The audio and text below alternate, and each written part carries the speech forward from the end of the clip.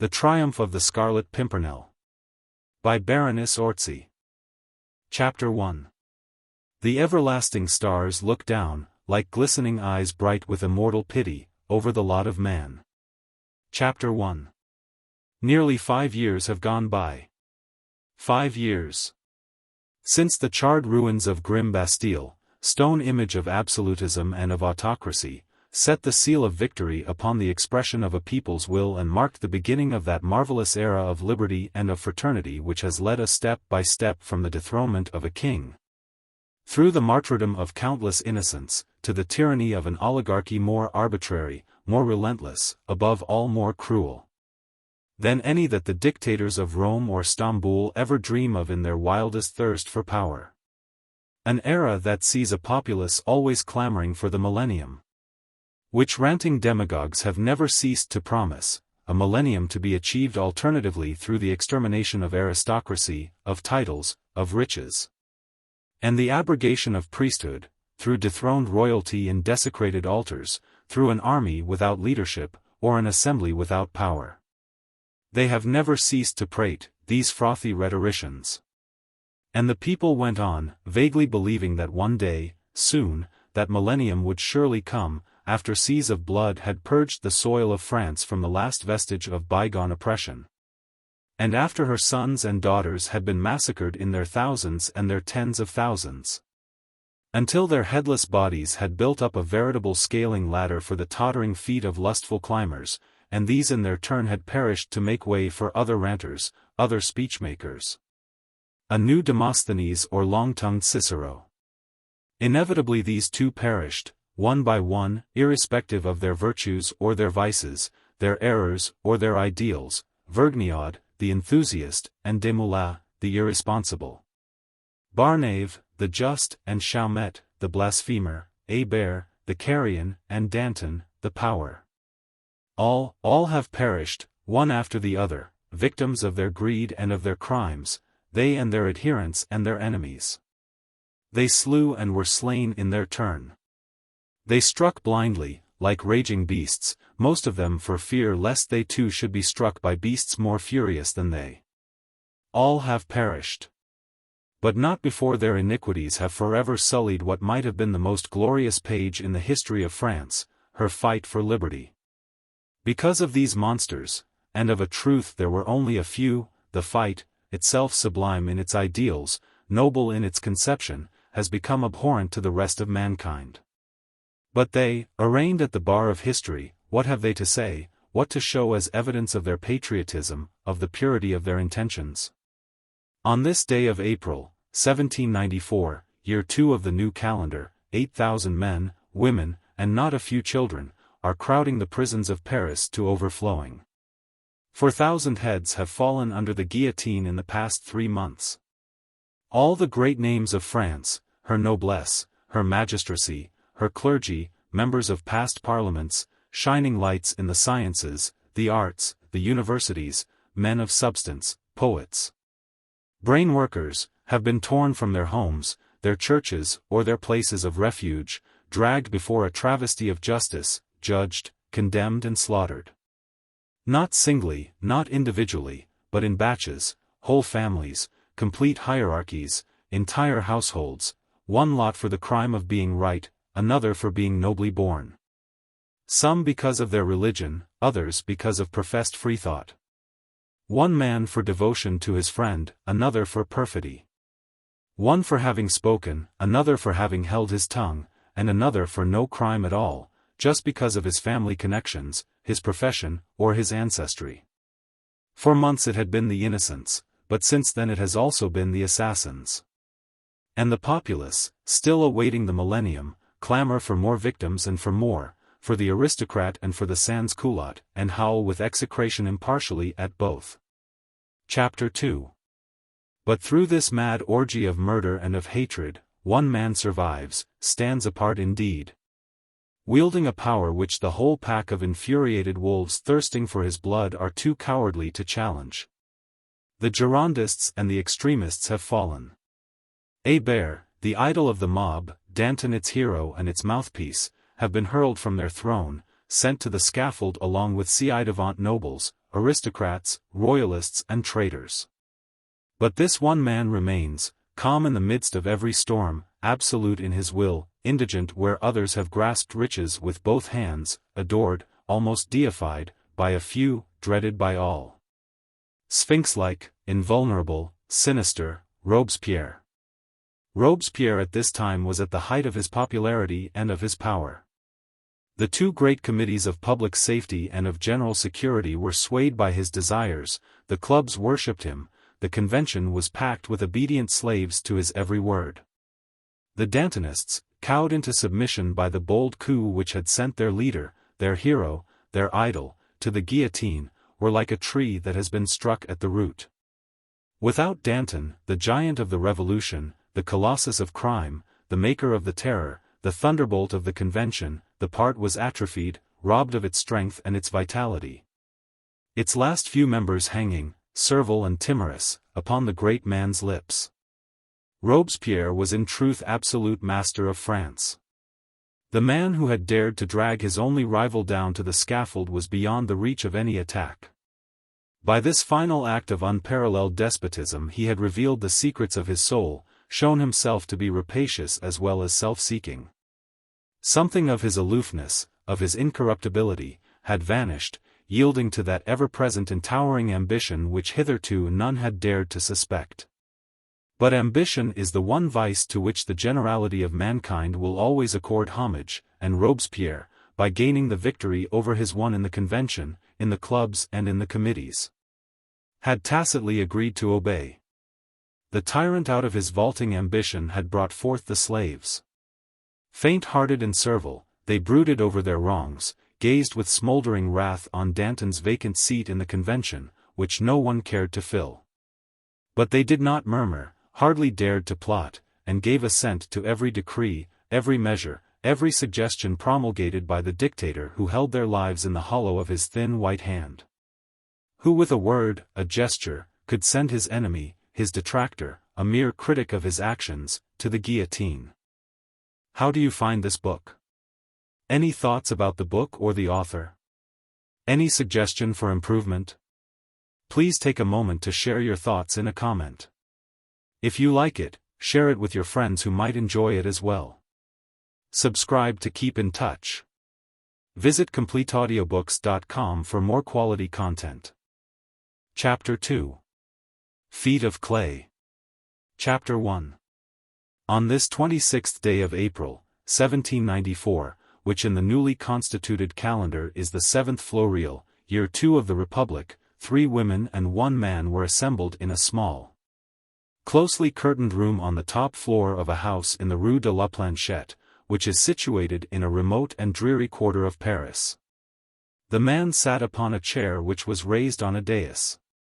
He was neatly, indeed immaculately, dressed, in dark cloth coat and tan breeches, with clean linen at throats and wrists, white stockings and buckled shoes. His own hair was concealed under a mouse-colored wig. He sat quite still, with one leg crossed over the other, and his thin, bony hands were clasped in front of him. Behind the dais there was a heavy curtain which stretched right across the room, and in front of it, at opposite corners, 2 young girls, clad in grey, clinging draperies, sat upon their heels, with the palms of their hands resting flat upon their thighs.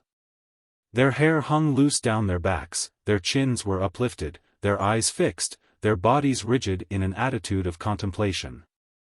In the center of the room a woman stood, gazing upwards at the ceiling, her arms folded across her breast. Her grey hair, lank and unruly, was partially hidden by an ample floating veil of an indefinite shade of grey, and from her meagre shoulders and arms. Her garment, it was hardly a gown, descended in straight, heavy, shapeless folds. In front of her was a small table, on it a large crystal globe, which rested on a stand of black wood, exquisitely carved and inlaid with mother-of-pearl, and beside it a small metal box. Immediately above the old woman's head an oil lamp, the flame of which was screened by a piece of crimson silk, shed a feeble and lurid light upon the scene. Against the wall 6 chairs, on the floor a threadbare carpet, and in one corner a broken-down chiffonier represented the sum total of the furniture in the stuffy little room. The curtains in front of the window, as well as the portieres which masked both the doors, were heavy and thick, excluding all light and most of the outside air. The old woman, with eyes fixed upon the ceiling, spoke in a dull, even monotone. "Citizen Robespierre, who is the chosen of the Most High, hath deigned to enter the humble abode of his servant," she said. "What is his pleasure today?" "The shade of Danton pursues me," Robespierre replied, and his voice too sounded toneless, as if muffled by the heavily weighted atmosphere. "Can you not lay him to rest?" The woman stretched out her arms. The folds of her woolen draperies hung straight from shoulder to wrist down to the ground, so that she looked like a shapeless bodiless, grey ghost in the dim, red light. "Blood!" she exclaimed in a weird, cadaverous wail. "Blood around thee and blood at thy feet. But not upon thy head, O chosen of the Almighty. Thy decrees are those of the Most High. Thy hand wields his avenging sword. I see thee walking upon a sea of blood, yet thy feet are as white as lilies and thy garments are spotless as the driven snow. Avaunt," she cried in sepulchral tones, "ye spirits of evil. Avaunt, ye vampires and ghouls. And venture not with your noxious breath to disturb the serenity of our morning star." The girls in front of the dais raised their arms above their heads and echoed the old soothsayer's wails. "Avaunt," they cried solemnly. "Avaunt." Now from a distant corner of the room, a small figure detached itself out of the murky shadows. It was the figure of a young Negro, clad in white from head to foot. In the semi-darkness the draperies which he wore were alone visible, and the whites of his eyes. Thus he seemed to be walking without any feet, to have eyes without any face, and to be carrying a heavy vessel without using any hands. His appearance indeed was so startling and so unearthly that the man upon the dais could not suppress an exclamation of terror. Whereupon a wide row of dazzlingly white teeth showed somewhere between the folds of the spectral draperies, and further enhanced the spook-like appearance of the blackamoor. He carried a deep bowl fashioned of chased copper, which he placed upon the table in front of the old woman, immediately behind the crystal globe and the small metal box. The seer then opened the box, took out a pinch of something brown and powdery, and holding it between finger and thumb, she said solemnly, "From out the heart of France rises the incense of faith, of hope, and of love." And she dropped the powder into the bowl. "May it prove acceptable to him who is her chosen lord." A bluish flame shot up from out the depth of the vessel, shed for the space of a second or two its ghostly light upon the gaunt features of the old hag, the squat and grinning face of the Negro, and toyed with the will-o'-the-wisp-like fitfulness of the surrounding gloom. A sweet-scented smoke rose upwards to the ceiling. Then the flame died down again, making the crimson darkness around appear by contrast more lurid and more mysterious than before. Robespierre had not moved. His boundless vanity, his insatiable ambition, blinded him to the effrontery, the ridicule of this mysticism. He accepted the tangible incense, took a deep breath, as if to fill his entire being with its heady fumes. Just as he was always ready to accept the fulsome adulation of his devotees and of his sycophants. The old charlatan then repeated her incantations. Once more she took powder from the box, threw some of it into the vessel, and spoke in a sepulchral voice. "From out of the heart of those who worship thee rises the incense of their praise." A delicate white flame rose immediately out of the vessel. It shed a momentary, unearthly brightness around, then as speedily vanished again. And for the third time the witch spoke the mystic words. "From out the heart of an entire nation rises the incense of perfect joy in thy triumph over thine enemies." This time, however, the magic powder did not act quite so rapidly as it had done on the two previous occasions. For a few seconds the vessel remained dark and unresponsive. Nothing came to dispel the surrounding gloom. Even the light of the oil lamp overhead appeared suddenly to grow dim. At any rate, so it seemed to the autocrat who, with nerves on edge, sat upon his throne-like seat, his bony hands, so like the talons of a bird of prey, clutching the arms of his chair. His narrow eyes fixed upon the Sibyl, who in her turn was gazing on the metal vessel as if she would extort some cabalistic mystery from its depth. All at once a bright red flame shot out of the bowl. Everything in the room became suffused with a crimson glow. The old witch bending over her cauldron looked as if she were smeared with blood, her eyes appeared bloodshot, her long hooked nose cast a huge black shadow over her mouth, distorting the face into a hideous, cadaverous grin. From her throat issued strange sounds like those of an animal in the throes of pain. Red! Red! She lamented, and gradually as the flame subsided and finally flickered out altogether, her words became more distinct. She raised the crystal globe and gazed fixedly into it. Always red, she went on slowly. Thrice yesterday did I cast the spell in the name of our chosen, thrice did the spirits cloak their identity in a blood-red flame, red, always red, not only blood, but danger, danger of death through that which is red. Robespierre had risen from his seat. His thin lips were murmuring hasty imprecations. The kneeling figurants looked scared, and strange wailing sounds came from their mouths. The young blackamoor alone looked self-possessed. He stood by, evidently enjoying the scene, his white teeth gleaming in a huge, bored grin. "A truce on riddles, mother!" Robespierre exclaimed at last impatiently, and descended hastily from the dais. He approached the old necromancer, seized her by the arm, thrust his head in front of hers in an endeavor to see something which apparently was revealed to her in the crystal globe. "What is it you see in there?" he queried harshly. But she pushed him aside, gazed with rapt intentness into the globe. "Red," she murmured. "Scarlet, scarlet. And now it takes shape. Scarlet, and it obscures the chosen one, the shape becomes more clear, the chosen one appears more dim." Then she gave a piercing shriek. "Beware, beware. That which is scarlet is shaped like a flower, 5 petals, I see them distinctly, and the chosen one I see no more." "Malediction," the man exclaimed. "What foolery is this?" "No foolery," the old charlatan resumed in a dull monotone. "Thou didst consult the oracle, O thou, who art the chosen of the people of France. And the oracle has spoken. Beware of a scarlet flower. From that which is scarlet comes danger of death for thee." Whereat Robespierre tried to laugh. "Someone has filled thy head, mother," he said in a voice which he vainly tried to steady, "with tales of the mysterious Englishman who goes by the name of the Scarlet Pimpernel. Thy mortal enemy, O messenger of the Most High." The old blasphemer broke in solemnly. "In far-off fog-bound England he hath sworn thy death. Beware." "If that is the only danger which threatens me," the other began, striving to speak carelessly. "The only one, and the greatest one," the hag went on insistently. "Despise it not because it seems small and remote. I do not despise it, neither do I magnify it. A gnat is a nuisance, but not a danger. A gnat may wield a poisoned dart. The spirits have spoken. Heed their warning, O chosen of the people. Destroy the Englishman ere he destroy thee. Party." Robespierre retorted, and despite the stuffiness of the room he gave a shiver as if he felt cold. "Since thou dost commune with the spirits, find out from them how I can accomplish that."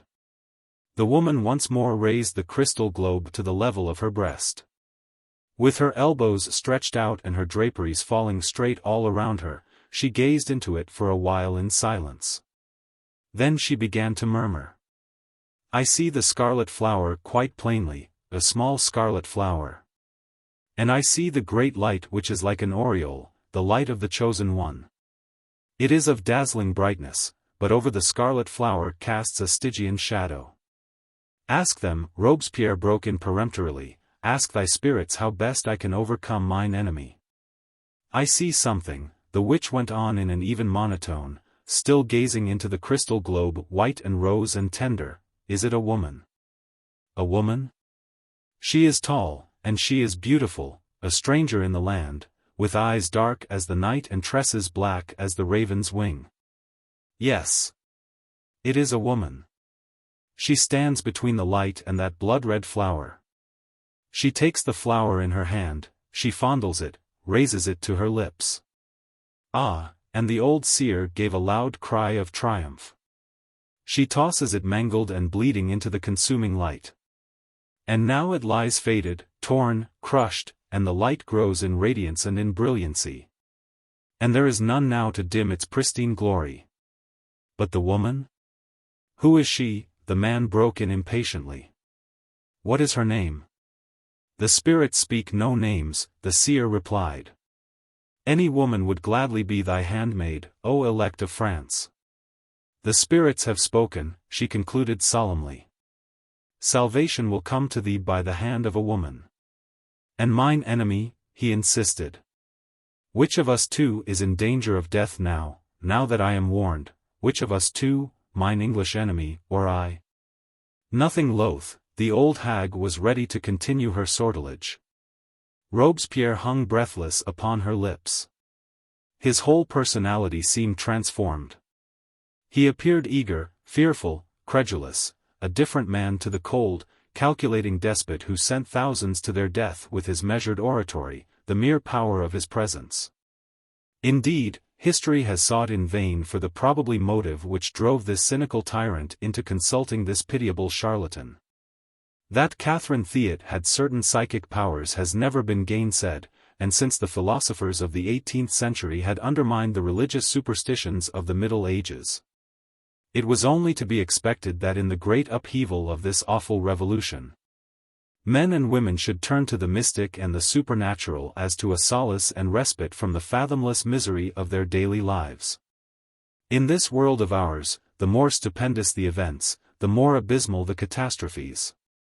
The more do men realize their own impotence and the more eagerly do they look for the hidden hand that is powerful enough to bring about such events and to hurl upon them such devastating cataclysms. Indeed, never since the dawn of history had so many theosophies, demonologies, occult arts, spiritualism, exorcism of all sorts, flourished as they did now, the theists, the Rosicrucians, the Illuminati, Swedenborg, the Count of Saint-Germain, Weishaupt, and scores of others, avowed charlatans or earnest believers, had their neophytes, their devotees, and their cults. Catherine Theot was one of many, for the nonce, one of the most noteworthy in Paris. She believed herself to be endowed with the gift of prophecy, and her fetish was Robespierre. In this at least she was genuine. She believed him now to be a new Messiah, the elect of God. Nay, she loudly proclaimed him as such, and one of her earliest neophytes, an ex-Carthusian monk named Girl, who sat in the convention next to the great man, had whispered in the latter's ear the insidious flattery which had gradually led his footsteps to the witch's lair. Whether his own vanity, which was without limit and probably without parallel, caused him to believe in his own heaven-sent mission, or whether he only desired to strengthen his own popularity by endowing it with supernatural prestige, is a matter of conjecture. Certain it is that he did lend himself to Catherine Theot's Kabbalistic practices and that he allowed himself to be flattered and worshipped by the numerous Nepihites who flocked to this new temple of magic, either from mystical fever or merely to serve their own ends by fawning on the most dreaded man in France. Chapter 2. Catherine Theot had remained rigidly still, in rapt contemplation. It seemed as if she pondered over the chosen one's last peremptory demand. Which of us two, he had queried, in a dry, hard voice, is in danger of death now that I am warned, mine English enemy, or I? The next moment, as if moved by inspiration, she took another pinch of powder out of the metal box.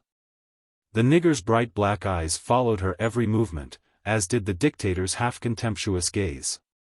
The girls had begun to intone a monotonous chant. As the seer dropped the powder into the metal bowl, a highly scented smoke shot upwards and the interior of the vessel was suffused with a golden glow. The smoke rose in spirals. Its fumes spread through the airless room, rendering the atmosphere insufferably heavy. The dictator of France felt a strange exultation running through him, as with deep breaths he inhaled the potent fumes. It seemed to him as if his body had suddenly become etherealized, as if he were in truth the chosen of the Most High as well as the idol of France. Thus disembodied, he felt in himself boundless strength. The power to rise triumphant over all his enemies, whoever they may be. There was a mighty buzzing in his ears like the reverberation of thousands of trumpets and drums ringing and beating in unison to his exaltation and to his might. His eyes appeared to see the whole of the people of France, clad in white robes, with ropes round their necks, and bowing as slaves to the ground before him. He was riding on a cloud. His throne was of gold. In his hand he had a scepter of flame, and beneath his feet lay, crushed and mangled, a huge scarlet flower. The Sibyl's voice reached his ears as if through a supernal trumpet. Thus lie forever crushed at the feet of the Chosen One, those who have dared to defy his power. Greater and greater became his exultation. He felt himself uplifted high, high above the clouds, until he could see the world as a mere crystal ball at his feet. His head had touched the portals of heaven, his eyes gazed upon his own majesty, which was second only to that of God. An eternity went by.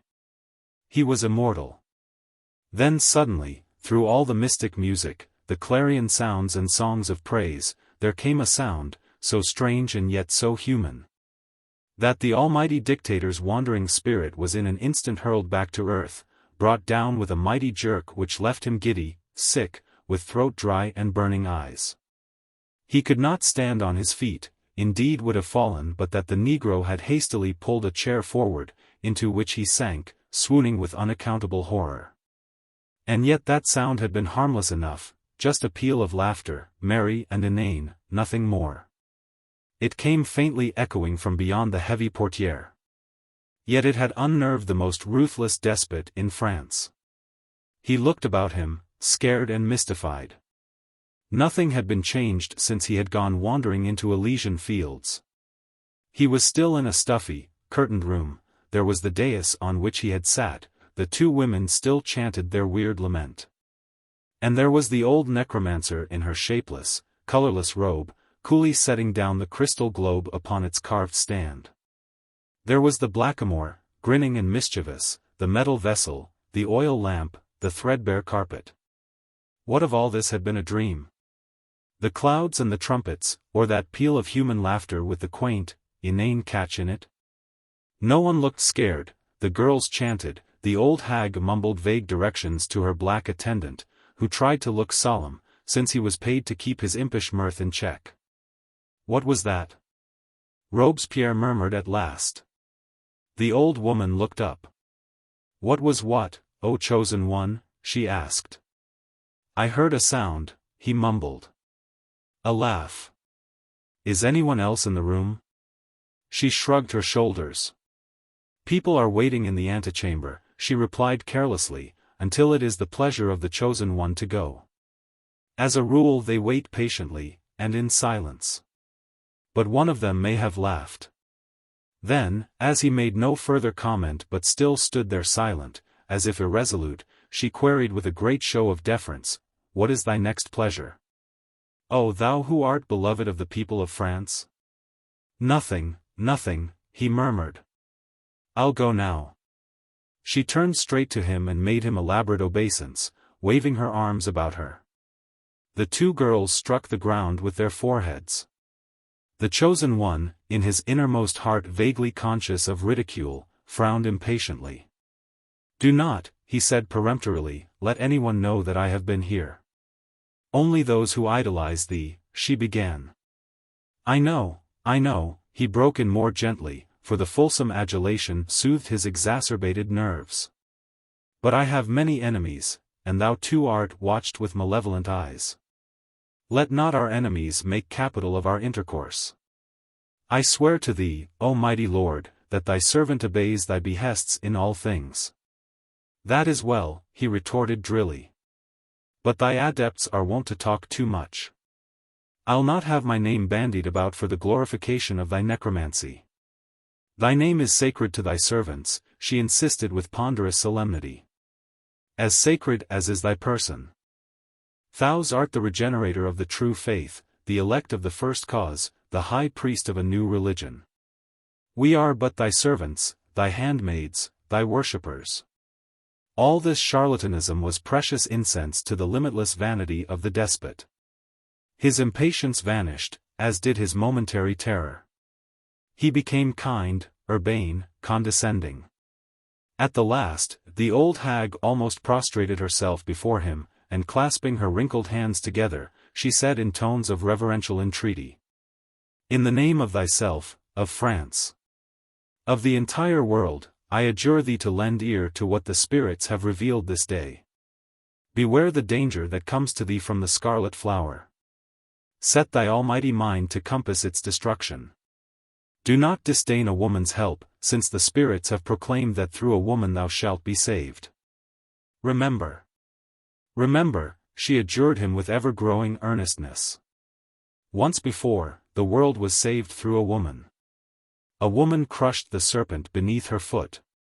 Let a woman now crush that scarlet flower beneath hers. Remember. She actually kissed his feet. And he, blinded by self-conceit to the folly of this fetishism and the ridicule of his own acceptance of it, raised his hand above her head as if in the act of pronouncing a benediction. Then without another word he turned to go. The young Negro brought him his hat and cloak. The latter he wrapped closely round his shoulders, his hat he pulled down well over his eyes. Thus muffled and, he hoped, unrecognizable, he passed with a firm tread out of the room. Chapter 3. For a while the old witch waited, straining her ears to catch the last sound of those retreating footsteps. Then, with a curt word and an impatient clapping of her hands, she dismissed her attendants, the Negro as well as her neophytes. These young women at her word lost quickly enough their air of rapt mysticism, became very human indeed, stretched out their limbs, yawned lustily, and with none too graceful movements uncurled themselves and struggled to their feet. Chattering and laughing like so many magpies let out of a cage, they soon disappeared through the door in the rear. Again the old woman waited silent and motionless until that merry sound too gradually subsided. Then she went across the room to the dais, and drew aside the curtain which hung behind it. "Citizen Chauvelin," she called peremptorily. A small figure of a man stepped out from the gloom. He was dressed in black, his hair, of a nondescript blonde shade, and his crumpled linen alone told light in the general somberness of his appearance. "Well," he retorted drily. "Are you satisfied?" The old woman went on with eager impatience. "You heard what I said?" "Yes, I heard," he replied. "Think you he will act on it?" "I am certain of it." "But why not have named Theresia Cabarrus?" "Then, at least, I would have been sure." "He might have recoiled at an actual name," the woman replied, "suspected me of connivance. The chosen of the people of France is shrewd as well as distrustful. And I have my reputation to consider. But, remember what I said, tall, dark, beautiful, a stranger in this land. So, if indeed you require the help of the Spaniard." "Indeed I do," he rejoined earnestly. "And, as if speaking to his own inward self, Theresia Cabarrus is the only woman I know who can really help me." "But you cannot force her consent, Citizen Chauvelin," the Sibyl insisted. The eyes of Citizen Chauvelin lit up suddenly with a flash of that old fire of long ago, when he was powerful enough to compel the consent or the cooperation of any man, woman or child on whom he had deigned to cast an appraising glance. But the flash was only momentary. The next second he had once more resumed his unobtrusive, even humbled, attitude. "My friends, who are few," he said, with a quick sigh of impatience, "and mine enemies, who are without number, will readily share your conviction, mother, that Citizen Chauvelin can compel no one to do his bidding these days. Least of all the affianced wife of powerful Tallien." "Well, then," the Sibyl argued, "how think you that?" "I only hope, mother," Chauvelin broke in suavely, "that after your séance today, Citizen Robespierre himself will see to it that Theresia Cabarrus gives me the help I need." Catherine Theot shrugged her shoulders. "Oh," she said drily, "the Cabarrus knows no law save that of her caprice. And as Tallien's fiancée she is almost immune. Almost, but not quite. Tallien is powerful, but so was Danton. But Tallien is prudent, which Danton was not. Tallien is also a coward, and easily led like a lamb, with a halter. He came back from Bordeaux tied to the apron strings of the fair Spaniard. He should have spread fire and terror in the region, but at her bidding he dispensed justice and even mercy instead. A little more airing of his moderate views, a few more acts of unpatriotic clemency, and powerful Tallien himself may become suspect. And you think that, when he is, the old woman rejoined with grim sarcasm, you will hold his fair betrothed in the hollow of your hand? Certainly. He assented, and with an acid smile fell to contemplating his thin, talon-like palms. Since Robespierre, counselled by Mother Theat, will himself have placed her there. Whereupon Catherine Theat ceased to argue, since the other appeared so sure of himself. Once more she shrugged her shoulders. Well, then, if you are satisfied, she said. I am. Quite, he replied, and at once plunged his hand in the breast-pocket of his coat. He had caught the look of avarice and of greed which had glittered in the old hag's eyes.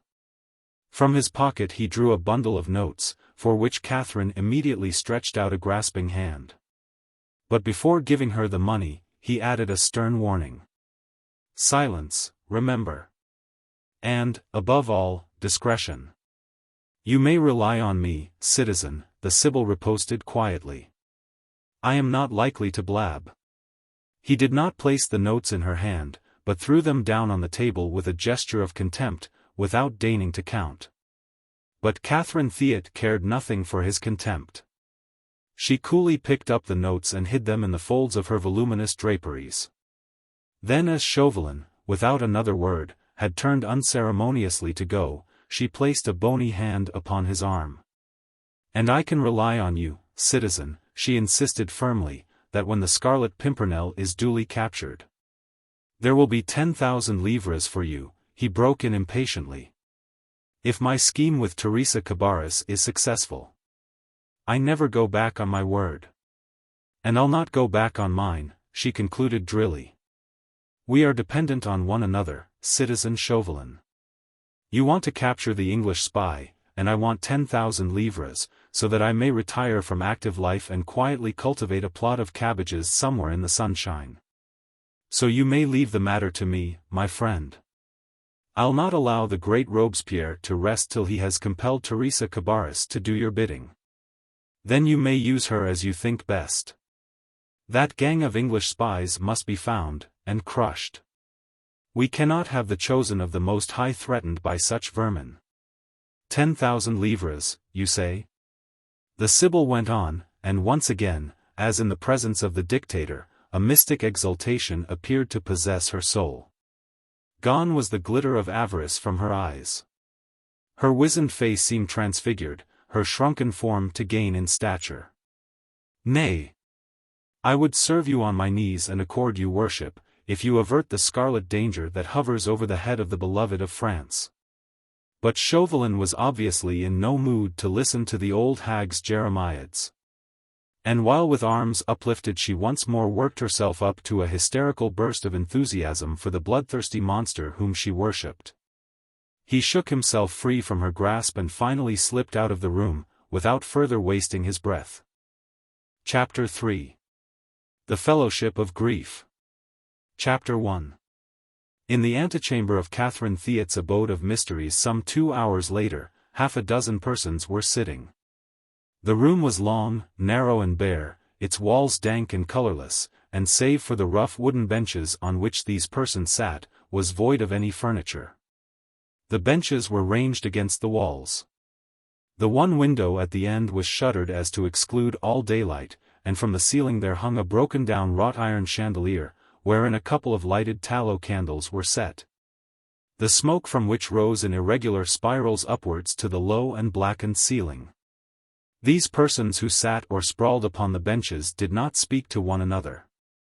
They appeared to be waiting. 1 or 2 of them were seemingly asleep. Others, from time to time, would rouse themselves from their apathy, look with dim, inquiring eyes in the direction of a heavy portière. When this subsided again, all those in the bare waiting room resumed their patient, lethargic attitude, and a silence, weird and absolute, reigned once more over them all. Now and then somebody would sigh, and at one time one of the sleepers snored. Far away a church clock struck 6. Chapter 2. A few minutes later, the portière was lifted, and a girl came into the room. She held a shawl, very much the worse for wear, tightly wrapped around her meager shoulders. And from beneath her rough woolen skirt her small feet appeared clad in well-worn shoes and darned worsted stockings. Her hair, which was fair and soft, was partially hidden under a white muslin cap, and as she walked with a brisk step across the room, she looked neither to right nor left. Appeared to move as in a dream. And her large grey eyes were brimming over with tears.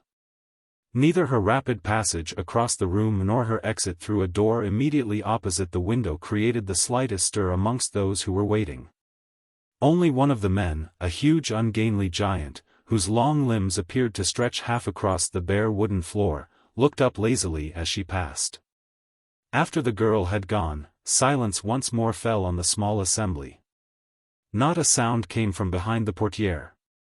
But from beyond the other door the faint patter of the girl's feet could be heard gradually fading away as she went slowly down the stone stairs. A few more minutes went by, then the door behind the portière was opened and a cadaverous voice spoke the word, "Enter." There was a faint stir among those who waited. A woman rose from her seat, said dully, "My turn, I think," and, gliding across the room like some bodiless spectre, she presently vanished behind the portière. "Are you going to the fraternal supper tonight, Citizen Langlois?" the giant said, after the woman had gone. His tone was rasping and harsh and his voice came with a wheeze and an obviously painful effort from his broad, doubled-up chest. "Not I," Langlois replied. "I must speak with Mother Theat. My wife made me promise. She is too ill to come herself, and the poor unfortunate believes in the Theat's incantations." "Come out and get some fresh air, then," the other rejoined. "It is stifling in here." It was indeed stuffy in the dark, smoke-laden room. The man put his bony hand up to his chest, as if to quell a spasm of pain. A horrible, rasping cough shook his big body and brought a sweat to his brow. Langlois, a wizened little figure of a man, who looked himself as if he had one foot in the grave, waited patiently until the spasm was over, then, with the indifference peculiar to these turbulent times, he said lightly, "I would just as soon sit here as wear out shoe leather on the cobblestones of this godforsaken hole. And I don't want to miss my turn with Mother Theat. You'll have another 4 hours mayhap to wait in this filthy atmosphere." "What an aristo you are, Citizen Rateau," the other retorted drily. "Always talking about the atmosphere. So would you, if you had only one lung wherewith to inhale this filth," growled the giant through a wheeze. "Then don't wait for me, my friend," Langlois concluded with a careless shrug of his narrow shoulders. "And, if you don't mind missing your turn." "I do not," was Rateau's curt reply. "I would as soon be last as not. But I'll come back presently. I am the third from now. If I'm not back you can have my turn, and I'll follow you in." "But I can't." His next words were smothered in a terrible fit of coughing, as he struggled to his feet. Langlois swore at him for making such a noise, and the women, roused from their somnolence, sigh with impatience or resignation. But all those who remained seated on the benches watched with a kind of dull curiosity the ungainly figure of the asthmatic giant as he made his way across the room and anon went out through the door. His heavy footsteps were heard descending the stone stairs with a shuffling sound, and the clatter of his wooden shoes. The women once more settled themselves against the dank walls, with feet stretched out before them and arms folded over their breasts. And in that highly uncomfortable position prepared once more to go to sleep. Langlois buried his hands in the pockets of his breeches, spat contentedly upon the floor, and continued to wait. Chapter 3. In the meanwhile, the girl who, with tear-filled eyes, had come out of the inner mysterious room in Mother Theot's apartments, had, after a slow descent down the interminable stone stairs, at last reached the open air. The Rue de la Planchette is only a street in name, for the houses in it are few and far between. One side of it is taken up for the major portion of its length by the dry moat which at this point forms the boundary of the arsenal and of the military ground around the Bastille. The house wherein lodged Mother Theot is one of a small group situated behind the Bastille, the grim ruins of which can be distinctly seen from the upper windows. Immediately facing those houses is the Porte Saint-Antoine, through which the wayfarer in this remote quarter of Paris has to pass in order to reach the more populous parts of the city. This is just a lonely and squalid backwater, broken up by undeveloped land and timber yards. One end of the street abuts on the river, the other becomes merged in the equally remote suburb of Popincourt. But, for the girl who had just come out of the heavy, fetid atmosphere of Mother Theot's lodgings, the air which reached her nostrils as she came out of the wicket gate was positive manna to her lungs. She stood for a while quite still, drinking in the balmy spring air, almost dizzy with the sensation of purity and of freedom which came to her from over the vast stretch of open ground occupied by the arsenal. For a minute or two she stood there, then walked deliberately in the direction of the Porte Saint-Antoine.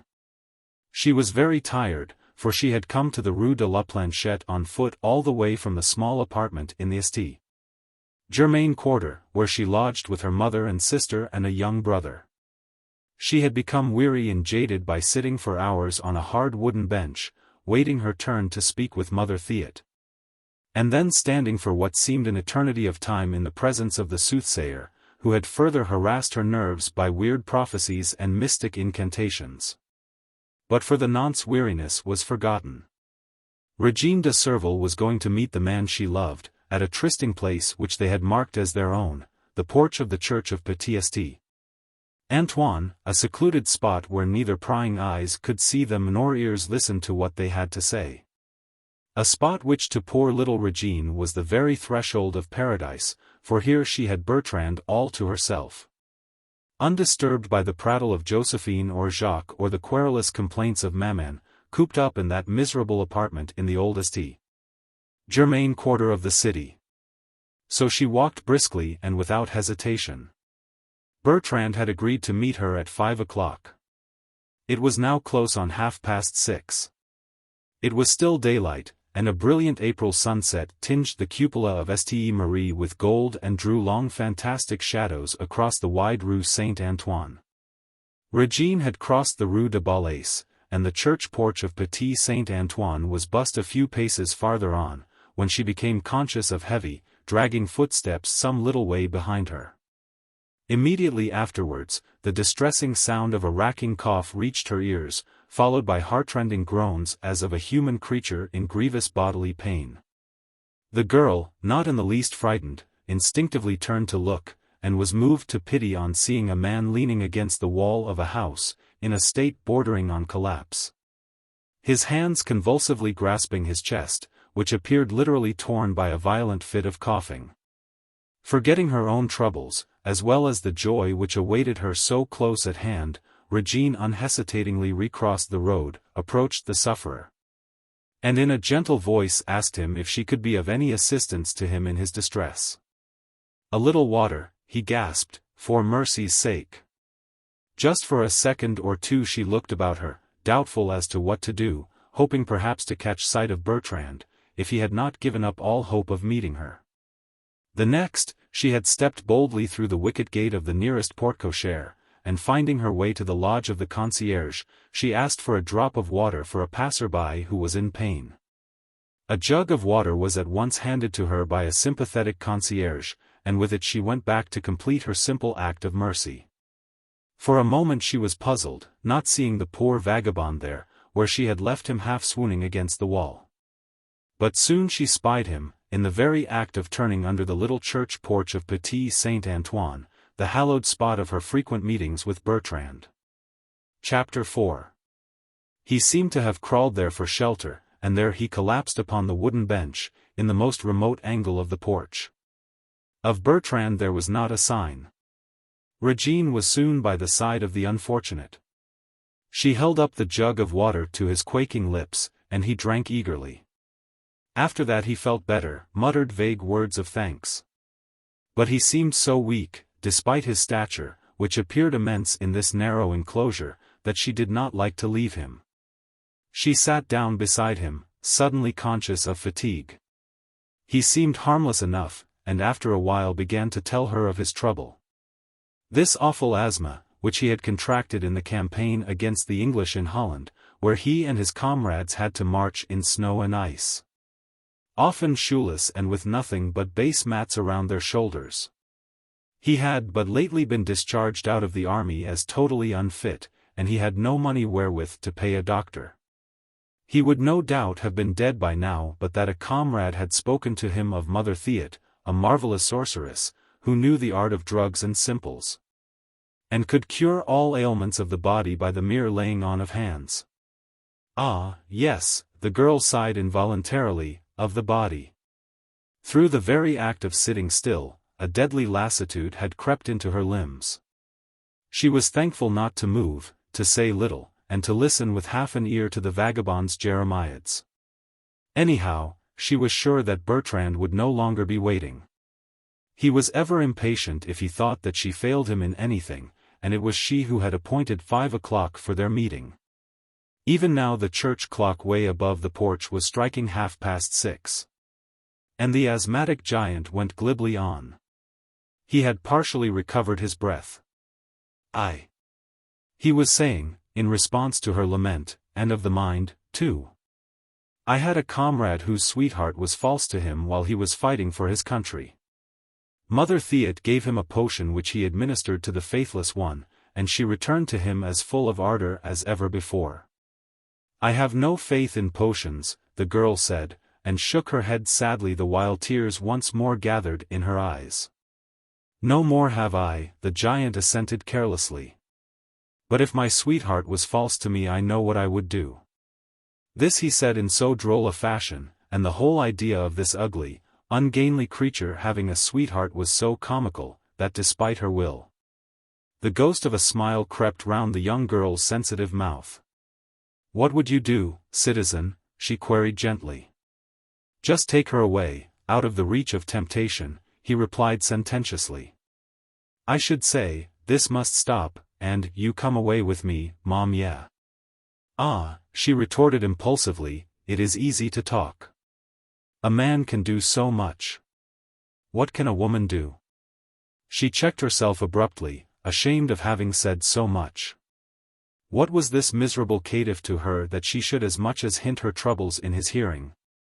In these days of countless spies, of innumerable confidence tricks set to catch the unwary, it was more than foolhardy to speak of one's private affairs to any stranger. Let alone to an out-at-elbows vagabond who was just the sort of refuse of humanity who would earn a precarious livelihood by the sale of information, true or false, wormed out of some innocent fellow creature. Hardly, then, were the words out of her mouth than the girl repented of her folly, turned quick, frightened eyes on the abject creature beside her. But he appeared not to have heard. A wheezy cough came out of his bony chest. Nor did he meet her terrified gaze. What did you say, citoyenne? He muttered fretfully. Are you dreaming, or what? Yes, yes. She murmured vaguely, her heart still beating with that sudden fright. I must have been dreaming. But you are better? Better? Perhaps, he replied, with a hoarse laugh. I might even be able to crawl home. Do you live very far? She asked. No. Just by the Rue de l'Elenier. He made no attempt to thank her for her gentle ministration, and she thought of how ungainly he looked, almost repellent, sprawling right across the porch, with his long legs stretched out before him and his hands buried in the pockets of his breeches. Nevertheless, he looked so helpless and so pitiable that the girl's kind heart was again stirred with compassion, and when presently he struggled with difficulty to his feet, she said impulsively, The Rue de l'Elenier is on my way. If you will wait, I'll return the jug to the kind concierge who let me have it and I'll walk with you. You really ought not to be about the street alone. Oh, I am better now, he muttered, in the same ungracious way. You had best leave me alone. I am not a suitable gallant for a pretty wench like you. But already the girl had tripped away with the jug, and returned 2 minutes later to find that the curious creature had already started on his way and was 50 yards or more farther up the street by now. She shrugged her shoulders, feeling mortified at his ingratitude, and not a little ashamed that she had forced her compassion where it was so obviously unwelcome. Chapter 4. 1 dram of joy must have a pound of care. Chapter 1. She stood for a moment, gazing mechanically on the retreating figure of the asthmatic giant. The next moment she heard her name spoken, and turned quickly with a little cry of joy. Régine! A young man was hurrying towards her, was soon by her side and took her hand. I have been waiting, he said reproachfully, for more than an hour. In the twilight his face appeared pinched and pale, with dark, deep-sunken eyes that told of a troubled soul and a consuming, inward fire. He wore cloth clothes that were very much the worse for wear, and boots that were down at heel. A battered tricorn hat was pushed back from his high forehead, exposing the veined temples with the line of brown hair, and the arched, intellectual brows that proclaimed the enthusiast rather than the man of action. I am sorry, Bertrand, the girl said simply. But I had to wait such a long time at Mother Theat's, Anne. But what were you doing now? He queried with an impatient frown. I saw you from a distance. You came out of yonder house, and then stood here like one bewildered. You did not hear when first I called. I have had quite a funny adventure, Régine explained. And I am very tired. Sit down with me, Bertrand, for a moment. I'll tell you all about it. A flat refusal hovered palpably on his lips. It is too late, he began, and the frown of impatience deepened upon his brow. He tried to protest, but Régine did look very tired. Already, without waiting for his consent, she had turned into the little porch, and Bertrand perforce had to follow her. The shades of evening now were fast gathering in, and the lengthened shadows stretched out away, right across the street. The last rays of the sinking sun still tinged the roofs and chimney pots opposite with a crimson hue.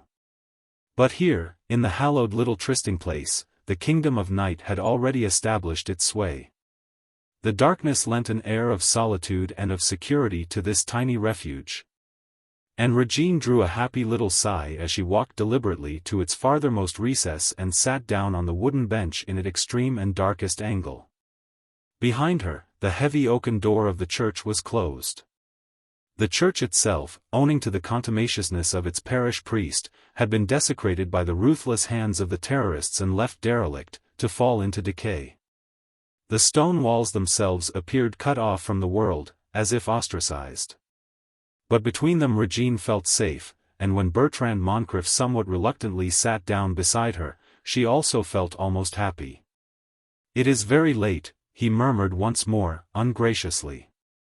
She was leaning her head against the wall, looked so pale, with eyes closed and bloodless lips, that the young man's heart was suddenly filled with compunction. You are not ill, Régine? He asked, more gently. No, she replied, and smiled bravely up at him. Only very tired and a little dizzy. The atmosphere in Catherine Theat's rooms was stifling, and then when I came out. He took her hand, obviously making an effort to be patient and to be kind. And she, not noticing the effort or his absorption, began to tell him about her little adventure with the asthmatic giant. Such a droll creature, she explained. He would have frightened me but for that awful, churchyard cough. But the matter did not seem to interest Bertrand very much. And presently he took advantage of a pause in her narrative to ask abruptly. And Mother Theat, what had she to say?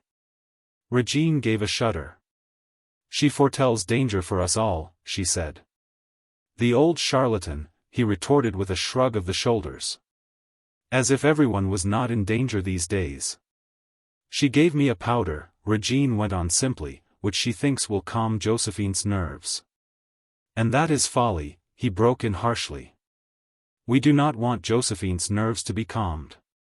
But at his words, which in truth sounded almost cruel, Régine roused herself with a sudden air of authority. Bertrand, she said firmly, you are doing a great wrong by dragging the child into your schemes. Josephine is too young to be used as a tool by a pack of thoughtless enthusiasts. A bitter, scornful laugh from Bertrand broke in on her vehemence. Thoughtless enthusiasts, he exclaimed roughly. Is that how you call us, Régine? My God! Where is your loyalty, your devotion? Have you no faith, no aspirations? Do you no longer worship God or reverence your king? In heaven's name, Bertrand, take care. She whispered hoarsely, looked about her as if the stone walls of the porch had ears and eyes fixed upon the man she loved. Take care, he rejoined bitterly. Yes. That is your creed now. Caution. Circumspection. You fear. For you, she broke in reproachfully, for Josephine, for Maman, for Jacques, not for myself, God knows. We must all take risks, Régine, he retorted more composedly. We must all risk our miserable lives in order to end this awful, revolting tyranny. We must have a wider outlook, think not only of ourselves, of those immediately round us, but of France, of humanity, of the entire world. The despotism of a bloodthirsty autocrat has made of the people of France a people of slaves, cringing, fearful, abject, swayed by his word, too cowardly now to rebel. And what are you?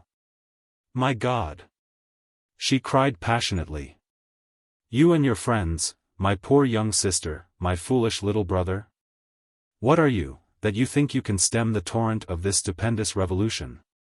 How think you that your feeble voices will be heard above the roar of a whole nation in the throes of misery and of shame? It is the still small voice, Bertrand replied, in the tone of a visionary, who sees mysteries and who dreams dreams, that is heard by its persistence even above the fury of thousands in full cry. Do we not call our organization the Fatalists? Our aim is to take every opportunity by quick, short speeches, by mixing with the crowd and putting in a word here and there, to make propaganda against the fiend Robespierre. The populace are like sheep, they'll follow a lead. One day, one of us, it may be the humblest, the weakest, the youngest, it may be Josephine or Jacques. I pray God it may be me, but one of us will find the word and speak it at the right time, and the people will follow us and turn against that execrable monster and hurl him from his throne. Down into Gehenna. He spoke below his breath, in a hoarse whisper which even she had to strain her ears to hear. I know, Bertrand, she rejoined, and her tiny hand stole out in a pathetic endeavor to capture his. Your aims are splendid. You are wonderful, all of you. Who am I, that I should even with a word or a prayer, try to dissuade you to do what you think is right? But Josephine is so young, so hot-headed. What help can she give you? She is only 17. And Jacques? He is just an irresponsible boy. Think, Bertrand, think. If anything were to happen to these children, it would kill Maman. He gave a shrug of the shoulders and smothered a weary sigh. She had succeeded in capturing his hand, clung to it with the strength of a passionate appeal. You and I will never understand one another, Régine, he began. Then added quickly, over these matters, because, following on his cruel words, he had heard the tiny cry of pain, so like that of a wounded bird, which much against her will had escaped her lips. You do not understand, he went on, more quietly, that in a great cause the sufferings of individuals are not beside the glorious achievement that is in view. The sufferings of individuals, she murmured, with a pathetic little sigh. In truth, 'tis but little heed you pay, Bertrand, to my sufferings these days. She paused a while, then added under her breath, since first you met Theresia Cabarrus, 3 months ago, you have eyes and ears only for her. He smothered an angry exclamation. It is useless, Régine, he began. I know, she broke in quietly. Theresia Cabarrus is beautiful, she has charm, wit, power, all things which I do not possess. She has fearlessness and a heart of gold, Bertrand rejoined, and, probably despite himself, a sudden warmth crept into his voice. Do you not know of the marvelous influence which she exercised over that fiend Tallien, down in Bordeaux? He went there filled with a veritable tiger's fury, ready for a wholesale butchery of all the royalists, the aristocrats, the bourgeois, over there, all those, in fact, whom he chose to believe were conspiring against this hideous revolution. Well, under Theresa's influence he actually modified his views and became so lenient that he was recalled. You know, or should know, Régine, the young man added in a tone of bitter reproach, that Theresa is as good as she is beautiful. I do know that, Bertrand, the girl rejoined with an effort. Only what? He queried roughly. I do not trust her, that is all.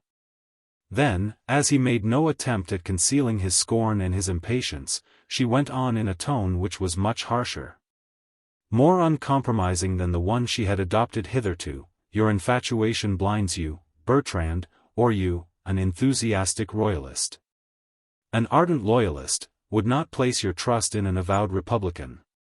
Theresia Cabarrus may be kind-hearted, I don't deny it. She may have done and she may be all that you say. But she stands for the negation of every one of your ideals, for the destruction of what you exalt, the glorification of the principles of this execrable revolution. Jealousy blinds you, Régine, he retorted moodily. She shook her head.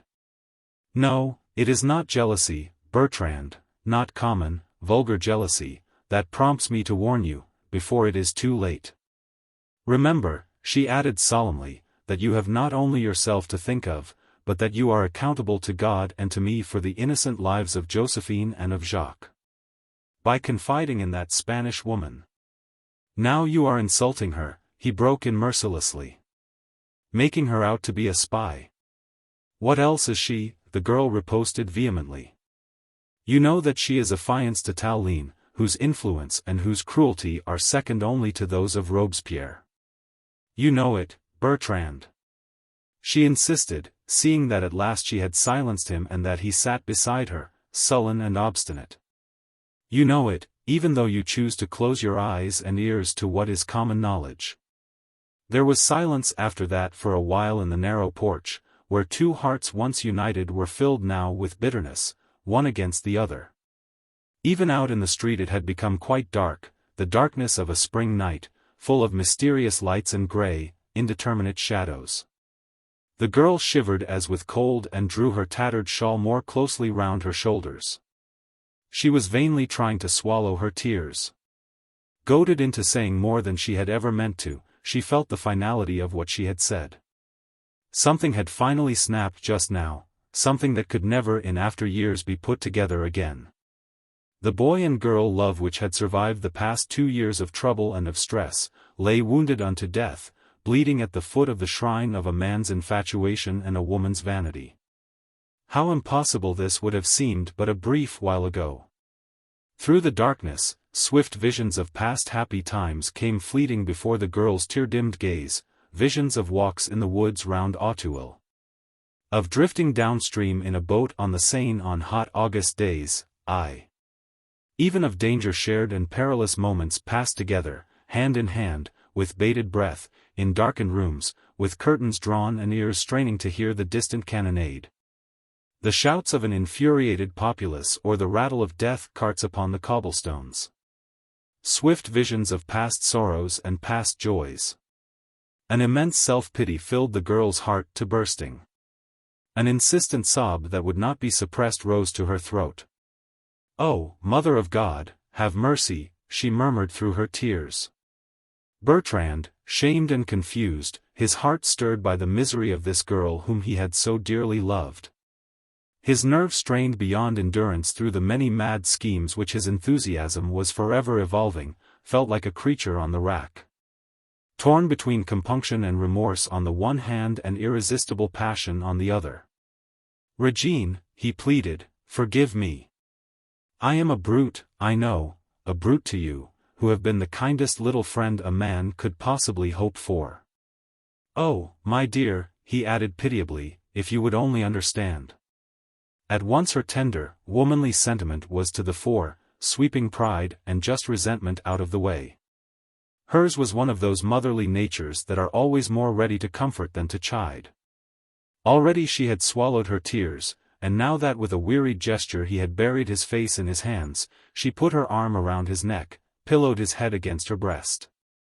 "I do understand, Bertrand," she said gently.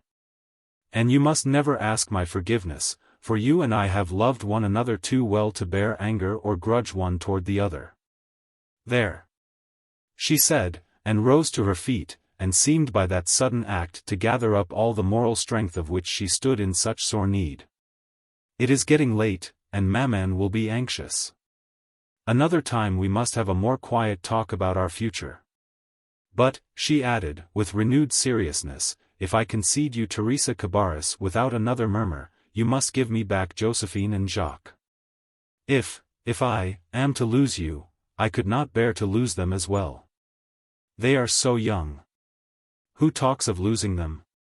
He broke in, once more impatient, enthusiastic, his moodiness gone, his remorse smothered, his conscience dead to all save to his schemes. "And what have I to do with it all? Josephine and Jacques are members of the club. They may be young, but they are old enough to know the value of an oath. They are pledged just like I am, just like we all are. I could not, even if I would, make them false to their oath." Then, as she made no reply, he leaned over to her, took her hands in his, tried to read her inscrutable face through the shadows of night. He thought that he read obstinacy in her rigid attitude, the unresponsive placidity of her hands. "You would not have them false to their oath?" he insisted. She made no reply to that, only queried dully, "What are you going to do tonight?" "Tonight," he said with passionate earnestness, his eyes glowing with the fervid ardor of self-immolation, "we are going to let hell loose around the name of Robespierre." "Where?" "At the open-air supper in the Rue Saint-Honoré. Josephine and Jacques will be there." She nodded mechanically, quietly disengaged her hands from his feverish grasp. "I know," she said quietly. "They told me they were going. I have no influence to stop them." "You will be there, too?" he asked. "Of course. So will poor maman," she replied simply.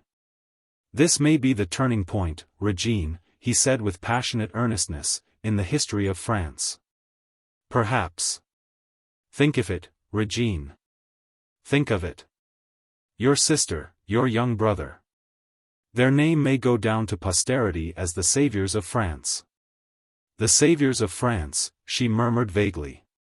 "One word has swayed a multitude before now. It may do so again, tonight."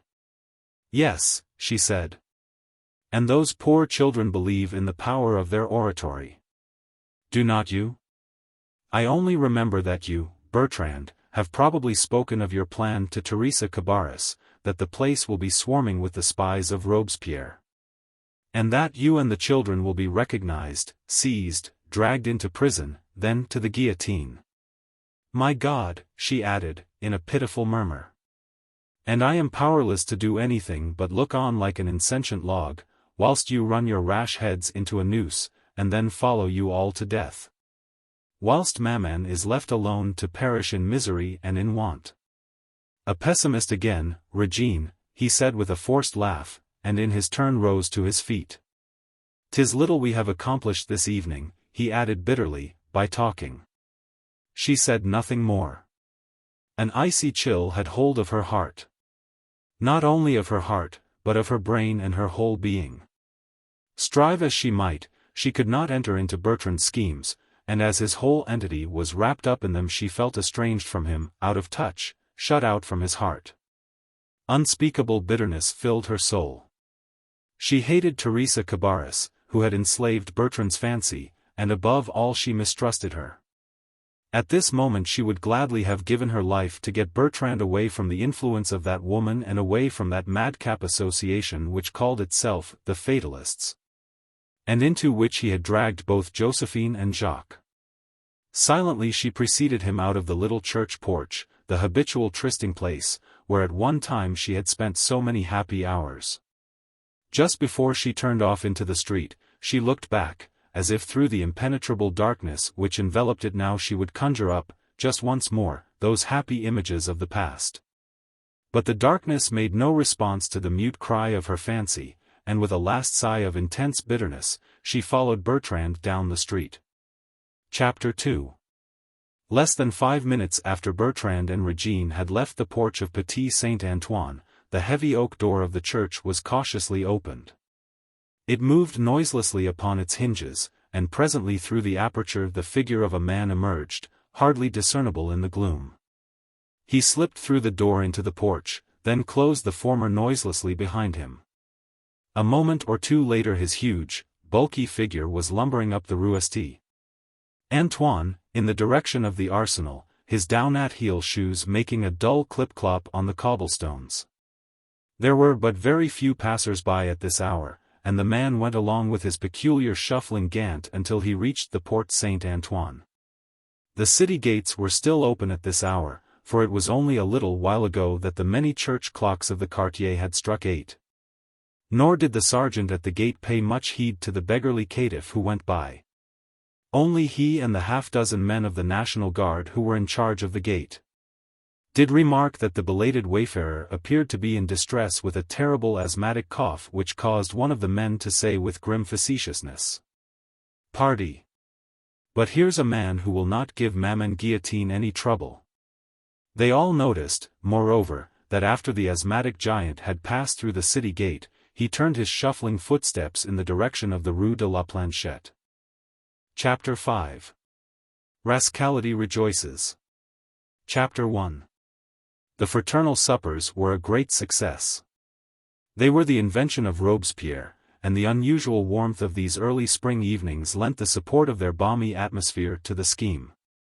Whole Paris is out in the streets on these mild April nights. Families out on a holiday, after the daily spectacle of the death cart taking the enemies of the people, the conspirators against their liberty, to the guillotine. And Maman brings a basket filled with whatever scanty provisions she can save from the maximum per day allowed for the provisioning of her family. Beside her, Papa comes along, dragging his youngest by the hand, the latter no longer chubby and rosy, as were his prototypes in the days gone by, because food is scarce and dear, and milk unobtainable. But looking a man for all that, though barefooted and bare-kneed, with the red cap upon his lank, unwashed locks, and hugging against his meager chest a tiny toy guillotine, the latest popular fancy. All complete with miniature knife and pulleys, and frame artistically painted a vivid crimson. The Rue Saint-Honoré is a typical example of what goes on all over the city. Though it is very narrow and therefore peculiarly inconvenient for the holding of outdoor entertainments, the fraternal suppers there are extensively patronized. Because the street itself is consecrated as holding the house wherein lives Robespierre. Here, as elsewhere, huge braziers are lit at intervals, so that materfamilias may cook the few herrings she has brought with her if she be so minded, and all down the narrow street tables are set. Innocent of cloths or even of that cleanliness which is next to the equally neglected virtue of godliness. But the tables have an air of cheeriness nevertheless, with resin torches, tallow candles, or old stable lanterns set here and there, the flames flickering in the gentle breeze, adding picturesqueness to the scene which might otherwise have seemed sordid, with those pewter mugs and tin plates, the horn-handled knives and iron spoons. The scanty light does little more than accentuate the darkness around, the deep shadows under projecting balconies or lintels of porte-cochères carefully closed and barred for the night. But it glints with weird will-o'-the-wisp-like fitfulness on crimson caps and tricolor cockades, on drawn and begrimed faces, bony arms, or lean, brown hands. A motley throng, in truth. The workers of Paris, its proletariat, all conscripted servants of the state, slaves, we might call them, though they deem themselves free men, all driven into hard manual labor. Partly by starvation and wholly by the decree of the committees, who decide how and when and in what form the nation requires the arms or hands, not the brains, mind you. of its citizens. For brains the nation has no use, only in the heads of those who sit in convention or on committees. The state hath no use for science, was grimly said to Lavoisier, the great chemist, when he begged for a few days' surcease from death in order to complete some important experiments. But coal heavers are useful citizens of the state. So are smiths and armorers and gun makers, and those who can sew and knit stockings, do anything in fact to clothe and feed the national army, the defenders of the sacred soil of France. For them, for those workers, the honest, the industrious, the sober, are the fraternal suppers invented, but not for them only. There are the tricoteuses, sexless hags, who, by order of the state, sit at the foot of the scaffold surrounded by their families and their children and knit. The while they jeer, still by order of the state, at the condemned, old men, young women, children even, as they walk up to the guillotine. There are the insultiuses publics, public insulters, women mostly, save the mark, paid to howl and blaspheme as the death carts rattle by. There are the tapteurs, the hithards, who, armed with weighted sticks, form the bodyguard around the sacred person of Robespierre. Then, the members of the Société Révolutionnaire, recruited from the refuse of misery and of degradation of this great city, and, oh, the horror of it all! The enfants rouges, the red children, who cry death and, la lanterne, with the best of them, precocious little offsprings of the new republic. For them, too, are the fraternal suppers established, for all the riffraff, all the sweepings of abject humanity. For they too must be amused and entertained, lest they sit in clusters and talk themselves into the belief that they are more wretched, more indigent, more abased than they were in the days of monarchical oppression. Chapter 2. And so, on these balmy evenings of mid-April, family parties are gathered in the open air, around meager suppers that are fraternal, by order of the state.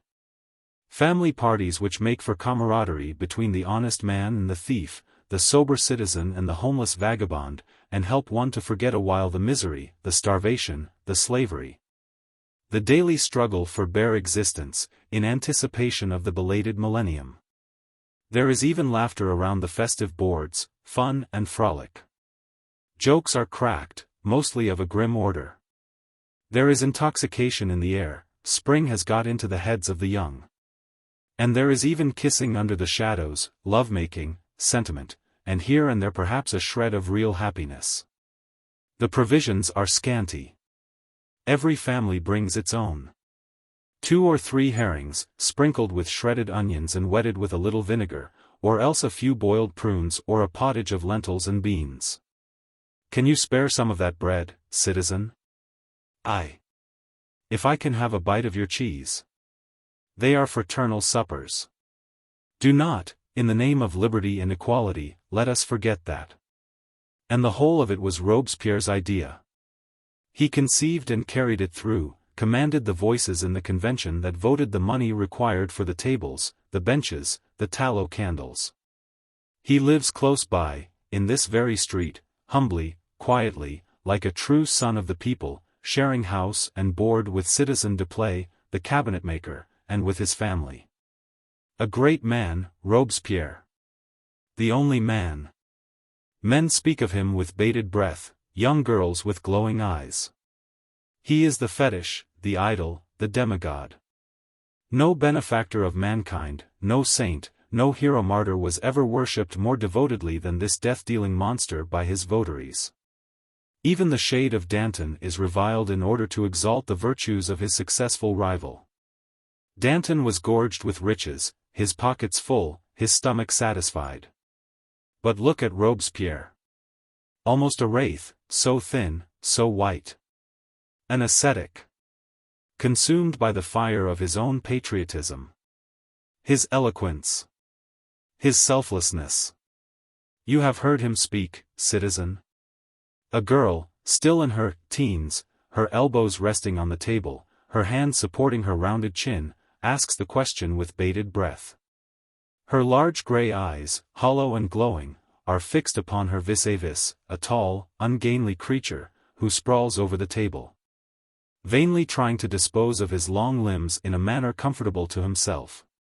His hair is lank and matted with grease, his face covered in coal dust.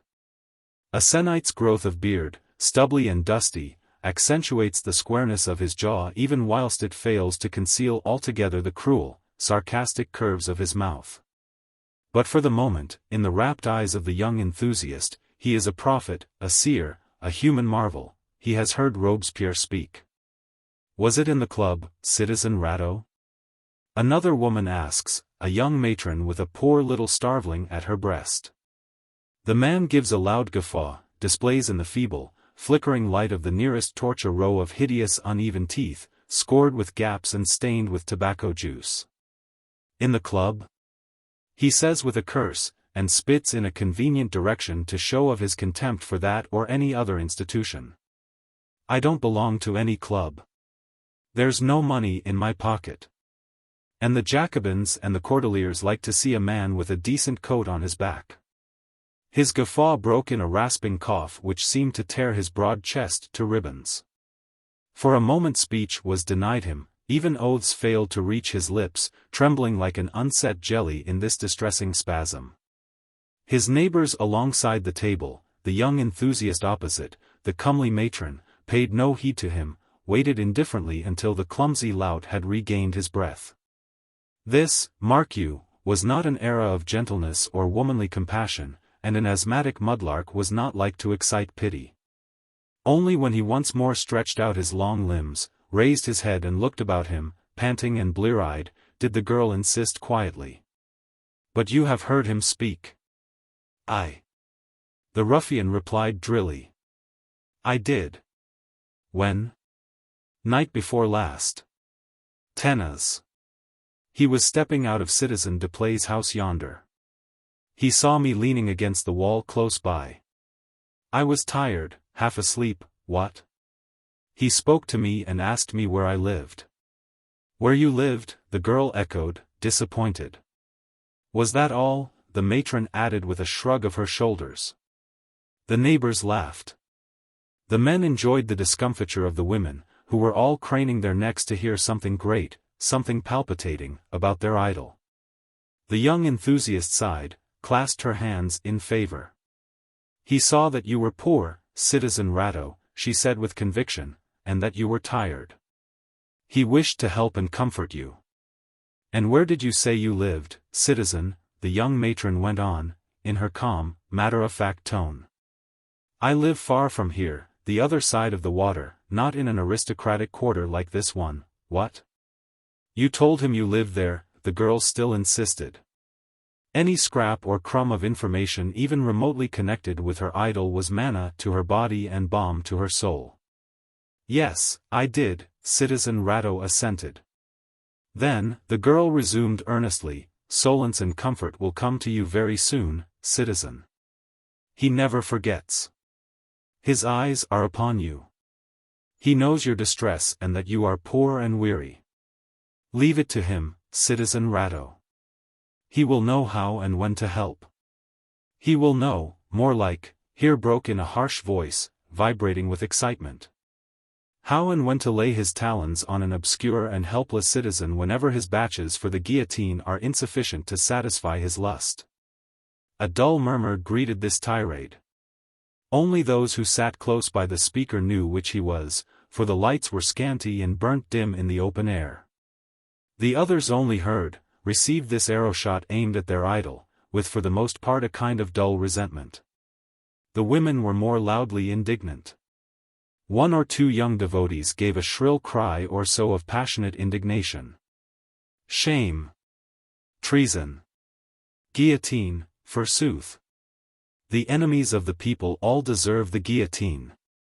And the enemies of the people were those who dared raise their voice against their chosen, their fetish, the great, incomprehensible mystery.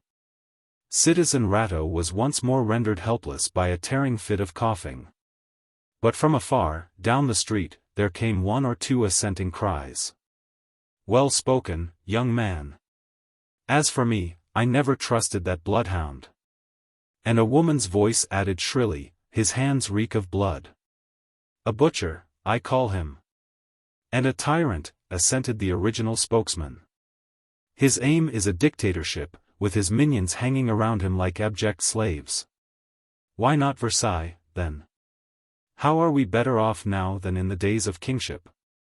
Then, at least, the streets of Paris did not stink of blood. Then, at least.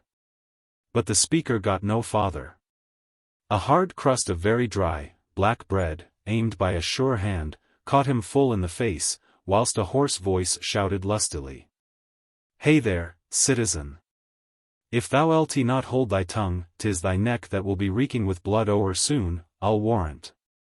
"Well said, citizen Rateau," put in another, speaking with his mouth full, but with splendid conviction. "Every word uttered by that jackanapes yonder reeks of treason." "Shame," came from every side.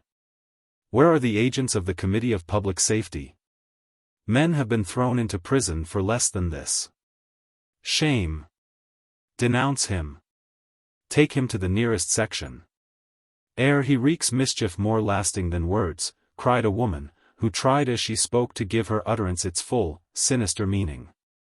"Shame." "Treason," came soon from every side. Voices were raised all down the length of the tables, shrill, full-throated, even dull and indifferent. Some really felt indignation, burning, ferocious indignation. Others only made a noise for the sheer pleasure of it, and because the past 5 years had turned cries of treason, and of shame, into a habit. Not that they knew what the disturbance was about. The street was long and narrow, and the cries came some way from where they were sitting, but when cries of treason flew through the air these days, 'twas best to join in, lest those cries turned against one, and the next stage in the proceedings became the approach of an agent of the Charite, the nearest prison, and the inevitable guillotine. So everyone cried, shame, and treason. Whilst those who had first dared to raise their voices against the popular demagogue drew together into a closer batch, trying no doubt to gather courage through one another's proximity. Eager, excited, a small compact group of 2 men, one a mere boy, and 3 women, it almost seemed as if they were suffering from some temporary hallucination. How else would 5 isolated persons, 3 of them in their first youth, have dared to brave a multitude? In truth, Bertrand Moncrif, face to face as he believed with martyrdom, was like one transfigured. Always endowed with good looks, he appeared like a veritable young prophet, haranguing the multitude and foretelling its doom. The gloom partly hid his figure, but his hand was outstretched, and the outline of an avenging finger pointing straight out before him, appeared in the weird light of the resin torch, as if carved in glowing lava. Now and then the fitful light caught the sharp outline of his face, the straight nose and pointed chin, and brown hair matted with the sweat of enthusiasm. Beside him Régine, motionless and white as a wraith, appeared alive only by her eyes, which were fixed on her beloved.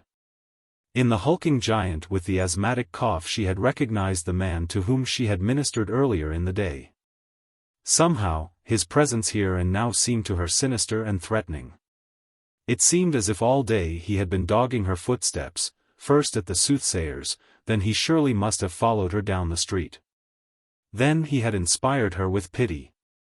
Now his hideous face, his grimy hands, that croaking voice and churchyard cough, filled her with nameless terror.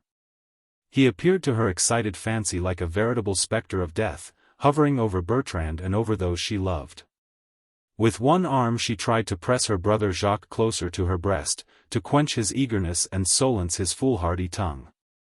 But he, like a fierce, impatient young animal, fought to free himself from her loving embrace, shouted approval to Bertrand's oratory, played his part of the young propagandist, heedless of Régine's warnings and of his mother's tears. Next to Régine, her sister Josephine, a girl not out of her teens, with all the eagerness and exaggeration of extreme youth, was shouting quite as loudly as her brother Jacques. Clapping her small hands together, turning glowing, defying, arrogant eyes on the crowd of great unwashed whom she hoped to sway with her ardor and her eloquence. "Shame on us all," she cried with passionate vehemence. "Shame on us French women and French men that we should be the abject slaves of such a bloodthirsty tyrant."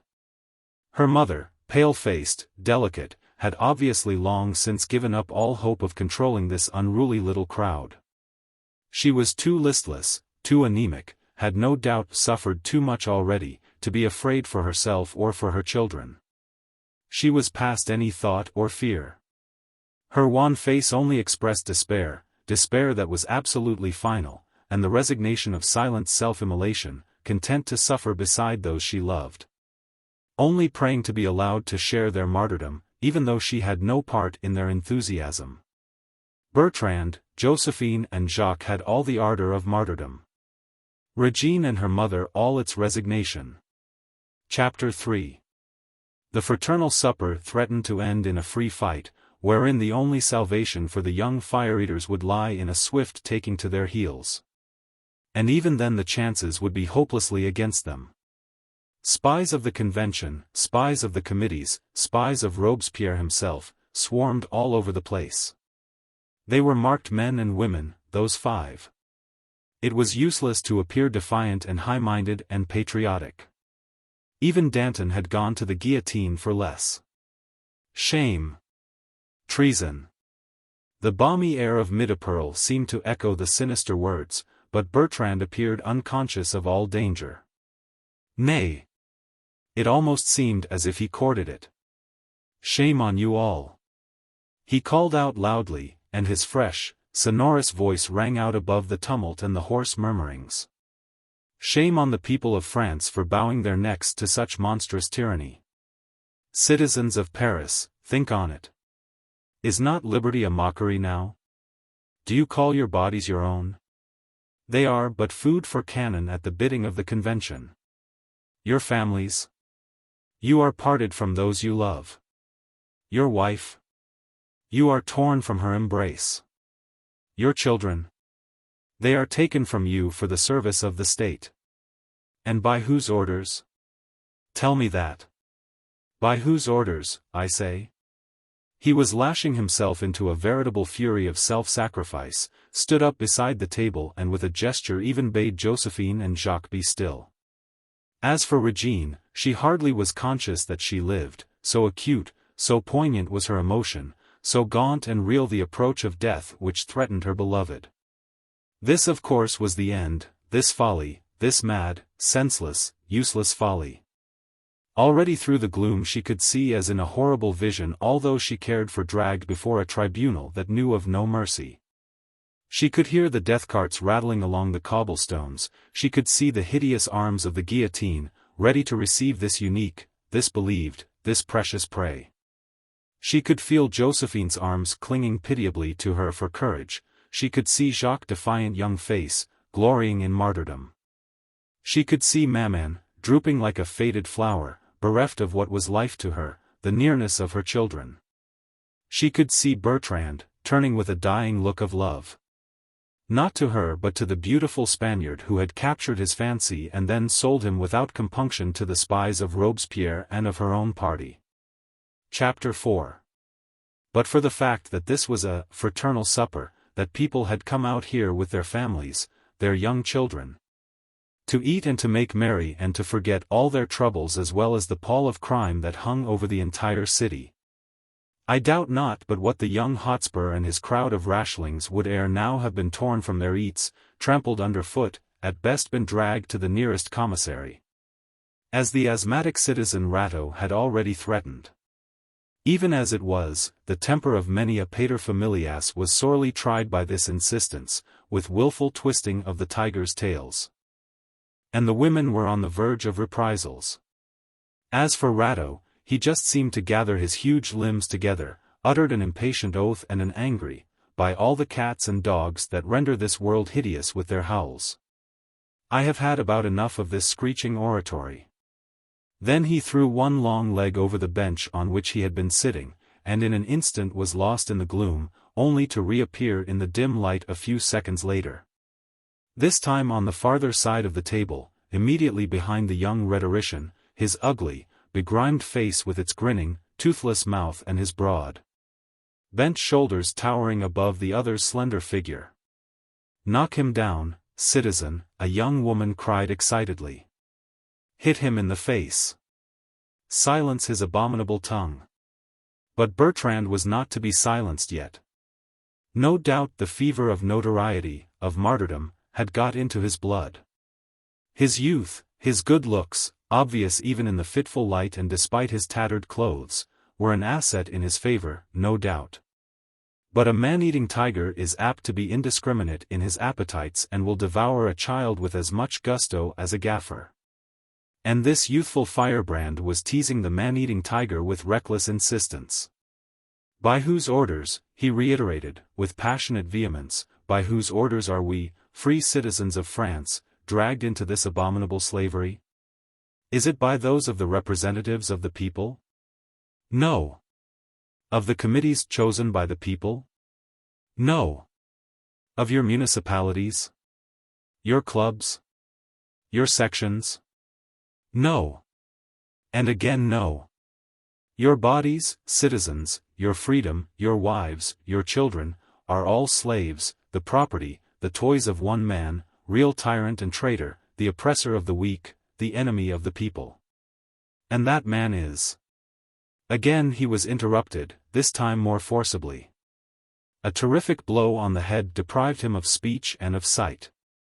His senses reeled, there was a mighty buzzing in his ears, which effectually drowned the cries of execration or of approval that greeted his tirade. As well as a new and deafening tumult which filled the whole narrow street with its weird and hideous sounds. Whence the blow had come, Bertrand had no notion. It had all been so swift. He had expected to be torn limb from limb, to be dragged to the nearest commissariat, he courted condemnation, and visaged the guillotine. Stead of which, he was prosily knocked down by a bough which would have felled an ox. Just for a second, his fast-fading perceptions struggled back into consciousness. He had a swift vision of a giant form towering over him, with grimy fist uplifted and toothless mouth grinning hideously, and of the crowd, rising from their seats, turning their backs upon him. Waving their arms and caps frantically, and shouting, with vociferous lustiness. He also had an equally swift pang of remorse as the faces of his companions, of Régine and Madame de Serval, of Josephine and Jacques, whom he dragged with him into this mad and purposeless outburst, rose prophetically before him throughout the gloom, with wide-eyed, scared faces and arms uplifted to ward off vengeful blows. But the next moment these lightning-like visions faded into complete oblivion. He felt something hard and heavy hitting him in the back. All the lights, the faces, the outstretched hands, danced wildly before his eyes, and he sank like a log on the greasy pavement, dragging pewter plates, mugs and bottles down with him in his fall. Chapter 6. One crowded hour of glorious life. Chapter 1. And all the while, the people were shouting. Le Viola. Robespierre. The fraternal supper was interrupted. Men and women pushed and jostled and screamed, the while a small, spare figure in dark cloth coat and immaculate breeches, with smooth brown hair and pale ascetic face, stood for a moment under the lintel of a gaping porte-cochere. He had two friends with him, handsome, enthusiastic street just, the right hand and the spur of the bloodthirsty monster, own kinsman to Armand St. Just the renegade, whose sister was married to a rich English miller. And Couthon, delicate, half paralyzed, wheeled about in a chair, with one foot in the grave, whose devotion to the tyrant was partly made up of ambition and wholly of genuine admiration. At the uproarious cheering which greeted his appearance, Robespierre advanced into the open, whilst a sudden swift light of triumph darted from his narrow, pale eyes. "And you still hesitate?" St. just whispered excitedly in his ear. "Why, you hold the people absolutely in the hollow of your hand." "Have patience, friend," Couthon remonstrated quietly. "Robespierre's hour is about to strike. To hasten it now, might be courting disaster. Robespierre himself would, in the meanwhile, have been in serious danger through the exuberant welcome of his admirers. Their thoughtless crowding around his person would easily have given some lurking enemy or hot-headed, would-be martyr the chance of wielding an assassin's knife with success. But for the presence amongst the crowd of his tapteurs, hithards, a magnificent bodyguard composed of picked giants from the mining districts of eastern France, who rallied around the great man, and with their weighted sticks kept the enthusiastic crowd at bay. He walked a few steps down the street, keeping close to the houses on his left, his two friends, St. Just and Cuthan in his carrying chair, were immediately behind him, and between these three and the mob, the tapteurs, striding two abreast, formed a solid phalanx. Then, all of a sudden, the great man came to a halt, faced the crowd, and with an impressive gesture imposed silence and attention. His bodyguard cleared a space for him and he stood in the midst of them. With the light of a resin torch striking full upon his spare figure and bringing into bold relief that thin face so full of sinister expression, the cruel mouth and the coldly glittering eyes. He was looking straight across the table, on which the debris of fraternal suppers lay in unsavory confusion. On the other side of the table, Madame de Serval with her 3 children sat, or rather crouched, closely huddled against one another. Josephine was clinging to her mother, Jacques to Régine. Gone was the eagerness out of their attitude now, gone the enthusiasm that had reviled the bloodthirsty tyrant in the teeth of a threatening crowd. It seemed as if, with that terrific blow dealt by a giant hand to Bertrand who was their leader in this mad adventure, the awesome fear of death had descended upon their souls. The 2 young faces as well as that of Madame de Serval appeared distorted and haggard, whilst Régine's eyes, dilated with terror, strove to meet Robespierre's steady gaze, which was charged with sinister mockery. And for one short interval of time the crowd was silent, and the everlasting stars looked down from above on the doings of men. To these trembling, terrified young creatures, suddenly possessed with youth's passionate desire to live, with a passionate horror of death, these few seconds of tense silence must have seemed like an eternity of suffering. Then Robespierre's thin face lighted up in a portentous smile, a smile that caused those pale cheeks yonder to take on a still more ashen hue. "And where is our eloquent orator of a while ago?" the great man asked quietly. "I heard my name, for I sat at my window looking with joy on the fraternization of the people of France. I caught sight of the speaker, and came down to hear more clearly what he had to say. But where is he?" His pale eyes wandered slowly along the crowd. And such was the power exercised by the extraordinary man, so great the terror that he inspired, that everyone there, men, women and children, workers and vagabonds, turned their eyes away. Dared not meet his glance lest in it they read an accusation or a threat. Indeed, no one dared to speak. The young rhetorician had disappeared, and everyone trembled lest they should be implicated in his escape. He had evidently got away under cover of the confusion and the noise. But his companions were still there, 4 of them. The woman and the boy and the 2 girls, crouching like frightened beasts before the obvious fury, the certain vengeance of the people. The murmurs were ominous. Death. Guillotine. Traitors. Were words easily distinguishable in the confused babbling of the sullen crowd. Robespierre's cruel, appraising glance rested on those 4 pathetic forms, so helpless, so desperate, so terrified. "Citizens," he said coldly, "did you not hear me ask where your eloquent companion is at this moment?" Régine alone knew that he lay like a log under the table, close to her feet. She had seen him fall, struck by that awful blow from a brutal fist. But at the ominous query she instinctively pressed her trembling lips close together, whilst Josephine and Jacques clung to her with the strength of despair. "Do not parley with the rabble, citizen," Street just whispered eagerly. "This is a grand moment for you. Let the people of their own accord condemn those who dared to defame you." And even Cuthan, the prudent, added sententiously, "Such an opportunity may never occur again."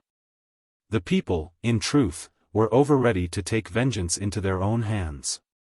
A la lanterne, les aristos. Gaunt, bedraggled forms leaned across the table, shook begrimed fists in the direction of the 4 crouching figures. With the blind instinct of trapped beasts, they retreated into the shadows step by step, as those threatening fists appeared to draw closer, clutching at the nearest table and dragging it with them. In an altogether futile attempt at a barricade. "Holy Mother of God, protect us," murmured Madame de Serval from time to time. Behind them there was nothing but the rows of houses, no means of escape even if their trembling knees had not refused them service. Whilst vaguely, through their terror, they were conscious of the proximity of that awful asthmatic creature with the wheezy cough and the hideous, toothless mouth. At times he seemed so close that they shut their eyes, almost feeling his grimy hands around their throat, his huge, hairy arms dragging them down to death. It all happened in the space of a very few minutes, far fewer even than it would take completely to visualize the picture. Robespierre, like an avenging wraith, theatrical yet impassive, standing in the light of a huge resin torch, which threw alternate lights and shadows, grotesque and weird, upon his meager figure.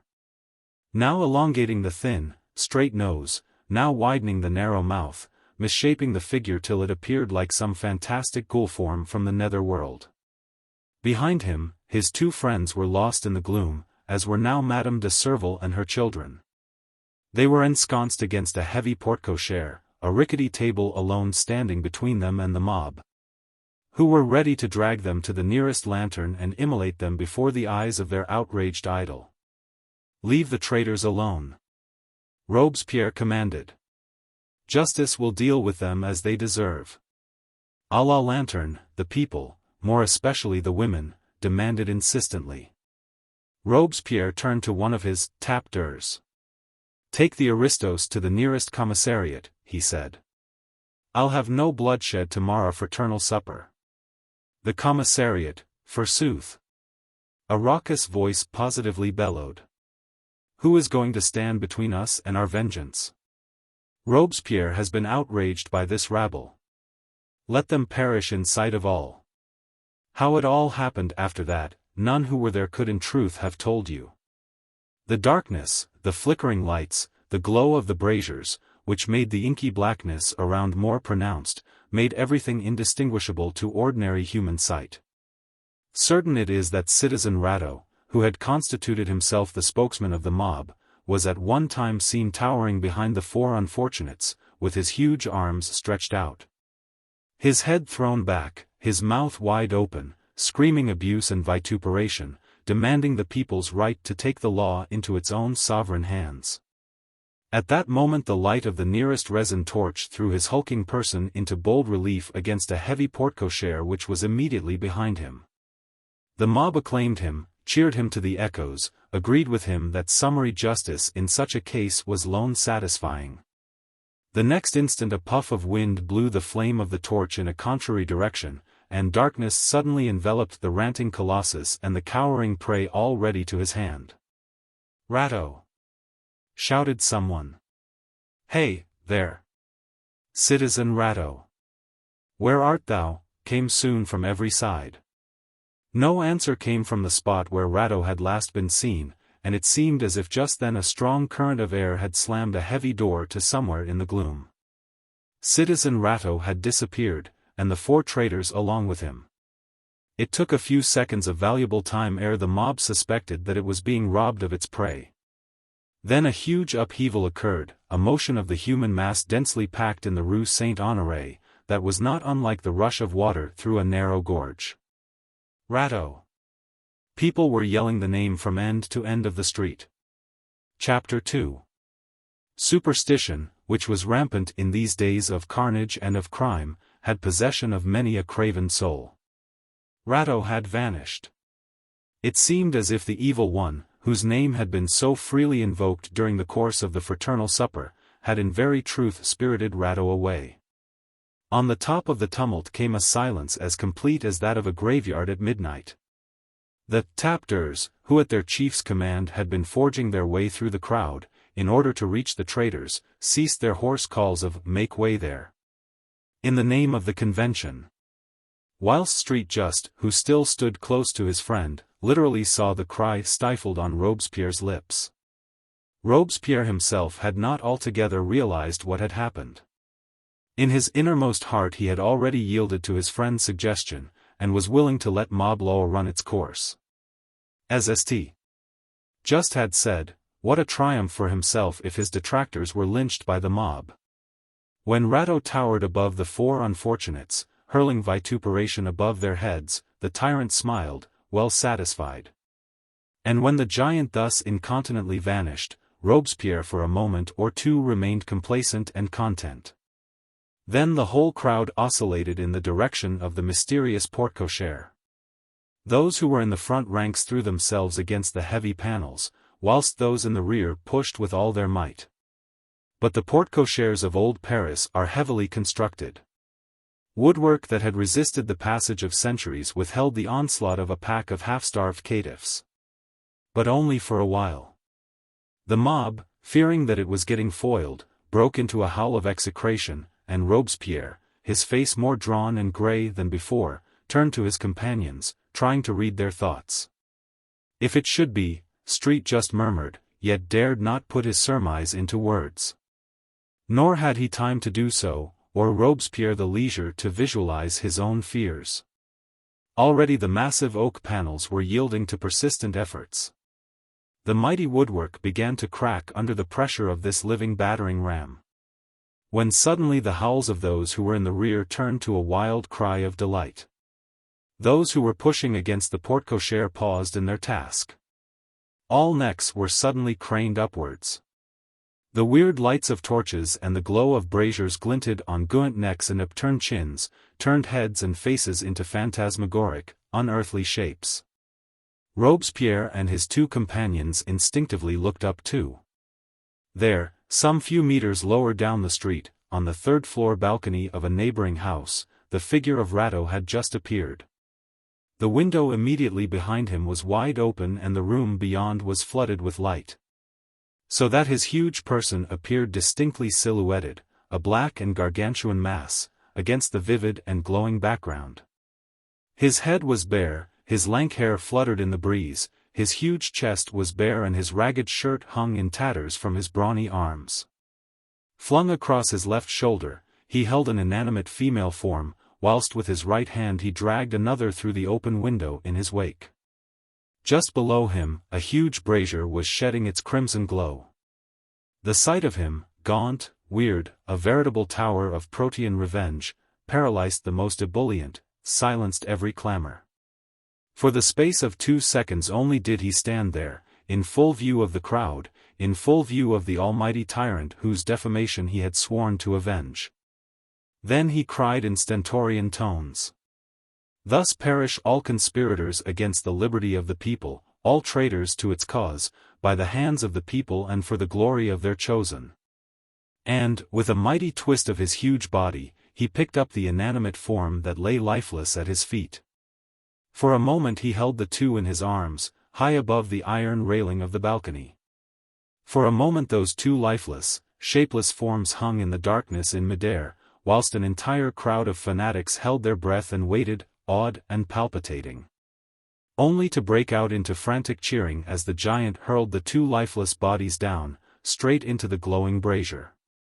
2 more to follow, he shouted lustily. There was pushing and jostling and cheering. Women screamed, men blasphemed and children cried. Shouts of Vive Rateau mingled with those of Vive Robespierre. A circle was formed, hands holding hands, and a wild saraband danced around the glowing brazier. And this mad orgy of enthusiasm lasted for full 3 minutes, until the foremost among those who, awestruck and horrified, had approached the brazier in order to see the final agony of the abominable traitor, burst out with a prolonged malediction. Beyond that exclamation, they were speechless, pointed with trembling hands at the shapeless bundles on which the dull fire of the braziers had not yet obtained a purchase. The bundles were shapeless indeed. Rags hastily tied together to represent human forms, but rags only. No female traitors, no aristos beneath. The people had been fooled, hideously fooled by a traitor all the more execrable, as he had seemed one of themselves. Malediction. Death to the traitor. Aye, death indeed. The giant, whoever he might be, would have to bear a charmed life if he were to escape the maddened fury of a foiled populace. Rateau, they shouted hoarsely. They looked up to that third-floor balcony which had so fascinated them a while ago. But now the window was shut and no light from within chased the gloom that hung over the houses around. "Rateau!" the people shouted. But Rateau had disappeared. It all seemed like a dream, a nightmare. Had Rateau really existed, or was he a wraith, sent to tease and to scare those honest patriots who were out for liberty and for fraternity? Many there were who would have liked to hold on to that theory, men and women whose souls, warped and starved by the excesses and the miseries of the past 5 years, clung to any superstition. Any so-called supernatural revelations, that failed to replace the old religion that had been banished from their hearts. But in this case not even superstition could be allowed free play. Rateau had vanished, it is true. The house from whence he had thus mocked and flouted the people was searched through and through by a mob who found nothing but bare boards and naked walls. Empty rooms and disused cupboards on which to wreak its fury. But down there, lying on the top of the brazier, were those 2 bundles of rags slowly being consumed by the smoldering embers. Silent proofs of the existence of that hulking creature whose size and power had, with that swiftness peculiar to human conceptions, already become legendary. And in a third-floor room, a lamp that had recently been extinguished, a coil of rope, more rags, male and female clothes, a pair of boots, a battered hat, were mute witnesses to the swift passage of the mysterious giant with the wheezy cough, the trickster who had fooled a crowd and thrown the great Robespierre himself into ridicule. Chapter 7. 2 Interludes. Chapter 1. 2 hours later the Rue Saint-Honoré had resumed its habitual graveyard-like stillness. The stillness had to come at last. Men in their wildest passions, in their most ebullient moods, must calm down sooner or later, if only temporarily. Blood aglow with enthusiasm, or rage, or idolatry, cannot retain its fever pitch uninterruptedly for long. And so silence of that turbulent scene of a while ago. Here, as in other quarters of Paris, the fraternal suppers had come to an end. And perspiring matrons, dragging weary children at their skirts, wended their way homewards. Whilst their men went to consummate the evening's entertainment at one of the numerous clubs or cabarets where the marvellous doings in the Rue Saint-Honoré could be comfortably lived over again or retailed to those, less fortunate, who had not been there to see. In the early morning the nettoyeurs publics would be coming along. To clear away the debris of the festivities and to gather up the tables and benches which were the property of the several municipal sections, and put them away for the next occasion. But these nettoyeurs were not here yet. They, too, were spending an hour or 2 in the nearest cabarets, discussing the startling events that had rendered notorious one corner of the Rue Saint-Honoré. And so the streets were entirely deserted, save here and there for the swift passage of a furtive form, hugging the walls, with hands in pockets and a crimson cap pulled over the eyes. Anxious only to escape the vigilance of the night watchman, swift of foot and silent of tread. And anon, in the Rue Saint-Honoré itself, when even these night-birds had ceased to flutter, the noiseless movement of a dark and mysterious form that stirred cautiously upon the greasy cobblestones. More silent, more furtive than any hunted beast creeping out of its lair. This mysterious form emerged from under one of the tables that was standing nearly opposite the house where Robespierre lived and close to the one where the superhuman colossus had wrought his magic trick. It was Bertrand Moncrif. No longer a fiery Desmosthenes now, but a hunted, terror-filled human creature, whom a stunning blow from a giant fist had rendered senseless. Even whilst it saved him from the consequences of his own folly. His senses still reeling, his limbs cramped and aching, he had lain stark and still under the table just where he had fallen. Not sufficiently conscious to realize what was happening beyond his very limited range of vision or to marvel what was the ultimate fate of his companions. His only instinct throughout this comatose condition was the blind one of self-preservation. Feeling rather than hearing the tumult around him, he had gathered his limbs close together, lain as still as a mouse, crouching within himself in the shelter of the table above. It was only when the silence around had lasted an eternity of time that he ventured out of his hiding place. With utmost caution, hardly daring to breathe, he crept on hands and knees and looked about him, up and down the street. There was no one about. The night fortunately was moonless and dark. Nature had put herself on the side of those who wished to pass unperceived. Bertrand struggled to his feet, smothering a cry of pain. His head ached furiously, his knees shook under him. But he managed to crawl as far as the nearest house, and rested for a while against its wall. The fresh air did him good. The April breeze blew across his burning forehead. For a few minutes he remained thus, quite still, his eyes gradually regaining their power of vision. He recollected where he was and all that had happened. An icy shiver ran down his spine, for he also remembered Régine and Madame de Serval and the 2 children. But he was still too much dazed, really only half conscious, to do more than vaguely marvel what had become of them. He ventured to look fearfully up and down the street. Tables scattered pell-mell, the unsavory remnants of fraternal suppers, a couple of smoldering braziers, collectively met his gaze. And at one point, sprawling across a table, with head lost between outstretched arms, a figure, apparently asleep, perhaps dead. Bertrand, now nothing but a bundle of nerves, could hardly suppress a cry of terror.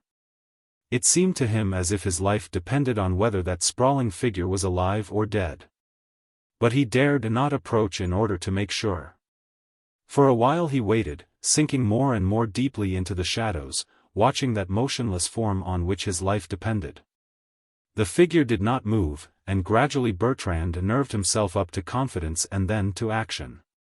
He buried his head in the folds of his coat collar and his hands in the pockets of his breeches, and with silence, stealthy footsteps he started to make his way down the street. At first he looked back once or twice at the immobile figure sprawling across the table. It had not moved, still appeared as if it might be dead. Then Bertrand took to his heels and, no longer looking either behind him or to the right or left, with elbows pressed close to his side, he started to run in the direction of the Tuileries. A minute later, the motionless figure came back to life, rose quickly and with swift, noiseless tread, started to run in the same direction. Chapter 2. In the cabarets throughout the city, the chief topic of conversation was the mysterious events of the Rue Saint-Honoré. Those who had seen it all had marvelous tales to tell of the hero of the adventure. The man was 8 or else 9 feet high, his arms reached right across the street from house to house. Flames spurted out of his mouth when he coughed. He had horns on his head, cloven feet, a forked tail. These were but a few of the asseverations which rendered the person of the fictitious citizen Rateau a legendary one in the eyes of those who had witnessed his amazing prowess. Those who had not been thus favored listened wide-eyed and open-mouthed. But all agreed that the mysterious giant was in truth none other than the far-famed Englishman, that spook, that abominable trickster, that devil incarnate, known to the committees as the Scarlet Pimpernel. But how could it be the Englishman, was suddenly put forward by Citizen Hottot, the picturesque landlord of the Cabaret de la Liberté, a well-known rendezvous close to the Carrousel. How could it be the Englishman who played you that trick, seeing that you all say it was Citizen Rateau who? The devil take it all! He added, and scratched his bald head with savage vigor, which he always did whene'er he felt sorely perplexed. A man can't be 2 at one and the same time, nor 2 men become 1. Nor. Name of a dog, concluded the worthy citizen, puffing and blowing in the maze of his own puzzlement like an old walrus that is floundering in the water. It was the Englishman, I tell thee, one of his customers asserted indignantly. Ask anyone who saw him. Ask the tap d'oeuvres. Ask Robespierre himself. He saw him, and turned as grey as putty, I tell thee. He concluded, with more conviction than eloquence. And I tell thee, broke in Citizen Cycle, the butcher, he with the bullet head and bull neck and a fist that could in truth have felled an ox, I tell thee that it was Citizen Rateau. Don't I know Citizen Rateau? He added, and brought that heavy fist of his down upon the upturned cask on which stood pewter mugs and bottles of eau de vie, and glared aggressively round upon the assembly. He had only one eye. The other presented a hideous appearance, scarred and blotched, the result of a terrible fatality in his early youth. The one eye leered with a glance of triumph as well as of a challenge, daring any less muscular person to impugn his veracity. One man alone was bold enough to take up the challenge, a wizened little fellow, a printer by trade. With skin of the texture of grained oak and a few unruly curls that tumbled over one another above a highly polished forehead. "And I tell thee, citizen Cycle," he said with firm decision, "I tell thee and those who aver, as thou dost, that citizen Rateau had anything to do with those monkey tricks, that ye lie." "Yes," he reiterated emphatically, and paying no heed to the glowering looks and blasphemies of Cycle and his friends. "Yes, ye lie.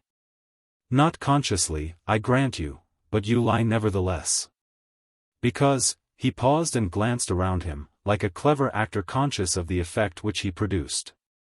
His tiny beady eyes blinked in the glare of the lamp before him. "Because what?" came in an eager chorus from every side. "Because," resumed the other sententiously, "all the while that ye were supping at the expense of the state in the open, and had your gizzard stirred by the juggling devices of some unknown mountebank, citizen Rateau was lying comfortably drunk and snoring lustily in the antechamber of Mother Theod, the soothsayer, right at the other end of Paris." "How do you know that, citizen Langlois?" queried the host with icy reproval, for butcher Cycle was his best customer, and Cycle did not like being contradicted. But little Langlois with the shiny forehead and tiny, beady, humorous eyes, continued unperturbed. "Party," he said gaily, "because I was at Mother Theod myself, and saw him there."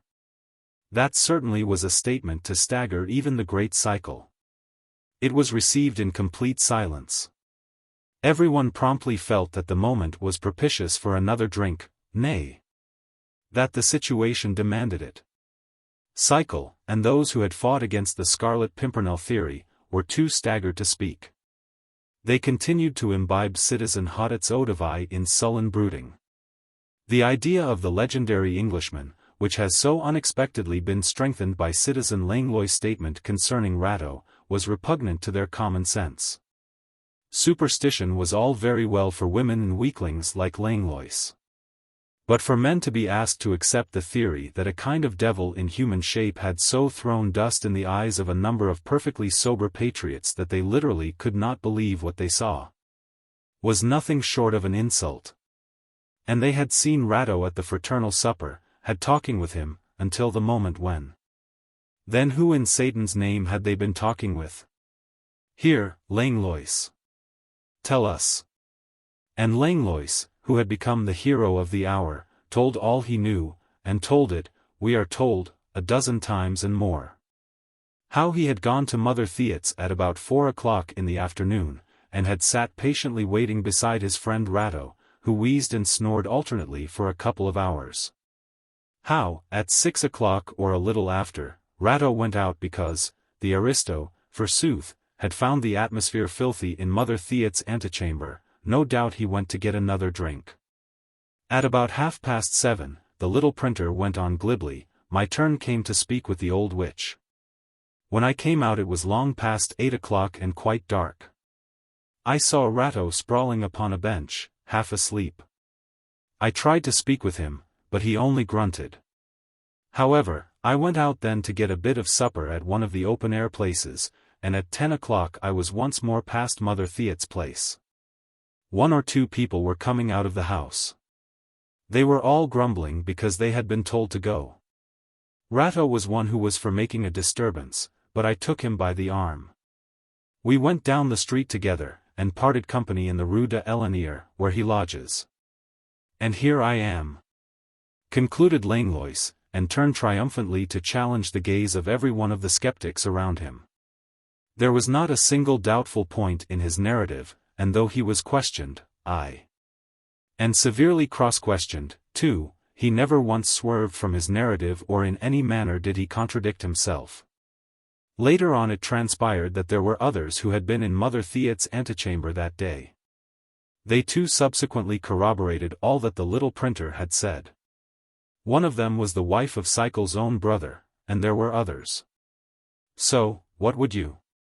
Name of a dog, then, who was it who spirited the aristos away? Chapter 8. The Beautiful Spaniard. Chapter 1. In the Rue Villedot, which is in the Louvre quarter of Paris, there is a house, stone-built and 5-storied. With grey shutters to all the windows and balconies of wrought iron, a house exactly similar to hundreds and thousands of others in every quarter of Paris. During the day the small wicket in the huge porte-cochere is usually kept open. It allows a peep into a short dark passage, and beyond it to the lodge of the concierge.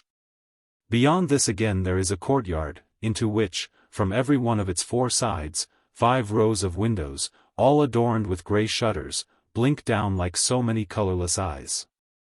The inevitable wrought iron balconies extend along 3 sides of the quadrangle on every one of the 5 floors, and on the balustrade of these. Pieces of carpet in various stages of decay are usually to be seen hanging out to air. From shutter to shutter clothes lines are stretched and support fantastic arrays of family linen that flap lazily in the sultry, vitiated air which alone finds its way down the shaft of the quadrangle. On the left of the entrance passage and opposite the lodge of the concierge there is a tall glass door, and beyond it the vestibule and primary staircase, which gives access to the principal apartments, those that look out upon the street and are altogether more luxurious and more airy than those which give upon the courtyard. To the latter, 2 back stairways give access.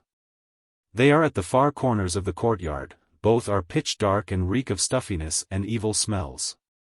The apartments which they serve, especially those on the lower floors, are dependent for light and air on what modicum of these gifts of heaven comes down the shaft into the quadrangle. After dark, of course, porte-cochere and wicket are both closed, and if a belated lodger or visitor desires to enter the house, he must ring the bell and the concierge in his lodge will pull a communicating cord that will unlatch the wicket. It is up to the belated visitor or lodger to close the wicket after him, and he is bound by law to give his name, together with the number of the apartment to which he is going, into the concierge as he goes past the lodge. The concierge, on the other hand, will take a look at him so that he may identify him should trouble or police inquiry arise. On this night of April, somewhere near midnight, there was a ring at the outer door. Citizen Leblanc, the concierge, roused from his first sleep, pulled the communicating cord. A young man, hatless and in torn coat and muddy breeches, slipped in through the wicket and hurried past the lodge, giving only one name, but that in a clear voice. As he passed, Citoyenne Cabarrus. The concierge turned over in his bed and grunted, half asleep. His duty clearly was to run after the visitor, who had failed to give his own name. But to begin with, the worthy concierge was very tired, and then the name which the belated caller had given was one requiring special consideration. The Citoyenne Cabarrus was young and well-favored, and even in these troublous days, youth and beauty demanded certain privileges which no patriotic concierge could refuse to grant. Moreover, the aforesaid lady had visitors at all hours of the day and late into the night, visitors for the most part with whom it was not well to interfere. Citizen Tallien, the popular representative in the convention was, as everyone knew, her ardent adorer. 'Twas said by all and sundry that since the days when he met the fair Cabarrus in Bordeaux and she exercised such a mellowing influence upon his bloodthirsty patriotism, he had no thought save to win her regard. But he was not the only one who came to the dreary old apartment in the Rue Villedot, with a view to worshipping at the Queen of Beauty's shrine. Citizen Leblanc had seen many a great representative of the people pass by his lodge since the beautiful Theresia came to dwell here. And if he became very confidential and his interlocutor very insistent, he would throw out a hint that the greatest man in France today was a not infrequent visitor in the house. Obviously, therefore, it was best not to pry too closely into secrets, the keeping of which might prove uncomfortable for one's peace of mind. And Citizen Leblanc, tossing restlessly in his sleep, dreamed of the fair Cabarrus and wished himself in the place of those who were privileged to pay their court to her. Chapter 2. And so the belated visitor was able to make his way across the courtyard and up the dark back stairs unmolested, but even this reassuring fact failed to give him confidence.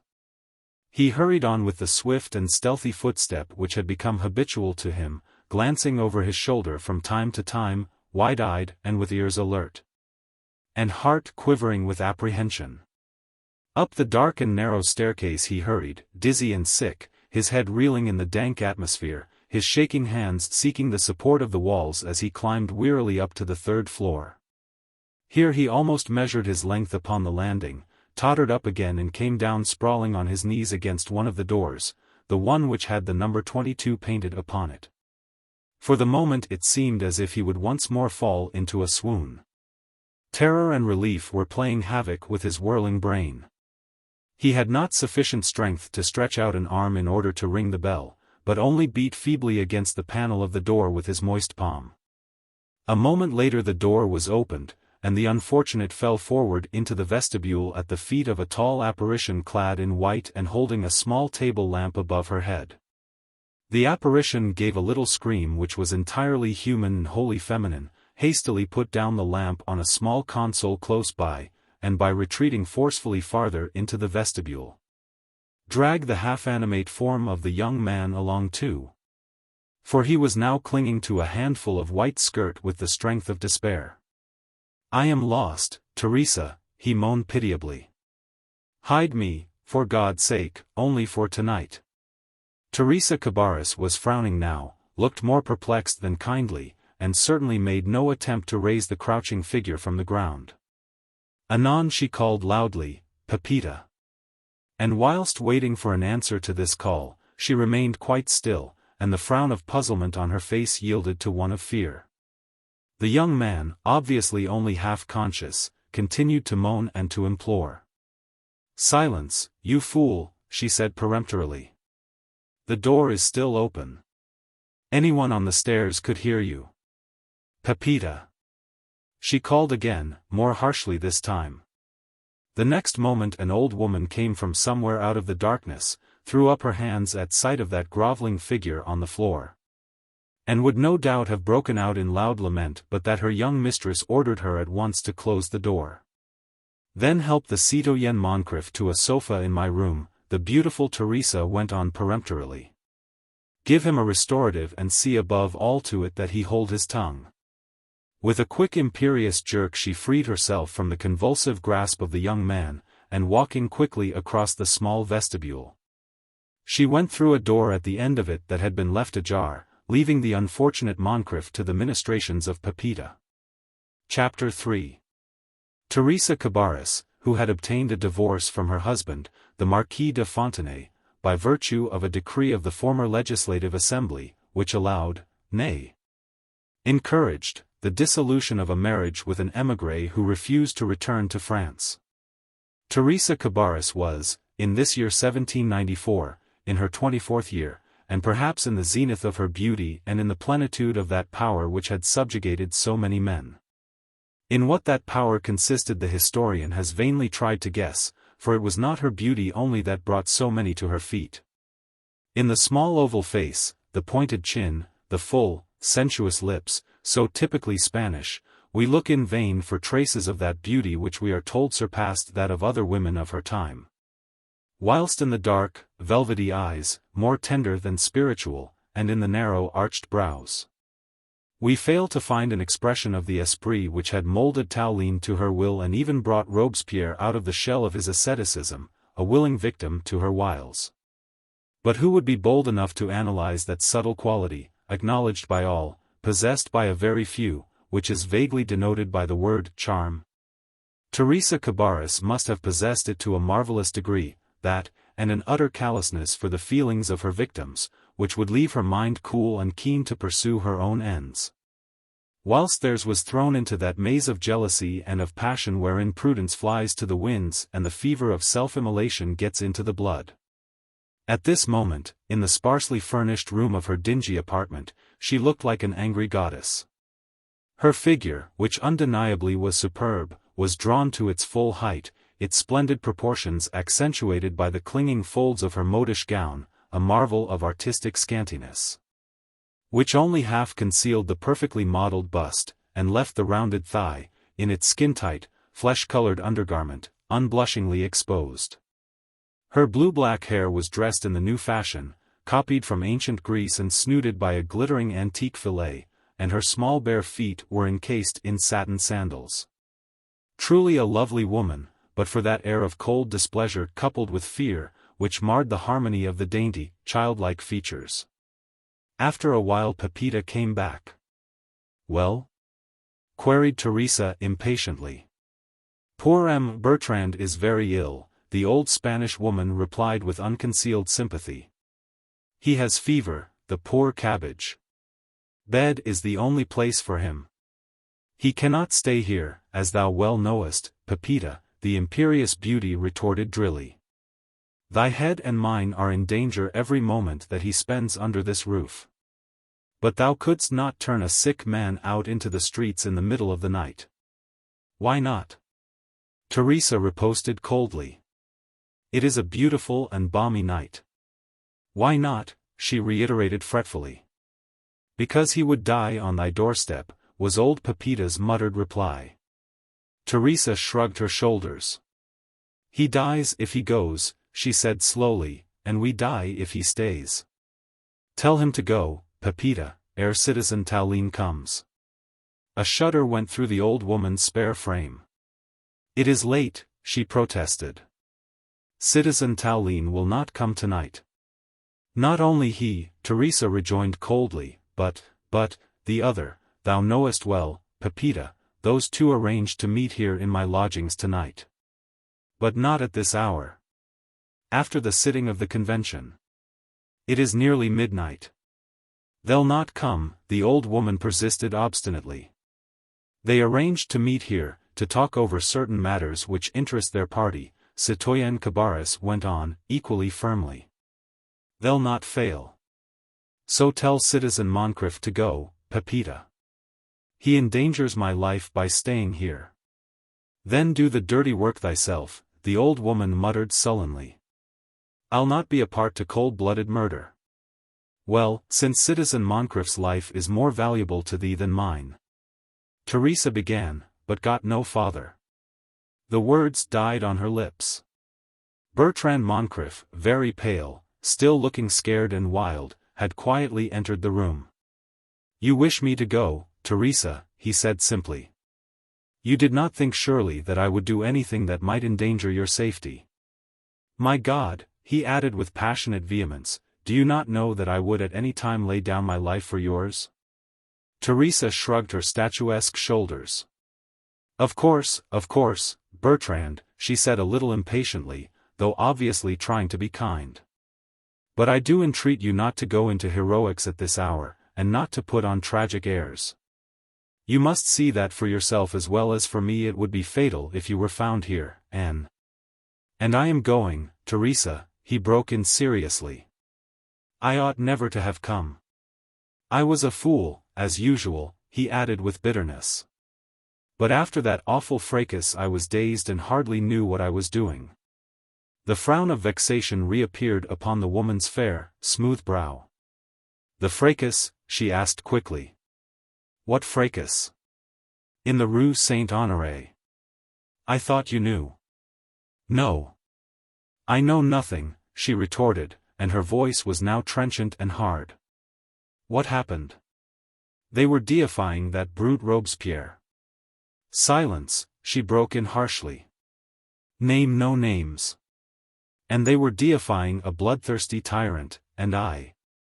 "And you rose from your seat," she broke in again, and this time with a laugh that was cruel in its biting irony. "And lashed yourself into a fury of eloquent vituperation." "Oh, I know. I know," she went on excitedly. "You and your fatalists, or whatever you call yourselves. And that rage for martyrdom. Senseless, stupid, and selfish. Oh, my God. How selfish. And then you came here to drag me down with you into an abyss of misery, along with you to the guillotine, too." It seemed as if she were choking, and her small white hands. With a gruesome and pathetic gesture, went up to her neck, smoothed it and fondled it, as if to shield it from that awful fate. Bertrand tried to pacify her. It was he who was the more calm of the two now. It seemed as if her danger had brought him back to full consciousness. He forgot his own danger, the threat of death which lay in wait for him, probably on the very threshold of this house. He was a marked man now. Martyrdom had ceased to be a dream, it had become a grim reality. But of this he did not think. Theresia was in danger, compromised by his own callous selfishness, his mind was full of her. And Régine, the true and loyal friend, the beloved of past happier years, had no place in his thoughts beside the exquisite enchantress, whose very nearness was paradise. "I am going," he said earnestly. "Theresia, my beloved, try to forgive me. I was a fool, a criminal fool. But lately, since I thought that you did not really care. That all my hopes of future happiness were naught but senseless dreams, since then I seem to have lost my head, I don't know what I am doing." And so, he got no farther. Ashamed of his own weakness, he was too proud to let her see that she made him suffer. For the moment, he only bent the knee and kissed the hem of her diaphanous gown. He looked so handsome then, despite his bedraggled, woebegone appearance, so young, so ardent, that Theresia's egotistical heart was touched.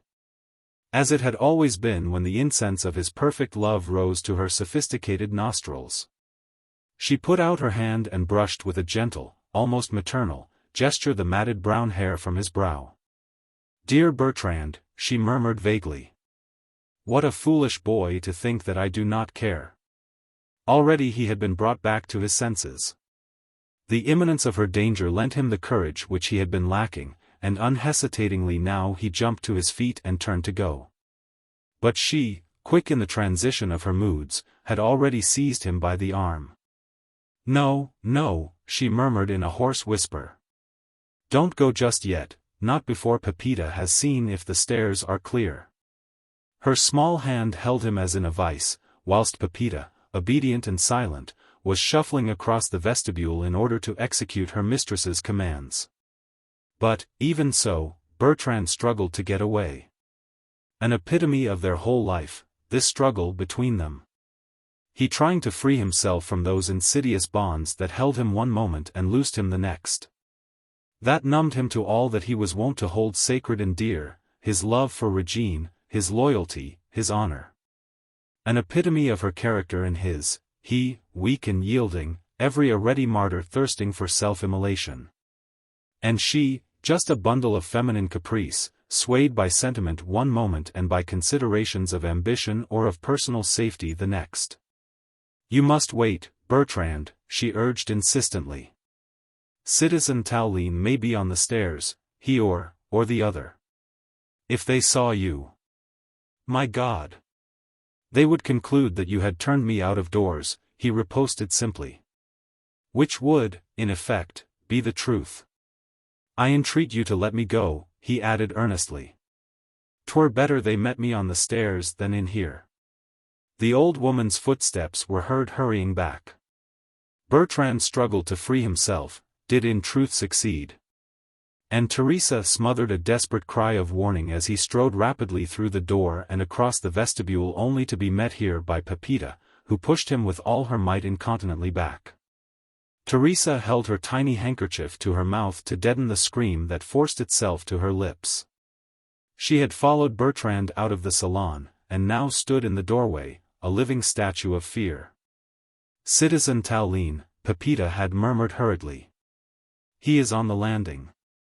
Come this way." She dragged Bertrand by the arm, not waiting for orders from her mistress this time, along a narrow dark passage, which at its extreme end gave access to a tiny kitchen. Into this she pushed him and locked the door upon him. "Name of a name," she muttered as she shuffled back to the vestibule. "If they should find him here." Citoyenne Cabarrus had not moved. Her eyes, dilated with terror, mutely questioned the old woman as the latter made ready to admit the visitor. Pepita gave reply as best she could, by silent gestures, indicating the passage and the action of turning a key in the lock. Her wrinkled old lips hardly stirred, and then only in order to murmur quickly and with a sudden assumption of authority. "Self-possession, my cabbage, or you'll endanger yourself and us all." Theresia pulled herself together. Obviously the old woman's warning was not to be ignored, nor had it been given a moment too soon. Outside, the visitor had renewed his impatient rat-tat against the door. The eyes of mistress and maid met for one brief second. Theresia was rapidly regaining her presence of mind. Whereupon Pepita smoothed out her apron, readjusted her cap, and went to open the door, even whilst Theresia said in a firm voice, loudly enough for the new visitor to hear. "One of my guests. At last. Open quickly, Pepita." Chapter 9. A hideous, fearful hour. Chapter 1. A young man, tall, spare, with sallow skin and shifty, restless eyes, pushed unceremoniously past the old servant, threw his hat and cane down on the nearest chair, and hurrying across the vestibule, entered the salon where the beautiful Spaniard, a picture of serene indifference, sat ready to receive him. She had chosen for the setting of this scene a small settee covered in old rose brocade. On this she half sat, half reclined, with an open book in her hand, her elbow resting on the frame of the settee, her cheek leaning against her hand. Immediately behind her, the light from an oil lamp tempered by a shade of rose-colored silk, outlined with a brilliant, glowing pencil the contour of her small head, one exquisite shoulder, and the mass of her raven hair, whilst it accentuated the cool halftones of her diaphanous gown, on the round bare arms and bust, the tiny sandalled feet and cross-gartered legs. A picture in truth to dazzle the eyes of any man. Tallien should have been at her feet in an instant. The fact that he paused in the doorway bore witness to the unruly thoughts that ran riot in his brain. "Ah, Citizen Tallien," the fair Theresia exclaimed with a perfect assumption of sang-froid. "You are the first to arrive, and are indeed welcome, for I was nearly swooning with ennui." "Well," she added, with a provocative smile, and extended a gracious arm in his direction. "Are you not going to kiss my hand?" "I heard a voice," was all the response which he gave to this seductive invitation. A man's voice. Who was it? She raised a pair of delicately penciled eyebrows. Her eyes became as round and as innocent-looking as a child's. "A man's voice," she riposted with a perfect air of astonishment. "You are crazy, mon ami, or else are crediting my faithful Pepita with a virile base, which in truth she doth not possess." "Whose voice was it?" Tallien reiterated, making an effort to speak calmly, even though he was manifestly shaking with choler. Whereupon the fair Theresia, no longer gracious or arch, looked him up and down as if he were no better than a lackey. "Ah, ca," she rejoined coldly. "Are you perchance trying to cross-question me? By what right, I pray you, Citizen Tallien, do you assume this hectoring tone in my presence? I am not yet your wife, remember, and 'tis not you, I image, who are the dictator of France." "Do not tease me, Theresia," the man interposed hoarsely. "Bertrand Moncrif is here." For the space of a second, or perhaps less, Theresia gave no reply to the taunt. Her quick, alert brain had already faced possibilities, and she was far too clever a woman to take the risks which a complete evasion of the truth would have entailed at this moment. She did not, in effect, know whether Tallien was speaking from positive information given to him by spies, or merely from conjecture born of jealousy. Moreover, another would be here presently, another, whose spies were credited with omniscience, and whom she might not succeed in dominating with a smile or a frown, as she could the lovesick Tallien. Therefore, after that one brief instant's reflection she decided to temporize, to shelter behind a half-truth, and replied, with a quick glance from under her long lashes. "I am not teasing you, citizen. Bertrand came here for shelter a while ago." Tallien drew a quick sigh of satisfaction, and she went on carelessly. "But, obviously, I could not keep him here. He seemed hurt and frightened." He has been gone this past half-hour. For a moment it seemed as if the man, in face of this obvious lie, would flare out into a hot retort. But Theresa's luminous eyes subdued him, and before the cool contempt expressed by those exquisite lips, he felt all his blustering courage oozing away.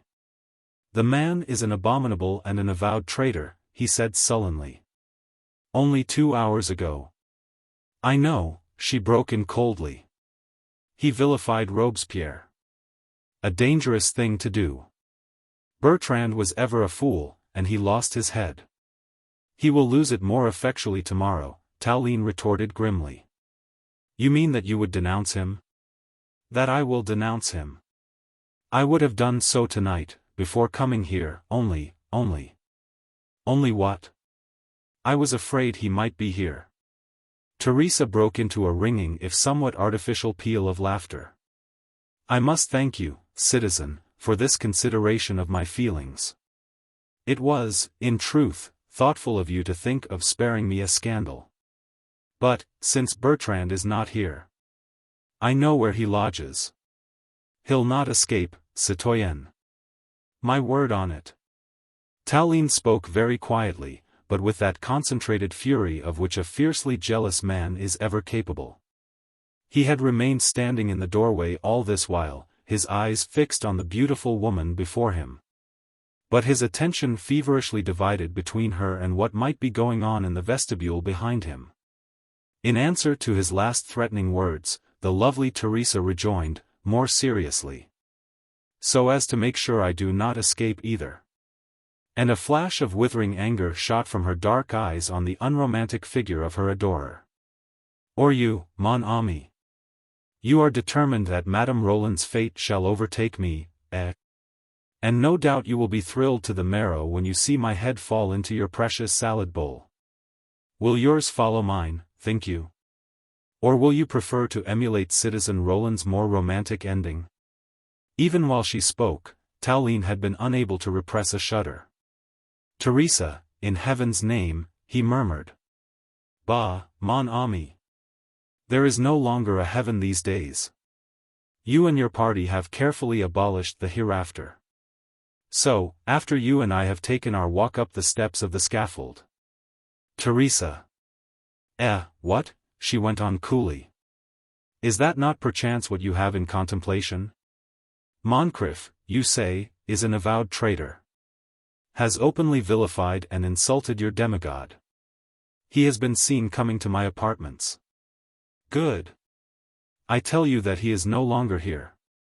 But let that pass. He is denounced. Good. Sent to the guillotine. Good again. And Theresia Cabarrus, in whose house he tried to seek refuge, much against her will, goes to the guillotine in his company.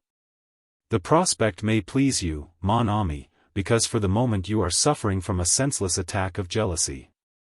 But I confess that it does not appeal to me." The man was silent now. Awed against his will. His curiously restless eyes swept over the graceful apparition before him. Insane jealousy was fighting a grim fight in his heart with terror for his beloved. Her argument was a sound one. Even he was bound to admit that. Powerful though he was in the convention, his influence was as nothing compared with that of Robespierre. And he knew his redoubtable colleague well enough that an insult such as Moncrif had put upon in the Rue St. Honoré this night would never be forgiven, neither in the young hothead himself nor in any of his friends, adherents, or mere pitying sympathizers. Theresia Cabarrus was clever enough and quick enough to see that she had gained one point. "Come and kiss my hand," she said, with a little sigh of satisfaction. This time the man obeyed, without an instant's hesitation. Already he was down on his knees, repentant and humiliated. She gave him her small, sandalled foot to kiss. After that, Tallien became abject. "You know that I would die for you, Theresa," he murmured passionately. This is the second time tonight that such an assertion had been made in this room. And both had been made in deadly earnest, whilst the fair listener had remained equally indifferent to both. And for the second time tonight, Theresa passed her cool white hand over the bent head of an ardent worshipper, whilst her lips murmured vaguely. Foolish. Oh, how foolish. Why do men torture themselves, I wonder, with senseless jealousy? Instinctively she turned her small head in the direction of the passage and the little kitchen, where Bertrand Moncrif had found temporary and precarious shelter. Self-pity and a kind of fierce helplessness not untinged with remorse made her eyes appear resentful and hard. There, in the stuffy little kitchen at the end of the dark, dank passage, love in its pure sense, happiness, brief perhaps but unalloyed, and certainly obscure, lay in wait for her. Here, at her feet, was security in the present turmoil, power, and a fitting background for her beauty and her talents. She did not want to lose Bertrand, indeed, she did not intend to lose him. She sighed a little regretfully as she thought of his good looks, his enthusiasm, his selfless ardor. Then she looked down once more on the narrow shoulders, the lank, colorless hair, the bony hands of the erstwhile lawyer's clerk to whom she had already promised marriage. And she shuddered a little when she remembered that those same hands into which she had promised to place her own and which now grasped hers in passionate adoration had, of a certainty, signed the order for those execrable massacres which had forever sullied the early days of the Revolution. For a moment, a brief one, in truth, she marveled if union with such a man was not too heavy a price to pay for immunity and for power. But the hesitancy only lasted a few seconds. The next, she had thrown back her head as if in defiance of the whisperings of conscience and of heart. She need not lose her youthful lover at all. He was satisfied with so little. A few kind words here, an occasional kiss, a promise or two, and he would always remain her willing slave. It were foolish indeed, and far, far too late, to give way to sentiment at this hour, when Tallien's influence in the Convention was second only to that of Robespierre. Whilst Bertrand Moncrif was a fugitive, a suspect, a poor miserable fanatic, whose hot-headedness was forever landing him from one dangerous situation into another.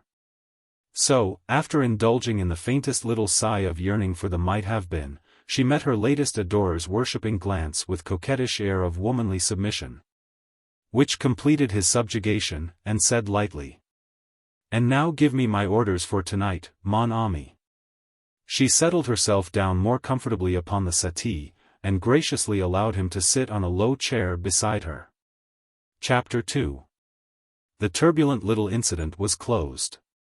Theresia had her way, and poor, harassed Tallien succeeded in shutting away in the innermost recesses of his heart the pangs of jealousy which still tortured him.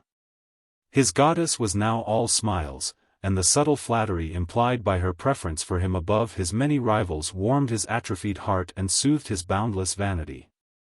We must accept the verdict of history that Theresia Cabarrus never loved Tallien.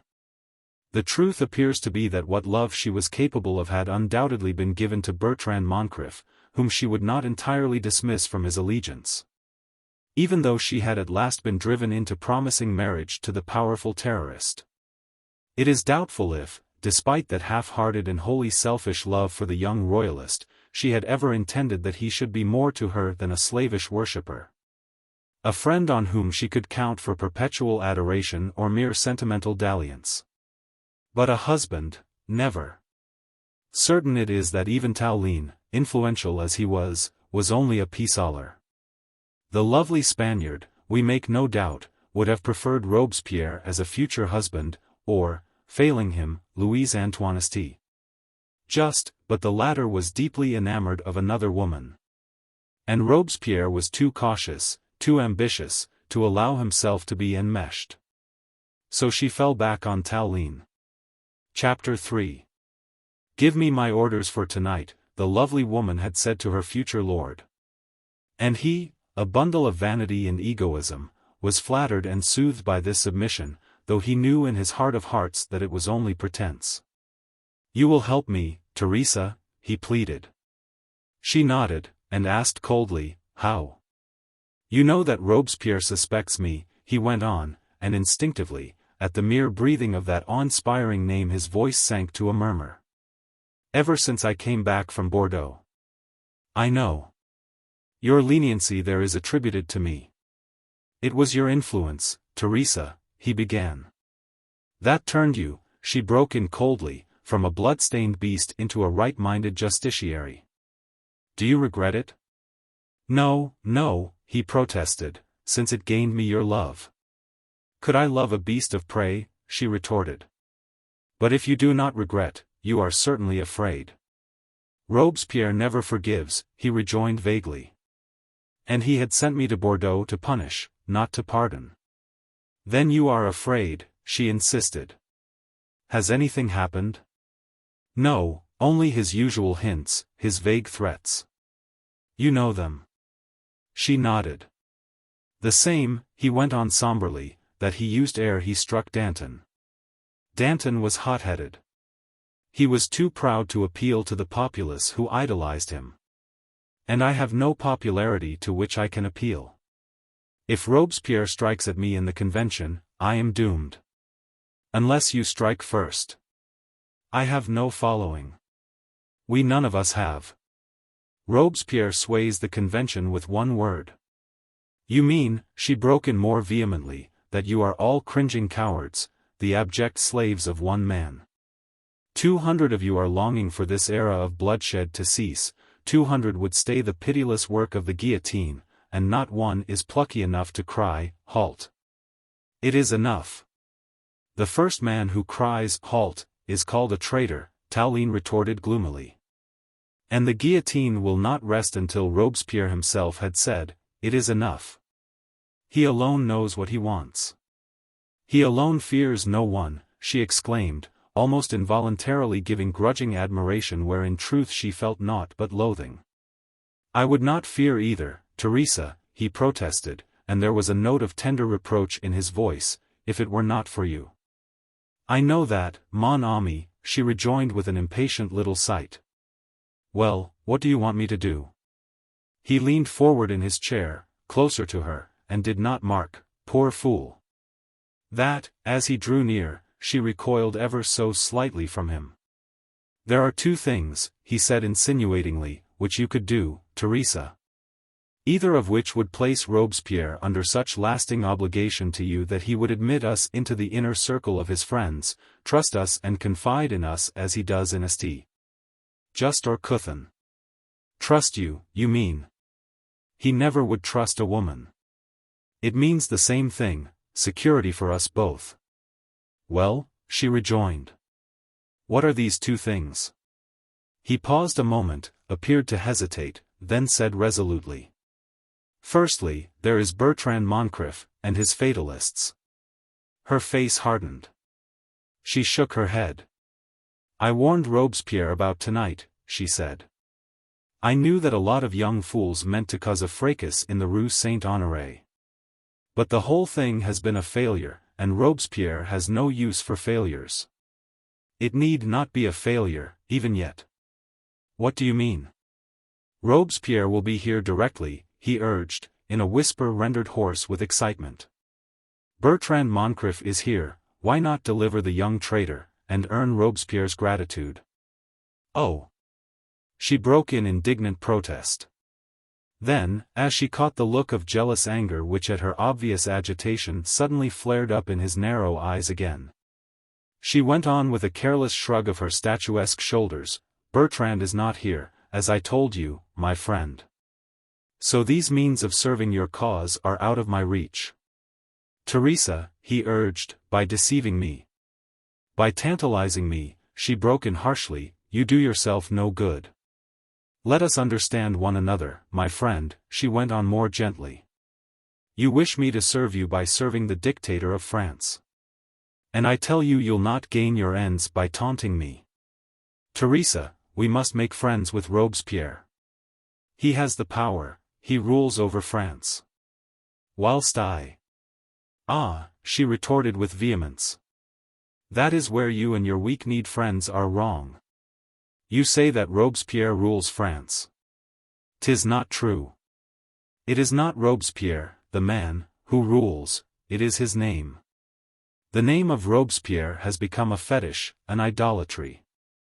Before it every head is bent and every courage cowed. It rules by the fear which it evokes and by the slavery which it compels under the perpetual threat of death. Believe me, she insisted, "'tis not Robespierre who rules, but the guillotine which he wields. And we are all of us helpless, you and I and your friends. And all the others who long to see the end of this era of bloodshed and of revenge. We have got to do as he tells us, pile up crime upon crime, massacre upon massacre, and bear the odium of it all. While he stands aloof in darkness and in solitude, the brain that guides, whilst you and your party are only the hands that strike. Oh! The humiliation of it! And if you were but men, all of you, instead of puppets." "Hush, Theresia, in heaven's name!" Tallien broke in peremptorily at last. He had vainly tried to pacify her while she poured forth the vials of her resentment and her contempt. But now his ears, attuned to sensitiveness by an ever-present danger, had caught a sound which proceeded from the vestibule, a sound which made him shudder, a footstep, the opening of a door, a voice. "Hush," he entreated. "Every dumb wall has ears, these days." She broke into a harsh, excited little laugh. "You are right, my friend," she said under her breath. "What do I care, after all? What do any of us care now, so long as our necks are fairly safe upon our shoulders? But I'll not sell Bertrand," she added firmly. "If I did it I should despise myself too much and hate you worse. So tell me quickly what else I can do to propitiate the ogre." "He'll tell you himself," Tallien murmured hurriedly, as the sounds in the vestibule became more loud and distinctive. "Here they are. And, in heaven's name, Theresia, remember that our lives are at that one man's mercy." Chapter 10. The Grim Idol That the World Adores. Chapter 1. Theresia, being a woman, was necessarily the more accomplished actor. While Tallien retired into a gloomy corner of the room, vainly trying to conceal his agitation, she rose quite serene in order to greet her visitors. Pepita had just admitted into her mistress's apartments a singular group, composed of two able-bodied men supporting a palsied one. One of the former was St. Just, one of the most romantic figures of the revolutionary period, the confidant and intimate friend of Robespierre and own cousin to Armand St. Just and to the beautiful Marguerite, who had married the fastidious English milord, Sir Percy Blakeney. The other was Chauvelin, at one time one of the most influential members of the Committee of Public Safety, now little more than a hanger-on of Robespierre's party. A man of no account, to whom not even Tallien and his colleagues thought it worth while to pay their court. The palsied man was Couthon, despite his crimes an almost pathetic figure in his helplessness, after his friends had deposited him in an armchair and wrapped a rug around his knees. The carrying chair in which he spent the greater part of his life had been left down below in the concierge's lodge, and St. Just and Chauvelin had carried him up the 3 flights of stairs to Citoyenne Cabarrus's apartment. Close behind these 3 men came Robespierre. Heavens! If a thunderbolt had fallen from the skies on that night of the 26th of April 1794, and destroyed House No. 22 in the Rue Villedot, with all those who were in it, what a torrent of blood would have been stemmed, what horrors averted, what misery forfended. But nothing untoward happened. The 4 men who sat that night and well into the small hours of the morning in the dingy apartment, occupied for the present by the beautiful Cabarrus, were allowed by inscrutable providence to discuss their nefarious designs unchecked. In truth, there was no discussion. One man dominated the small assembly, even though he sat for the most part silent and apparently self-absorbed. Wrapped in that taciturnity and even occasional somnolence which seemed to have become a pose with him of late. He sat on a high chair, prim and upright. Immaculately dressed in blue cloth coat and white breeches, with clean linen at throat and wrist, his hair neatly tied back with a black silk bow, his nails polished, his shoes free from mud. He presented a marked contrast to the ill-conditioned appearance of those other products of revolutionary ideals. St. Just, on the other hand, young, handsome, a brilliant talker and convinced enthusiast, was only too willing to air his compelling eloquence. Was in effect the mouthpiece of the great man as he was his confidant and his right hand. he had acquired in the camps which he so frequently visited a breezy, dictatorial manner that pleased his friends and irritated Tallien and his clique. More especially when sententious phrases fell from his lips which were obviously the echo of some of Robespierre's former speeches in the Convention. Then there was Couthon, sarcastic and contemptuous, delighting to tease Tallien and to affect a truculent manner, which brought abject flattery from the other's lips. St. Just the fiery young demagogue, and Couthon the half-paralyzed enthusiast, were known to be pushing their leader toward the proclamation of a triumvirate, with Robespierre as chief dictator and themselves as his two hands. And it amused the helpless cripple to see just how far the obsequiousness of Tallien and his colleagues would go in subscribing to so monstrous a project. As for Chauvelin, he said very little, and the deference wherewith he listened to the others, the occasional unctuous words which he let fall, bore testimony to the humiliating subservience to which he had sunk. And the beautiful Theresia, presiding over the small assembly like a goddess who listens to the prattle of men, sat for the most part quite still, on the one dainty piece of furniture of which her dingy apartment boasted. She was careful to sit so that the rosy glow of the lamp fell on her in the direction most becoming to her attitude. From time to time she threw in a word, but all the while her whole attention was concentrated on what was said. At her future husband's fulsome words of flattery, at his obvious cowardice before the popular idol and his cringing abjectness, a faint smile of contempt would now and then force itself up to her lips. But she neither reproved nor encouraged him. And when Robespierre appeared to be flattered by Tallien's obsequiousness, she even gave a little sigh of satisfaction. Chapter 2. St. Just, now as always the mouthpiece of his friend, was the first to give a serious turn to the conversation. Compliments, flatteries, had gone their round. Platitudes, grandiloquent phrases on the subject of country, intellectual revolution, liberty, purity, and so on, had been spouted with varying eloquence. The fraternal suppers had been alluded to with servile eulogy of the giant brain who had conceived the project. Then it was that St. Just broke into a euphemistic account of the disorderly scene in the Rue Saint-Honoré. Theresia Cabarrus, roused from her queen-like indifference, at once became interested. "The young traitor!" she exclaimed, with a great show of indignation. "Who was he? What was he like?" Couthon gave quite a minute description of Bertrand, an accurate one, too. He had faced the blasphemer, thus was he called by this compact group of devotees and sycophants, for fully 5 minutes, and despite the flickering and deceptive light, had studied his features, distorted by fury and hate, and was quite sure that he would know them again. Theresia listened eagerly, caught every inflection of the voices as they discussed the strange events that followed. The keenest observer there could not have detected the slightest agitation in her large, velvety eyes, not even when they met Robespierre's coldly inquiring gaze. No one, not even Tallien, could have guessed what an effort it cost her to appear unconcerned, when all the while she was straining every sense in the direction of the small kitchen at the end of the passage, where the much-discussed Bertrand was still lying concealed.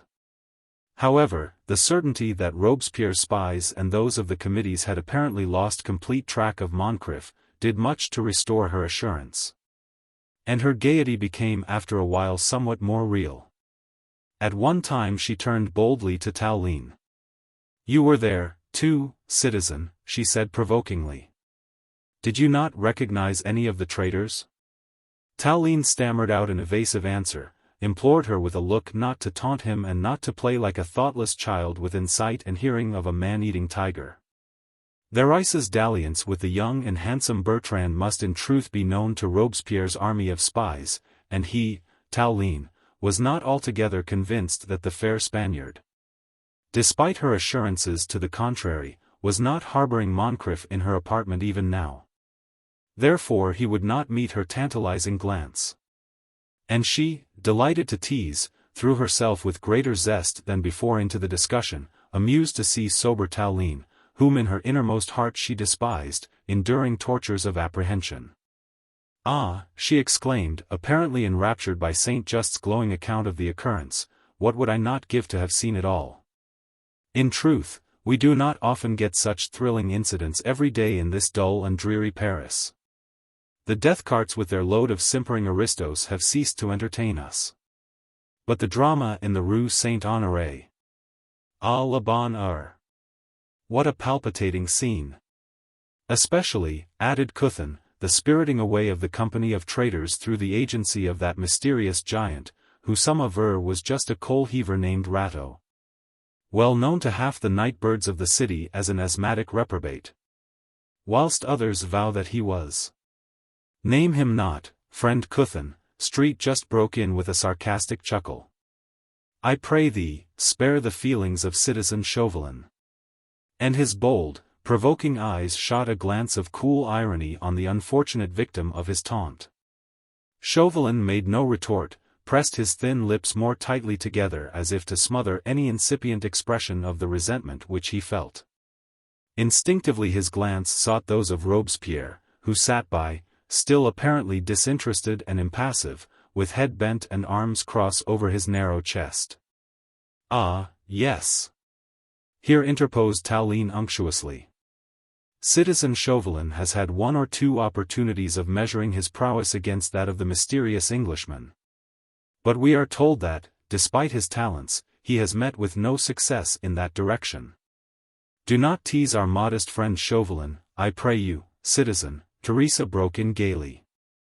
The Scarlet Pimpernel, that is the name of the mysterious Englishman, is it not, is far more elusive and 1,000 times more resourceful and daring than any mere man can possibly conceive. 'Tis woman's wits that will bring him to his knees one day. You can take my word for that. Your wits, citoyenne. Robespierre had spoken. It was the first time, since the discussion had turned on the present subject, that he had opened his lips. All eyes were at once reverentially turned to him.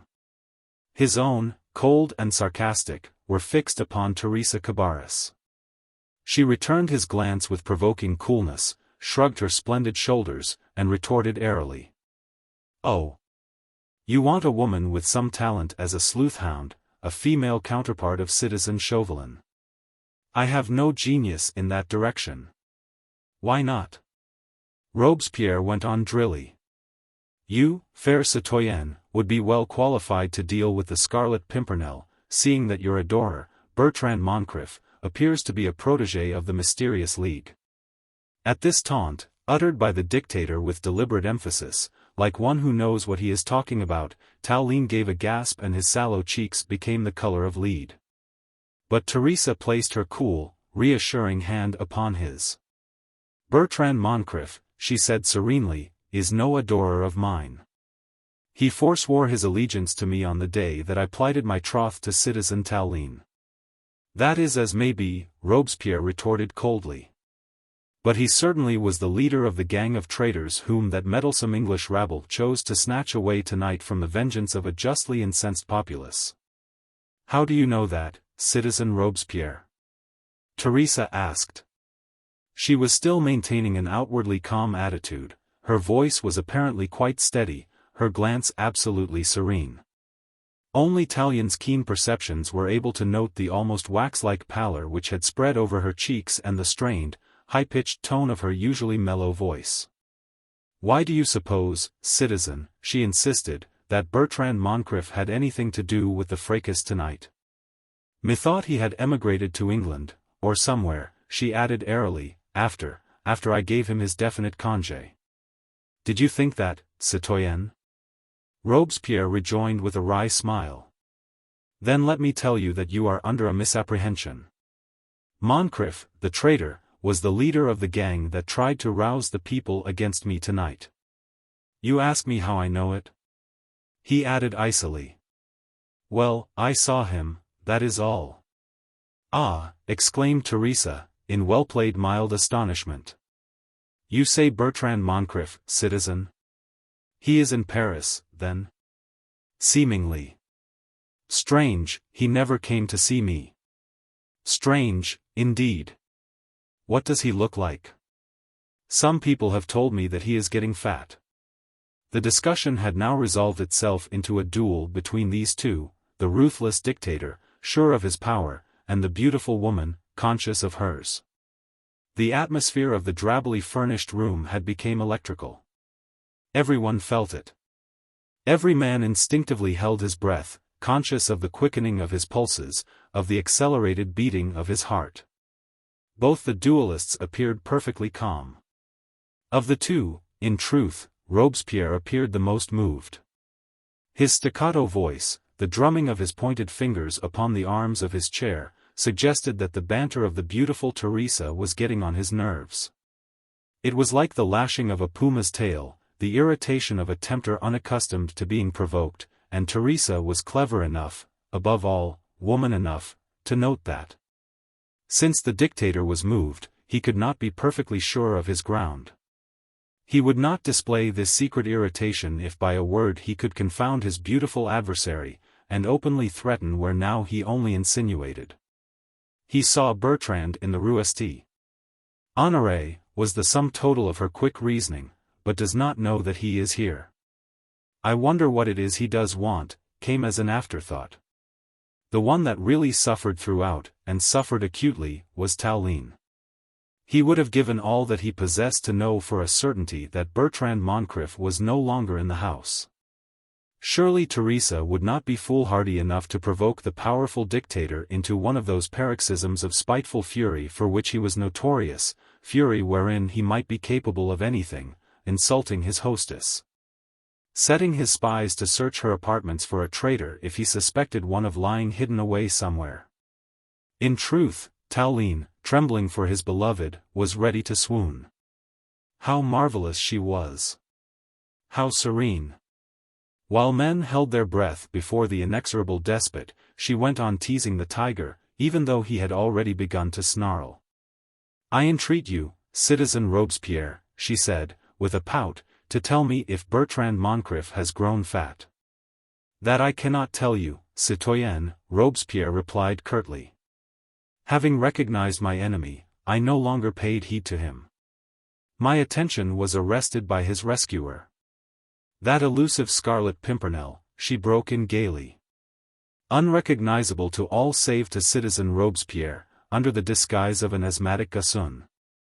Ah, would I had been there! I would you had, citoyenne, he retorted.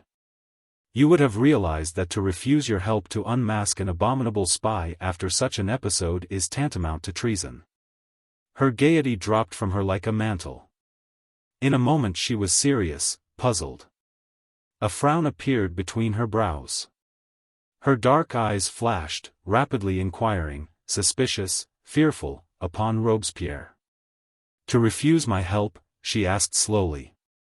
My help in unmasking a spy? I do not understand. She looked from one man to the other. Chauvelin was the only one who would not meet her gaze. No, not the only one. Tallien, too, appeared absorbed in contemplating his finger-nails. Citizen Tallien, she queried harshly. What does this mean? It means just what I said, Robespierre intervened coldly. That abominable English spy has fooled us all. You said yourself that 'tis a woman's wit that will bring that elusive adventurer to his knees one day. Why not yours? Theresia gave no immediate reply. She was meditating. Here, then, was this other means to her hand, whereby she was to propitiate the man-eating tiger, turn his snarl into a purr, obtain immunity for herself and her future lord, but what a prospect! I fear me, Citizen Robespierre, she said after a while, that you overestimate the keenness of my wits. Impossible, he retorted drily. NST. Just, ever the echo of his friend's unspoken words, added with a great show of gallantry. The citoyenne Cabarrus, even from her prison in Bordeaux, succeeded in snaring our friend Tallien, and making him the slave of her beauty. Then why not the Scarlet Pimpernel, was Cuthan's simple conclusion. The Scarlet Pimpernel. Theresia exclaimed with a shrug of her handsome shoulders. The Scarlet Pimpernel, forsooth. Why, meseems that no one knows who he is. Just now you all affirmed that he was a coal heaver named Rateau. I cannot make love to a coal heaver, can I? Citizen Chauvelin knows who the Scarlet Pimpernel is, Cuthan went on deliberately. He will put you on the right track. All that we want is that he should be at your feet. It is so easy for the Citoyenne Cabarrus to accomplish that. But if you know who he is, she urged, why do you need my help? Because, St. Just replied, the moment that he lands in France he sheds his identity, as a man would a coat. Here, there, everywhere, he is more elusive than a ghost, for a ghost is always the same, whilst the Scarlet Pimpernel is never twice alike. A coal heaver one day, a prince of dandies the next. He has lodgings in every quarter of Paris and quits them at a moment's notice. He has confederates everywhere, concierges, cabaret keepers, soldiers, vagabonds. He has been a public letter writer, a sergeant of the National Guard, a rogue, a thief. 'Tis only in England that he is always the same, and Citizen Chauvelin can identify him there. 'Tis there that you can see him, citoyenne, there that you can spread your nets for him. From thence that you can lure him to France in your train, like you lured Citizen Tallien to obey your every whim in Bordeaux. Once a man hath fallen a victim to the charms of beautiful Theresia Cabarrus, added the young demagogue gallantly, she need only to beckon and he will follow, as does Citizen Tallien. As did Bertrand Moncrif, as do so many others. Bring the Scarlet Pimpernel to your feet, here in Paris, citoyenne, and we will do the rest. While his young devotee spoke thus vehemently, Robespierre had relapsed into his usual pose of affected detachment. His head was bent, his arms were folded across his chest. He appeared to be asleep. When St. just paused, Theresia waiting a while, her dark eyes fixed on the great man who had conceived this monstrous project. Monstrous, because of the treachery that it demanded. Theresia Cabarrus had in truth identified herself with the revolutionary government. She had promised to marry Tallien, who outwardly at least was as bloodthirsty and ruthless as was Robespierre himself, but she was a woman and not a demon. She had refused to sell Bertrand Moncrif in order to pander to Tallien's fear of Robespierre. To entice a man, whoever he was, into making love to her, and then to betray him to his death, was in itself an abhorrent idea. What she might do if actual danger of death threatened her, she did not know. No human soul can with certainty say, I would not do this or that, under any circumstances whatever. Circumstance and impulse are the only two forces that create cowards or heroes. Principles, willpower, virtue, are really subservient to those two. If they prove the stronger, everything in man must yield to them. And Theresia Cabarrus had not yet been tried by force of circumstance or driven by force of impulse. Self-preservation was her dominant law, and she had not yet been in actual fear of death. This is not a justification on the part of this veracious chronicle of Theresia's subsequent actions. It is an explanation. Faced with this demand upon her on the part of the most powerful despot in France, she hesitated, even though she did not altogether dare to refuse. Womanlike, she tried to temporize. She appeared puzzled, frowned. Then asked vaguely. Is it then that you wish me to go to England? Saint just nodded. But, she continued, in the same indeterminate manner, meseems that you talk very glibly of my, what shall I say, my proposed dalliance with the mysterious Englishman. Suppose he does not respond. Impossible. Cuthan broke in quickly. Oh! She protested. Impossible? Englishmen are known to be prudish, moral, what? And if the man is married, what then? The citoyenne Cabarrus underrates her powers, Street just riposted glibly. Theresia, I entreat. Tallien put in dolefully. He felt that the interview, from which he had hoped so much, was proving a failure, nay, worse. For he realized that Robespierre, thwarted in this desire, would bitterly resent Theresia's positive refusal to help him. What? She riposted lightly. And it is you, Citizen Tallien, who would push me into this erotic adventure. Faith, your trust in me is highly flattering. Have you not thought that in the process I might fall in love with the Scarlet Pimpernel myself? He is young, they say, handsome, adventurous. And I am to try and capture his fancy, the butterfly is to dance around the flame. No, no. I am too much afraid that I may singe my wings. Does that mean, Robespierre put in coldly, that you refuse us your help, citoyenne Cabarrus? Yes, I refuse, she replied calmly. The project does not please me, I confess. Not even if we guaranteed immunity to your lover, Bertrand Moncrif? She gave a slight shudder. Her lips felt dry, and she passed her tongue rapidly over them. I have no lover, except Citizen Tallien, she said steadily, and placed her fingers, which had suddenly become ice-cold, upon the clasped hands of her future lord. Then she rose, thereby giving the signal for the breaking up of the little party. In truth, she knew as well as Tallien that the meeting had been a failure. Tallien was looking sallow and terribly worried. Robespierre, taciturn and sullen, gave her one threatening glance before he took his leave. You know, citoyenne, he said coldly, that the nation has means at its disposal for compelling its citizens to do their duty. Ah, bah, retorted the fair Spaniard, shrugging her shoulders. I am not a citizen of France. And even your unerring public prosecutor would find it difficult to frame an accusation against me. Again she laughed, determined to appear gay and inconsequent through it all. Think how the accusation would sound, Citizen Robespierre, she went on mockingly. The citoyenne Cabarrus, for refusing to make amorous overtures to the mysterious Englishman known as the Scarlet Pimpernel. And for refusing to administer a love philtre to him as prepared by Mother Theat at the bidding of Citizen Robespierre. Confess. Confess, she added, and her rippling laugh had a genuine note of merriment in it at last, that we none of us would survive such ridicule. Theresia Cabarrus was a clever woman, and by speaking the word ridicule, she had touched the one weak chink in the tyrant's armor. But it is not always safe to prod a tiger, even with a child's cane, or even from behind protecting bars. Tallien knew this well enough. He was on tenterhooks, longing to see the others depart so that he might throw himself once again at Theresia's feet and implore her to obey the despot's commands.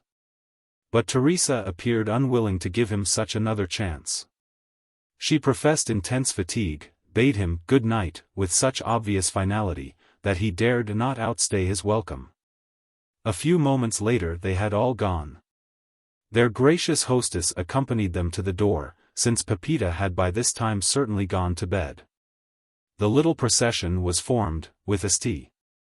Just and Chauvelin supporting their palsied comrade, Robespierre detached and silent, and finally Tallien, whose last appealing look to his beloved would have melted a heart of stone. Chapter 11. Strange Happenings. Chapter 1. Now the dingy little apartment in the Rue Villdot was silent and dark. The elegant little lamp with its rose-colored shade was turned down in the withdrawing room, leaving only a tiny glimmer of light, which failed to dispel the gloom around. The nocturnal visitors had departed more than a quarter of an hour ago, nevertheless, the beautiful hostess had not yet gone to bed.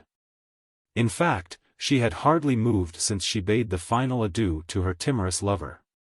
The enforced gaiety of the last few moments still sat like a mask upon her face. All that she had done was to sink with a sigh of weariness upon the settee. And there she remained, with neck craned forward, listening, straining every nerve to listen, even though the heavy, measured footsteps of the 5 men had long since ceased to echo up and down the stone passages and stairs.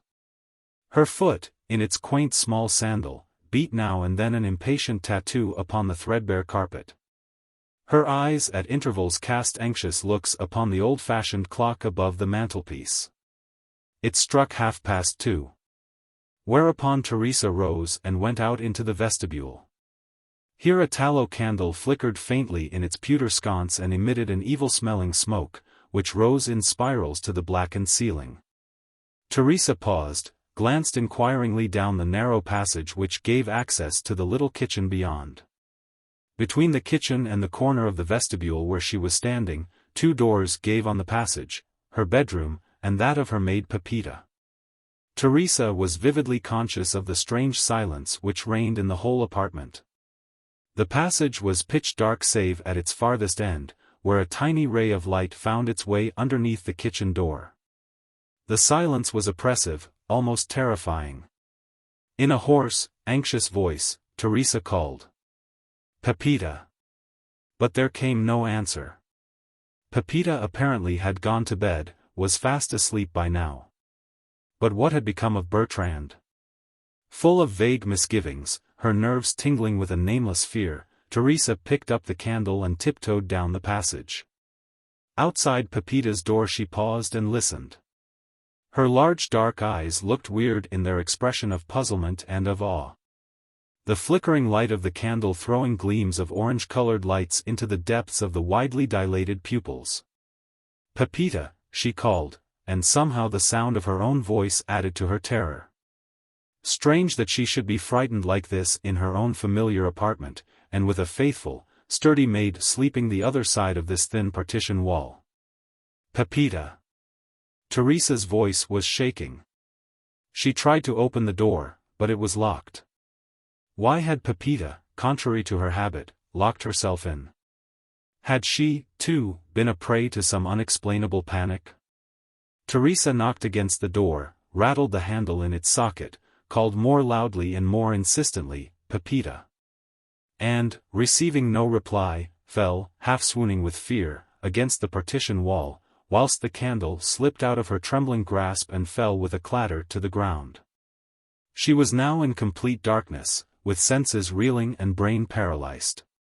How long she remained thus, in a state bordering on collapse, she did not know, probably not more than a minute or so.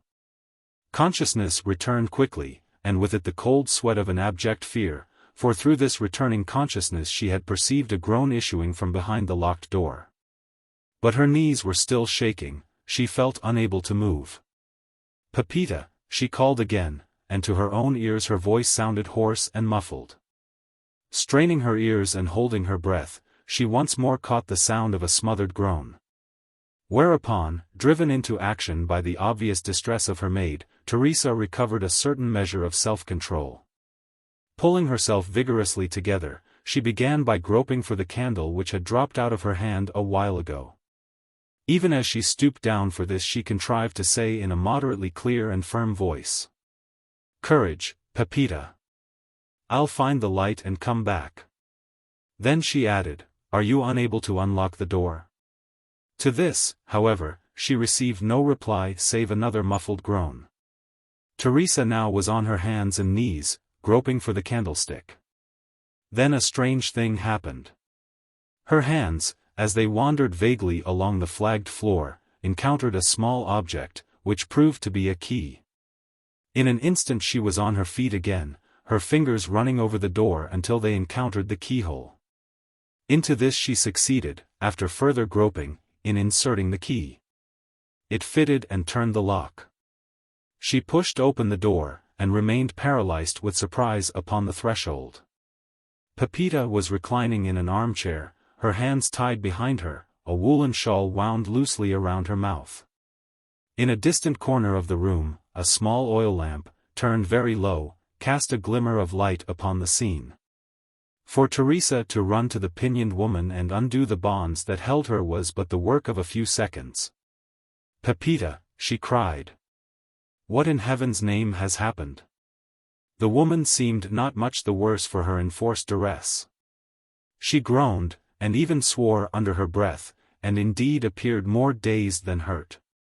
Theresia, impatient and excited, had to shake her more than once vigorously by the shoulder before she was able to gather her scattered wits together. "Where is Bertrand?" Theresia asked repeatedly, ere she got a reply from her bewildered maid. At last Pepita was able to speak. "In very truth, madam," she said slowly, "I do not know." "How do you mean, you do not know?" Theresia queried, with a deepened frown. "Just what I say, my pigeon," Pepita retorted with marked acerbity.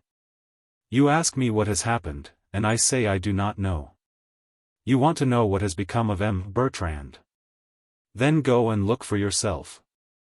When I last saw him, he was in the kitchen, unfit to move, the poor cabbage. But, Pepita, Theresia insisted, and stamped her foot with impatience, you must know how you came to be sitting here, pinioned and muffled. Who did it? Who has been here? God preserve the woman, will she never speak? Pepita by now had fully recovered her senses. She had struggled to her feet, and went to take up the lamp, then led the way toward the door, apparently intent on finding out for herself what had become of Bertrand and in no way sharing her mistress's unreasoning terror. She halted on the threshold and turned to Theresia, who quite mechanically started to follow her. Bertrand was sitting in the armchair in the kitchen, she said simply. I was arranging a cushion for his head, to make him more comfortable, when suddenly a shawl was flung over my head without the slightest warning. I had seen nothing. I had not heard the merest sound. And I had not the time to utter a scream before I was muffled up in the shawl. Then I was lifted off the ground as if I were a sack of feathers, and I just remember smelling something acrid which made my head spin round and round. But I remember nothing more after until I heard voices in the vestibule when thy guests were going away. Then I heard thy voice and tried to make thee hear mine. And that is all. When did that happen, Pepita? Soon after the last of thy guests had arrived. I remember I looked at the clock. It must have been half an hour after midnight. While the woman spoke, Theresia had remained standing in the middle of the room, looking in the gloom like an elfin apparition, with her clinging, diaphanous draperies. A frown of deep puzzlement lay between her brows and her lips were tightly pressed together as if in wrath. But she said nothing more, and when Pepita, lamp in hand, went out of the room, she followed. Chapter 2. When, the kitchen door being opened, that room was found to be empty, Theresia was no longer surprised. Somehow she had expected this. She knew that Bertrand would be gone. The windows of the kitchen gave on the ubiquitous wrought iron balcony, as did all the other windows of the apartment. That those windows were unfastened, had only been pushed to from the outside, appeared to her as a matter of course. It was not Bertrand who had thrown the shawl over Pepita's head. Therefore someone had come in from the outside and had kidnapped Bertrand, someone who was peculiarly bold and daring. He had not come in from the balcony and through the window, because the latter had been fastened as usual by Pepita much earlier in the evening. No. He had gone that way, taking Bertrand with him. But he must have entered the place in some other mysterious manner, like a disembodied sprite bent on mischief or mystery. Whilst Pepita fumbled and grumbled, Theresia started on a tour of inspection. Still deeply puzzled, she was no longer afraid. With Pepita to speak and the lamps all turned on, her habitual courage and self-possession had quickly returned to her. She had no belief in the supernatural. Her materialistic, entirely rational mind at once rejected the supposition, hinted at by Pepita, that magical powers had been at work to take Bertrand Moncrif to a place of safety. Something was going on in her brain, certain theories, guesses, conjectures, which she was passionately eager to set at rest. Nor did it take her long. Candle in hand, she had gone round to explore. No sooner had she entered her own bedroom than the solution of the mystery lay revealed before her, in a shutter, forced open from the outside. A broken pane of glass which had allowed a hand to creep in and surreptitiously turn the handle of the tall French window to allow of easy ingress. It had been quickly and cleverly done, the splinters of glass had made no noise as they fell upon the carpet. But for the disappearance of Bertrand, the circumstances suggested a nimble housebreaker rather than a benevolent agency for the rescue of young rashlings in distress. The frown of puzzlement deepened on Theresia Cabarrus's brow, and her mobile mouth with the perfectly arched if somewhat thin lips expressed a kind of feline anger. Whilst the hand that held the pewter candlestick trembled perceptibly. Pepita's astonishment expressed itself by sundry exclamations, name of a name, and, is it possible?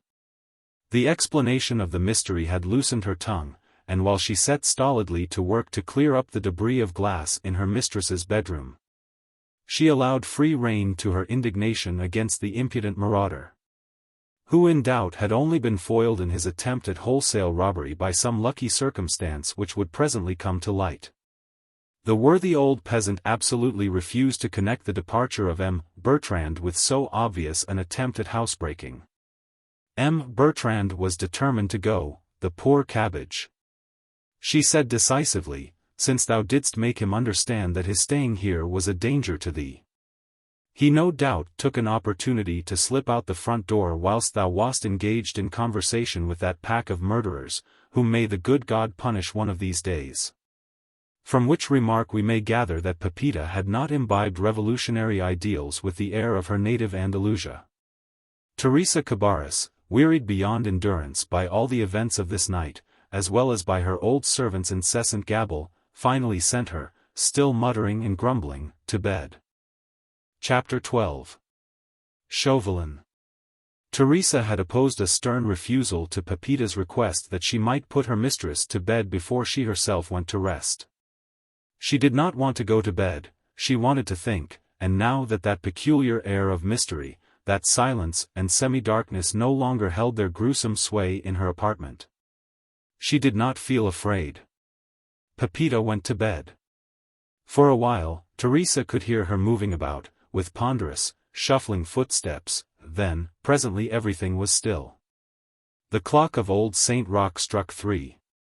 Not much more than half an hour had gone by since her guests had been departed. To Theresia it seemed like an infinity of time. The sense of a baffling mystery being at work around her had roused her ire and killed all latent fear. But what was the mystery? And was there a mystery at all? Or was Pepita's rational explanation of the occurrence of this night the right one after all?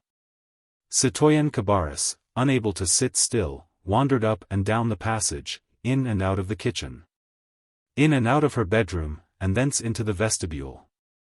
Then back again.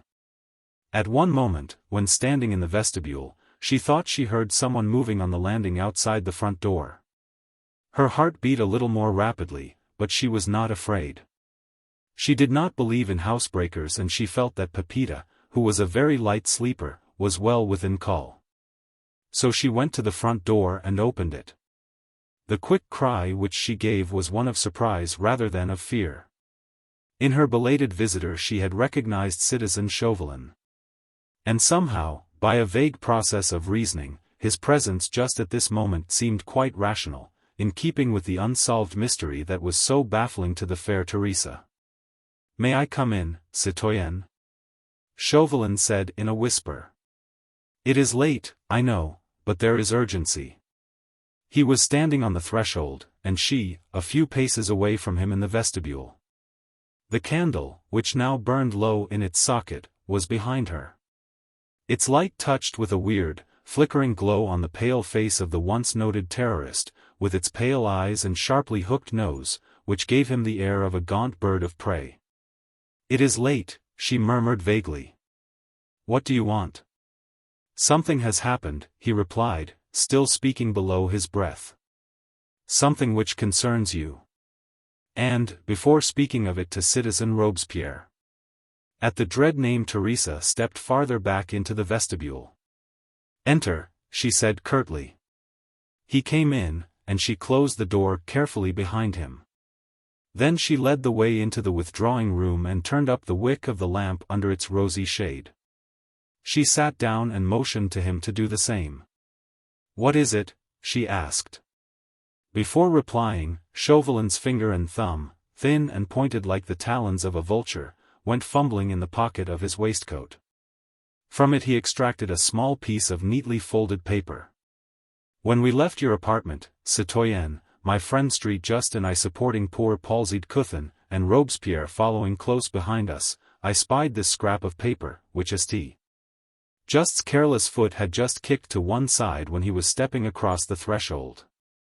Some unknown hand must have insinuated it underneath the door. Now, I never despise stray bits of paper. I have had so many through my hands that proved after examination to be of paramount importance. So, whilst the others were busy with their own affairs I, unseen by them, had already stooped and picked the paper up.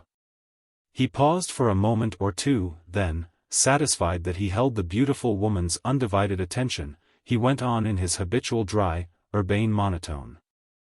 Now, though I was quite sure in my own mind, citoyenne, that this billet doux was intended for your fair hands, I felt that, as its finder, I had some sort of lien upon it. To the point, citizen, I pray you.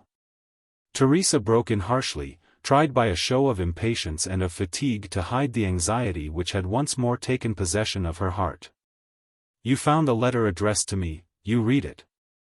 As you have brought it here, I presume that you wish me to know its contents. So get on, man, get on, she added more vehemently. It is not at 3 in the morning that one cares for dalliance. By way of reply, Chauvelin slowly unfolded the note and began to read. Bertrand Moncrif is a young fool, but he is too good to be the plaything of a sleek black pantheress, however beautiful she might be. So I am taking him away to England where, in the arms of his long-suffering and loyal sweetheart, he will soon forget the brief madness which so nearly landed him on the guillotine and made of him a tool to serve the selfish whims of Theresia Cabarrus. Theresia had listened to the brief, enigmatic epistle without displaying the slightest sign of emotion or surprise. Now, when Chauvelin had finished reading, and with his strange, dry smile had handed her the tiny note, she took it and for a while contemplated it in silence. Her face perfectly placid save for a curious and ominous contraction of the brows and a screwing up of the fine eyes, which gave her a curious, snake-like expression.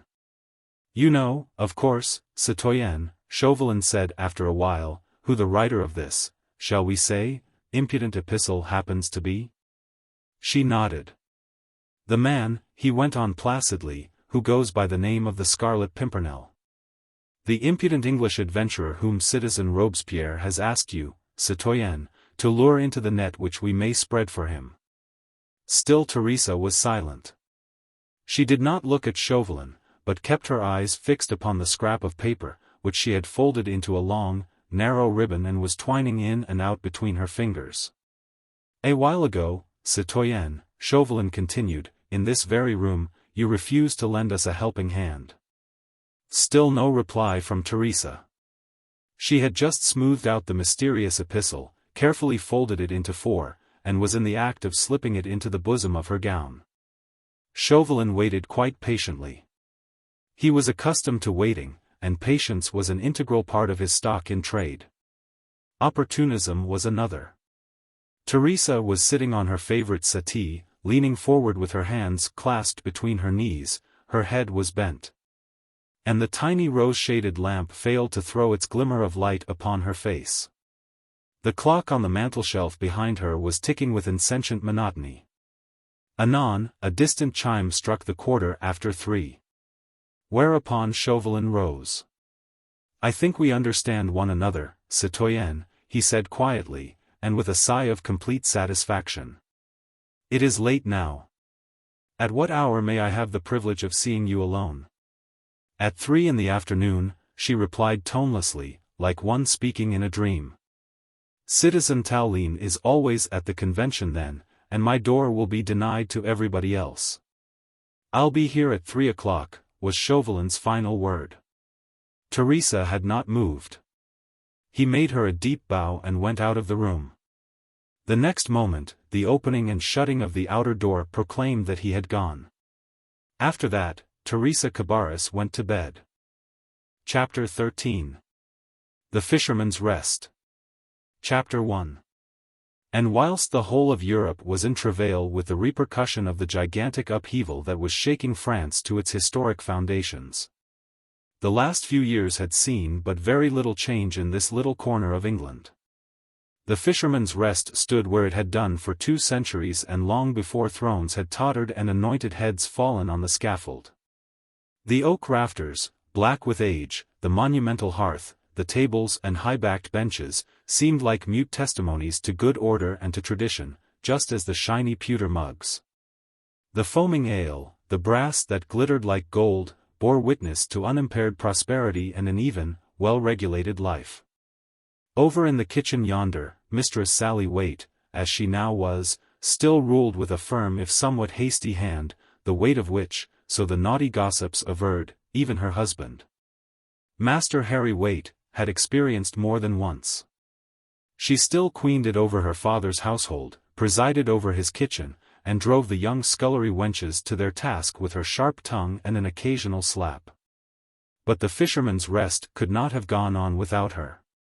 The copper saucepans would in truth not have glittered so, nor would the home-brewed ale have tasted half so luscious to Master Jellyband's faithful customers, had not Mistress Sally's strong brown hands drawn it for them, with just the right amount of creamy foam on the top and not a bit too much. And so it was still many a, "Ho, Sally! Sally! 'Ow long will you be with that there beer?" or, "Say, Sally, a cut of your cheese and home-baked bread, and look sharp about it." That resounded from end to end of the long, low-raftered coffee-room of the Fisherman's Rest, on this fine May day of the year of grace 1794. Sally Waite, her muslin cap set at a becoming angle, her kerchief primly folded over her well-developed bosom, and her kirtle neatly raised above a pair of exceedingly shapely ankles, was in and out of the room, in and out of the kitchen, tripping it like a benevolent if somewhat substantial fairy, bandying chaff here, administering rebuke there, hot, panting and excited. Chapter 2. The while mine host, Master Jellyband, perhaps a shade more portly of figure, a thought more bald of pate, these last 2 years, stood with stubby legs firmly planted upon his own hearth, wherein, despite the warmth of a glorious afternoon, a log fire blazed away merrily. He was giving forth his views upon the political situation of Europe generally with the self-satisfied assurance born of complete ignorance and true British insular prejudice. Believe me, Mr. Jellyband was in no two minds about "them murderin' furriners over yonder," who had done away with their king and queen and all their nobility and quality, and whom England had at last decided to lick into shape. And not a moment too soon, hark ye, Mr. Empseed, he went on sententiously. And if I add my way, we should have punished proper long before this, blown their bloomin' Paris into smithereens and carried off the poor queen afore those murderous villains pretty ead off the shoulders.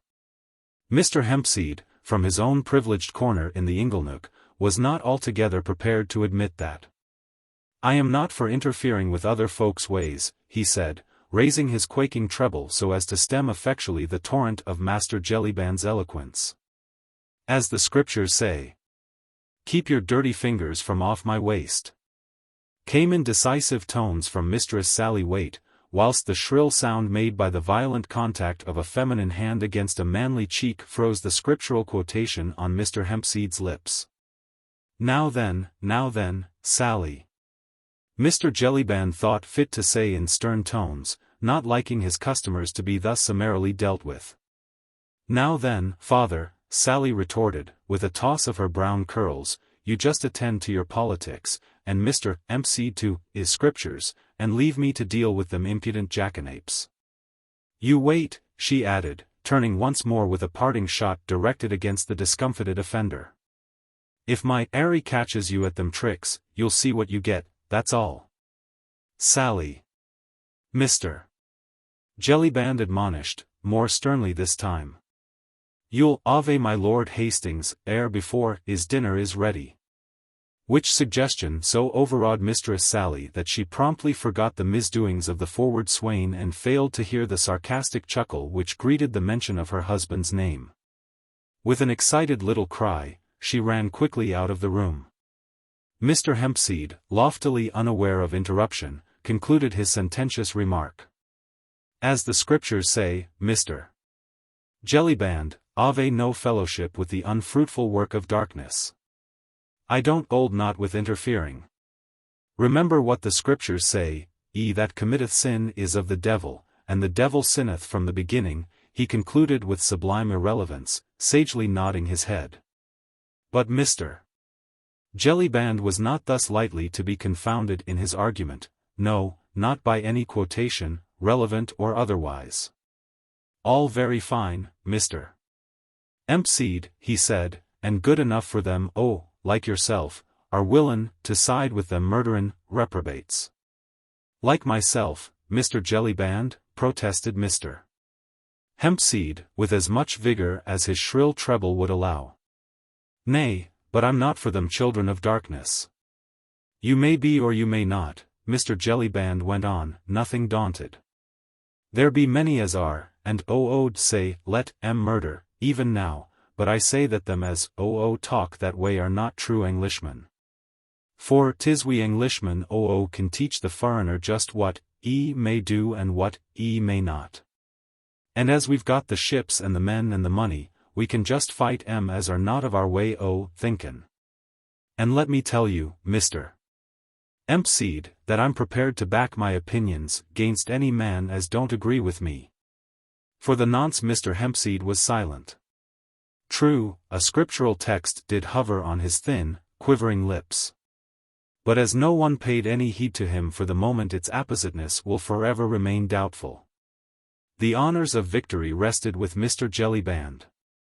Such lofty patriotism, coupled with so much sound knowledge of political affairs, could not fail to leave its impress upon the more ignorant and the less fervent amongst the frequenters of the Fisherman's Rest.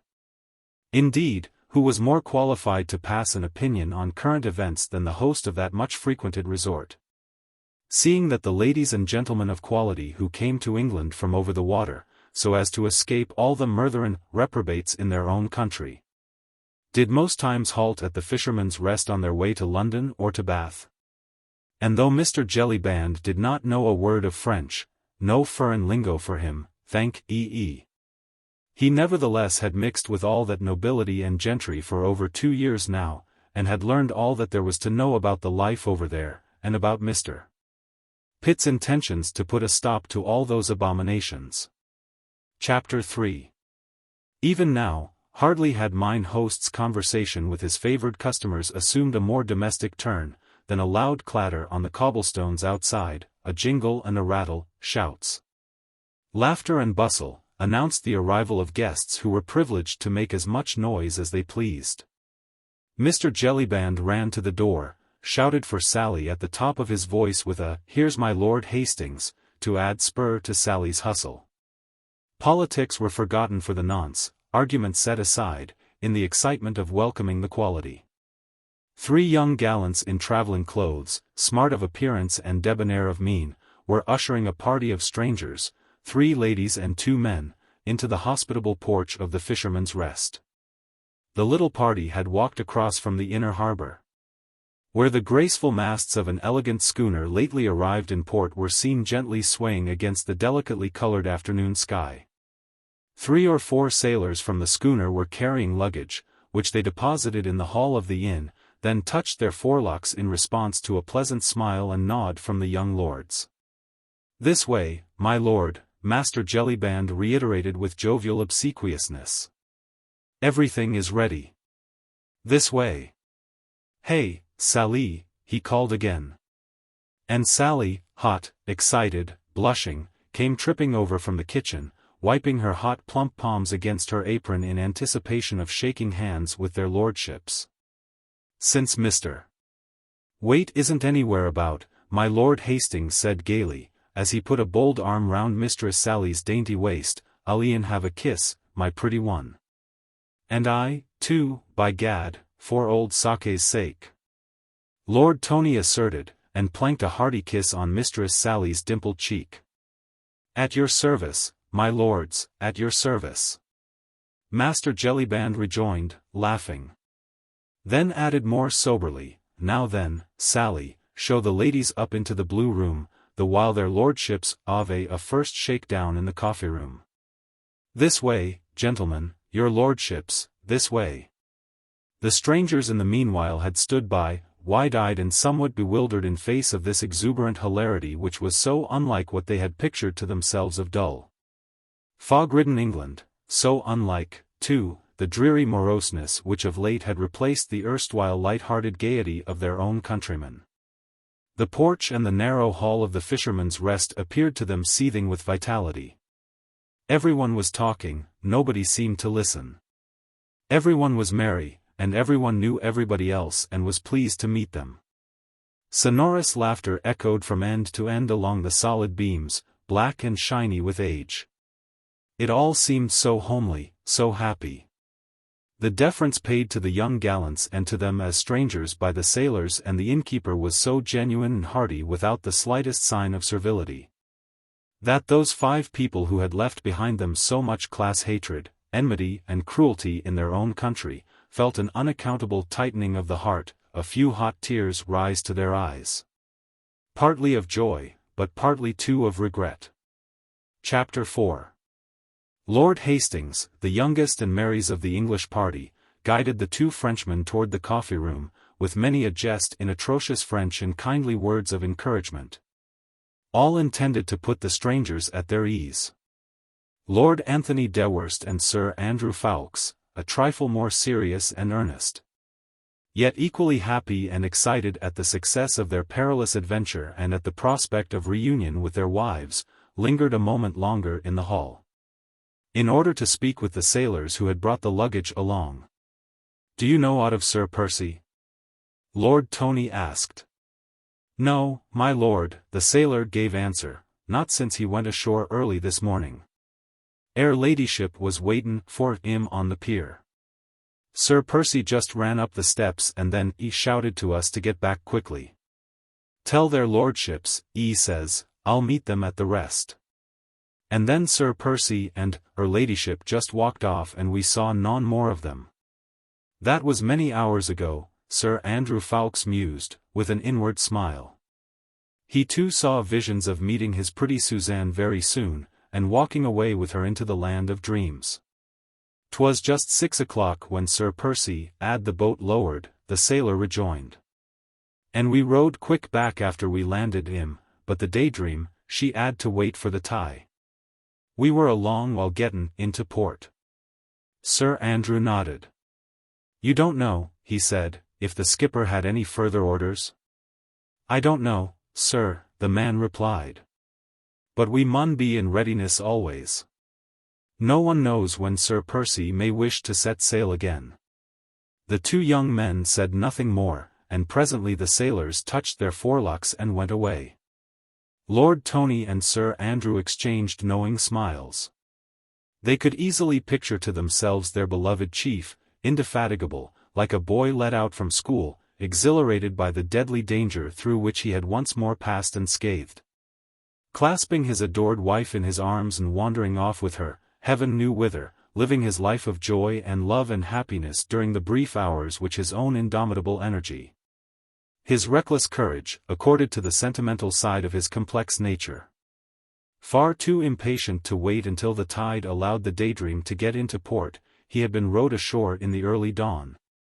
And his beautiful Marguerite, punctual to the assignation conveyed to her by one of those mysterious means of which Percy alone knew the secret, was ready there to receive him, to forget in the shelter of his arms the days of racking anxiety and of cruel terror for her beloved through which she had again and again been forced to pass.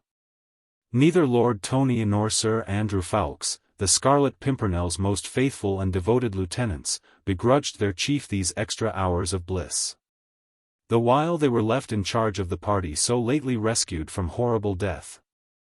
They knew that within a day or two, within a few hours, perhaps, Blakeney would tear himself away once more from the clinging embrace of his exquisite wife, from the comfort of luxury of an ideal home, from the adulation of friends, the pleasures of wealth and of fashion, in order mayhap to grovel in the squalor and filth of some outlandish corner of Paris, where he could be in touch with the innocents who suffered, the poor, the terror-stricken victims of the merciless revolution.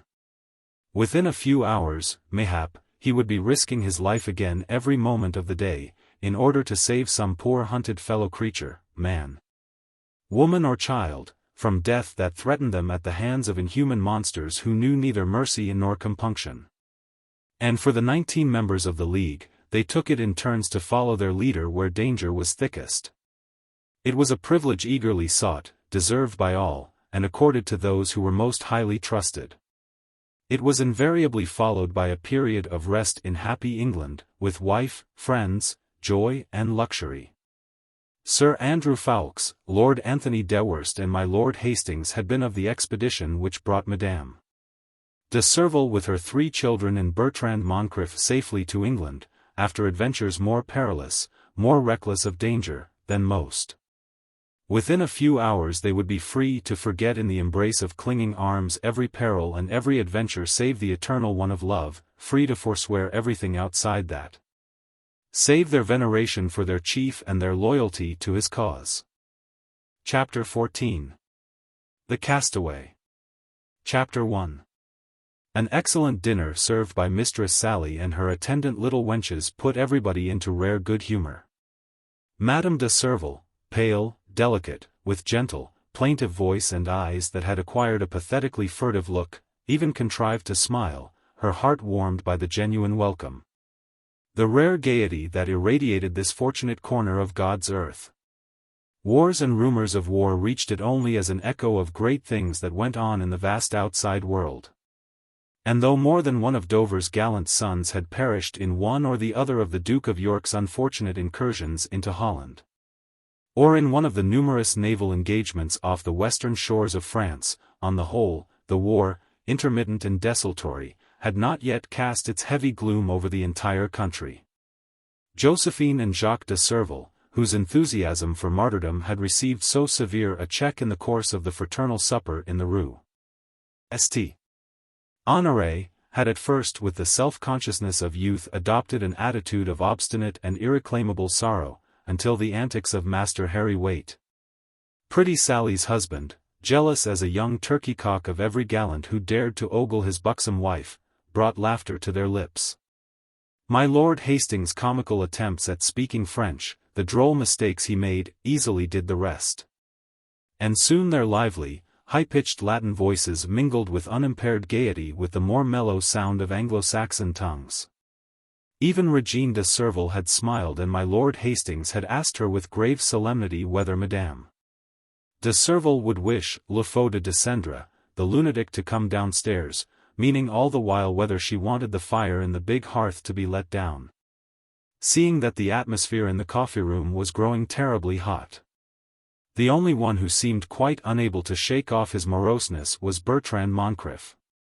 He sat next to Régine, silent, somewhat sullen, a look that seemed almost one of dull resentment lingering in his eyes. From time to time, when he appeared peculiarly moody or when he refused to eat, her little hand would steal out under the table and press his with a gentle, motherly gesture.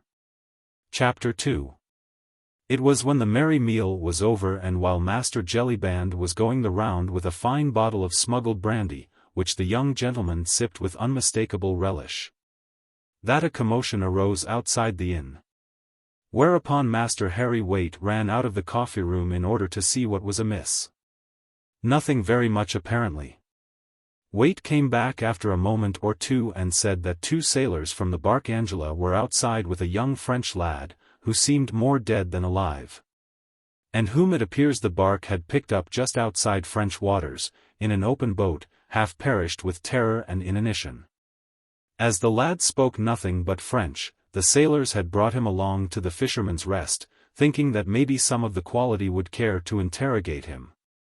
At once Sir Andrew Ffoulkes, my Lord Tony and Lord Hastings were on the qui-vive. A lad in distress, coming from France, found alone in an open boat, suggested one of those tragedies in which the League of the Scarlet Pimpernel was wont to play a role. Let the lad be taken into the parlour, Jellyband, Sir Andrew commanded. You've got a fire in there, haven't you? Yes, yes, Sir Andrew. We always keep fires going here until past the 15th of May. Well then, get him in there. Then give him some of your smuggled brandy first, you old dog. Then some wine and food. After that we'll find out something more about him. He himself went along in order to see that his orders were carried out. Jellyband, as usual, had already deputed his daughter to do the necessary, and in the hall there was Mistress Sally, capable and compassionate, supporting, almost carrying, a youth who in truth appeared scarce able to stand. She led him gently into the small private parlour, where a cheerful log fire was blazing, sat him down in an armchair beside the hearth, After which Master Jellyband himself poured half a glass of brandy down the poor lad's throat. This revived him a little, and he looked about him with huge, scared eyes. "Saint Mere de Dieu," he murmured feebly. "Where am I?" "Never mind about that now, my lad," replied Sir Andrew, whose knowledge of French was of a distinctly higher order than that of his comrades. "You are among friends. That is enough. Have something to eat and drink now. Later we'll talk." He was eyeing the boy keenly. Contact with suffering and misery over there in France, under the leadership of the most selfless, most understanding man of this or any time, had intensified his powers of perception. Even the first glance had revealed to him the fact that here was no ordinary waif. The lad spoke with a gentle, highly refined voice, his skin was delicate, and his face exquisitely beautiful. His hands, though covered with grime, and his feet, encased in huge, coarse boots, were small and daintily shaped, like those of a woman. Already Sir Andrew had made up his mind that if the oilskin cap which sat so extraordinarily tightly on the boy's head were to be removed, a wealth of long hair would certainly be revealed. However, all these facts, which threw over the young stranger a further veil of mystery, could not in all humanity be investigated now. Sir Andrew Ffoulkes, with the consummate tact born of kindliness, left the lad alone as soon as he appeared able to sit up and eat, and himself rejoined his friends in the coffee-room. Chapter 15. The Nest. Chapter 1. No one, save a very few intimates, knew of the little nest wherein Sir Percy Blakeney and his lady hid their happiness on those occasions when the indefatigable Scarlet Pimpernel was only able to spend a few hours in England, and when a journey to their beautiful home in Richmond could not be thought of. The house, it was only a cottage, timbered and creeper-clad, lay about 1.5 miles outside Dover, off the main road, perched up high on rising ground over a narrow lane. It had a small garden round it, which in May was ablaze with daffodils and bluebells, and in June with roses. 2 faithful servants, a man and his wife, looked after the place, kept the nest cosy and warm whenever her ladyship wearied of fashion, or else, actually expecting Sir Percy, would come down from London for a day or two in order to dream of that elusive and transient happiness for which her soul hungered, even while her indomitable spirit accepted the inevitable. A few days ago the weekly courier from France had brought her a line from Sir Percy, together with the promise that she should rest in his arms on the 1st of May. And Marguerite had come down to the creeper-covered cottage knowing that, despite obstacles which might prove insuperable to others, Percy would keep his word. She had stolen out at dawn to wait for him on the pier. And sure enough, as soon as the May-day sun, which had risen today in his glory as if to crown her brief happiness with warmth and radiance, had dissipated the morning mist, her yearning eyes had spied the smart white gig which had put off from the Daydream, leaving the graceful ship to await the turn of the tide before putting into port. Since then, every moment of the day had been one of rapture. The first sight of her husband in his huge caped coat, which seemed to add further inches to his great height, his call of triumph when he saw her, his arms outstretched, there, far away in the small boat, with a gesture of such infinite longing that for a second or two tears obscured Marguerite's vision. Then the drawing up of the boat against the landing stage, Percy's spring ashore, his voice, his look, the strength of his arms, the ardor of his embrace. Rapture, in truth, to which the thought of its brief duration alone lent a touch of bitterness. But of parting again Marguerite would not think, not today, while the birds were singing a deafening paean of joy. Not while the scent of growing grass, of moits, traveling earth, was in her nostrils, not while the sap was in the trees, and the gummy crimson buds of the chestnuts were bursting into leaf. Not while she wandered up the narrow lane between hedges of blackthorn in bloom, with Percy's arm around her, his loved voice in her ear, his merry laughter echoing through the sweet morning air. After that, breakfast in the low, raftered room, the hot, savory milk, the home-baked bread, the home-churned butter. Then the long, delicious, intimate talk of love, and of yearnings, of duty and of gallant deeds. Blakeney kept nothing secret from his wife, and what he did not tell her, that she easily guessed. But it was from the members of the League that she learned all there was to know of heroism and selflessness in the perilous adventures through which her husband passed with so light-hearted a gaiety. "You should see me as an asthmatic reprobate, dear," he would say, with his infectious laugh. "And hear that cough. Lud love you, but I am mightily proud of that cough. Poor old Rateau does not do it better himself, and he is genuinely asthmatic." He gave her an example of his prowess, but she would not allow him to go on. The sound was too weird, and conjured up visions which today she would fain forget. "Rateau was a real find," he went on more seriously. "Because he is 3 parts an imbecile and as obedient as a dog. When some of those devils are on my track, lo! The real Rateau appears and yours truly vanishes where no one can find him. Pray God," she murmured involuntarily, "they never may." "They won't, dear, they won't," he asserted with light-hearted conviction. "They have become so confused now between Rateau the coal-heaver, the mysterious Scarlet Pimpernel, and the problematic English milor, that all 3 of these personalities can appear before their eyes and they will let them all escape. I assure you that the confusion between the Scarlet Pimpernel who was in the antechamber of Mother Theat on that fateful afternoon, and again at the fraternal supper in the Rue St. Honoré, and the real Rateau who was at Mother Theat's while that same exciting supper party was going on, was so great that not one of those murdering reprobates could trust his own eyes and ears. And that we got away as easily as rabbits out of a torn net." Thus did he explain and laugh over the perilous adventure where he had faced a howling mob disguised as Rateau the coal-heaver, and with almost superhuman pluck and boldness had dragged Madame de Serval and her children into the derelict house which was one of the League's headquarters. That is how he characterized the extraordinary feat of audacity when, in order to give his gallant lieutenants time to smuggle the unfortunates out of the house through a back and secret way, he showed himself on the balcony above the multitude, and hurled dummy figures into the brazier below.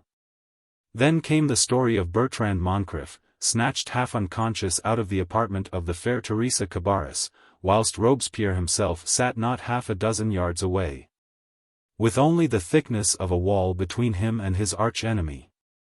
"How the woman must hate you!" Marguerite murmured, with a slight shudder of acute anxiety which she did her best to conceal. There are things that a woman like the Cabarrus will never forgive. Whether she cares for Bertrand Moncrif or no, her vanity will suffer intensely, and she will never forgive you for taking him out of her clutches. He laughed. "Lud, dear," he said lightly.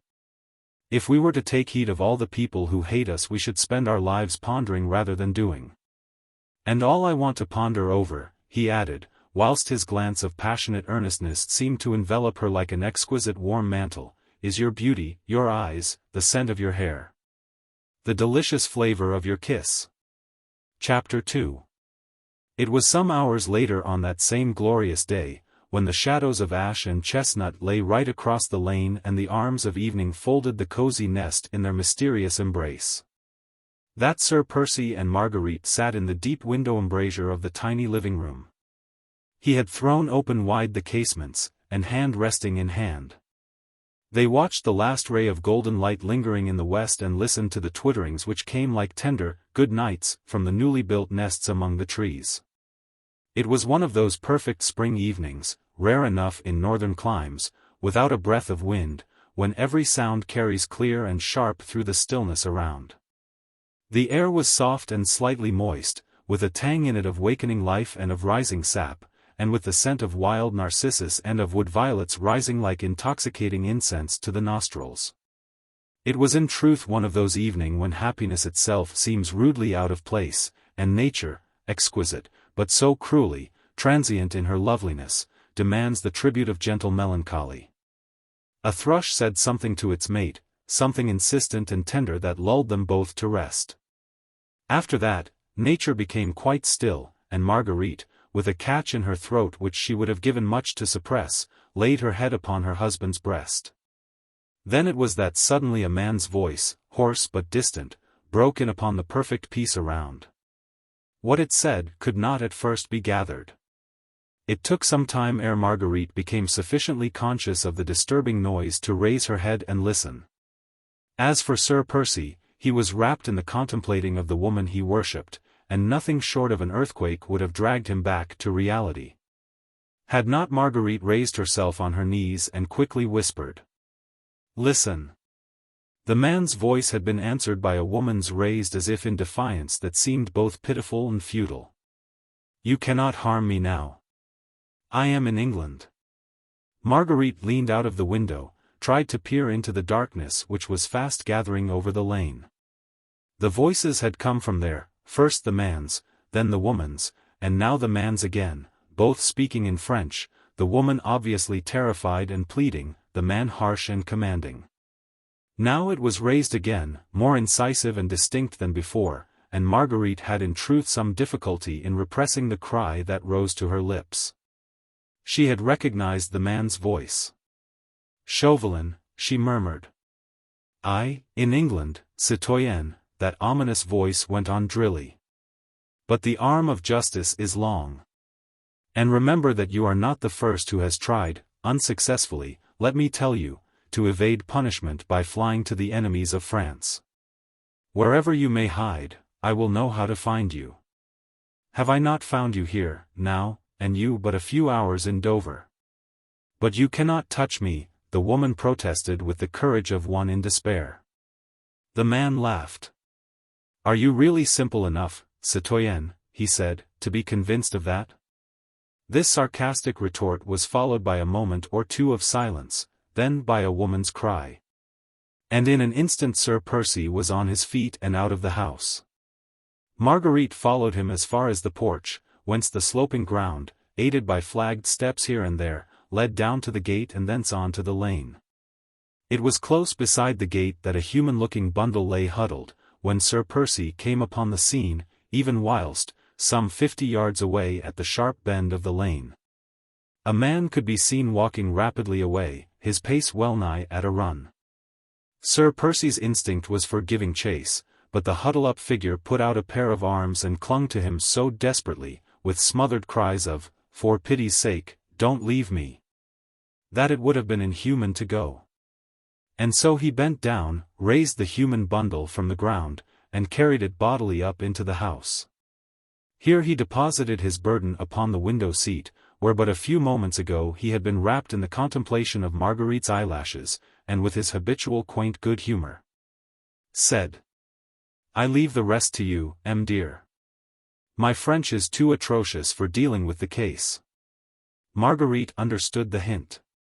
Sir Percy, whose command of French was nothing short of phenomenal, never used the language save when engaged in his perilous undertakings. His perfect knowledge of every idiom would have set any ill-intentioned eavesdropper thinking. Chapter 3. The human bundle looked very pathetic lying there upon the window seat, propped up with cushions. It appeared to be a youth, dressed in rough fisherman's clothes and with a cap that fitted tightly round the head, but with hands delicate as a woman's and a face of exquisite beauty. Without another word, Marguerite quietly took hold of the cap and gently removed it. A wealth of blue-black hair fell like a cascade over the recumbent shoulders. "I thought as much," Sir Percy remarked quietly, even whilst the stranger, apparently terrified, jumped up and burst into tears, moaning piteously. "Oh, mon Dieu! Mon Dieu! Sainte Vierge, protégez-moi!" There was nothing to do but to wait, and anon the first paroxysm of grief and terror passed. The stranger, with a wry little smile, took the handkerchief which Lady Blakeney was holding out to her and proceeded to dry her tears. Then she looked up at the kind Samaritans who had befriended her. "I am an impostor, I know," she said, with lips that quivered like those of a child in grief. "But if you only knew." She sat bolt upright now, squeezing and twirling the wet handkerchief between her fingers. "Some kind English gentlemen were good to me, down in the town," she went on more glibly. "They gave me food and shelter, and I was left alone to rest. But I felt stifled in the narrow room. I could hear everyone talking and laughing, and the evening air was so beautiful. So I ventured out. I only meant to breathe a little fresh air. But it was all so lovely, so peaceful, here in England, so different too. She shuddered a little and looked as if she was going to cry again. But Marguerite interposed gently. So you prolonged your walk, and found this lane? Yes. I prolonged my walk, the woman replied. I did not notice that the road had become lonely. Then suddenly I realized that I was being followed, and I ran. Mon Dieu, how I ran! Whither, I knew not. I just felt that something horrible was at my heels. Her eyes, dilated with terror, looked as black as sloes. They were fixed upon Marguerite, never once raised on Sir Percy, who, standing some way apart from the two women, was looking down on them, silent and apparently unmoved. The stranger shuddered again, her face was almost grey in its expression of fear, and her lips seemed quite bloodless. Marguerite gave her trembling hands an encouraging pat. It was lucky, she said gently, that you found your way here. I had seen the light, the woman continued more calmly. And I believe that at the back of my mind there was the instinct to run for shelter. Then suddenly my foot knocked against a stone, and I fell. I tried to raise myself quickly, but I had not the time, for the next moment I felt a hand on my shoulder, and a voice, oh, a voice I dread, citoyenne, called to me by name. The voice of Citizen Chauvelin? Marguerite asked simply. The woman looked up quickly. You knew? She murmured. I knew his voice. But you know him? The other insisted. I know him, yes, Marguerite replied. I am a compatriot of yours. Before I married, I was Marguerite St. Just. Street Just? We are cousins, my brother and I, of the young deputy, the friend of Robespierre. God help you, the woman murmured. He has done so already, by bringing us both to England. My brother is married, and I am Lady Blakeney now.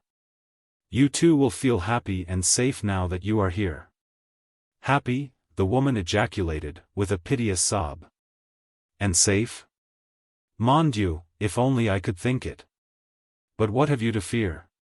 Chauvelin may have retained some semblance of power over in France. He has none over here. He hates me, the other murmured. Oh, how he hates me. Why? The stranger made no immediate reply. Her eyes, dark as the night, glowing and searching, seemed to read the very soul behind Marguerite's serene brow. Then after a while she went on, with seeming irrelevance. It all began so foolishly, mon Dieu, how foolishly. And I really meant nothing treacherous to my own country, nothing unpatriotic, quoi? She suddenly seized Marguerite's two hands and exclaimed with childlike enthusiasm, You have heard of the Scarlet Pimpernel, have you not? Yes, Marguerite replied. I have heard of him. You know then that he is the finest, bravest, most wonderful man in all the world?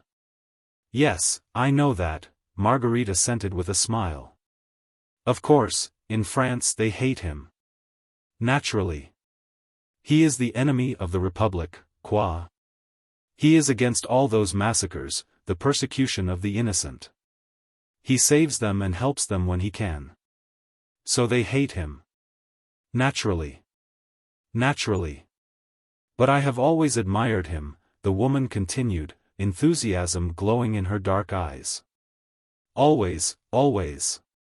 Ever since I heard what he had done, and how he saved the Comte de Tournay, and Juliette Marny, and Esther Vincent, and countless others. Oh, I knew about them all.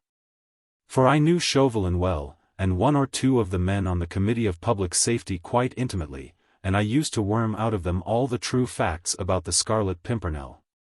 Can you wonder that with my whole soul I admired him? I worshipped him. I could have laid down my life to help him. He has been the guiding star of my dreary life, my hero and my king. She paused, and those deep, dark eyes of her were fixed straight out before her, as if in truth she beheld the hero of her dreams.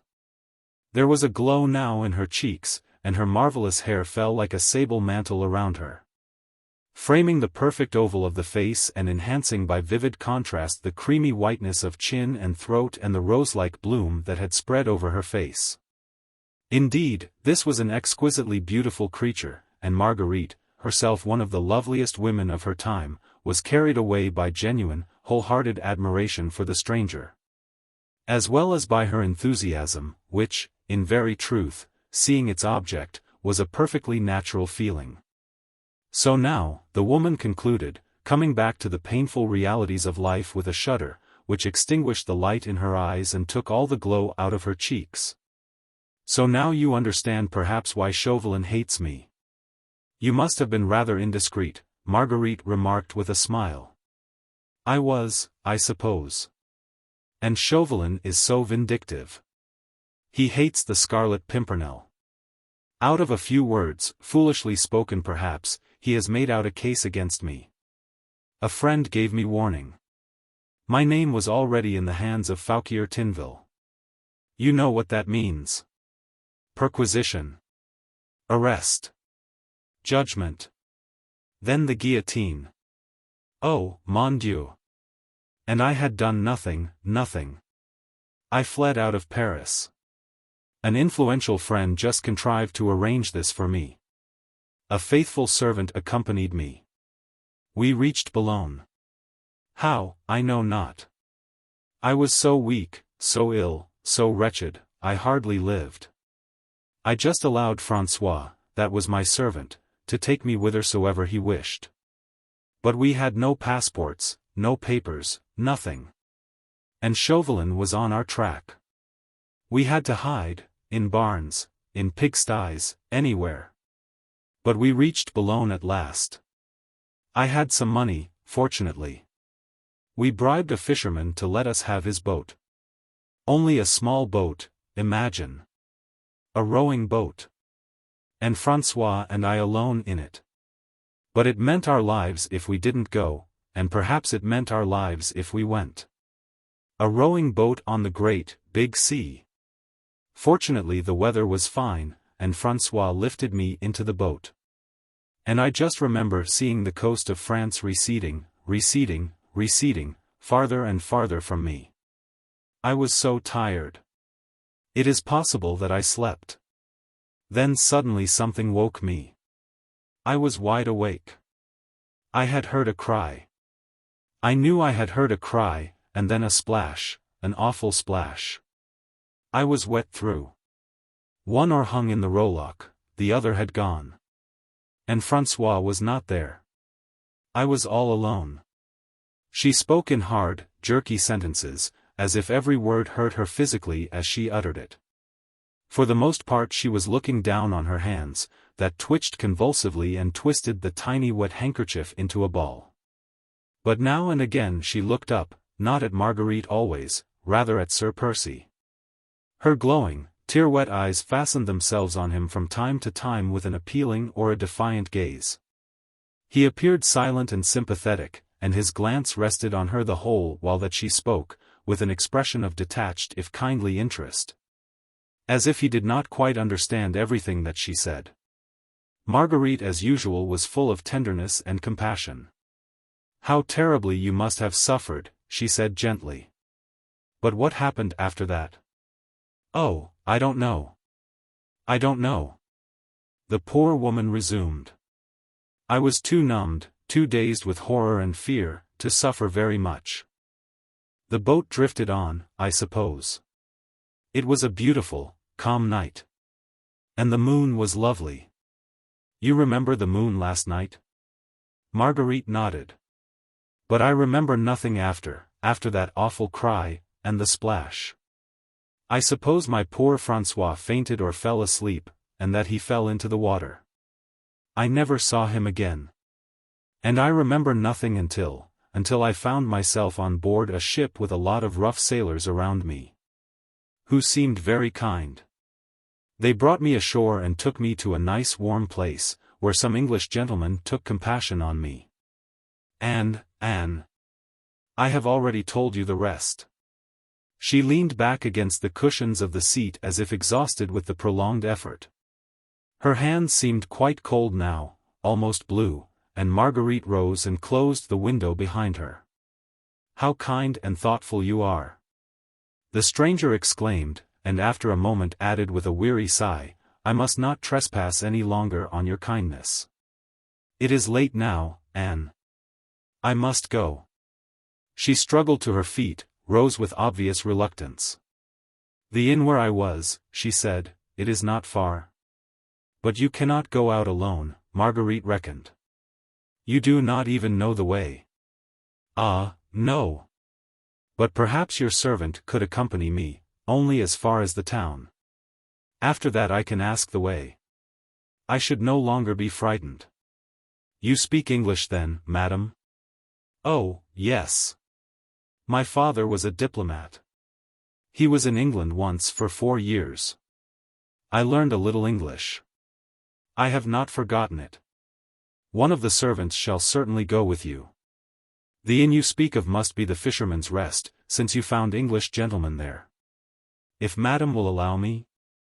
Sir Percy broke in, for the first time since the stranger had embarked upon her narrative.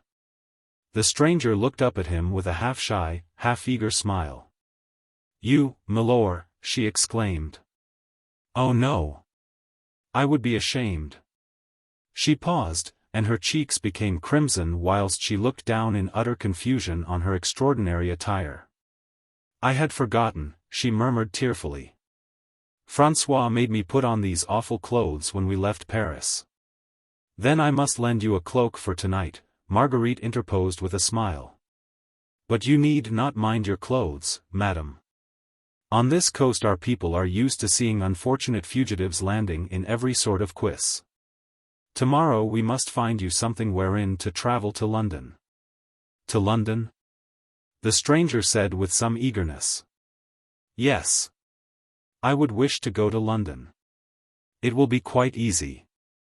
Madame de Serval, with her son and 2 daughters and another friend, is traveling by the coach tomorrow. You could join them, I am sure. Then you would not be alone. You have money, madam?" Marguerite concluded, with practical solicitude. "Oh, yes," the other replied. "I have plenty for present needs, in a wallet, under my clothes. I was able to collect a little, and I have not lost it. I am not dependent," she added, with a smile of gratitude.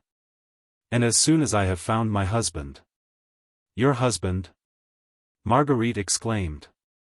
Le Marquis de Fontenay," the other answered simply. "Perhaps you know him. You have seen him, in London?" "Not?" Marguerite shook her head. "Not to my knowledge. He left me, 2 years ago, cruelly, emigrated to England, and I was left alone in the world. He saved his own life by running away from France. But I could not go just then, and so—" She seemed on the verge of breaking down again, then recovered herself and continued more quietly. "That was my idea, you see. To find my husband one day. Now a cruel fate has forced me to fly from France, so I thought I would go to London and perhaps some kind friends will help me to find him, de Fontenay. I have never ceased to love him, though he was so cruel. And I think that, perhaps, he also has not quite forgotten me." "That were impossible," Marguerite rejoined gently.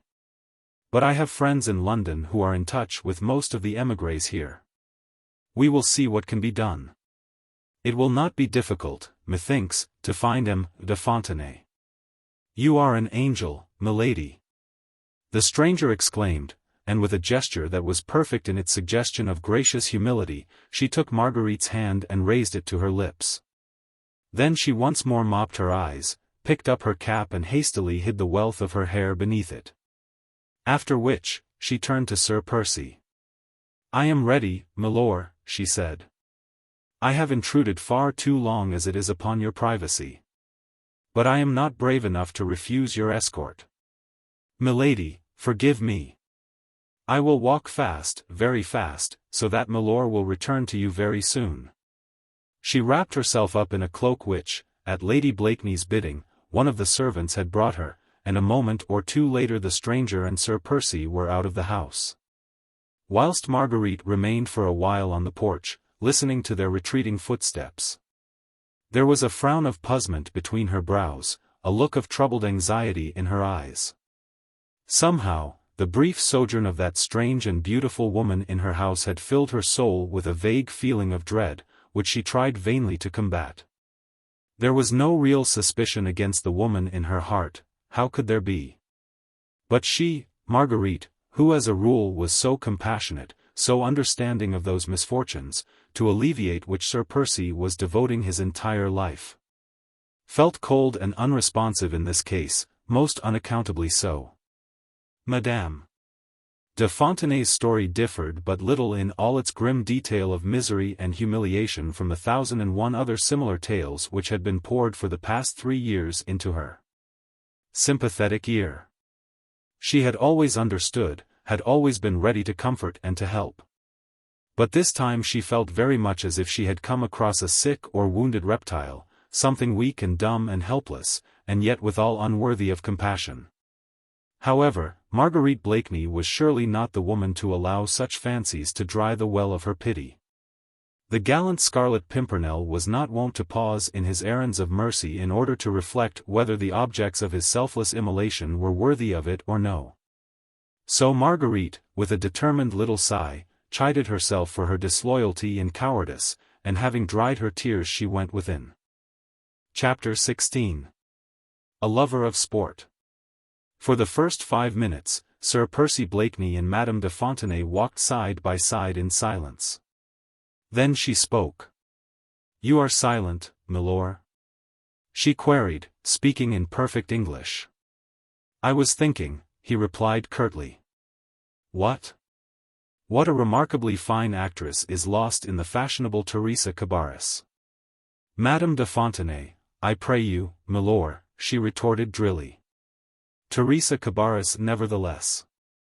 Madame Tallien probably tomorrow, for Madame divorced that weak-kneed marquis as soon as the ley contre les émigrés allowed her to regain her freedom."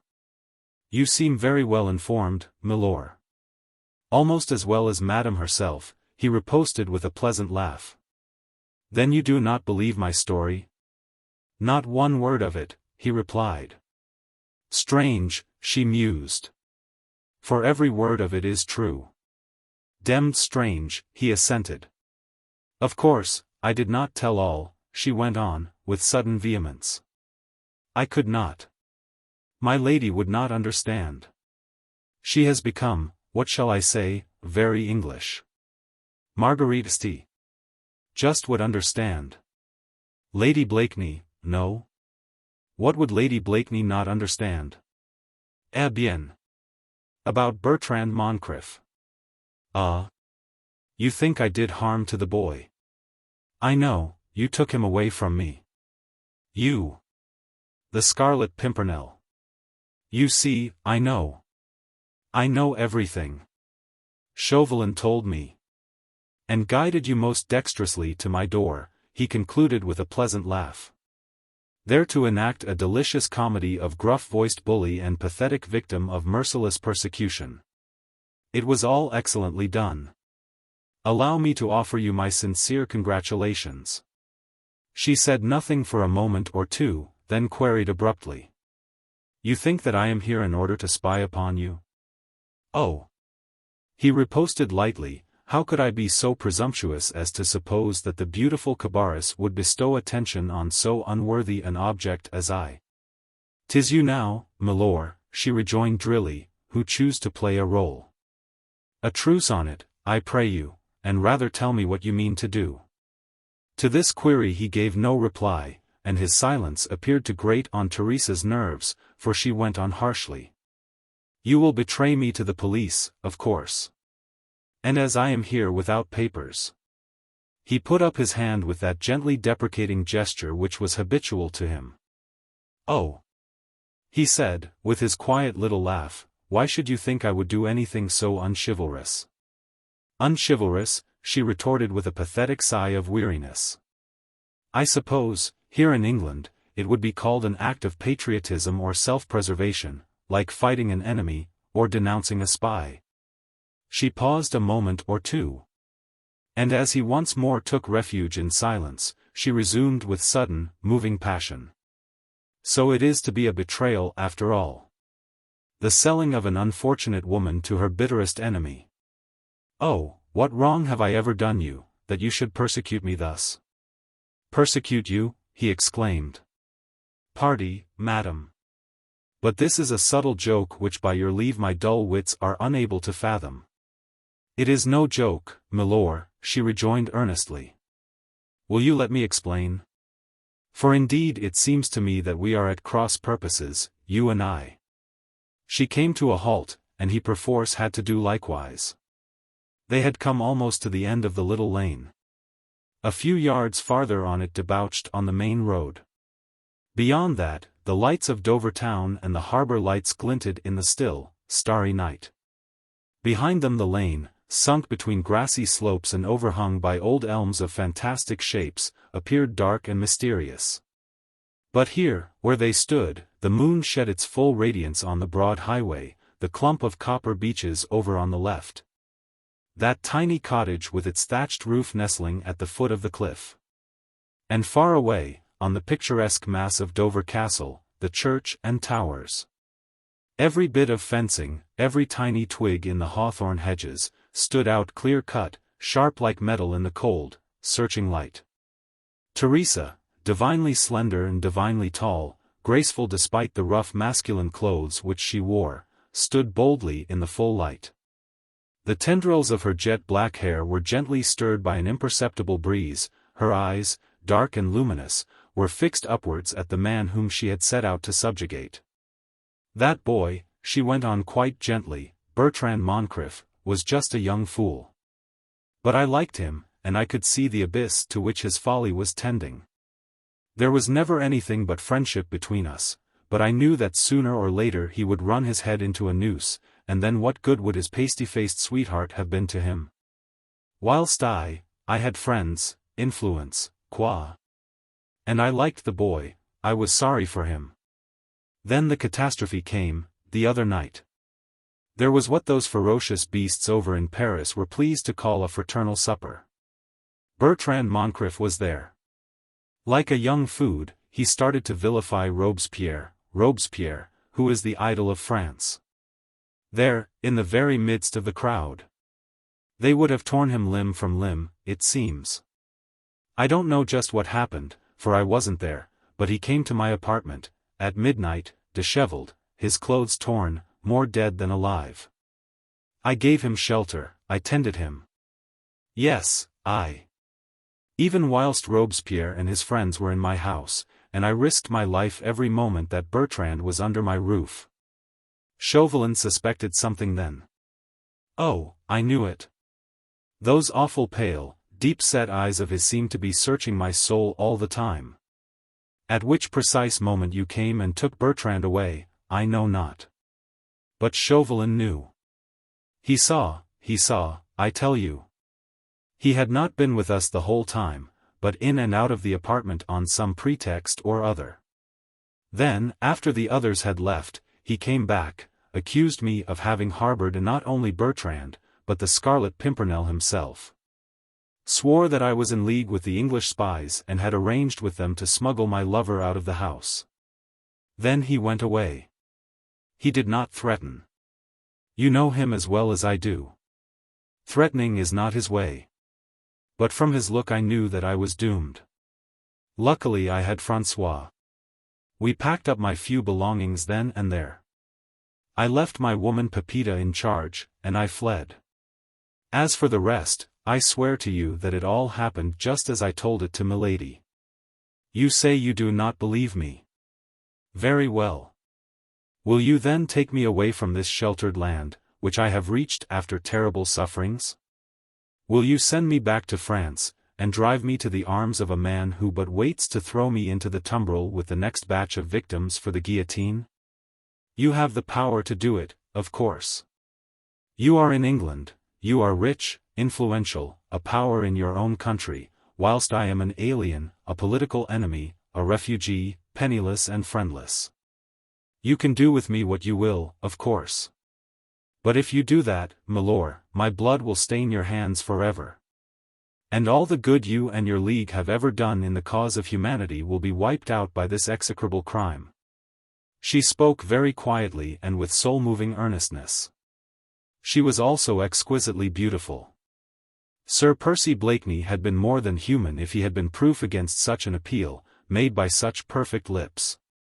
Nature itself spoke up for Theresia, the softness and stillness of the night, the starlit sky and the light of the moon. The scent of wood violets and of wet earth, and the patter of tiny, mysterious feet in the hedgerows. And the man whose whole life was consecrated to the relief of suffering humanity and whose ears were forever strained to hear the call of the weak and of the innocent, he could far sooner have believed that this beautiful woman was speaking the truth, rather than allow his instinct of suspicion, his keen sense of what was untrustworthy and dangerous, to steel his heart against her appeal.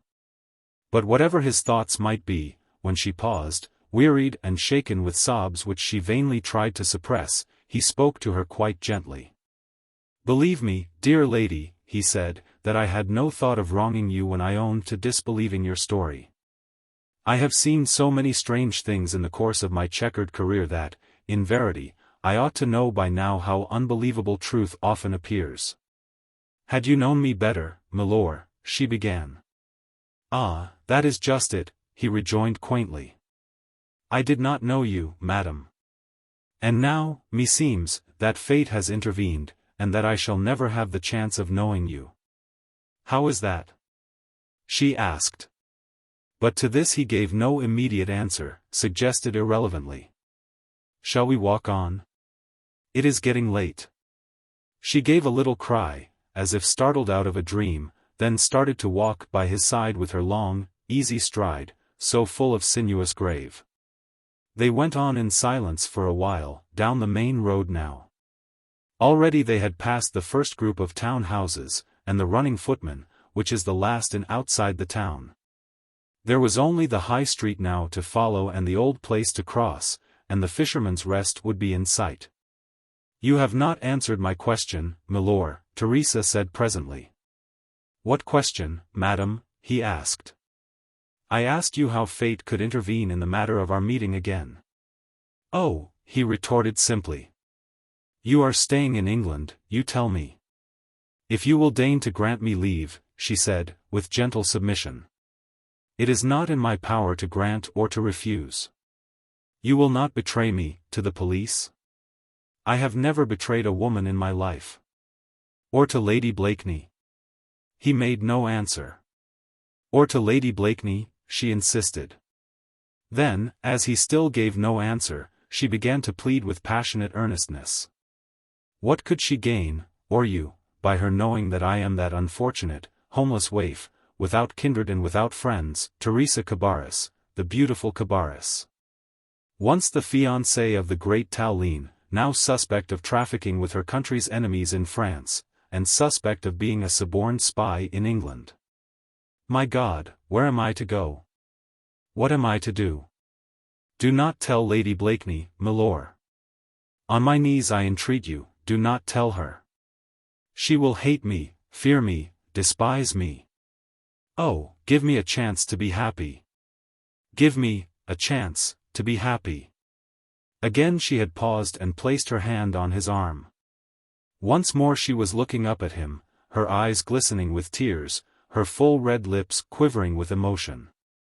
And he returned her appealing, pathetic glance for a moment or two in silence, then suddenly, without any warning, he threw back his head and laughed. "By Gad!" he exclaimed. "But you are a clever woman."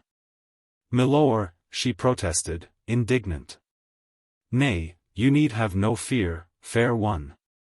I am a lover of sport. I'll not betray you." She frowned, really puzzled this time. "I do not understand," she murmured. "Let us get back to the Fisherman's Rest," he retorted with characteristic irrelevance. "Shall we?" "Milord," she insisted, "will you explain?" "There is nothing to explain, dear lady.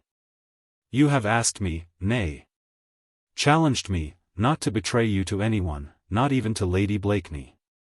Very well. I accept your challenge. That is all. You will not tell anyone, mind you, that Madame de Fontenay and Theresia Cabarrus are one and the same? You have my word for that. She drew a scarce perceptible sigh of relief. Very well then, milord, she rejoined. Since I am allowed to go to London, we shall meet there, I hope. Scarcely, dear lady, he replied, since I go to France tomorrow. This time she gave a little gasp, quickly suppressed, for she hoped milord had not noticed. You go to France tomorrow, milord? She asked. As I had the honor to tell you, I go to France tomorrow, and I leave you a free hand to come and go as you please. She chose not to notice the taunt. But suddenly, as if moved by an uncontrollable impulse, she said resolutely. If you go, I shall go too.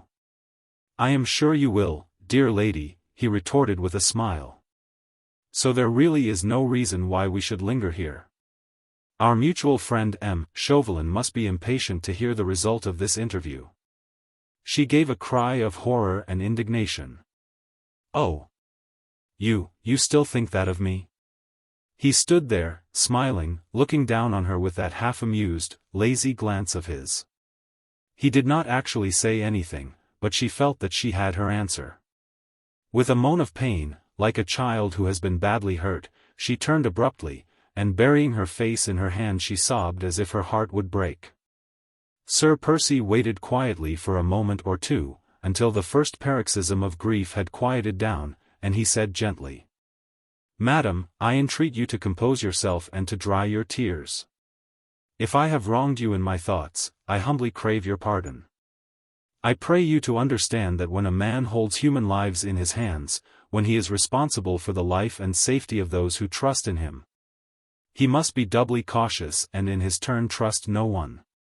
You have said yourself that now at last in this game of life and death, which I and my friends have played so successfully these last 3 years, I hold the losing cards.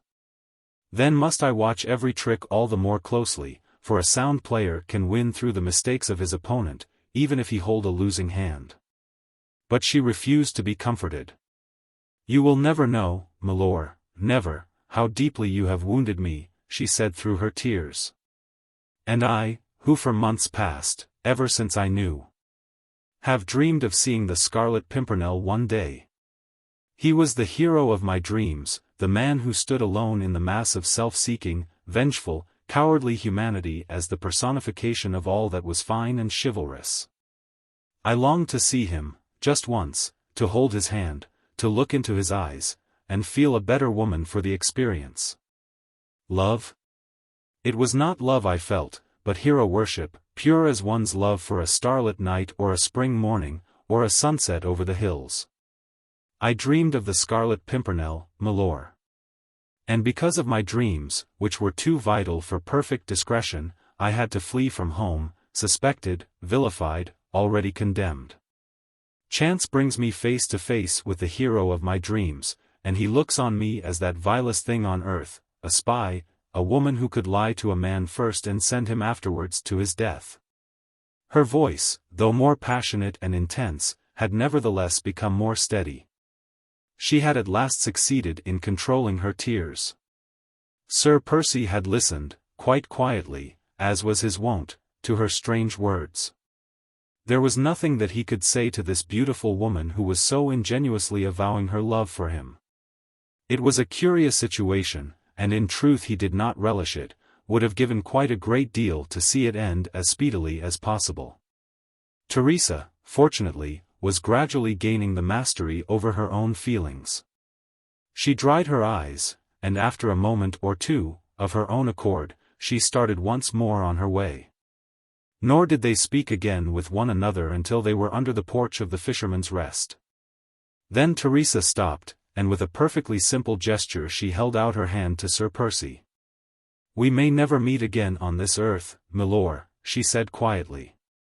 Indeed, I shall pray to le bon Dieu to keep me clear of your path. He laughed good-humoredly. I very much doubt, dear lady, he said, that you will be in earnest when you utter that prayer. You choose to suspect me, milord, and I'll no longer try to combat your mistrust. But to one more word you must listen, remember the fable of the lion and the mouse.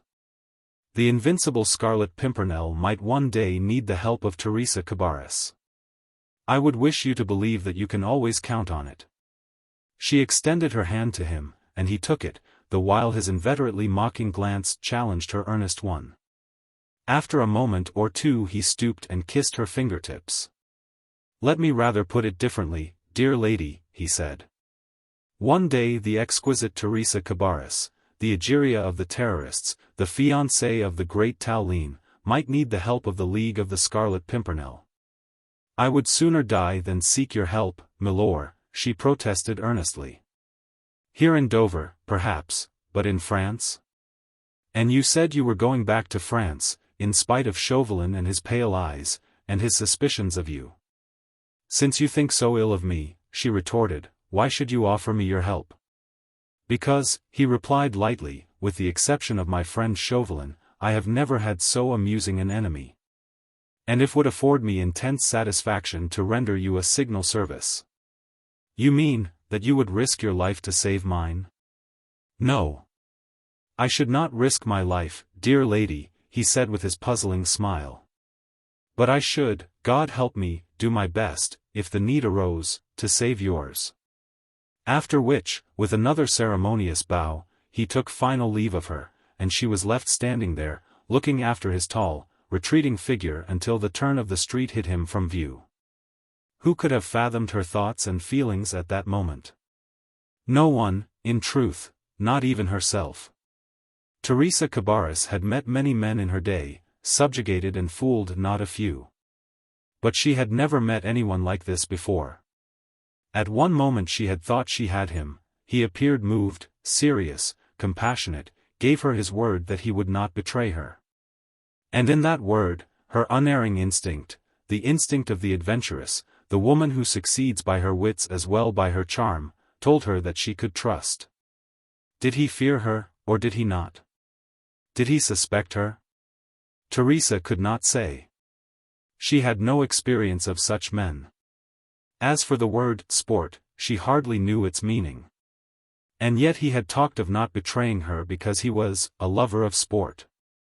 It was all very puzzling, very mysterious. For a long while she remained standing in the porch. From the square bay window on her right came the sound of laughter and chatter, issuing from the coffee room, whilst one or two noisy groups of sailors and their girls passed her by, singing and laughing, down the street. But in the porch, where she stood, the noisy world appeared distant, as if she were alone in one of her own creation. She could, just by closing her eyes and ears to the life around her, imagine she could still hear the merry, lazy, drawling voice of the man she had set out to punish. She could still see his tall figure and humorous face, with those heavy eyes that lit up now and again with a strange, mysterious light, and the firm lips ever ready to break into a smile. She could still see the man who so loved sport that he swore not to betray her, and risked the chance, in his turn, of falling into a trap. Well, he had defied and insulted her. The letter which he left for her after he had smuggled Bertrand Moncrif out of her apartment, rankled and stung her pride as nothing had ever done before. Therefore the man must be punished, and in a manner that would leave no doubt in his mind as to whence came the blow that struck him. But it was all going to be very much more difficult than the beautiful Theresia Cabarrus had allowed herself to believe. Chapter 17. Reunion. Chapter 1. It was a thoughtful Theresia who turned into the narrow hall of the Fisherman's Rest a few moments later. The inn, when she left it earlier in the evening, had still been all animation and bustle consequent on the arrival of their lordships with the party of ladies and gentlemen over from France. And the excitement of making all these grand folk comfortable for the night. Theresia Cabarrus, in her disguise as a young stowaway, had only aroused passing interest. Refugees of every condition and degree were frequent enough in these parts, and when a while ago she had slipped out in order to enact the elaborate role devised by her and Chauvelin, she had done so unperceived. Since then, no doubt there had been one or two cursory questions about the mysterious stowaway, who had been left to feed and rest in the tiny living room. But equally no doubt, interest in him waned quickly when it was discovered that he had gone, without as much as thanking those who had befriended him. The travelers from France had long since retired to their rooms, broken with fatigue after the many terrible experiences they had gone through. The young English gallants had gone, either to friends in the neighbourhood or, in the case of Sir Andrew Ffoulkes and Lord Anthony Dewhurst, ridden away in the early part of the evening, so as to reach Ashford mayhap or Maidstone before nightfall, and thus lessen the distance which still separated them from the loved ones at home. A good deal of noise and laughter was still issuing from the coffee-room. Through the glass door Theresia could see the habitués of the Fisherman's Rest, yokels and fisherfolk, sitting over their ale, some of them playing cards or throwing dice. Mine host was there too, engaged as usual in animated discussion with some privileged guests who sat in the inglenook. Theresia slipped noiselessly past the glass door. Straight in front of her a second passage ran at right angles, 2 or 3 steps led up to it. She tiptoed up these, and then looked about her, trying to reconstruct in her mind the disposition of the various rooms.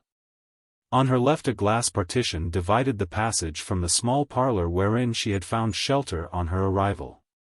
On her right the passage obviously led to the kitchen, for much noise of crockery and shrill feminine voices and laughter came from there. For a moment Theresia hesitated.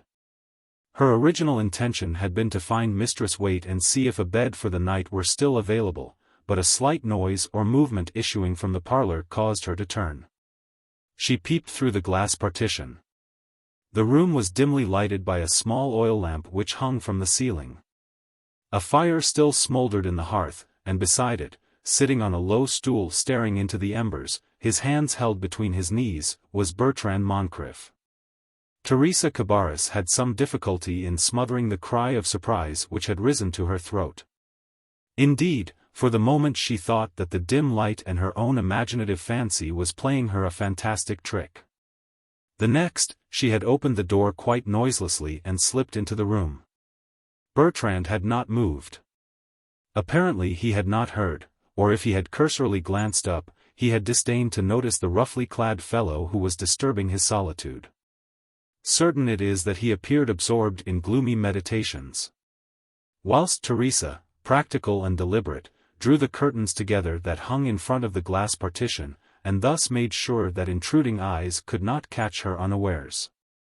Then she murmured softly, "Bertrand." He woke as from a dream, looked up and saw her. He passed a shaking hand once or twice across his forehead, then suddenly realized that she was actually there, near him, in the flesh.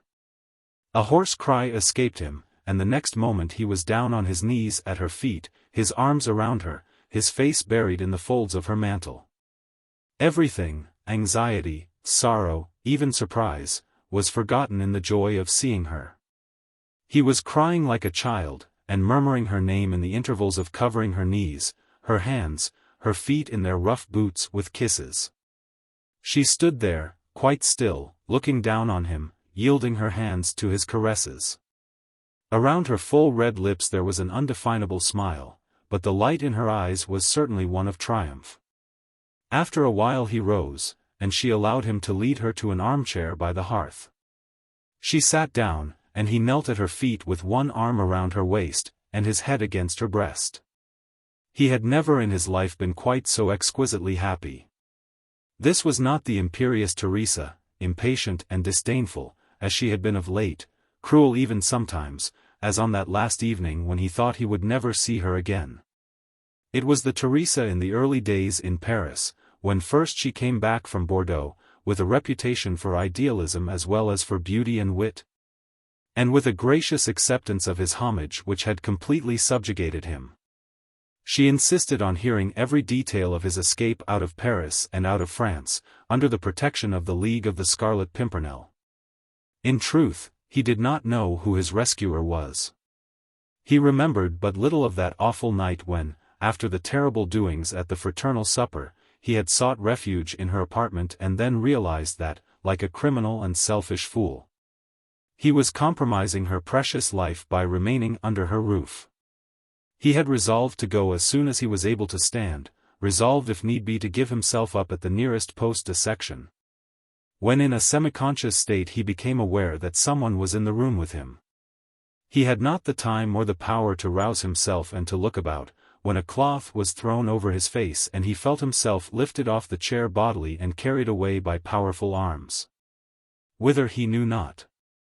After that, a great deal had happened. It all seemed indeed like a dream. At one time he was with Régine de Serval in a coach, at others with her brother Jacques, in a hut at night, lying on straw, trying to get some sleep. And tortured with thoughts of Theresia and fear for her safety. There were halts and delays, and rushes through the night. He himself was quite dazed, felt like a puppet that was dragged hither and thither in complete unconsciousness. Régine was constantly with him. She did her best to comfort him, would try to while away the weary hours in the coach or in various hiding places by holding his hand and talking of the future, the happy future in England. When they would have a home of their own, secure from the terrors of the past 2 years, peaceful in complete oblivion of the cruel past. Happy and peaceful. My God! As if there could be any happiness or peace for him, away from the woman he worshipped. Theresia listened to the tale, for the most part in silence. From time to time she would stroke his hair and forehead with her cool, gentle hand. She did ask 1 or 2 questions, but these chiefly on the subject of his rescuer. Had he seen him? Had he seen any of the English gentlemen who effected his escape? Oh, yes. Bertrand saw a good deal of the 3 or 4 young gallants who accompanied him and the party all the way from Paris. He only saw the last of them here, in this inn, a few hours ago. One of them gave him some money to enable him to reach London in comfort. They were very kind, entirely unselfish. Madame de Serval, Régine, and the others were overwhelmed with gratitude, and oh, so happy. Josephine and Jacques had forgotten all about their duty to their country in their joy at finding themselves united and safe in this new land. But the Scarlet Pimpernel himself, Theresia insisted, trying to conceal her impatience under a veneer of tender solicitude, had Bertrand seen him? No. Bertrand replied. I never once set eyes on him, though it was he undoubtedly who dragged me helpless out of your apartment.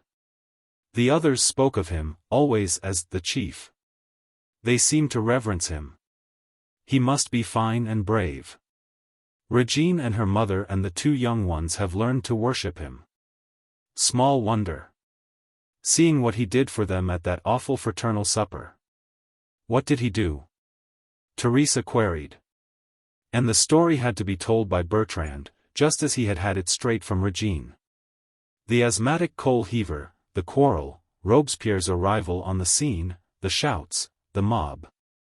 The terror of that awful giant who had dragged them into the empty house, and there left them in the care of others scarce less brave than himself. Then the disguises, the wanderings through the streets, the deathly anxiety at the gates of the city, the final escape in a laundry cart. Miracles of self-abnegation. Wonders of ingenuity and of daring. What wonder that the name of the Scarlet Pimpernel was one to be revered. On my knees will I pay homage to him, Bertrand concluded fervently. Since he brought you to my arms. She had him by the shoulders, held him from her at arm's length, whilst she looked, inquiring, slightly mocking, into his eyes. Brought me to your arms, Bertrand, she said slowly. What do you mean? You are here, Theresia, he riposted. Safe in England, through the agency of the Scarlet Pimpernel. She gave a hard, mirthless laugh. Aye, she said drily, through his agency. But not as you imagine, Bertrand. What do you mean? The Scarlet Pimpernel, my friend, after he had dragged you away from the shelter which you had found under my roof, sent an anonymous denunciation of me to the nearest post de section. As having harbored the traitor Moncrif and conspiring with him to assassinate Robespierre whilst the latter was in my apartment. Bertrand uttered a cry of horror. Impossible, he exclaimed. The chief commissary of the section, she went on glibly, earnestly, never taking her eyes off his, at risk of his life, gave me warning. Aided by him and a faithful servant, I contrived to escape, out of Paris first, then across country in the midst of unspeakable misery, and finally out of the country into an open boat. Until I was picked up by a chance vessel and brought to this inn more dead than alive. She fell back against the cushion of the chair, her sinuous body shaken with sobs. Bertrand, speechless with horror, could but try and soothe his beloved as she had soothed him a while ago, when past terrors and past bitter experiences had unmanned him. After a while she became more calm, contrived to smile through her tears. "You see, Bertrand, that your gallant Scarlet Pimpernel is as merciless in hate as he is selfless in love." "But why?" the young man ejaculated vehemently. "Why? Why he should hate me," she rejoined with a pathetic little sigh and a shrug of the shoulders. "Chien sabe, my friend. Of course, he does not know that of late, ever since I have gained the regard of Citizen Tallien, my life has been devoted to intervening on behalf of the innocent victims of our revolution. I suppose he takes me for the friend and companion of all those ruthless terrorists whom he abhors. He has forgotten what I did in Bordeaux, and how I risked my life there, and did so daily in Paris for the sake of those whom he himself befriends. It may all be a question of misunderstanding," she added, with gentle resignation, "but 'tis one that well nigh did cost me my life." Bertrand folded her in his arms, held her against him, as if to shield her with his body against every danger. It was his turn now to comfort and to console, and she rested her head against his shoulder, a perfect woman rather than an unapproachable divinity, giving him through her weakness more exquisite bliss than he had ever dreamed of before. The minutes sped on, winged with happiness, and time was forgotten in the infinity of joy. Chapter 2. Theresia was the first to rouse herself from this dream of happiness and oblivion. She glanced up at the clock. It was close upon 10. Confused, adorable, she jumped to her feet. "You will ruin my reputation, Bertrand," she said with a smile, "thus early in a strange land." She would arrange with the landlord's daughter, she said, about a bed for herself, as she was very tired. What did he mean to do? "Spend the night in this room," he replied, "if mine host will let me. I could have such happy dreams here. These four walls will reflect your exquisite image, and 'tis your dear face will smile down on me ere I close mine eyes in sleep." She had some difficulty in escaping fro his clinging arms, and 'twas only the definite promise that she gave him to come back in a few minutes and let him know what she had arranged, that ultimately enabled him to let her go. Even so, he felt inexpressibly sad when she went, watched her retreating figure, so supple and so quaint in the rough, masculine clothes and the heavy mantle, as she walked resolutely down the passage in the direction of the kitchen. From the coffee-room there still came the sound of bustle and of merriment, but this little room seemed so peaceful, so remote, a shrine, now that his goddess had hallowed it by her presence. Bertrand drew a deep sigh, partly of happiness, partly of utter weariness. He was more tired than he knew. She had promised to come back and say good night, in a few minutes. But the minutes seemed leaden-footed now, and he was half dead with fatigue. He threw himself down on the hard, uncomfortable horsehair sofa, whereon he hoped to pass the night if the landlord would let him, and glanced up at the clock. Only 3 minutes since she had gone, of course she would not be long, only a few more minutes, a very few. He closed his eyes. For the lids felt heavy, of a surety he would hear her come. Chapter 18. Night and Morning. Chapter 1. Theresia waited for a moment or two at the turn of the passage, until her keen ear had told her that Bertrand was no longer on the watch and had closed the door behind him. Then she retraced her steps, on tiptoe, lest he should hear. She found her way to the front door, it was still on the latch. She opened it and peered out into the night. The little porch was deserted, but out there on the quay a few passers-by still livened the evening with chatter or song. Theresia was on the point of stepping out of the porch, when a familiar voice hailed her softly by name. Citoyenne Cabarrus. A man, dressed in dark clothes, with high boots and sugarloaf hat, came out from the dark angle behind the porch. "Not here," Theresia whispered eagerly. "Out on the quay. Wait for me there, my little Chauvelin. I'll be with you anon. I have so much to tell you." Silently, he did as she desired. She waited for a moment in the porch, watching the meager figure in the dark cloak making its way across to the quay, then walking rapidly in the direction of the Pent. The moon was dazzlingly brilliant. The harbor and the distant sea glistened like diamond-studded sheets of silver. From afar there came the sound of the castle clock striking 10. The groups of passers-by had dwindled down to an occasional amorous couple strolling homewards, whispering soft nothings and gazing enraptured at the moon. Or half a dozen sailors lolling down the quays arm in arm, on their way back to their ship, obstructing the road, yelling and singing the refrain of the newest ribald song. Or perhaps a belated peddler, weary of an unprofitable beat, wending his way dejectedly home. One of these poor wretches, a cripple with a wooden leg and bent nearly double with the heavy load on his pack, paused for a moment beside the porch, held out a grimy hand to Theresia. With a pitiable cry. "Of your charity, kind sir. Buy a little something from the poor old man, to buy a bit of bread." He looked utterly woebegone, with lank grey hair blown about by the breeze and a colorless face covered with sweat, that shone like painted metal in the moonlight. "Buy a little something, kind sir," he went on, in a shrill, throaty voice. "I've a sick wife at 'ome, and poor little grandchildren." Theresia, a little frightened, and not at all charitably inclined at this hour, turned hastily away and went back into the house, whither the cripple's vigorous curses followed her. "May Satan and all his armies." She shut the door on him and hastened up the passage. That cadaverous old reprobate had caused her to shudder as with the presentiment of coming evil. Chapter 2. With infinite precaution, Theresia peeped into the room where she had left Bertrand. She saw him lying on the sofa, fast asleep. On the table in the middle of the room there was an old inkhorn, a pen, and few loose sheets of paper.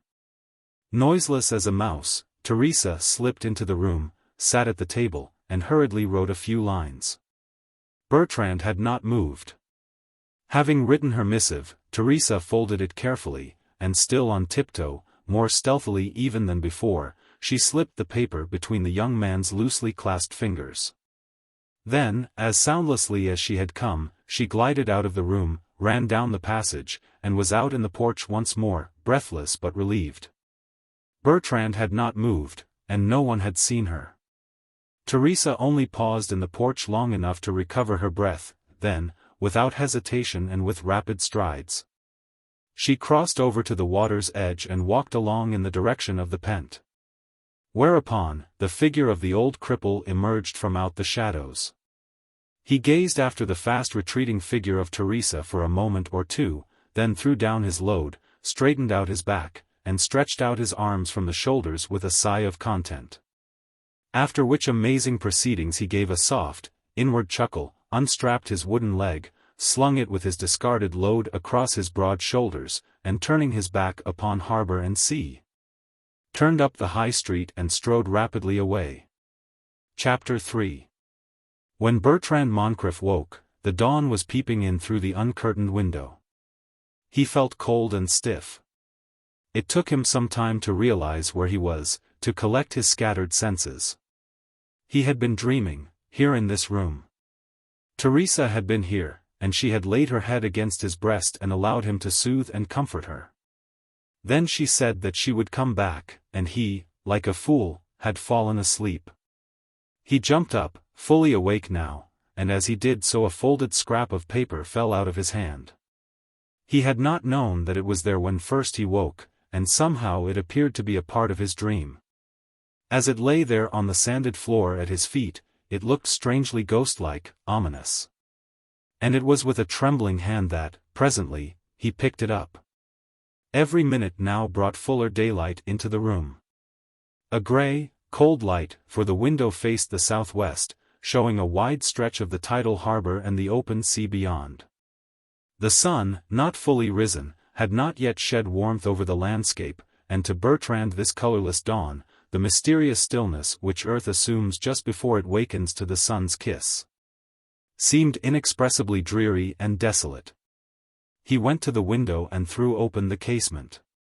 Down below, a kitchen wench was busy scrubbing the flagged steps of the porch.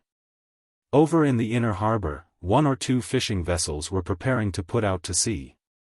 And from the tidal harbor, the graceful yacht which yesterday had brought him, Bertrand, and his friends safely to this land of refuge, was majestically gliding out. Like a beautiful swan with gleaming wings outspread. Controlling his apprehension, his nervousness, Bertrand at last contrived to unfold the mysterious epistle. He read the few lines that were traced with a delicate, feminine hand, and with a sigh of infinite longing and of ardent passion, he pressed the paper to his lips. Theresia had sent him a message. Finding him asleep, she had slipped it into his hand. The marvel was that he did not wake when she stooped over him, and perhaps even touched his forehead with her lips. A kind soul, so the message ran, hath taken compassion on me. There was no room for me at the inn, and she has offered me a bed in her cottage, somewhere close by. I do not know where it is. I have arranged with the landlord that you shall be left undisturbed in the small room where you found one another, and where the 4 walls will whisper to you of me. Good night, my beloved. Tomorrow you will go to London with the de Servals. I will follow later. It is better so. In London you will find me at the house of Madame de Neufchateau, a friend of my father's who lives at No. 54 in the Soho Square, and who offered me hospitality in the days when I thought I might visit London for pleasure. She will receive me now that I am poor and an exile. Come to me there. Until then my heart will feed on the memory of your kiss. The letter was signed Theresia. Bertrand pressed it time and again to his lips. Never in his wildest dreams had he hoped for this. Never even in those early days of rapture had he tasted such perfect bliss. The letter he hid against his breast. He was immeasurably happy, felt as if he were treading on air. The sea, the landscape, no longer looked grey and dreary. This was England, the land of the free, the land wherein he had regained his beloved. Ah, the mysterious Scarlet Pimpernel, while seeking ignoble vengeance against her, for sins which she never had committed, did in truth render him and her a priceless service. Theresia, courted, adulated, over in Paris, had been as far removed from Bertrand Moncrif as the stars. But here, where she was poor and lonely, a homeless refugee like himself, she turned instinctively to the faithful lover, who would gladly die to ensure her happiness. With that letter in his possession, Bertrand felt that he could not remain indoors. He was pining for open spaces, the sea, the mountains, God's pure air, the air which she too was breathing even now. He snatched up his hat and made his way out of the little building. The kitchen wench paused in her scrubbing and looked up smiling as he ran past her, singing and shouting for joy. For Régine, the tender, loving heart that pined for him and for his love, he had not a thought. She was the past, the dull, drabby past wherein he had dwelt before he knew how glorious a thing life could be, how golden the future, how rosy that horizon far away. By the time he reached the harbor, the sun had risen in all its glory. Way out against the translucent sky, the graceful silhouette of the schooner swayed gently in the morning breeze, her outspread sails gleaming like wings that are tinged with gold. Bertrand watched her for a while. He thought of the mysterious Scarlet Pimpernel and the hideous vengeance which he had wrought against his beloved. And the rage which possessed his soul at the thought obscured for a moment the beauty of the morning and the glory of the sky. With a gesture characteristic of his blood and of his race, he raised his fist and shook it in the direction of the distant ship. Chapter 19. A Rencontre. Chapter 1. For Marguerite, that wonderful May-Day, like so many others equally happy and equally wonderful, came to an end all too soon. To dwell on those winged hours were but to record sorrow, anxiety, a passionately resentment coupled with an equally passionate acceptance of the inevitable. Her intimate friends often marveled how Marguerite Blakeney bore the strain of these constantly recurring farewells.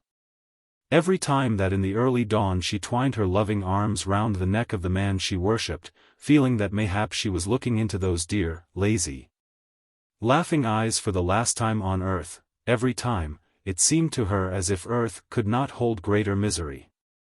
Then after that came that terrible half-hour, whilst she stood on the landing stage, his kisses still hot upon her lips, her eyes, her throat, and watched that tiny speck, that fast-sailing ship that bore him away on his errand of mercy and self-sacrifice, leaving her lonely and infinitely desolate. And then the days and hours, when he was away and it was her task to smile and laugh, to appear to know nothing of her husband save that he was a society butterfly, the pet of the salons, an exquisite, something of a fool, whose frequent absences were accounted for by deer-stalking in Scotland or fishing in the Tweed, or hunting in the Shires, anything and everything that would throw dust in the eyes of the fashionable crowd of whom she and he formed an integral part. Sir Percy not with you tonight, dear Lady Blakeney? With me? Lud love you, no. I have not seen him these 3 weeks past. The dog. People would talk and ask questions, throw out suggestions and innuendos. Society a few months ago had been greatly agitated because the beautiful Lady Blakeney, the most fashionable woman about town, had taken a mad fancy for, you'll never believe it, my dear, for her own husband. She had him by her side at routs and river parties, in her opera box and on the Mall. It was positively indecent. Sir Percy was the pet of society, his sallies, his inane laugh, his lazy, delicious, impertinent ways and his exquisite clothes, made the success of every salon in which he chose to appear. His Royal Highness was never so good-tempered as when Sir Percy was by his side.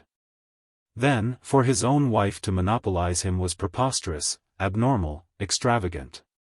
Some people put it down to foreign eccentricity. Others to Lady Blakeney's shrewdness in thus throwing dust in the eyes of her none-too-clever lord, in order to mask some intrigue or secret amour, of which society had not as yet the key. Fortunately for the feelings of the fashionable world, this phase of conjugal affection did not last long.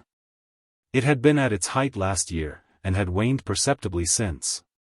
Of late, so it was averred, Sir Percy was hardly ever at home, and his appearances at Blakeney Manor, his beautiful house at Richmond, were both infrequent and brief. He had evidently tired of playing second fiddle to his exquisite wife, or been irritated by her caustic wit, which she was wont to sharpen at his expense. And the ménage of these two leaders of fashion had, in the opinion of those in the know, once more resumed a more normal aspect. When Lady Blakeney was in Richmond, London, or Bath, Sir Percy was shooting or fishing or yachting, which was just as it should be. And when he appeared in society, smiling, elegant, always an exquisite, Lady Blakeney would scarce notice him, save for making him a butt for her lively tongue. Chapter 2. What it cost Marguerite to keep up this role none but a very few ever knew. The identity of one of the greatest heroes of this or any time was known to his most bitter enemy, not to his friends. So Marguerite went on smiling, joking, flirting, while her heart ached and her brain was at times well nigh numb with anxiety. His intimates rallied round her, of course, the splendid little band of heroes who formed the League of the Scarlet Pimpernel, Sir Andrew Ffoulkes and his pretty wife, Lord Anthony Dewhurst and his lady, whose great dark eyes still wore the impress of the tragedy which had darkened the first month of her happy wedded life. Then there was my Lord Hastings, and Sir Evan Cruche, the young Squire of Holt, and all the others. And for the Prince of Wales, it is more than surmised by those competent to judge that His Royal Highness did indeed guess at the identity of the Scarlet Pimpernel, even if he had not actually been apprised of it. Certain it is that his tact and discretion did on more than one occasion save a situation which might have proved embarrassing for Marguerite. In all these friends then, in their conversation, their happy laughter, their splendid pluck and equally splendid gaiety, the echo of the chief whom they adored, Marguerite found just the solace that she needed. With Lady Ffoulkes and Lady Anthony Dewhurst she had everything in common. with those members of the League who happened to be in England. She could talk over and in her mind trace the various stages of the perilous adventure on which her beloved and the others were even then engaged. And there were always the memories of those all too brief days at Dover or in Richmond, when her loving heart tasted such perfect happiness as is granted only to the elect, the happiness that comes from perfect love, perfect altruism, a complete understanding and measureless sympathy. On those memories her hungering soul could subsist in the intervals, and with them as her unalienable property, she could even bid the grim spectre of unhappiness begone. Chapter 3. Of Madame de Fontenay, for as such Marguerite still knew her, she saw but little. Whether the beautiful Theresia had gone to London or no, whether she had succeeded in finding her truant husband, Marguerite did not know and cared less. The unaccountable antipathy which she had felt on that first night of her acquaintance with the lovely Spaniard still caused her to hold herself aloof. Sir Percy, true to his word, had not betrayed the actual identity of Theresia Cabarrus to his wife. But in his light, insouciant manner had dropped a word or two of warning, which had sharpened Marguerite's suspicions and strengthened her determination to avoid Madame de Fontenay as far as possible. And since monetary or other material help was apparently not required, she had no reason to resume an intercourse which, in point of fact, was not courted by Theresia either. But one day, walking alone in Richmond Park, she came face to face with Theresia. It was a beautiful late afternoon in July, the end of a day which had been a comparatively happy one for Marguerite, the day when a courier had come from France with news of Sir Percy. A letter from him, telling her that he was well and hinting at the possibility of another of those glorious days together at Dover. With that message from her beloved just to hand, Marguerite had felt utterly unable to fulfill her social engagements in London. There was nothing of any importance that claimed her presence. His Royal Highness was at Brighton, the opera and the rout at Lady Portarles could well get on without her. The evening promised to be more than ordinarily beautiful, with a radiant sunset and the soft, sweet-scented air of a midsummer's evening. After dinner, Marguerite had felt tempted to stroll out alone. She threw a shawl over her head and stepped out onto the terrace.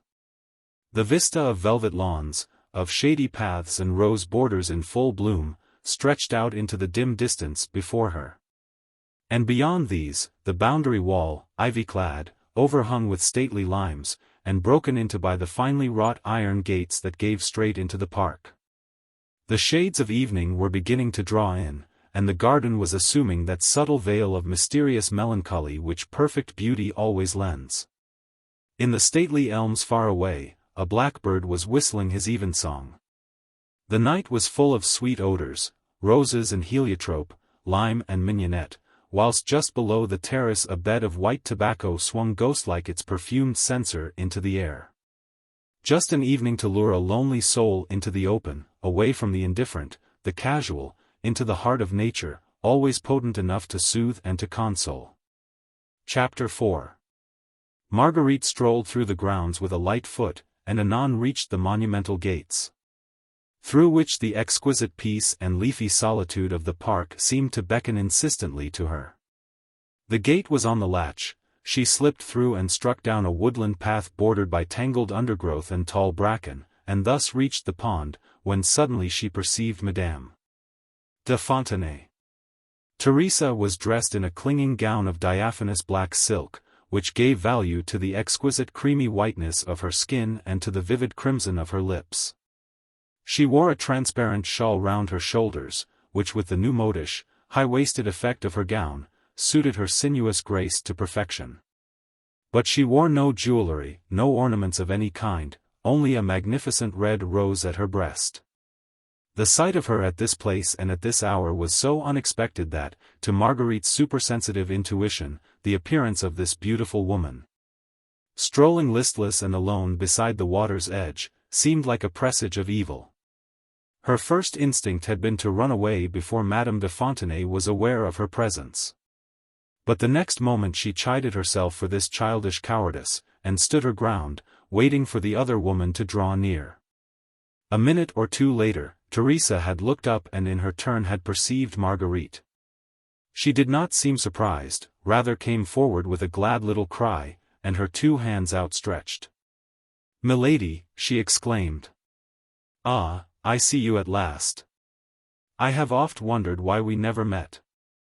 Marguerite took her hands, greeted her as warmly as she could.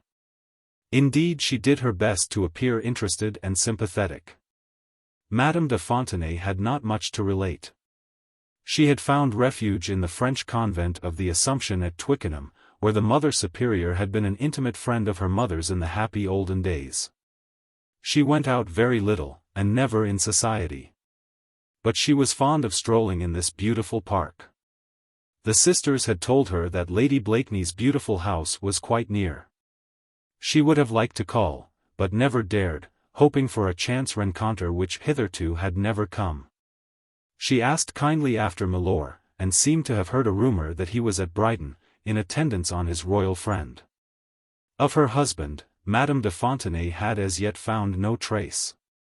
He must be living under an assumed name, she thought, not doubt in dire poverty. Teresa feared it, but did not know, would give worlds to find out.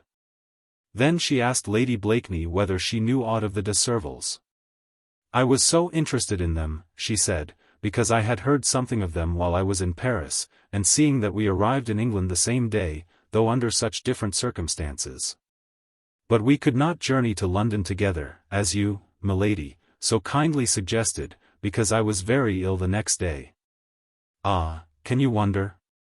A kind friend in Dover took care of me. But I remember their name, and have oft marvelled if we should ever meet." Yes, Marguerite did see the de Servals from time to time. They rented a small cottage not very far from here, just outside of town. One of the daughters, Régine, was employed all day at the fashionable dressmakers in Richmond. The younger girl, Josephine, and the boy, Jacques, was doing work in a notary's office. It was all very dreary for them, but their courage was marvellous. And though the children did not earn much, it was sufficient for their wants. Madame de Fontenay was vastly interested. She hoped that Régine's marriage with the man of her choice would bring a ray of real happiness into the household. "I hope so too," Lady Blakeney assented. "Milady has seen the young man, Régine's fiancé?" "Oh, yes. Once or twice. But he is engaged in business all day, it seems. He is inclined to be morbid and none too full of ardor. It is a pity. For Régine is a sweet girl and deserves happiness. We have so much sorrow in common," she said with a pathetic smile. "So many misfortunes. We ought to be friends." Then she gave a slight little shiver. "The weather is extraordinarily cold for July," she said. "Ah, how one misses the glorious sunshine of France." She wrapped her thin, transparent shawl closer round her shoulders. She was delicate, she explained. Always had been. She was a child of the South, and fully expected the English climate would kill her. In any case, it was foolish of her to stand thus talking, when it was so cold. After which she took her leave, with a gracious inclination of the head and a cordial au revoir. Then she turned off into a small path under the trees, cut through the growing bracken. And Marguerite watched the graceful figure thoughtfully, until the leafy undergrowth hid her from view. Chapter 20. Departure. Chapter 1. The next morning's sun rose more radiant than before. Marguerite greeted it with a sigh that was entirely a happy one. Another round of the clock had brought her a little nearer to the time when she would see her beloved. The next courier might indeed bring a message naming the very day when she could rest once more in his arms for a few brief hours, which were so like the foretaste of heaven. Soon after breakfast she ordered her coach, intending to go to London in order to visit Lady Ffoulkes and give Sir Andrew the message which was contained for him in Percy's last letter.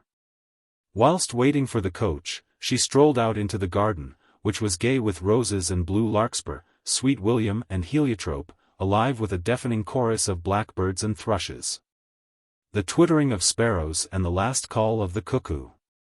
It was a garden brimful of memories, filled in rich abundance with the image of the man she worshipped.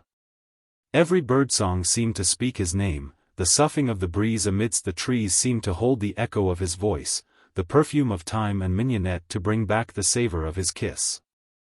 Then suddenly she became aware of hurrying footsteps on the gravelled path close by. She turned, and saw a young man whom at first she did not recognize, running with breathless haste towards her. He was hatless, his linen crumpled, his coat collar awry. At sight of her he gave a queer cry of excitement and relief. "Lady Blakeney! Thank God! Thank God!" Then she recognized him. It was Bertrand Moncrif. He fell on his knees and seized her gown. He appeared entirely overwrought, unbalanced, and Marguerite tried in vain at first to get a coherent word out of him. All that he kept on repeating was, "Will you help me? Will you help us all?" "Indeed I will, if I can, Moncrif," Marguerite said gently. "Do try and compose yourself and tell me what is amiss." She persuaded him to rise, and presently to follow her to a garden seat, where she sat down. He remained standing in front of her. His eyes still looked wild and scared, and he passed a shaking hand once or twice through his unruly hair. But he was obviously making an effort to compose himself, and after a little while, during which Marguerite waited with utmost patience, he began more coherently. "Your servant said, milady," he began more quietly, "that you were in the garden. I could not wait until they called you, so I ran to find you. Will you try and forgive me? I ought not to have intruded." "Of course I will forgive you," Marguerite rejoined with a smile, "if you will only tell me what is amiss." He paused a moment, then cried abruptly, "Régine has gone." Marguerite frowned, puzzled, and murmured slowly, not understanding. "Gone? Whither?" "To Dover," he replied, "with Jacques." "Jacques?" she reiterated, still uncomprehending. "Her brother," he rejoined. "You know the boy?" Marguerite nodded. Hot-headed, impulsive, Moncrif went on, trying to speak calmly. He and the girl Josephine always had it in their minds that they were destined to liberate France from her present state of anarchy and bloodshed. "Like you yourself, Moncrif," Marguerite put in with a smile. "Oh, I became sobered, reasonable, when I realized how futile it all was. We all owe our lives to that noble Scarlet Pimpernel. They were no longer ours to throw away. At least, that was my theory, and Régine's. I have been engaged in business, and she works hard." "Oh, but you know," he exclaimed impulsively. "Yes, I know all your circumstances. But to the point, I pray you. Jacques of late has been very excited, feverish. We did not know what was amiss. Régine and I oft spoke of him. And Madame de Serval has been distraught with anxiety. She worships the boy. He is her only son. But Jacques would not say what was amiss. He spoke to no one. Went to his work every day as usual. Last night he did not come home. A message came for Madame de Serval to say that a friend in London had persuaded him to go to the play and spend the night with him. Madame de Serval thought nothing of that. She was pleased to think that Jacques had some amusement to distract him from his brooding thoughts. But Régine, it seems, was not satisfied. After her mother had gone to bed, she went into Jacques' room. Found some papers, it seems, letters. I know not, proof in fact that the boy was even then on his way to Dover, having made arrangements to take ship for France. Mon Dieu! Marguerite exclaimed involuntarily. What senseless folly! Ah! But that is not the worst. Folly, you say. But there is worse folly still. With the same febrile movements that characterized his whole attitude, he drew a stained and crumpled letter from his pocket. She sent me this morning, he said. That is why I came to you. You mean Régine? Marguerite asked, and took the letter which he was handing to her. Yes. She must have brought it round herself, to my lodgings, in the early dawn. I did not know what to do, whom to consult. A blind instinct brought me here. I have no other friend. In the meanwhile Marguerite was deciphering the letter, turning a deaf ear to his ramblings. My Bertrand, so the letter ran, Jacques is going to France. Nothing will keep him back. He says it is his duty. I think that he is mad, and I know that it will kill Maman. So I go with him. Perhaps at the last, at Dover, my tears and entreaties might yet prevail. If not, and he puts this senseless project in execution, I can watch over him there, and perhaps save him from too glaring a folly. We go by coach to Dover, which starts in an hour's time. Farewell, my beloved, and forgive me for causing you the anxiety, but I feel that Jacques has more need of me than you. Below the signature, Régine de Serval, there were a few more lines, written as if with an afterthought. I have told Maman that my employer is sending me down into the country about some dresses for an important customer. And that as Jacques can get a few days' leave from his work, I am taking him with me, for I feel the country air would do him good. Maman will be astonished and no doubt hurt that Jacques did not send her word of farewell, but it is best that she should not learn the truth too suddenly. If we do not return to Dover within the week, you will have to break the news as gently as you can. Whilst Marguerite read the letter, Bertrand had sunk upon the seat and buried his head in his hands. He looked utterly dejected and forlorn, and she felt a twinge of remorse at thought how she had been wronging him all this while by doubting his love for Régine. She placed a kindly hand on the young man's shoulder. "What was your idea," she asked, "in coming to me? What can I do? Give me advice, milady," he implored. "I am so helpless, so friendless. When I had the letter, I could think of nothing at first. You see, Régine and Jacques started early this morning, by the coach from London, long before I had it. I thought you could tell me what to do, how to overtake them. Régine loves me, oh, she loves me. If I knelt at her feet I could bring her back. But they are marked people, those two.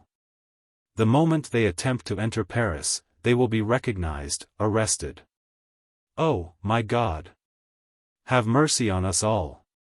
You think you can persuade Régine, Moncrif? I am sure," he asserted firmly. "And you, milady? Régine thinks the whole world of you. But there is the boy, Jacques. He is just a child, he acted on impulse, and I always had great authority over him. And you, milady? The whole family worship you, they know what they owe you.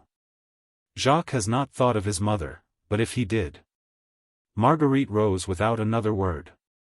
"Very well," she said simply. "We go together and see what we can do with those two obstinate young folk." Bertrand gave a gasp of surprise and of hope. His whole face lighted up and he gazed upon the beautiful woman before him as a worshipper would on his divinity. "You, milady," he murmured. "You would, really, help me, like that?" Marguerite smiled. "I really would help you like that," she said. "My coach is ordered, we can start at once. We'll get relays at Maidstone and at Ashford, and easily reach Dover tonight, before the arrival of the public coach. In any case, I know everyone of any importance in Dover. We could not fail to find the runaways. But you are an angel, milady." Bertrand contrived to stammer, although obviously he was overwhelmed with gratitude. "You are ready to start?" Marguerite retorted, gently checking any further display of emotion. He certainly was hatless, and his clothes were in an untidy condition, but such trifles mattered nothing at a moment like this. Marguerite's household, on the other hand, were accustomed to these sudden vagaries and departures of their mistress, either for Dover, Bath, or any known and unknown destination. Often at a few minutes' notice. In this case the coach was actually at the gates. The maids packed the necessary valise. Her ladyship changed her smart gown for a dark travelling one, and less than half an hour after Bertrand Moncrif's first arrival at the manor, he was seated beside Lady Blakeney in her coach. The coachman cracked his whip, the postilion swung himself into the saddle, and the servants stood at attention as the vehicle slowly swung out of the gates. And presently, the horses, putting on the pace, disappeared along the road, followed by a cloud of dust. Chapter 2. Bertrand Moncrif, brooding, absorbed in thoughts, said little or nothing while the coach swung along at a very brisk pace. Marguerite, who always had plenty to think about, did not feel in the mood to try and make conversation. She was very sorry for the young man, who in very truth must have suffered also from remorse. His lack of ardor, obviously only an outward lack, toward his fiancée and the members of her family, must to a certain extent have helped to precipitate the present catastrophe. Coolness and moroseness on his part gave rise to want of confidence on the other. Régine, heartsick at her lover's seeming indifference, was no doubt all the more ready to lavish love and self-sacrifice upon the young brother. Marguerite was sorry enough for the latter, a young fool, with the exalt Latin temperament. Brimming over with desires for self-immolation as futile as they were senseless, but her generous heart went out to Régine de Serval, a girl who appeared redestined to sorrow and disappointments. Endowed with an exceptionally warm nature and cursed with the inability to draw wholehearted affection to herself. She worshipped Bertrand Moncrif, she idolized her mother, her brother, her sister. But though they, one and all, relied on her, brought her the confidences of their troubles and their difficulties, it never occurred to any one of them to give up something, a distraction, a fancy, an ideal, for the sake of silent, thoughtful Régine. Marguerite allowed her thoughts thus to dwell on these people, whom her husband's splendid sacrifice on their behalf had rendered dear. Indeed, she loved them like she loved so many others, because of the dangers which he had braved for their sakes. Their lives had become valuable because of his precious one, daily risked because of them. And at the back of her mind there was also the certainty that if these two young fools did put their mad project in execution and endeavored to return to Paris, it would again be the gallant Scarlet Pimpernel who would jeopardize his life to save them from the consequences of their own folly. Chapter 3. Luncheon and a brief halt was taken at Farningham and Maidstone reached by 3 o'clock in the afternoon. Here Lady Blakeney's own servants took leave of her, and post-horses were engaged to take her ladyship on to Ashford. 2 hours later, at Ashford, fresh relays were obtained. The public coach at this hour was only some 9 or 10 miles ahead, it seems. And there was now every chance that Dover would be reached by nightfall and the young runaways met by their pursuers on arrival. All was then for the best. Bertrand, after the coach had rattled out of Ashford, appeared to find comfort and courage. He began to talk, long and earnestly, of himself, his plans and projects, his love for Régine, to which he always found it so difficult to give expression. Of Régine herself and the de Servals, mother, son and daughters. His voice was toneless and very even. The monotony of his diction acted after a while as a soporific on Marguerite's nerves. The rumble of the coach, the closeness of this long afternoon in July, the rocking of the springs, made her feel drowsy. After a while a curious scent pervaded the interior of the coach, a sweet, heady scent that appeared to weigh her eyelids down and gave her a feeling of delicious and lazy beatitude. Bertrand Moncrif droned on, and his voice came to her fast-fading senses as through a thick pulpy veil. She closed her eyes. That sweet, intoxicating scent came, more marked, more insistent, to her nostrils. She laid her head against the cushions, and still she heard the dreary monotone of Bertrand's voice, quite inarticulate now, like the hum of a swarm of bees. Then, all of a sudden she was fully conscious. Only just in time to feel the weight of an iron hand against her mouth and to see Bertrand's face, ghastly of hue, eyes distorted more with fear than rage, quite close to her own. She had not the time to scream, and her limbs felt as heavy as lead, so that she could not struggle. The next moment a thick woolen scarf was wound quickly and tightly round her head, covering her mouth and eyes, only barely giving her room to breathe. And her hands and arms were tied together with cords. This brutal assault had been so quick and so sudden that at first it seemed to Marguerite like part of a hideous dream. She was not fully conscious, and was half suffocated by the thick folds of the scarf and that persistent odor, which by its sickened sweetness caused her well nigh to swoon. Through this semi-consciousness, however, she was constantly aware of her enemy, Bertrand Moncrif, the black-hearted traitor who had carried out this execrable outrage. Why and for what purpose? Marguerite was too dazed to attempt to guess. He was there, that she knew. She was conscious of his hands making sure of the cords round her wrists, tightening the scarf around her mouth. Then presently she felt him leaning across her body and throwing down the window, and she heard him shouting to the driver. "Her ladyship has fainted. Drive as fast as ever you can till you come to that white house yonder on the right, the one with the green shutters and the tall yew at the gate." The driver's reply she could not hear, nor the crack of his whip. Certain it is that, though the coach had rattled on at a great pace before, the horses, as if in response to Bertrand's commands, now burned the ground under their hoofs. A few minutes went by, an eternity. Then that terrible cloying perfume was again held close to her nostrils, an awful dizziness and nausea seized her, after which she remembered nothing more. Chapter 21. Memories. Chapter 1. When Marguerite Blakeney finally recovered consciousness, the sun was low down in the west. She was in a coach, not her own, which was being whisked along the road at terrific speed. She was alone, her mouth gagged, her wrists and her ankles tied with cords, so that she could neither speak nor move, a helpless log, being taken, whither, and by whom? Bertrand was not here. Through the front window of the coach she could perceive the vague outline of two men sitting on the driver's seat, whilst another was riding the off-leader. 4 horses were harnessed to the light coach. It flew along in a southeasterly direction, though while the shades of evening were fast drawing in. Marguerite had seen too much of the cruelties and barbarities of this world, too much of the hatred that existed between enemy countries, and too much of the bitter rancor felt by certain men against her husband and indirectly against herself, not to realize at once whence the blow had come that had struck her. Something too in the shape of that back which she perceived through the window in front of her, something in the cut of the threadbare coat, the set of the black bow at the nape of the neck, was too familiar to leave her even for a moment in doubt. Here was no ordinary footpad, no daring abduction with a view to reward or ransom. This was the work of her husband's enemies, who, through her, were once more striving to get at him. Bertrand Moncrif had been the decoy.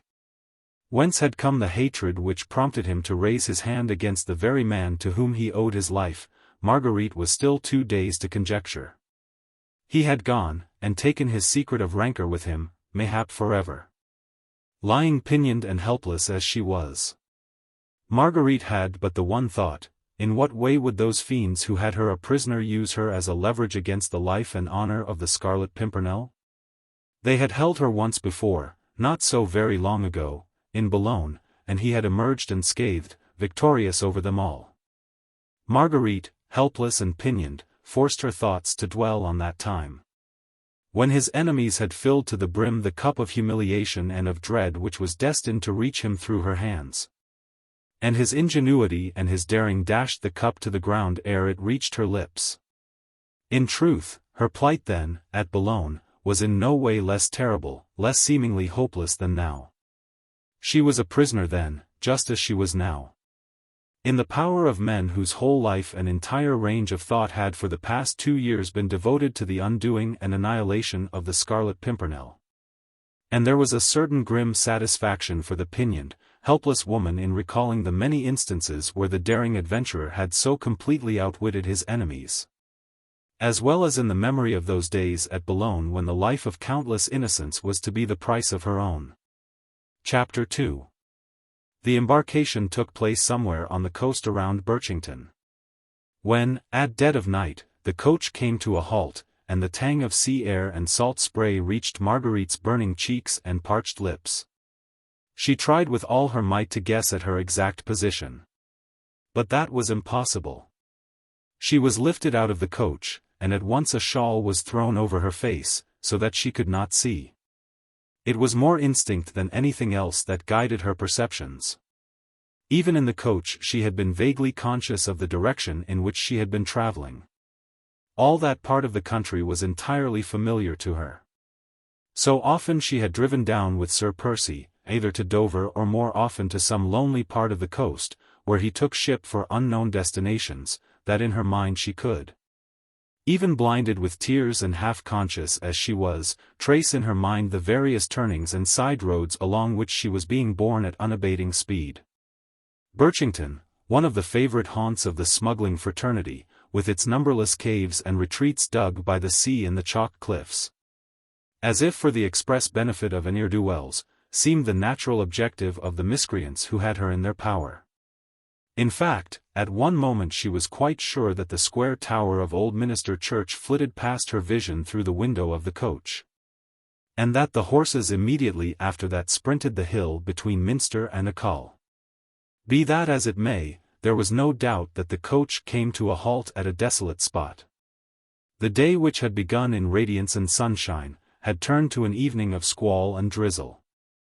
A thin rain soon wetted Marguerite's clothes and the shawl on her head through and through, greatly adding to her misery and discomfort. Though she saw nothing, she could trace every landmark of the Calvary to the summit of which she was being borne like an insentient log. For a while she lay at the bottom of a small boat, aching in body as well as in mind, her eyes closed, her limbs cramped by the cords which owing to the damp were cutting into her flesh. Faint with cold and want of food, wet to the skin yet with eyes and head and hands burning hot, and her ears filled with the dreary, monotonous sound of the oars creaking in the rowlocks and the boom of the water against the sides of the boat. She was lifted out of the boat and carried, as she judged, by two men up a companion ladder, then down some steps and finally deposited on some hard boards. After which the wet shawl was removed from her face. She was in the dark. Only a tiny streak of light found its way through a chink somewhere close to the floor. A smell of tar and of stale food gave her a wretched sense of nausea. But she had by now reached a stage of physical and mental prostration wherein even acute bodily suffering counts as nothing, and is endurable because it is no longer felt. After a while the familiar motion, the well-known sound of a ship weighing anchor, gave another blow to her few lingering hopes. Every movement of the ship now bore her farther and farther from England and home, and rendered her position more utterly miserable and hopeless. Far be it from me to suggest even for a moment that Marguerite Blakeney lost either spirit or courage during this terrible ordeal. But she was so completely helpless that instinct forced her to remain motionless and quiescent, and not to engage in a fight against overwhelming odds. In mid-channel, surrounded by miscreants who had her in their power, she could obviously do nothing except safeguard what dignity she could by silence and seeming acquiescence. Chapter 3.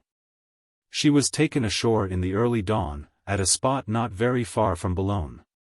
Precautions were no longer taken against her possible calls for help. Even the cords had been removed from her wrists and ankles as soon as she was lowered into the boat that brought her to shore. Cramped and stiff though she was, she disdained the help of an arm which was held out to her to enable her to step out of the boat. All the faces around her were unfamiliar. There were 4 or 5 men, surly and silent, who piloted her over the rocks and cliffs and then along the sands, to the little hamlet of Wimereux, which she knew well. The coast at this hour was still deserted, only at one time did the little party meet with a group of buxom young women, trudging along barefooted with their shrimping nets over their shoulders. They stared wide-eyed but otherwise indifferent, at the unfortunate woman in torn, damp clothes, and with golden hair all dishevelled, who was bravely striving not to fall whilst urged on by 5 rough fellows in ragged jerseys, tattered breeches, and bare-kneed. Just for one moment, a mere flash, Marguerite at sight of these girls had the wild notion to run to them, implore their assistance in the name of their sweethearts, their husbands, their songs. To throw herself at their feet and beg them to help her, seeing that they were women and could not be without heart or pity. But it was a mere flash, the wild vagary of an overexcited brain, the drifting straw that mocks the drowning man. The next moment the girls had gone by, laughing and chattering. One of them intoned the caira, and Marguerite, fortunately for her own dignity, was not seriously tempted to essay so futile, so senseless an appeal. Later on, in a squalid little hovel on the outskirts of Wimereux, she was at last given some food which, though of the poorest and roughest description, was nevertheless welcome. For it revived her spirit and strengthened her courage, of which she had sore need. The rest of the journey was uneventful. Within the first hour of making a fresh start, she had realized that she was being taken to Paris. A few words dropped casually by the men who had charge of her apprised her of the fact. Otherwise they were very reticent, not altogether rough or unkind. The coach in which she traveled during this stage of the journey was roomy and not uncomfortable, although the cushions were ragged and the leatherwork mildewed. Above all, she had the supreme comfort of privacy. She was alone in the coach, alone during the halts at wayside hostelries when she was allowed food and rest, alone throughout those 2 interminable nights when, with brief intervals whilst relays of horses were put into the shafts or the men took it in turns to get food or drink in some house unseen in the darkness, she vainly tried to get a snatch or 2 of sleep and a few moments of forgetfulness. Alone throughout that next long day, whilst frequent summer showers sent heavy raindrops beating against the window-panes of the coach, and familiar landmarks on the way to Paris flitted like threatening ghouls past her aching eyes. Paris was reached at dawn of the 3rd day. 72 hours had crept along leaden-footed, since the moment when she had stepped into her own coach outside her beautiful home in Richmond, surrounded by her own servants, and with that traitor Moncrif by her side. Since then, what a load of sorrow, of anxiety, of physical and mental suffering had she borne. And yet, even that sorrow, even those sufferings and that anxiety, seemed as nothing beside the heartrending thoughts of her beloved. As yet ignorant of her terrible fate and of the schemes which those fiends who had so shamefully trapped her were even now concocting for the realization of their vengeance against him. Chapter 22. Waiting. Chapter 1. The house to which Marguerite was ultimately driven, and where she presently found herself ushered up the stairs into a small, well-furnished apartment, appeared to be situated somewhere in an outlying quarter of Paris. The apartment consisted of 3 rooms, a bedroom, a sitting room, and small cabinet de toilette, all plainly but nicely furnished. The bed looked clean and comfortable, there was a carpet on the floor, 1 or 2 pictures on the wall, an armchair or 2, even a few books in an armoire. An old woman, dour of mien but otherwise willing and attentive, did all she could to minister to the poor wearied woman's wants. She brought up some warm milk and home-baked bread. Butter, she explained, was not obtainable these days, and the household had not seen sugar for weeks. Marguerite, tired out and hungry, readily ate some breakfast. But what she longed for most and needed most was rest. So presently, at the gruff invitation of the old woman, she undressed and stretched her weary limbs between the sheets, with a sigh of content. Anxiety, for the moment, had to yield to the sense of well-being, and with the name of her beloved on her lips Marguerite went to sleep like a child. When she woke, it was late afternoon. On a chair close by her bedside was some clean linen laid out, a change of stockings, clean shoes, and a gown, a perfect luxury, which made this silent and lonely house appear more like the enchanted abode of ogres or fairies than before. Marguerite rose and dressed. The linen was fine, obviously the property of a woman of refinement, whilst everything in the tiny dressing-room, a comb, hand mirror, soap, and scented water, suggested that the delicate hand of a cultured woman had seen to their disposal. A while later, the dour attendant brought her some soup and a dish of cooked vegetables. Every phase of the situation became more and more puzzling as time went on. Marguerite, with the sense of well-being further accentuated by the feel of warm, dry clothes and of wholesome food, had her mind free enough to think and to ponder. She had thrown open the window, and peeping out, noted that it obviously gave on the back of the house and that the view consisted of rough, uncultivated land, broken up here and there by workshops. warehouses, and timber yards. Marguerite also noted that she was gazing out in the direction of the northwest, that the apartment wherein she found herself was on the top floor of a detached house which, judging by certain landmarks vaguely familiar, was situated somewhere outside the barrier of St. Antoine, and not very far from the Bastille and from the Arsenal. Again she pondered. Where was she? Why was she being treated with a kindness and consideration altogether at variance with the tactics usually adopted by the enemies of the Scarlet Pimpernel? She was not in prison. She was not being starved, or threatened, or humiliated. The day wore on, and she was not confronted with one or other of those fiends who were so obviously using her as a decoy for her husband. But though Marguerite Blakeney was not in prison, she was a prisoner. This she had ascertained 5 minutes after she was alone in the apartment. She could wander at will from room to room. But only in them, not out of them. The door of communication between the rooms was wide open, those that obviously gave on a landing outside were securely locked. And when a while ago the old woman had entered with the tray of food, Marguerite had caught sight of a group of men in the well-known tattered uniform of the National Guard, standing at attention in a wide, long antechamber. Yes, she was a prisoner. She could open the windows of her apartment and inhale the soft moist air which came across the wide tract of a barren land. But these windows were 30 feet above the ground, and there was no projection in the outside wall of the house anywhere near that would afford a foothold to anything human. Thus for 24 hours she was left to meditate, thrown upon her own resources, with no other company save that of her own thoughts, and they were anything but cheerful. The uncertainty of the situation soon began to prey upon her nerves. She had been calm in the morning, but as the day wore on the loneliness, the mystery, the silence, began to tell upon her courage. Soon she got to look upon the woman who waited on her as upon her jailer. And when she was alone she was forever straining her ears to hear what the men who were guarding her door might be saying among themselves. The next night she hardly slept. Chapter 2. 24 hours later she had a visit from Citizen Chauvelin.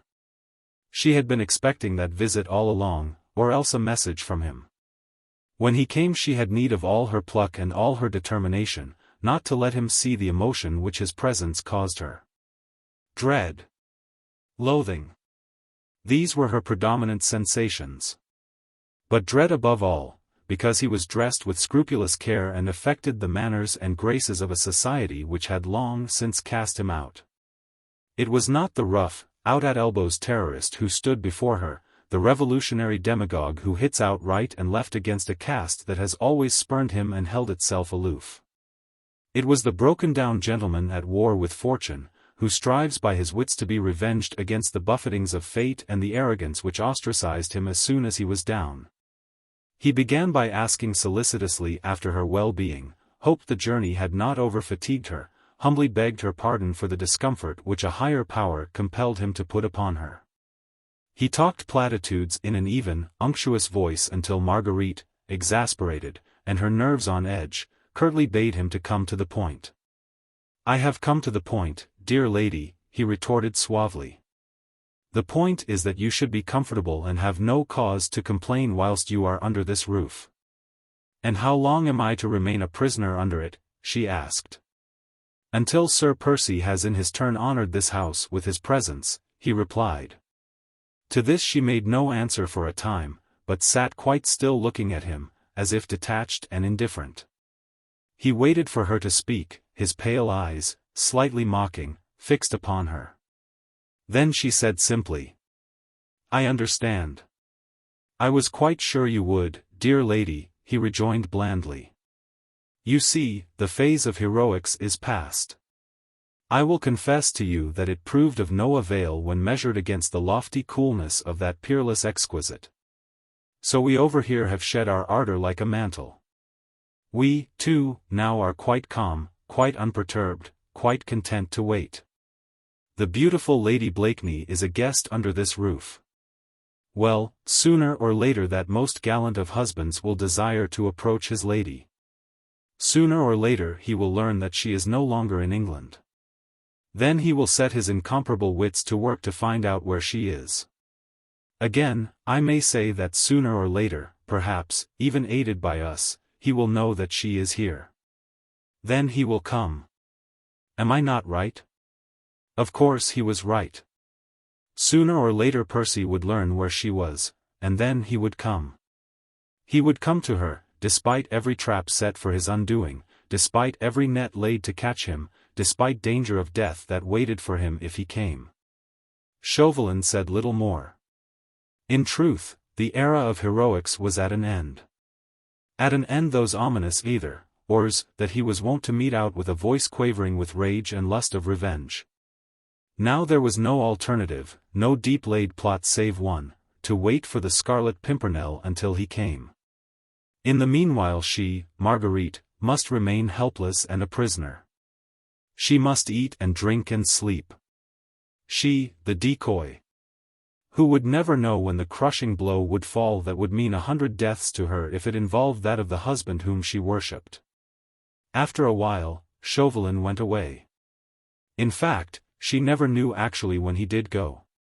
A while ago he had sat there on that upright chair, quiet, well-groomed, suave of speech and bland of manner. Then he will come, he had said quite urbanely. Am I not right? When Marguerite closed her eyes she could still see him, his mocking gaze fixed upon her, his thin, white hands folded complacently before him. And presently, as the day wore on and the shades of evening blurred one object in the room after another, the straight-backed chair, still left in its place, assumed a fantastic human shape, the shape of a meager figure with narrow shoulders and thin, carefully bestockinged legs. And all the faint noises around her, the occasional creaking of the furniture, the movements of the men outside her door, the soughing of the evening breeze in the foliage of the elm trees, all were merged into a thin, bland human voice, that went on repeating in a kind of thin, dreary monotone. Then he will come. Am I not right? Chapter 23. Mice and Men. Chapter 1.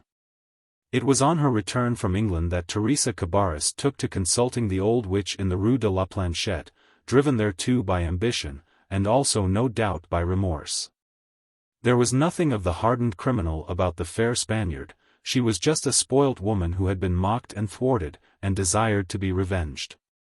The Scarlet Pimpernel had appeared before her as one utterly impervious to her charms, and, egged on by Chauvelin, who used her for his own ends, she entered into a callous conspiracy, the aim of which was the destruction of that gang of English spies who were the enemies of France, and the first stage of which was the heartless abduction of Lady Blakeney and her incarceration as a decoy for the ultimate capture of her own husband.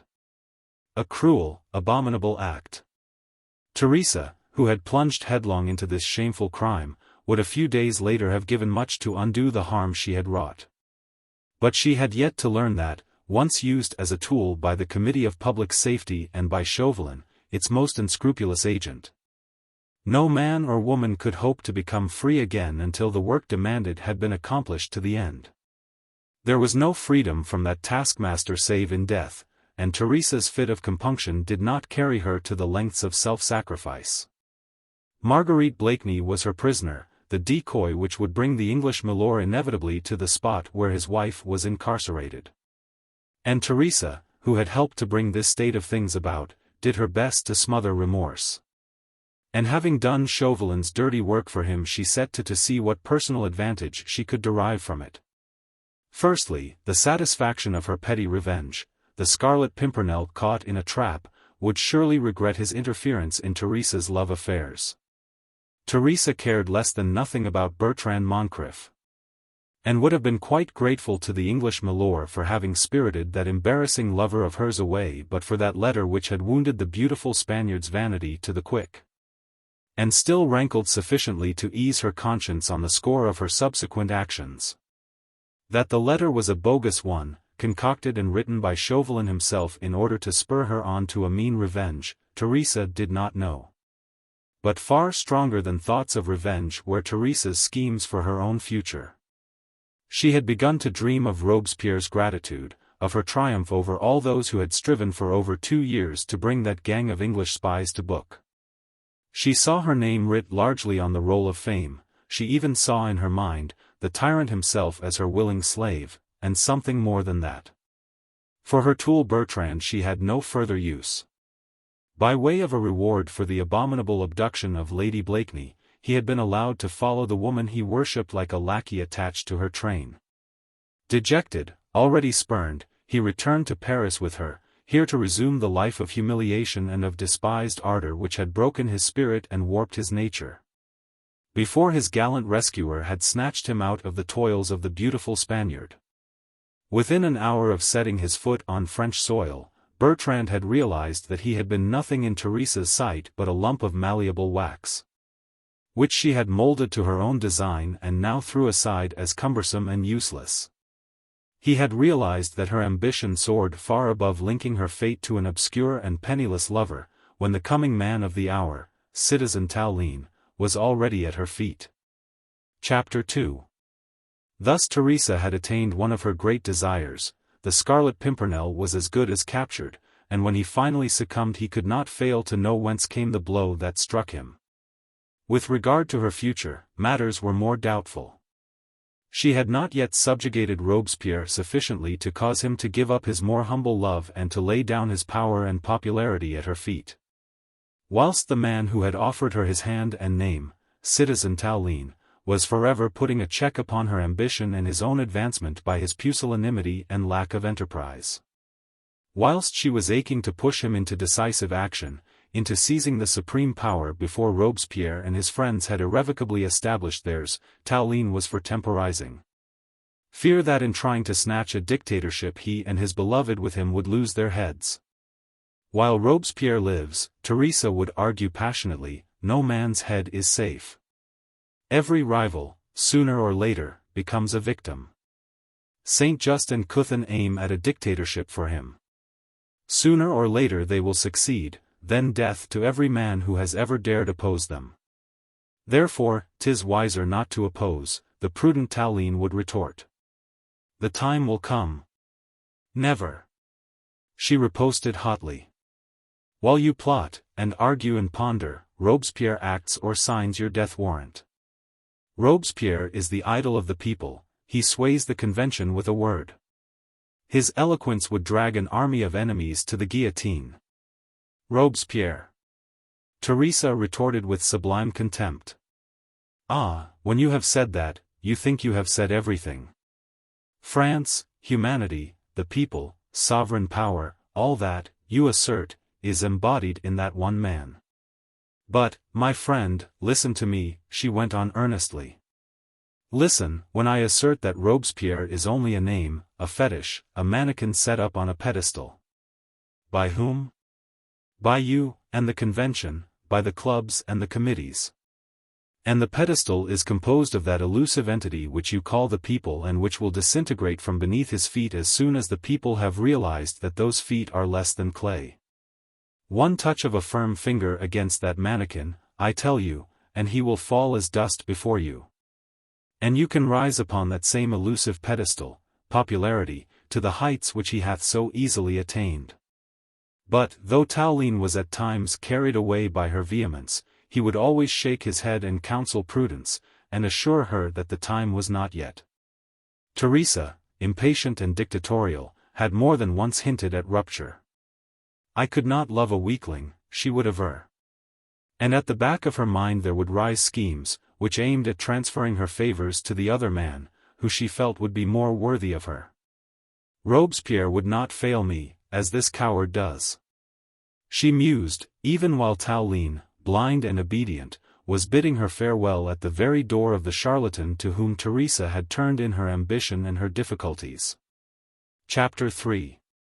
Something of the glamour which had originally surrounded Mother Theat's incantations had vanished since 62 of her devotees had been sent to the guillotine on charge of conspiring for the overthrow of the Republic.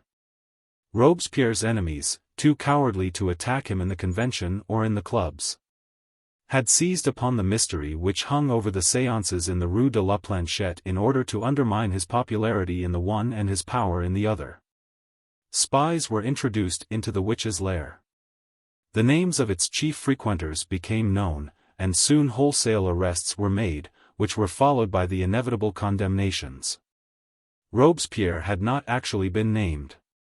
But the identity of the sycophants who had proclaimed him the messenger of the Most High, the Morning Star, or the regenerator of mankind, were hurled across from the tribune of the convention, like poisoned arrows aimed at the tyrant himself. But Robespierre had been too wary to allow himself to be dragged into the affair. His enemies tried to goad him into defending his worshippers, thus admitting his association with the gang. But he remained prudently silent, and with callous ruthlessness he sacrificed them to his own safety. He never raised his voice nor yet one finger to save them from death, and whilst he, bloodthirsty autocrat, remained firmly installed upon his self-constituted throne, those who had acclaimed him as second only to God, perished upon the scaffold. Mother Theot, for some inexplicable reason, escaped this wholesale slaughter, but her séances were henceforth shorn of their splendor. Robespierre no longer dared frequent them even in disguise. The house in the Rue de la Planchette became a marked one to the agents of the Committee of Public Safety. And the witch herself was reduced to innumerable shifts to eke out a precarious livelihood and to keep herself in the good graces of those agents, by rendering them various unavowable services.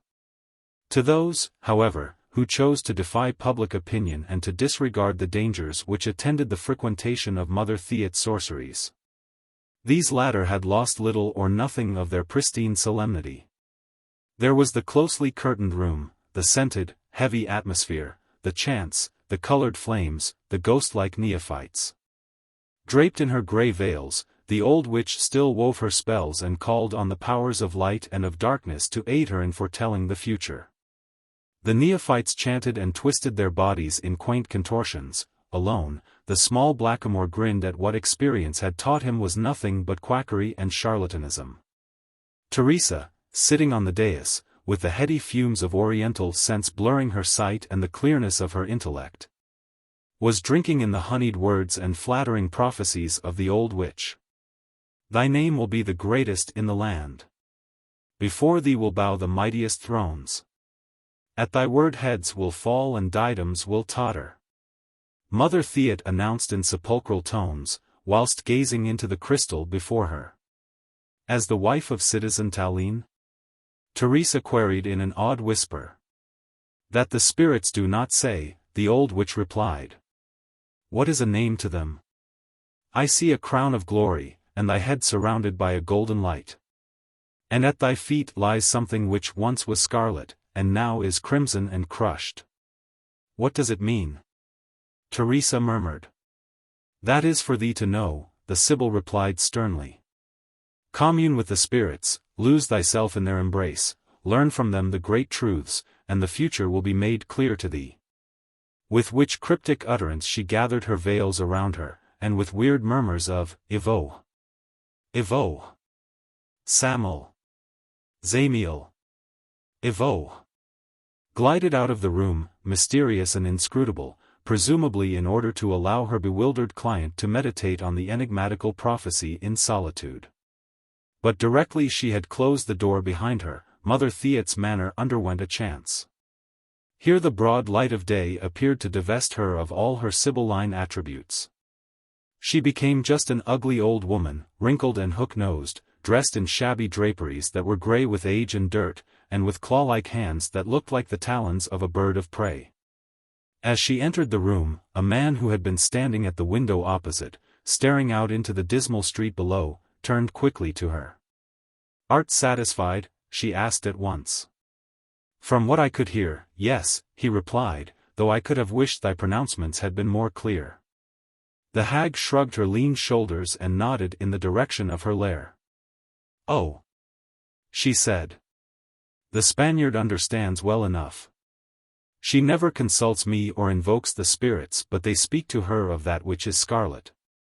She knows what it means. You need not fear, Citizen Chauvelin, that in the pursuit of her vaulting ambition, she will forget that her primary duty is to you. No, Chauvelin asserted calmly, she'll not forget that. The Cabarrus is no fool. She knows well enough that when citizens of the state have been employed to work on its behalf, they are no longer free agents afterwards. The work must be carried through to the end. You need not fear the Cabarrus, citizen, the Sibyl rejoined dryly. She'll not fail you. Her vanity is immense. She believes that the Englishman insulted her by writing that flippant letter, and she'll not leave him alone till she has had her revenge. No. Chauvelin assented. She'll not fail me. Nor thou either, citoyenne. The old hag shrugged her shoulders. I, she exclaimed, with a quiet laugh. Is that likely? You promised me 10,000 livres the day the Scarlet Pimpernel is captured. And the guillotine, Chauvelin broke in grimly, if thou shouldst allow the woman upstairs to escape. I know that, the old woman rejoined dryly. If she escapes, 'twill not be through my connivance. In the service of the state, Chauvelin riposted, even carelessness becomes a crime. Catherine Theot was silent for a moment or two, pressed her thin lips together, then rejoined quite quietly. She'll not escape. Have no fear, citizen Chauvelin. That's brave. And now, tell me what has become of the coal-heaver Rateau? Oh, he comes and goes. You told me to encourage him. Yes. So I give him potions for his cough. He has one foot in the grave. Would he had both? Chauvelin broke in savagely. That man is a perpetual menace to my plans. It would have been so much better if we could have sent him last April to the guillotine. It was in your hands, Mother Theot retorted. The committee reported against him. His measure was full enough. Aiding that execrable Scarlet Pimpernel to escape. Name of a name. It should have been enough. It was not proved that he did aid the English spies, Chauvelin retorted moodily. And Fouquier Tinville would not arraign him. He vowed it would anger the people, the rabble, of which Rateau himself forms an integral part. We cannot afford to anger the rabble these days, it seems. And so Rateau, the asthmatic coal-heaver, walked out of prison a free man, whilst my neophytes were dragged up to the guillotine, and I was left without means of earning an honest livelihood. Mother Theot concluded with a doleful sigh. Honest? Chauvelin exclaimed, with a sarcastic chuckle. Then, seeing that the old witch was ready to lose her temper, he quickly added, Tell me more about Rateau. Does he often come here? Yes, very often. He must be in my anteroom now. He came directly he was let out of prison, and has haunted this place ever since. He thinks I can cure him of his asthma, and as he pays me well. Pays you well? Chauvelin broke in quickly. That starveling? Rateau is no starveling, the old woman asserted. Many an English gold piece hath he given me. But not of late. No later than yesterday. Chauvelin swore viciously. Then he is still in touch with that cursed Englishman. Mother Theot shrugged her shoulders. Does one ever know which is the Englishman and which is the asthmatic Rateau? She queried, with a dry laugh. Whereupon a strange thing happened, so strange indeed that Chauvelin's next words turned to savage curses, and that Mother Theot, white to the lips, her knees shaking under her. Tiny beads of perspiration rising beneath her scanty locks, had to hold on to the table to save herself from falling. Name of a dog. Chauvelin muttered hoarsely, whilst the old woman, shaken by that superstitious dread which she liked to arouse in her clients, could only stare at him and mutely shake her head. And yet nothing very alarming had occurred. Only a man had laughed, light-heartedly and long. And the sound of that laughter had come from somewhere near, the next room probably, or the landing beyond Mother Theot's anteroom. It had come low and distinct, slightly muffled by the intervening wall. Nothing in truth to frighten the most nervous child. A man had laughed. One of Mother Theot's clients probably, who in the company of a friend chose to while away the weary hour of waiting on the Sibyl by hilarious conversation. Of course, that was it.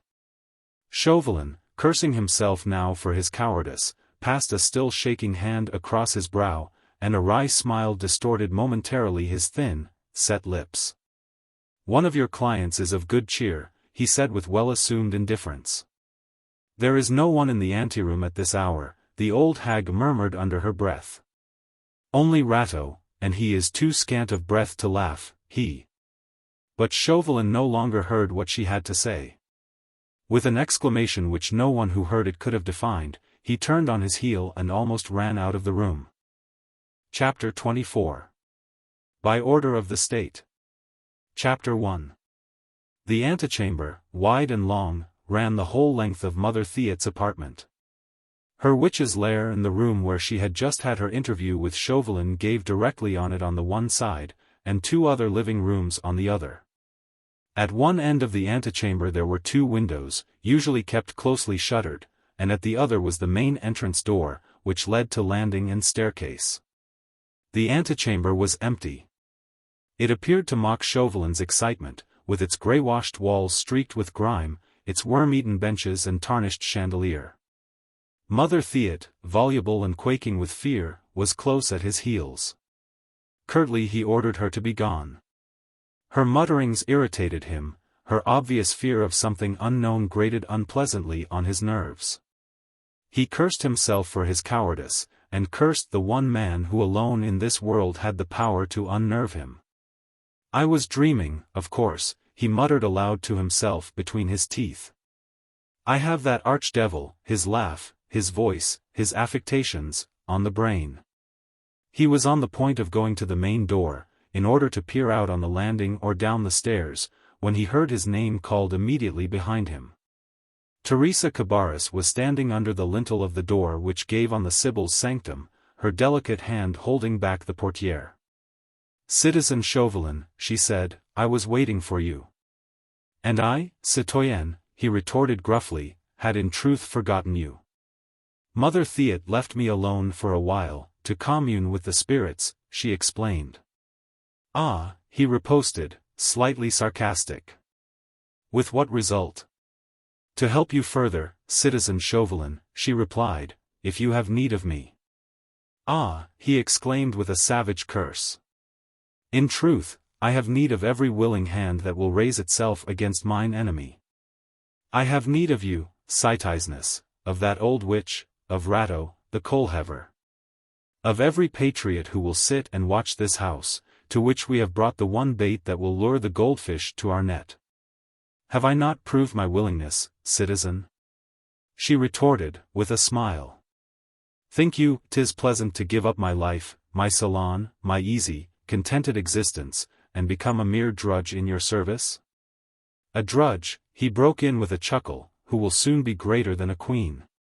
"Ah, if I thought that," she exclaimed. "I am as sure of it as that I am alive," he replied firmly. "You will never do anything with Citizen Tallien, citoyenne. He is too mean, too cowardly. But bring the Scarlet Pimpernel to his knees at the chariot wheel of Robespierre, and even the crown of the Bourbons would be yours for the asking." "I know that, citizen," she rejoined dryly. "Else I were not here. We hold all the winning cards," he went on eagerly. "Lady Blakeney is in our hands. So long as we hold her, we have the certainty that sooner or later the English spy will establish communication with her. Catherine Theot is a good jailer, and Captain Boyer upstairs has a number of men under his command, veritable sleuth-hounds, whose efficiency I can guarantee and whose eagerness is stimulated by the promise of a magnificent reward. But experience has taught me that that accursed Scarlet Pimpernel is never so dangerous as when we think we hold him. His extraordinary histrionic powers have been our undoing hitherto. No man's eyes are keen enough to pierce his disguises. That is why, citoyenne, I dragged you to England, that is why I placed you face to face with him, and said to you, that is the man. Since then, with your help, we hold the decoy. Now you are my coadjutor and my help. In your eyes I place my trust, in your wits, your instinct. In whatever guise the Scarlet Pimpernel presents himself before you, and he will present himself before you, or he is no longer the impudent and reckless adventurer I know him to be. I feel that you at least will recognize him. Yes, I think I should recognize him, she mused. Think you that I do not appreciate the sacrifice you make, the anxiety, the watchfulness to which you so nobly subject yourself? But 'tis you above all who are the lure which must inevitably attract the Scarlet Pimpernel into my hands. Soon, I hope, she sighed wearily. Soon, he asserted firmly. I dare swear it. Until then, citizeness, in the name of your own future, and in the name of France, I adjure you to watch. Watch and listen. Oh, think of the stakes for which we are playing, you and I. Bring the Scarlet Pimpernel to his knees, citoyenne, and Robespierre will be as much your slave as he is now the prey to a strange dread of that one man. Robespierre fears the Scarlet Pimpernel. A superstitious conviction has seized hold of him that the English spy will bring about his downfall. We have all seen of late how aloof he holds himself. He no longer attends the committees. He no longer goes to the clubs, he shuns his friends. And his furtive glance is forever trying to pierce some imaginary disguise, under which he alternately fears and hopes to discover his archenemy. He dreads assassination, anonymous attacks. In every obscure member of the convention who walks up the steps of the tribune, he fears to find the Scarlet Pimpernel under a new, impenetrable mask. Ah, citoyen! What influence you would have over him if through your agency all those fears could be drowned in the blood of that abominable Englishman. Now, who would have thought that? A mocking voice broke in suddenly, with a quiet chuckle. I vow, my dear M. Chamberlain, you are waxing more eloquent than ever before. Like the laughter of a while ago, the voice seemed to come from nowhere. It was in the air, muffled by the clouds of Mother Theat's perfumes, or by the thickness of doors and tapestries. Weird, yet human. By Satan, this is intolerable. Chauvelin exclaimed, and paying no heed to Theresa's faint cry of terror, he ran to the main door. It was on the latch. He tore it open and dashed out upon the landing. Chapter 2. From here a narrow stone staircase, dank and sombre, led downwards as well as upwards, in a spiral. The house had only the 2 stories, perched above some disused and dilapidated storage rooms, to which a double outside door and wicket gave access from the street.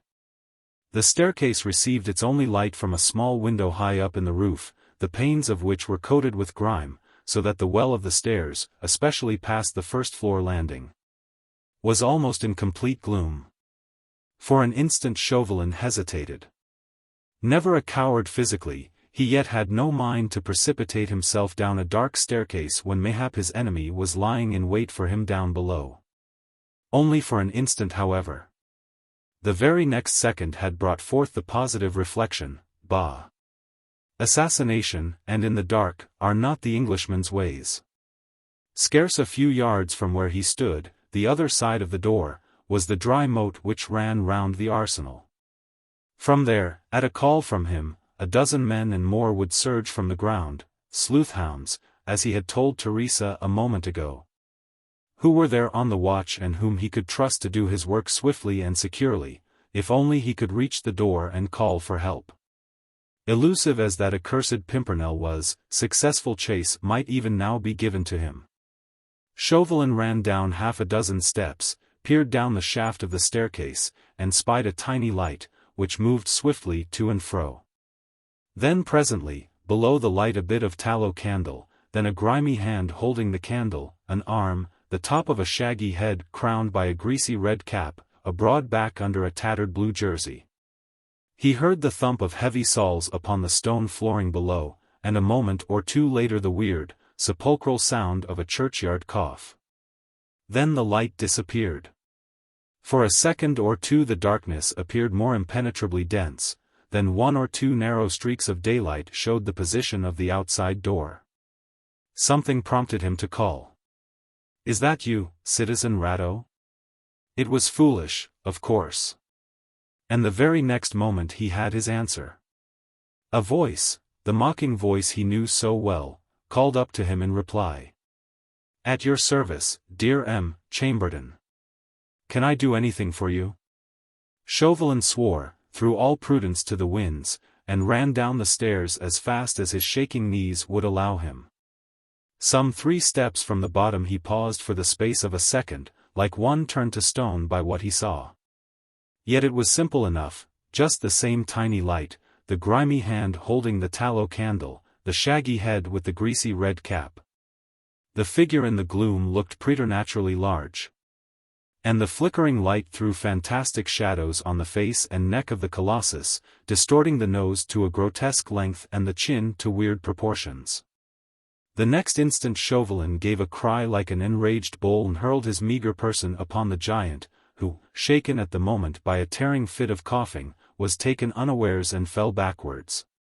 Overborne by the impact, dropping the light as he fell and still wheezing pitiably whilst trying to give vent to his feelings by vigorous curses. Chauvelin, vaguely surprised at his own strength or the weakness of his opponent, pressed his knee against the latter's chest, gripped him by the throat, smothering his curses and wheezes, turning the funeral cough into agonized gasps. "At my service, in truth, my gallant Pimpernel," he murmured hoarsely, feeling his small reserve of strength oozing away by the strenuous effort. "What you can do for me? Wait here, until I have you bound and gagged, safe against further mischief."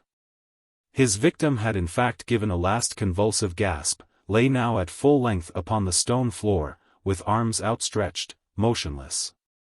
Chauvelin relaxed his grip. His strength was spent, he was bathed in sweat, his body shook from head to foot. But he was triumphant. His mocking enemy, carried away by his own histrionics, had overtaxed his colossal strength. The carefully simulated fit of coughing had taken away his breath at the critical moment, the surprise attack had done the rest. And Chauvelin, meager, feeble, usually the merest human insect beside the powerful Englishman, had conquered by sheer pluck and resource. There lay the Scarlet Pimpernel, who had assumed the guise of asthmatic Rateau once too often, helpless and broken beneath the weight of the man whom he had hoodwinked and derided. And now at last all the intrigues, the humiliations, the schemes and the disappointments, were at an end. He, Chauvelin, free and honored, Robespierre his grateful servant. A wave of dizziness passed over his brain, the dizziness of coming glory. His senses reeled. When he staggered to his feet he could scarcely stand. The darkness was thick around him. Only 2 streaks of daylight at right angles to one another came through the chinks of the outside door and vaguely illumined the interior of the dilapidated storeroom. The last step or 2 of the winding stairway, the row of empty barrels on one side, the pile of rubbish on the other, and on the stone floor the huge figure in grimy and tattered rags, lying prone and motionless. Guided by those streaks of light, Chauvelin lurched up to the door, fumbled for the latch of the wicket gate, and finding it pulled the gate open and almost fell out into the open. Chapter 3. The Rue de la Planchette was as usual lonely and deserted. It was a second or 2 before Chauvelin spied a passer-by. That minute he spent in calling for help with all his might. The passer-by he quickly dispatched across to the arsenal for assistance. "In the name of the Republic," he said solemnly. But already his cries had attracted the attention of the sentries. Within 2 or 3 minutes, half a dozen men of the National Guard were speeding down the street. Soon they had reached the house, the door where Chauvelin, still breathless but with his habitual official manner that brooked of no argument, gave them hasty instructions. "The man lying on the ground in there," he commanded. "Seize him and raise him. Then one of you find some cord and bind him securely." The men flung the double doors wide open. A flood of light illumined the storeroom. There lay the huge figure on the floor, no longer motionless, but trying to scramble to his feet, once more torn by a fit of coughing. The man ran up to him. One of them laughed. "Why, if it isn't old Rateau." They lifted him up by his arms. He was helpless as a child, and his face was of a dull purple color. "He will die," another man said, with an indifferent shrug of the shoulders. But, in a way, they were sorry for him. He was one of themselves. Nothing of the aristo about asthmatic old Rateau. They had succeeded in propping him up and sitting him down upon a barrel. His fit of coughing was subsiding. He had breath enough now to swear. He raised his head and encountered the pale eyes of Citizen Chauvelin fixed as if sightlessly upon him. "Name of a dog," he began, but got no farther. Giddiness seized him, for he was weak from coughing and from that strangling grip round his throat, after he had been attacked in the darkness and thrown violently to the ground. The men around him recoiled at sight of Citizen Chauvelin. His appearance was almost deathlike. His cheeks and lips were livid, his hair disheveled, his eyes of an unearthly paleness. One hand, claw-like and shaking, he held out before him, as if to ward off some horrible apparition. This trance-like state made up of a ghastly fear and a sense of the most hideous, most unearthly impotence, lasted for several seconds. The men themselves were frightened. Unable to understand what had happened, they thought that Citizen Chauvelin, whom they all knew by sight, had suddenly lost his reason or was possessed of a devil. For in truth there was nothing about poor old Rateau to frighten a child. Fortunately the tension was over before real panic had seized on any of them. The next moment Chauvelin had pulled himself together with one of those mighty efforts of will of which strong natures are always capable. With an impatient gesture he passed his hand across his brow, then backwards and forwards in front of his face, as if to chase away the demon of terror that obsessed him. He gazed on Rateau for a moment or two, his eyes traveling over the uncouth, semi-conscious figure of the coal-heaver with a searching, undefinable glance. Then, as if suddenly struck with an idea, he spoke to the man nearest him. "Sergeant Chazot? Is he at the arsenal?" "Yes, citizen," the man replied. "Run across quickly then," Chauvelin continued. "And bring him hither at once." The soldier obeyed, and a few more minutes, 10, perhaps, went by in silence. Rateau, weary, cursing, not altogether in full possession of his faculties, sat huddled up on the barrel, his bleary eyes following every movement of Citizen Chauvelin with an anxious, furtive gaze. The latter was pacing up and down the stone floor, like a caged, impatient animal. From time to time he paused, either to peer out into the open in the direction of the arsenal, or to search the dark angles of the storeroom, kicking the piles of rubbish about with his foot. Chapter 4. Anon he uttered a sigh of satisfaction. The soldier had returned, was even now in the doorway with a comrade, a short, thick-set, powerful-looking fellow, beside him. "Sergeant Chazot," Chauvelin said abruptly. "At your commands, citizen," the sergeant replied, and at a sign from the other followed him to the most distant corner of the room. "Bend your ear and listen," Chauvelin murmured peremptorily. "I don't want those fools to hear." And, having assured himself that he and Chazot could speak without being overheard, he pointed to Rateau, then went on rapidly, "You will take this lout over to the cavalry barracks. See the veterinary. Tell him." He paused, as if unable to proceed. His lips were trembling, his face, ashen white, looked spectral in the gloom. Chazot, not understand, waited patiently. "That lout," Chauvelin resumed more steadily after a while, "is in collusion with a gang of dangerous English spies. One Englishman especially, tall, and a master of histrionics, uses this man as a kind of double. Perhaps you heard." Chazot nodded. "I know, citizen," he said sagely. "The fraternal supper in the Rue Saint-Honoré.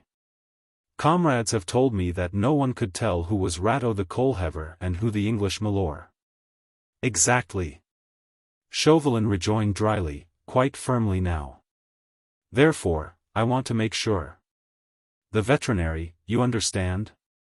He brands the horses for the cavalry. I want a brand on this lout's arm. Just a letter, a distinguishing mark." Chazot gave an involuntary gasp. "But, citizen," he exclaimed. "Eh? What?" the other retorted sharply.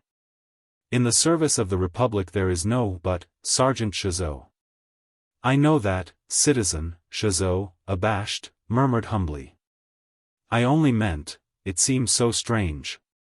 Stranger things than that occur every day in Paris, my friend, Chauvelin said dryly. We brand horses that are the property of the state, why not a man?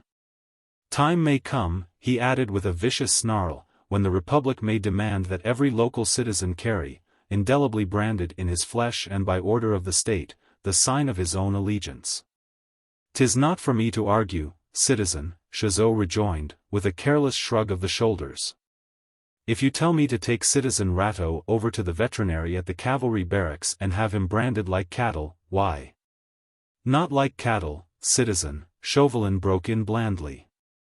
You shall commence proceedings by administering to citizen Rateau a whole bottle of excellent eau de vie, at the government's expense. Then, when he is thoroughly and irretrievably drunk, the veterinary will put the brand upon his left forearm, just one letter. Why, the drunken reprobate will never feel it. As you command, citizen, Chauvelin assented with perfect indifference. I am not responsible. I do as I'm told. Like the fine soldier that you are, citizen Chauvelin. Chauvelin concluded. And I know that I can trust to your discretion. Oh, as to that. It would not serve you to be otherwise, that's understood. So now, my friend, get you gone with the lout. And take these few words of instructions with you, for the citizen veterinary. He took tablet and point from his pocket and scribbled a few words. Signed it, Chauvelin, with that elegant flourish which can be traced to this day on so many secret orders that emanated from the Committee of Public Safety during the 2 years of its existence. Chauvelin took the written order and slipped it into his pocket. Then he turned on his heel and briefly gave the necessary orders to the men. Once more they hoisted the helpless giant up on his feet. Rateau was willing enough to go. He was willing to do anything so long as they took him away from here, away from the presence of that small devil with the haggard face and the pale, piercing eyes. He allowed himself to be conducted out of the building without a murmur. Chauvelin watched the little party, the 6 men, the asthmatic coal-heaver and lastly the sergeant, file out of the place, then cross the Rue de la Planchette and take the turning opposite. The one that led through the port and the Rue St. Antoine to the cavalry barracks in the Quartier Bastille. After which, he carefully closed the double outside doors and, guided by instinct since the place down here was in darkness once more, he groped his way to the foot of the stairs and slowly mounted to the floor above. Chapter 5. He reached the first-floor landing. The door which led into Mother Theat's apartments was on the latch, and Chauvelin had just stretched out his hand with a view to pushing it open, when the door swung out on its hinges.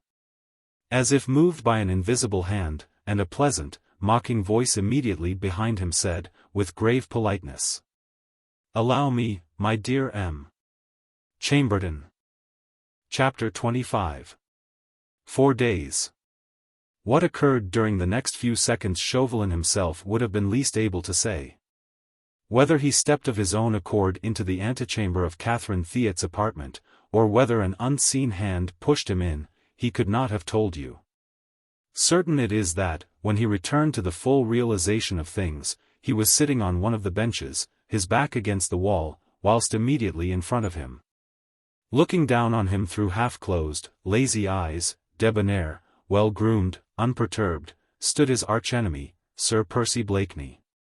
The antechamber was gloomy in the extreme. Someone in the interval had lighted the tallow candles in the center chandelier, and these shed a feeble, flickering light on the dank, bare walls, the carpetless floor, the shuttered windows. Whilst a thin spiral of evil-smelling smoke wound its way to the blackened ceiling above. Of Theresia Cabarrus there was not a sign. Chauvelin looked about him, feeling like a goaded animal shut up in a narrow space with its tormentor. He was making desperate efforts to regain his composure. Above all he made appeal to that courage which was wont never to desert him. In truth, Chauvelin had never been a physical coward, nor was he afraid of death or outrage at the hands of the man whom he had so deeply wronged, and whom he had pursued with a veritable lust of hate. No. He did not fear death at the hands of the Scarlet Pimpernel. What he feared was ridicule, humiliation, those schemes, bold, adventurous, seemingly impossible, which he knew were already seething behind the smooth, unruffled brow of his archenemy. Behind those lazy, supercilious eyes, which had the power to irritate his nerves to the verge of dementia. This impudent adventurer, no better than a spy, despite his aristocratic mien and air of lofty scorn, this meddlesome English brigand, was the one man in the world who had, when he measured his prowess against him, invariably brought him to ignominy and derision, made him a laughingstock before those whom he had been wont to dominate. And at this moment, when once again he was being forced to look into those strangely provoking eyes, he appraised their glance as he would the sword of a proved adversary, and felt as he did so just that same unaccountable dread of them which had so often paralyzed his limbs and atrophied his brain whenever mischance flung him into the presence of his enemy. He could not understand why Theresia Cabarrus had deserted him. Even a woman, if she happened to be a friend, would by her presence have afforded him moral support. "You are looking for Madame de Fontenay, I believe, dear M. Chamberlain," Sir Percy said lightly, as if divining his thoughts. "The ladies, the ladies. They add charm, piquancy, to the driest conversations. Alas," he went on with mock affectation, "that Madame de Fontenay should have fled at first sound of my voice. Now she hath sought refuge in the old witch's lair, there to consult the spirits as to how best she can get out again, seeing that the door is now locked. Deemed awkward, a locked door, when a pretty woman wants to be on the other side. What think you, M. Chamberlain?" "I only think, Sir Percy," Chauvelin contrived to retort, calling all his wits and all his courage to aid him in his humiliating position, "I only think of another pretty woman, who is in the room just above our heads and who would also be mightily glad to find herself the other side of a locked door." "Your thoughts," Sir Percy retorted with a light laugh, "are always so ingenuous, my dear M. Chamberlain. Strangely enough, mine just at this moment run on the possibility, not a very unlikely one, you will admit, of shaking the breath out of your ugly little body, as I would that of a rat." "Shake, my dear Sir Percy, shake." Chauvelin riposted with well-simulated calm. "I grant you that I am a puny rat and you are the most magnificent of lions. But even if I lie mangled and breathless on this stone floor at your feet, Lady Blakeney will still be a prisoner in our hands. And you will still be wearing the worst-cut pair of breeches it has ever been my bad fortune to behold," Sir Percy retorted, quite unruffled. "Lud love you, man. Have you guillotined all the good tailors in Paris?" "You choose to be flippant, Sir Percy," Chauvelin rejoined dryly. "But, though you have chosen for the past few years to play the role of a brainless nincompoop, I have cause to know that behind your affectations there lurks an amount of sound common sense." "Lud, how you flatter me, my dear sir," quoth Sir Percy airily. "I vow you had not so high an opinion of me last time I had the honor of conversing with you. It was at Nantes, do you remember? There, as elsewhere, you succeeded in circumventing me, Sir Percy." "No, no," he protested. "Not in circumventing you. Only in making you look a demmed fool." "Call it that, if you like, sir," Chauvelin admitted, with an indifferent shrug of the shoulders. "Luck has favored you many a time. As I had the honor to tell you, you have had the laugh of us in the past, and no doubt you are under the impression that you will have it again this time. I am such a believer in impressions, my dear sir. The impression now that I have of your charming personality is indelibly graven upon my memory." Sir Percy Blakeney counts a good memory as one of his many accomplishments. Another is his adventurous spirit, and the gallantry which must inevitably bring him into the net which we have been at pains to spread for him. Lady Blakeney. Name her not, man. Sir Percy broke in with affected deliberation, or I verily believe that within 60 seconds you would be a dead man. I am not worthy to speak her name, c'est entendu, Chauvelin retorted with mock humility.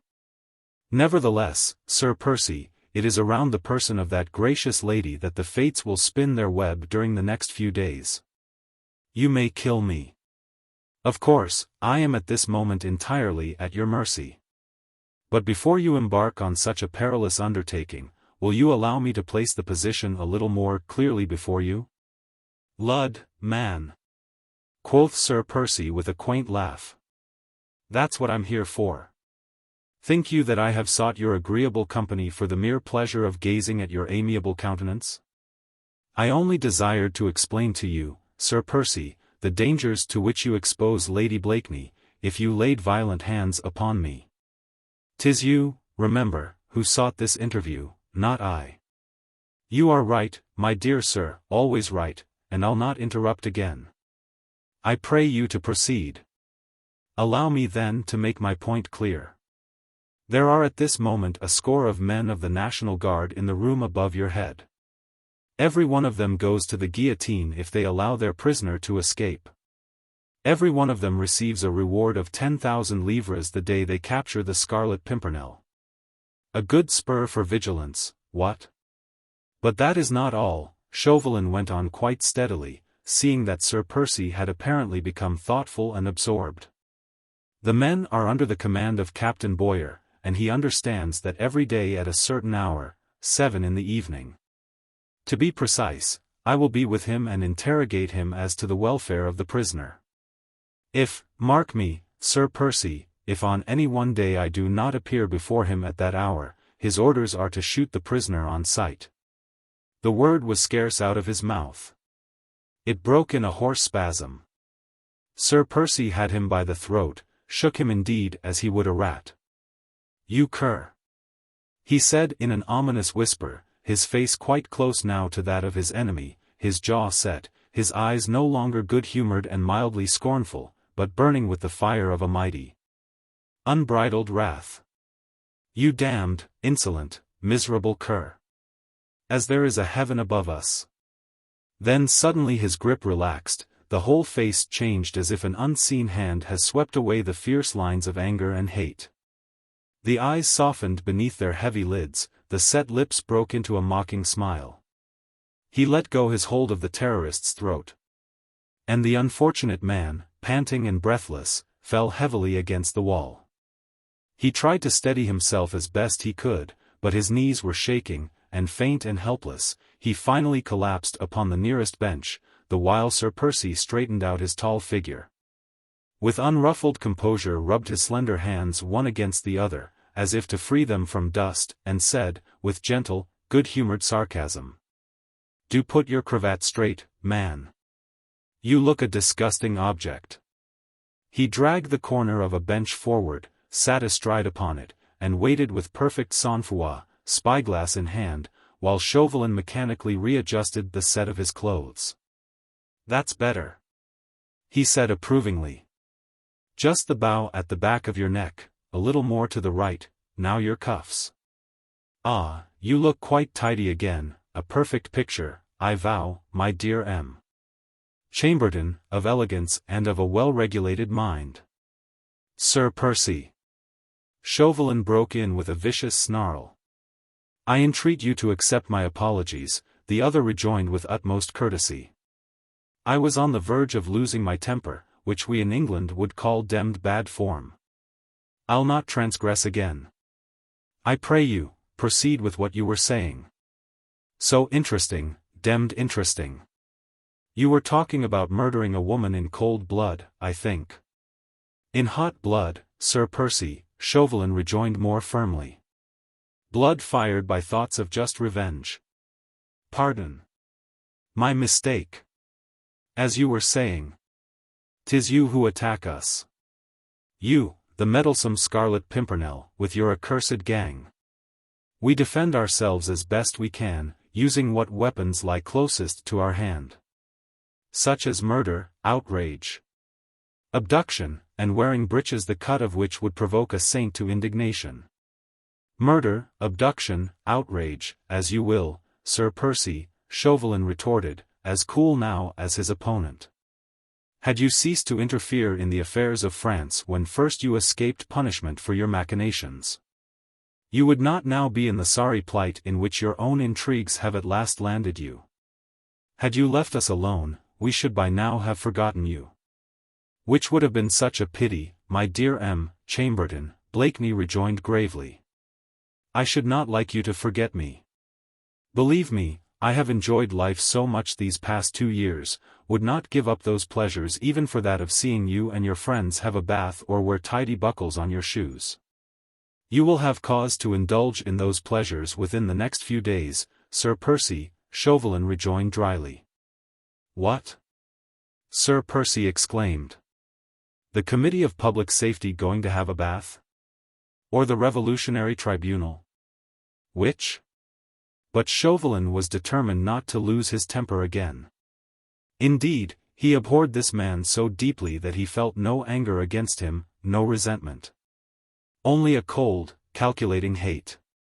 The pleasure of pitting your wits against the inevitable, he riposted dryly. Ah, quoth Sir Percy airily. The inevitable has always been such a good friend to me.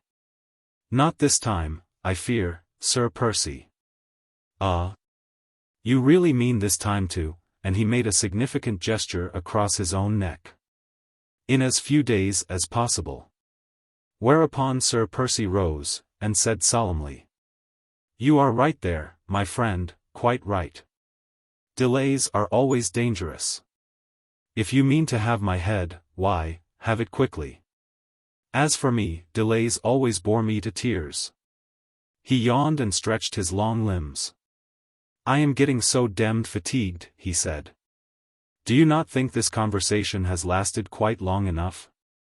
It was none of my seeking, Sir Percy. Mine, I grant you, mine, absolutely. But, hang it, man. I had to tell you that your breeches were badly cut. And that we are at your service, to end the business as soon as may be. 2. And once more Sir Percy passed his firm hand across his throat. Then he gave a shudder. Brrr, he exclaimed. I had no idea you were in such a demmed hurry. We await your pleasure, Sir Percy. Lady Blakeney must not be kept in suspense too long. Shall we say that, in 3 days? Make it 4, my dear Chamberlain, and I am eternally your debtor. In 4 days then, Sir Percy, Chauvelin rejoined with pronounced sarcasm. You see how ready I am to meet you in a spirit of conciliation. 4 days, you say? Very well then. For 4 days more we keep our prisoner in those rooms upstairs. After that. He paused, awed mayhap, in spite of himself. But the diabolical thought which had suddenly come into his mind, a sudden inspiration which in truth must have emanated from some unclean spirit with which he held converse. He looked the Scarlet Pimpernel, his enemy, squarely in the face. Conscious of his power, he was no longer afraid. What he longed for most at this moment was to see the least suspicion of a shadow dim the mocking light that danced in those lazy, supercilious eyes. Or the merest tremor pass over the slender hand framed in priceless Mechlin lace. For a while complete silence reigned in the bare, dank room, a silence broken only by the stertorous, rapid breathing of the one man who appeared moved. That man was not Sir Percy Blakeney. He indeed had remained quite still, spyglass in hand, the good-humoured smile still dancing round his lips. Somewhere in the far distance a church clock struck the hour. Then only did Chauvelin put his full fiendish project into words. For 4 days, he reiterated with slow deliberation, we keep our prisoner in the room upstairs. After that, Captain Boyer has orders to shoot her. Again there was silence, only for a second perhaps. Whilst down by the Stygian creek, where time never was, the elfish ghouls and impish demons set up a howl of delight at the hellish knavery of man. Just 1 second, whilst Chauvelin waited for his enemy's answer to this monstrous pronouncement, and the very walls of the drabby apartment appeared to listen, expectant.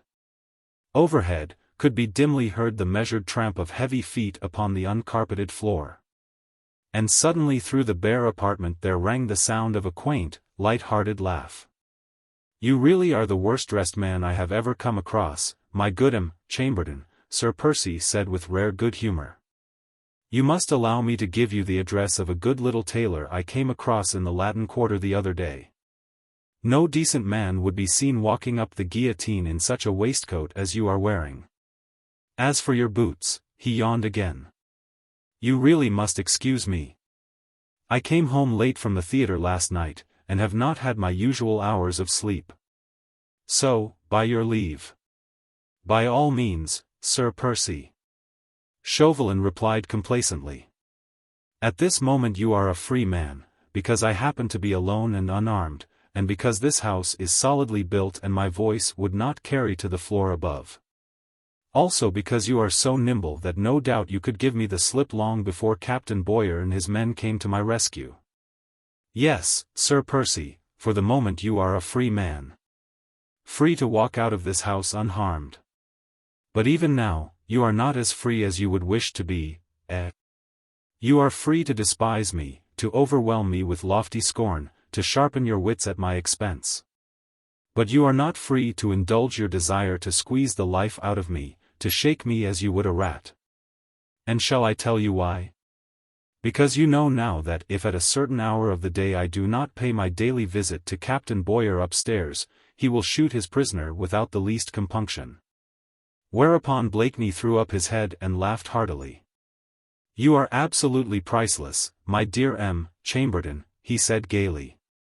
But you really must put your cravat straight. It has once again become disarranged, in the heat of your oratory, no doubt. Allow me to offer you a pin. And with inimitable affectation, he took a pin out of his own cravat and presented it to Chauvelin, who, unable to control his wrath, jumped to his feet. Sir Percy, he snarled. But Blakeney placed a gentle, firm hand upon his shoulder, forcing him to sit down again. Easy, easy, my friend, he said. Do not, I pray you, lose that composure for which you are so justly famous. There. Allow me to arrange your cravat for you. A gentle tug here, he added, suiting the action to the word, a delicate flick there, and you are the most perfectly cravat man in France. Your insults leave me unmoved, Sir Percy, Chauvelin broke in savagely, and tried to free himself from the touch of those slender, strong hands that wandered so uncomfortably in the vicinity of his throat. No doubt, Blakeney riposted lightly, that they are as futile as your threats. One does not insult a cur, any more than one threatens Sir Percy Blakeney, what? You are right there, Sir Percy. The time for threats has gone by. And since you appear so vastly entertained. I am vastly entertained, my dear Chamberlain. How can I help it, when I see before me a miserable shred of humanity who does not even know how to keep his tie straight or his hair smooth, calmly, or almost calmly, talking of, let me see. What were you talking of, my amiable friend? Of the hostage, Sir Percy, which we hold until the happy day when the gallant Scarlet Pimpernel is a prisoner in our hands. Yes. He was that once before, was he not, my good sir? Then, too, you laid down mighty schemes for his capture. And we succeeded. By your usual amiable methods, lies, deceit, forgery. The latter has been useful to you this time too, What do you mean, Sir Percy? You had need of the assistance of a fair lady for your schemes. She appeared disinclined to help you. So when her inconvenient lover, Bertrand Moncrif, was happily dragged away from her path, you forged a letter, which the lady rightly looked upon as an insult. Because of that letter, she nourished a comfortable amount of spite against me, and lent you her aid in the fiendish outrage for which you are about to receive punishment. He had raised his voice slightly while he spoke. And Chauvelin cast an apprehensive glance in the direction of the door behind which he guessed that Theresia Cabarrus must be straining her ears to listen. A pretty story, Sir Percy, he said with affected coolness. And one that does infinite credit to your imagination. It is mere surmise on your part. What, my friend? What is surmise? That you gave a letter to Madame de Fontenay which you had concocted, and which I had never written. Why, man," he added with a laugh, "I saw you do it." "You? Impossible. More impossible things than that will happen within the next few days, my good sir. I was outside the window of Madame de Fontenay's apartment during the whole of your interview with her. And the shutters were not as closely fastened as you would have wished. But why argue about it, my dear M. Chamberlain, when you know quite well that I have given you a perfectly accurate exposé of the means which you employed to make a pretty and spoilt woman help you in your nefarious work? Why argue, indeed?" Chauvelin retorted dryly. "The past is past. I'll answer to my country, which you outrage by your machinations, for the methods which I employ to circumvent them. Your concern and mine, my gallant friend, is solely with the future, with the next 4 days, in fact. After which, either the Scarlet Pimpernel is in our hands, or Lady Blakeney will be put against the wall upstairs and summarily shot." Then only did something of his habitual lazy nonchalance go out of Blakeney's attitude. Just for the space of a few seconds he drew himself up to his full magnificent height, and from the summit of his splendid audacity and the consciousness of his own power, he looked down at the mean, cringing figure of the enemy who had hurled this threat of death against the woman he worshipped. Chauvelin vainly tried to keep up some semblance of dignity. He tried to meet the glance which no longer mocked, and to close his ears to the voice which, sonorous and commanding, now threatened in its turn. "And you really believe, Sir Percy," Blakeney said slowly and deliberately, "that you have the power to carry through your infamous schemes? That yes, I would allow you to come within measurable distance of their execution? Bah! My dear friend, you have learned nothing by past experience, not even this, that when you dared to lay your filthy hands upon Lady Blakeney, you and the whole pack of assassins who have terrorized this beautiful country far too long, struck the knell of your ultimate doom. You have dared to measure your strength against mine by perpetrating an outrage so monstrous in my sight that, to punish you, even I, will sweep you off the face of the earth and send you to join the pack of unclean ghouls who have aided you in your crimes. After which, thank the Lord, the earth, being purged of your presence, will begin to smell sweetly again." Chauvelin made a vain effort to laugh, to shrug his shoulders, to put on those airs of insolence which came so naturally to his opponent. No doubt the strain of this long interview with his enemy had told upon his nerves. Certain it is that at this moment, though he was conscious enough to rail inwardly at his own cowardice, he was utterly unable to move or to retort. His limbs felt heavy as lead, an icy shudder was coursing down his spine. It seemed in truth as if some uncanny ghoul had entered the dreary, dank apartment and with gaunt, invisible hand was tolling a silent passing bell, the death knell of all his ambitions and all his hopes. He closed his eyes, for he felt giddy and sick. When he opened his eyes again he was alone. Chapter 26. A Dream. Chauvelin had not yet regained full possession of his faculties, when a few seconds later he saw Theresia Cabarrus glide swiftly across the antechamber. She appeared to him like a ghost, a pixie who had found her way through a keyhole. But she threw him a glance of contempt that was very human, very feminine indeed, and the next moment she was gone. Outside on the landing she paused. Straining her ears, she caught the sound of a firm footfall slowly descending the stairs. She ran down a few steps, then called softly, "Milor." The footsteps paused, and a pleasant voice gave quiet reply. "At your service, fair lady." Theresia, shrewd as well as brave, continued to descend. She was not in the least afraid. Instinct had told her before now that no woman need ever have the slightest fear of that elegant milor with the quaint laugh and gently mocking mien, whom she had learned to know over in England. Midway down the stairs she came face to face with him, and when she paused, panting, a little breathless with excitement, he said with perfect courtesy, "You did me the honor to call me, madam?" "Yes, milor," she replied, in a quick, eager whisper. "I heard every word that passed between you and Citizen Chauvelin." Of course you did, dear lady, he rejoined with a smile. If a woman once resisted the temptation of putting a shell-like ear to a keyhole, the world would lose many a cause for entertainment. That letter, milord, she broke in impatiently. Which letter, madam? That insulting letter to me, when you took Moncrif away. You never wrote it? Did you really think that I did? He retorted. No. I ought to have guessed, the moment that I saw you in England. And realized that I was not a cad, what? Oh, milord, she protested.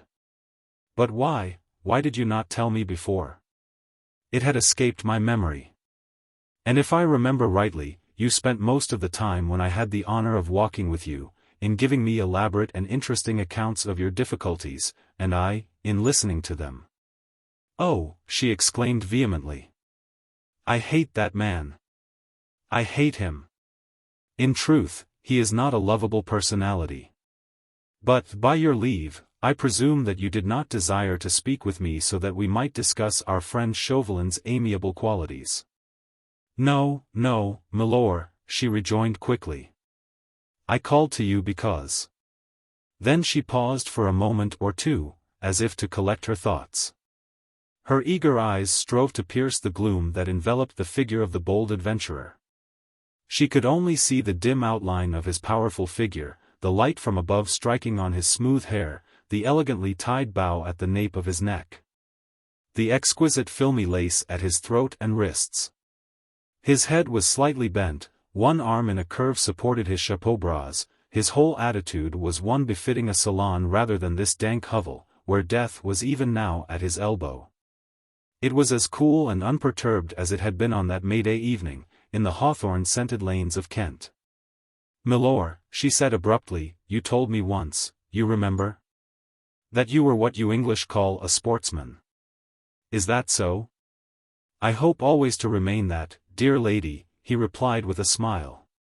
Does that mean, she queried, with a pretty air of deference and hesitation, does that mean a man who would under no circumstances harm a woman?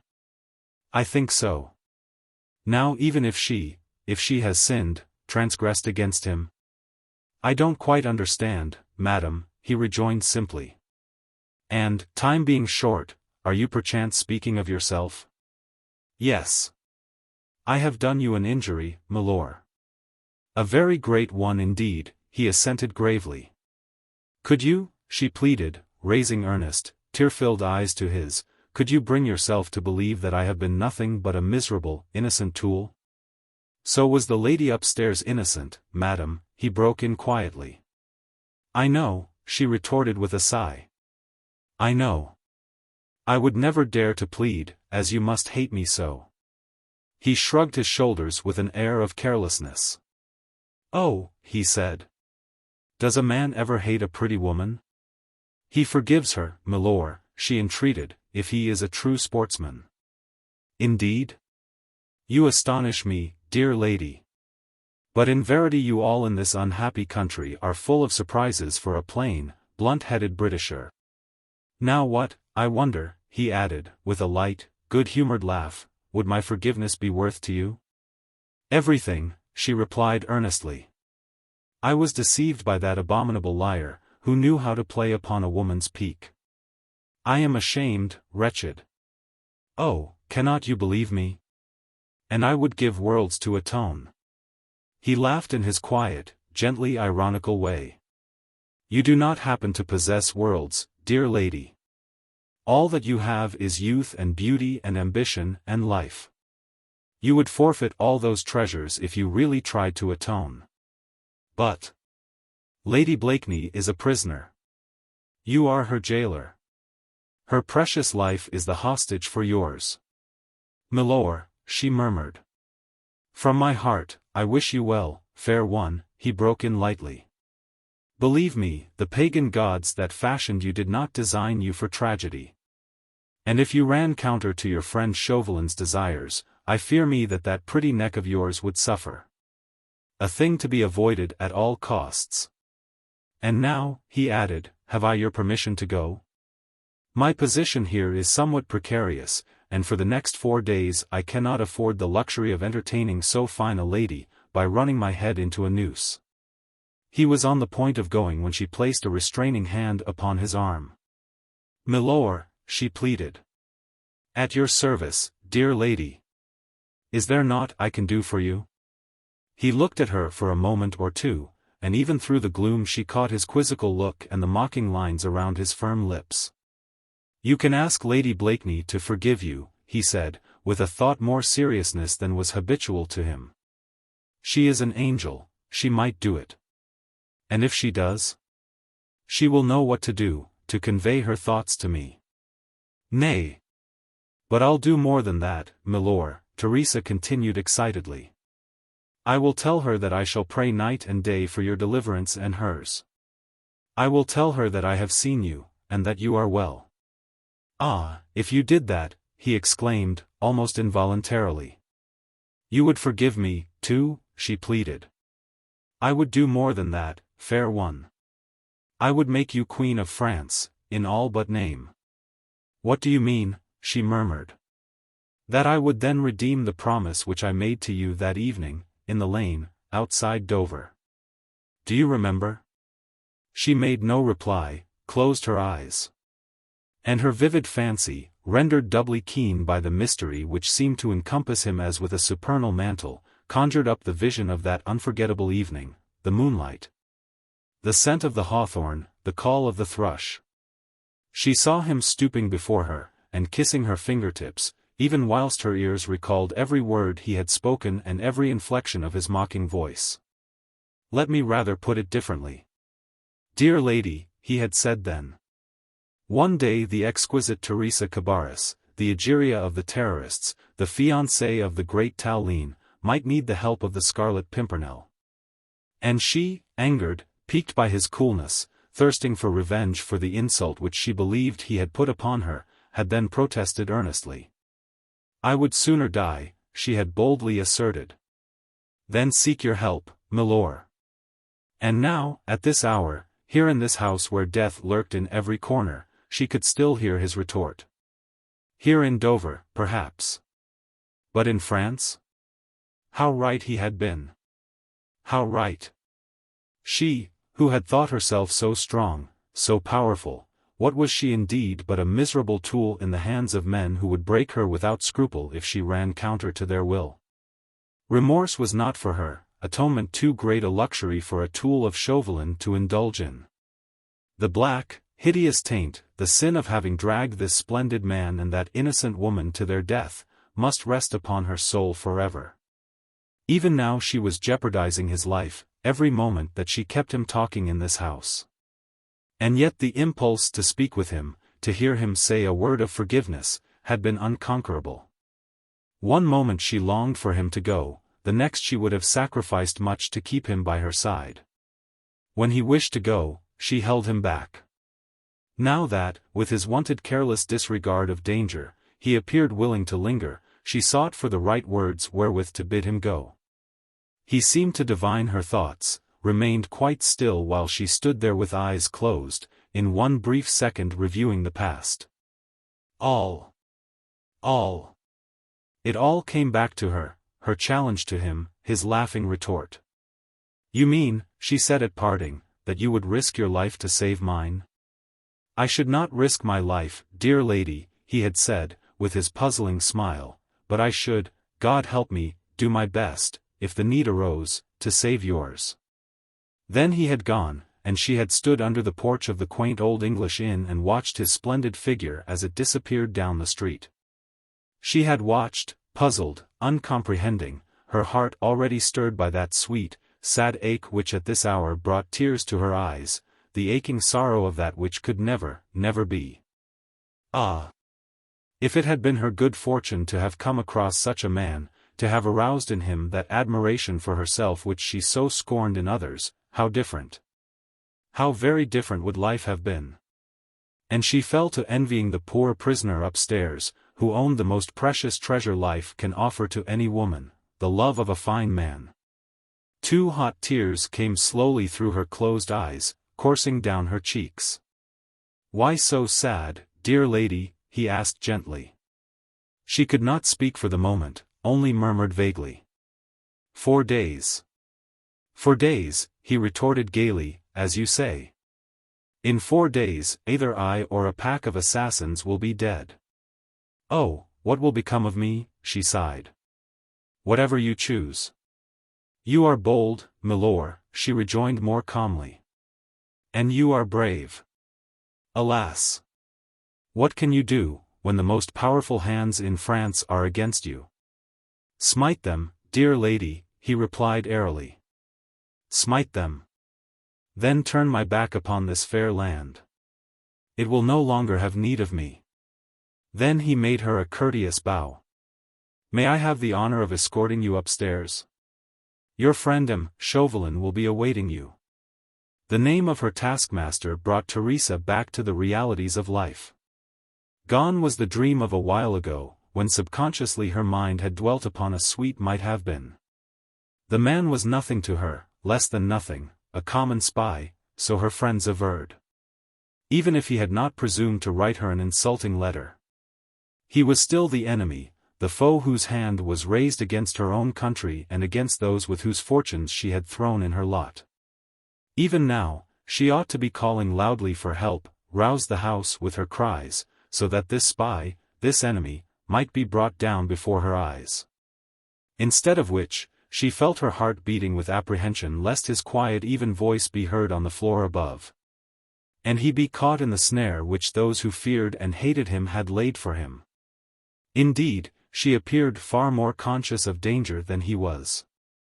And while she chided herself for her folly in having called to him, he was standing before her as if he were in a drawing-room, holding out his arm to escort her into dinner.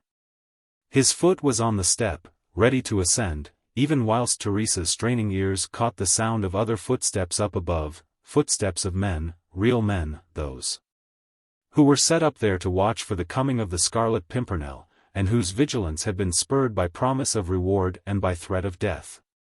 She pushed his arm aside almost roughly. You are mad, milord, she said, in a choked murmur. Such foolhardiness, when your life is in deadly jeopardy, becomes criminal folly. The best of life, he said airily, is folly. I would not miss this moment for a kingdom.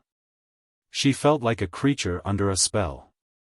He took her hand and drew it through his arm. She went up the steps beside him. Every moment she thought that one or more of the soldiers would be coming down, or that Chauvelin, impatient at her absence, might step out upon the landing. The dank, murky air seemed alive with ominous whisperings, of stealthy treads upon the stone.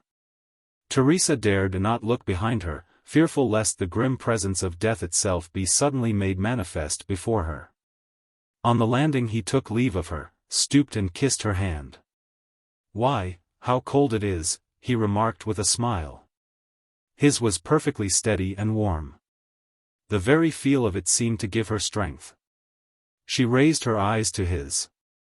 Milord, she entreated, on my knees I beg of you not to toy with your life any longer. Toy with my life, he retorted gaily. Nothing is further from my thoughts. You must know that every second which you spend in this house is fraught with the greatest possible danger. Danger? Ne'er a bit, dear lady. I am no longer in danger, now that you are my friend.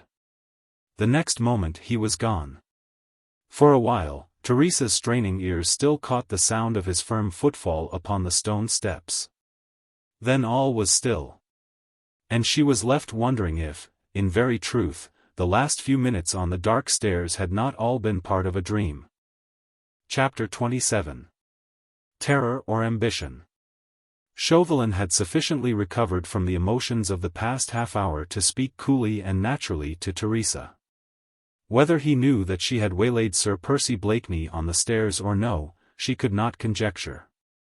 He made no reference to his interview with the Scarlet Pimpernel, nor did he question her directly as to whether she had overheard what passed between them. Certainly his attitude was a more dictatorial one than it had been before. Some of his first words to her contained a veiled menace. Whether the sense of coming triumph gave him a fresh measure of that arrogance which past failures had never wholly subdued, or whether terror for the future caused him to bluster and to threaten, it were impossible to say. "Vigilance," he said to Theresia, after a curt greeting. "Incessant vigilance, night and day, is what your country demands of you now, citizeness. All our lives now depend upon our vigilance." "Yours perhaps, citizen," she rejoined coolly. "You seem to forget that I am not bound." "You? Not bound," he broke in roughly, and with a strident laugh. "Not bound to aid in bringing the most bitter enemy of your country to his knees? Not bound, now that success is in sight?" "You only obtain my help by a subterfuge," she retorted. "By a forged letter and a villainous lie." "Bah! Are you going to tell me, citizeness, that all means are not justifiable when dealing with those whose hands are raised against France? Forgery?" he went on, with passionate earnestness. "Why not? Outrage? Murder? I would commit every crime in order to serve the country which I love, and hound her enemies to death. The only crime that is unjustifiable, citoyenne, is indifference. You? Not bound? Wait. Wait, I say. And if by your indifference or your apathy we fail once more to bring that elusive enemy to book, wait then until you stand at the bar of the People's Tribunal, and in the face of France. Who called to you for help, of France, who beset by 100 foes, stretched appealing arms to you, her daughter, you turned a deaf ear to her entreaties, and, shrugging your fair shoulders, calmly pleaded, bah! I was not bound." He paused, carried away by his own enthusiasm, feeling perhaps that he had gone too far, or else had said enough to enforce the obedience which he exacted. After a while, since Theresia remained silent too, he added more quietly. "If we capture the Scarlet Pimpernel this time, citizeness, Robespierre shall know from my lips that it is to you and to you alone that he owes this triumph over the enemy whom he fears above all. Without you, I could not have set the trap out of which he cannot now escape." "He can escape. He can," she retorted defiantly. "The Scarlet Pimpernel is too clever, too astute, too audacious, to fall into your trap. Take care, citoyenne, take care. Your admiration for that elusive hero carries you beyond the bounds of prudence. Bah! If he escapes, 'tis you who will be blamed. And 'tis you who will suffer, citoyenne," he riposted blandly. With which parting shaft he left her certain that she would ponder over his threats as well as over his bold promise of a rich reward. Terror and ambition. Death, or the gratitude of Robespierre. How well did Chauvelin gauge the indecision, the shallowness of a fickle woman's heart. Theresia, left to herself, had only those two alternatives over which to ponder. Robespierre's gratitude, which meant that the admiration which already he felt for her would turn to stronger passion. He was still heart-whole, that she knew. The regard which he was supposed to feel for the humble cabinet-maker's daughter could only be a passing fancy. The dictator of France must choose a mate worthy of his power and of his ambition. His friends would see to that. Robespierre's gratitude. What a vista of triumphs and of glory did that eventuality open up before her, what dizzy heights of satisfied ambition. And what a contrast if Chauvelin's scheme failed in the end. "Wait," he had cried, "until you stand at the bar of the People's Tribunal and plead indifference." Theresia shuddered. Despite the close atmosphere of the apartment, she was shivering with cold. Her loneliness, her isolation, here in this house, where an appalling and grim tragedy was even now in preparation, filled her with sickening dread. Overhead she could hear the soldiers moving about, and in one of the rooms close by her sensitive ear caught the sound of Mother Theat's shuffling tread. But the sound that was most insistent, that hammered away at her heart until she could have screamed with the pain, was the echo of a lazy, somewhat inane laugh and of a gently mocking voice that said lightly, "The best of life is folly, dear lady. I would not miss this moment for a kingdom." Her hand went up to her throat to smother the sobs that would rise up against her will. Then she called all her self-control, all her ambition, to her aid. This present mood was sentimental nonsense, an abyss created by an oversensitive heart, into which she might be falling headlong. What was this Englishman to her that thought of his death should prove such mental agony? As for him, he only laughed at her, despised her still, probably. Hated her for the injury she had done to that woman upstairs whom he loved.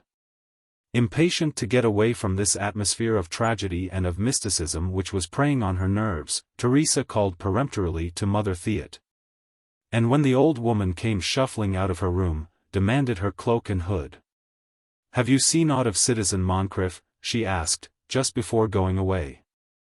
"I caught sight of him over the way," Catherine Theat replied, "watching this house, as he always does when you, citoyenne, are in it." "Ah!" the imperious beauty retorted, with a thought of spite in her mellow voice. "Would you could give him a potion, mother, to cure him of his infatuation for me." "Despise no man's love, citoyenne," the witch retorted sententiously.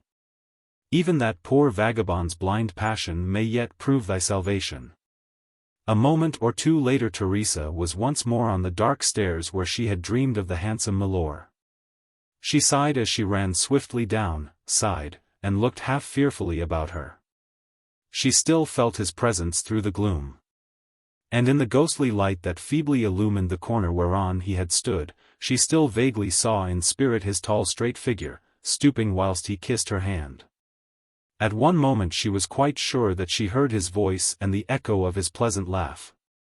Down below, Bertrand Moncrif was waiting for her, silent, humble, with the look of a faithful watchdog upon his pale, wan face. "You make yourself ill, my poor Bertrand," Theresia said, not unkindly, seeing that he stood aside to let her pass, fearful of a rebuff if he dared speak to her. "I am in no danger, I assure you. And this constant dogging of my footsteps can do no good to you or to me." "But it can do no harm," he pleaded earnestly. "Something tells me, Theresia, that danger does threaten you, unbeknown to you, from a quarter least expected." "Bah," she retorted lightly.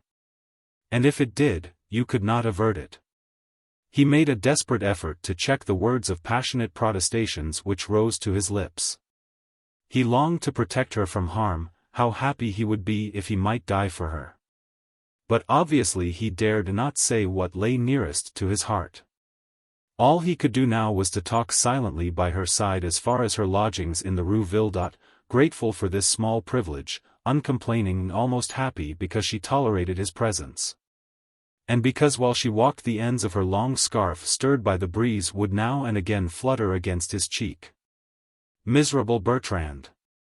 He had laden his soul with an abominable crime for this woman's sake, and he had not even the satisfaction of feeling that she gave him an infinitesimal measure of gratitude. Chapter 28. In the meanwhile. Chapter 1.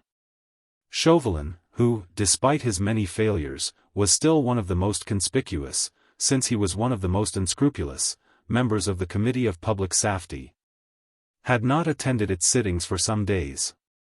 He had been too deeply absorbed in his own schemes to trouble about those of his colleagues.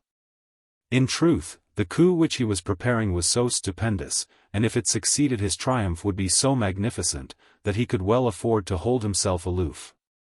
Those who were still inclined to scorn and to scoff at him today would be his most cringing sycophants on the morrow.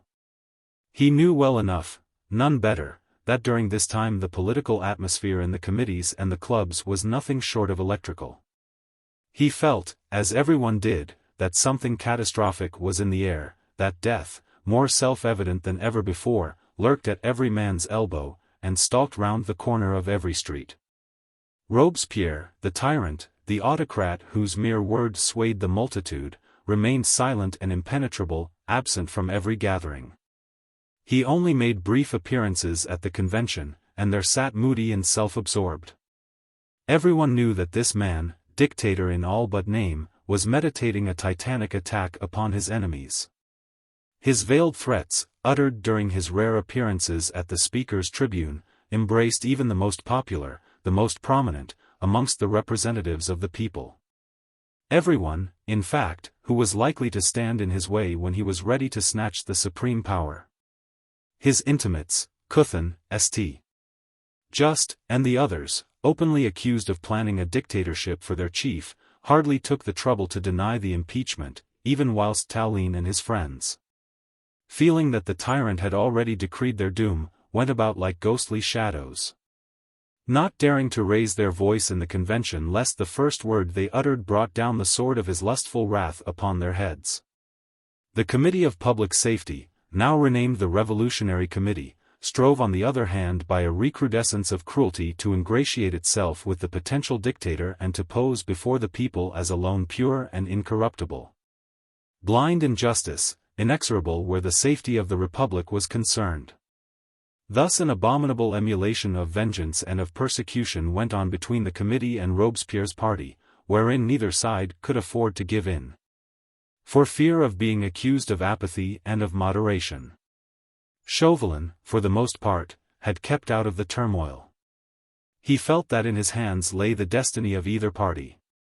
His one thought was of the Scarlet Pimpernel and of his imminent capture, knowing that, with the most inveterate opponent of revolutionary excesses in his hands, he would within an hour be in a position to link his triumph with one or the other of the parties, either with Robespierre and his herd of butchers, or with Tallien and the moderates.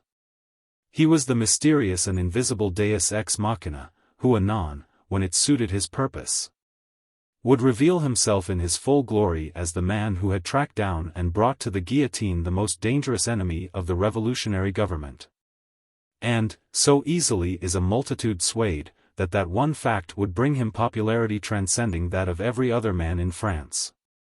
He, Chauvelin, the despised, the derided, whose name had become synonymous with failure, would then with a word sweep those aside who had mocked him, hurl his enemies from their pedestals, and name at will the rulers of France. All within 4 days.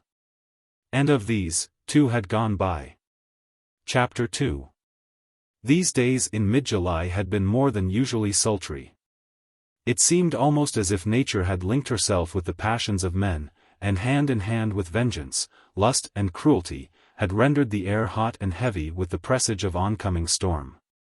For Marguerite Blakeney these days had gone by like a nightmare. Cut off from all knowledge of the outside world, without news from her husband for the past 48 hours. She was enduring mental agony such as would have broken a weaker or less trusting spirit. 2 days ago she had received a message, a few lines hastily scribbled by an unknown hand, and brought to her by the old woman who waited upon her. "I have seen him," the message said. "He is well and full of hope. I pray God for your deliverance and his, but help can only come by a miracle." The message was written in a feminine hand, with no clue as to the writer. Since then, nothing. Marguerite had not seen Chauvelin again, for which indeed she thanked heaven on her knees. But every day at a given hour she was conscious of his presence outside her door. She heard his voice in the vestibule, there would be a word or two of command, the grounding of arms, then some whispered talking.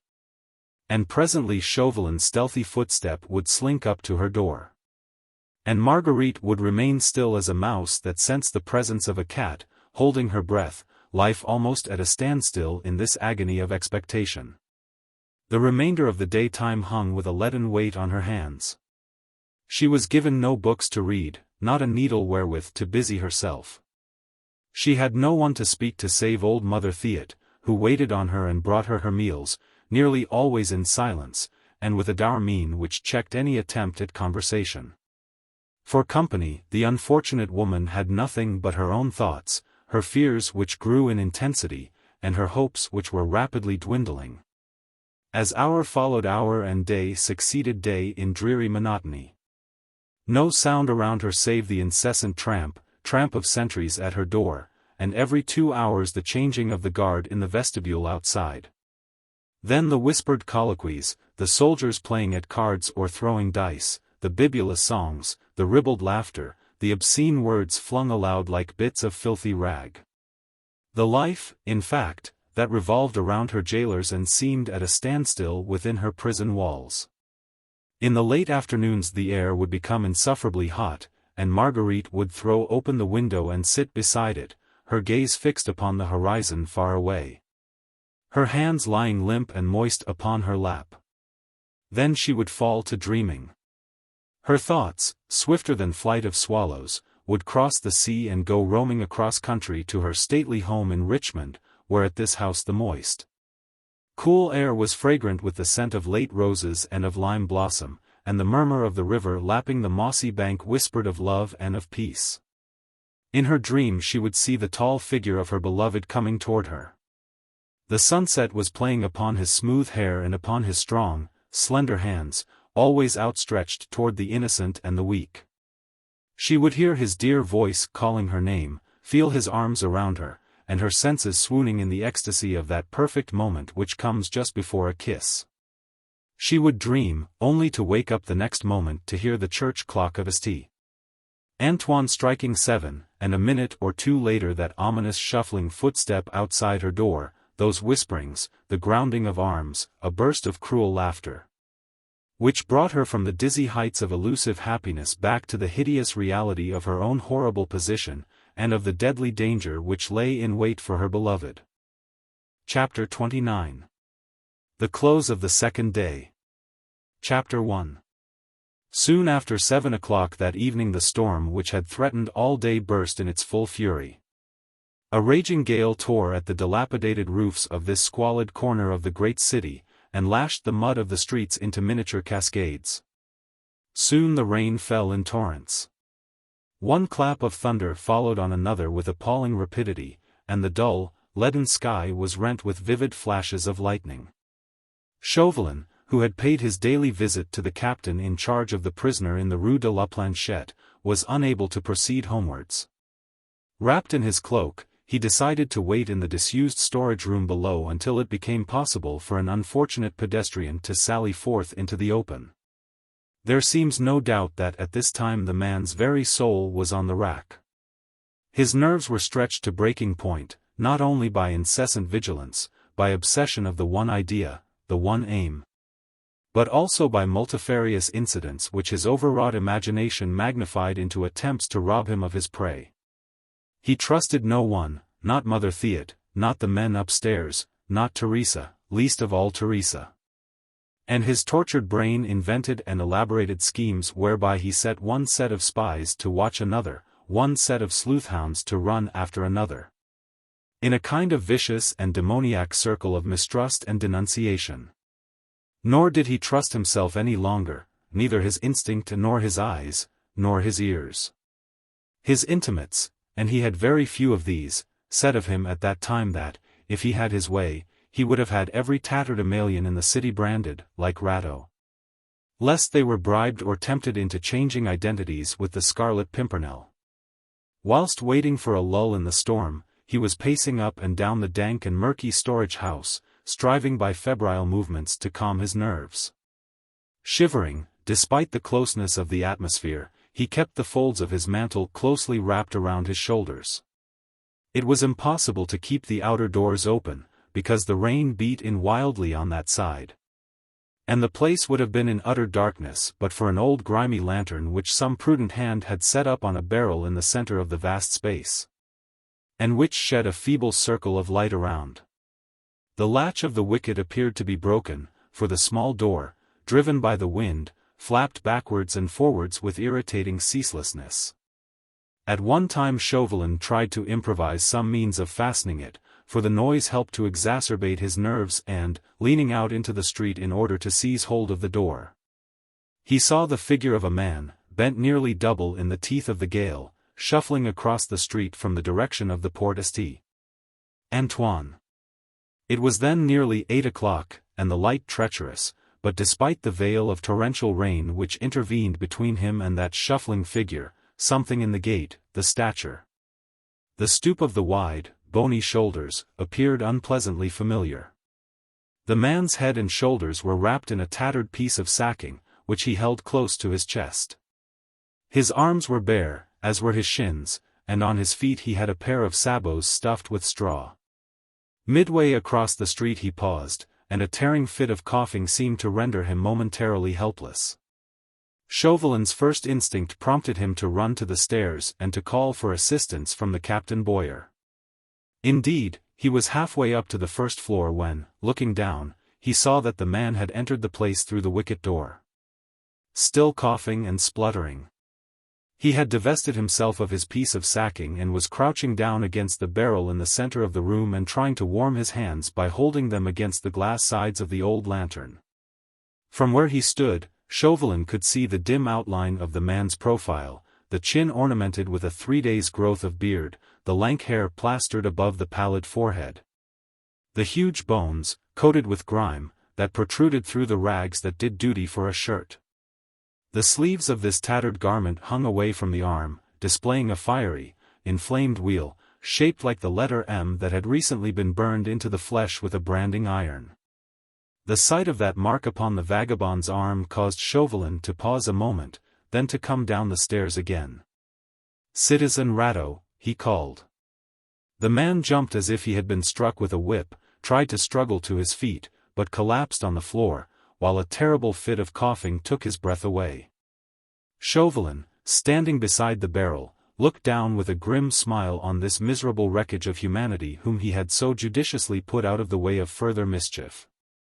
The dim flicker of the lantern illumined the gaunt, bony arm, so that the charred flesh stood out like a crimson, fiery string against a coating of grime. Rateau appeared terrified, scared by the sudden apparition of the man who had inflicted the shameful punishment upon him. Chauvelin's face, lighted from below by the lantern, did indeed appear grim and forbidding. Some few seconds elapsed before the coal-heaver had recovered sufficiently to stand on his feet. "I seem to have scared you, my friend," Chauvelin remarked dryly. I did not know," Rateau stammered with a painful wheeze, "that anyone was here. I came for shelter." "I am here for shelter, too," Chauvelin rejoined, "and did not see you enter." "Mother Theot allows me to sleep here," Rateau went on mildly. "I have had no work for 2 days, not since," and he looked down ruefully upon his arm. "People think I am an escaped felon," he explained with sniveling timidity. "And as I have always lived just from hand to mouth." He paused, and cast an obsequious glance on the terrorist, who retorted dryly.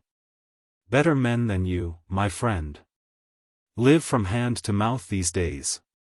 Poverty," he continued with grim sarcasm, "exalts a man in this glorious revolution of ours. 'Tis riches that shame him." Rateau's branded arm went up to his lanky hair, and he scratched his head dubiously.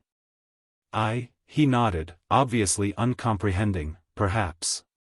But I'd like to taste some of that shame." Chauvelin shrugged his shoulders and turned on his heel.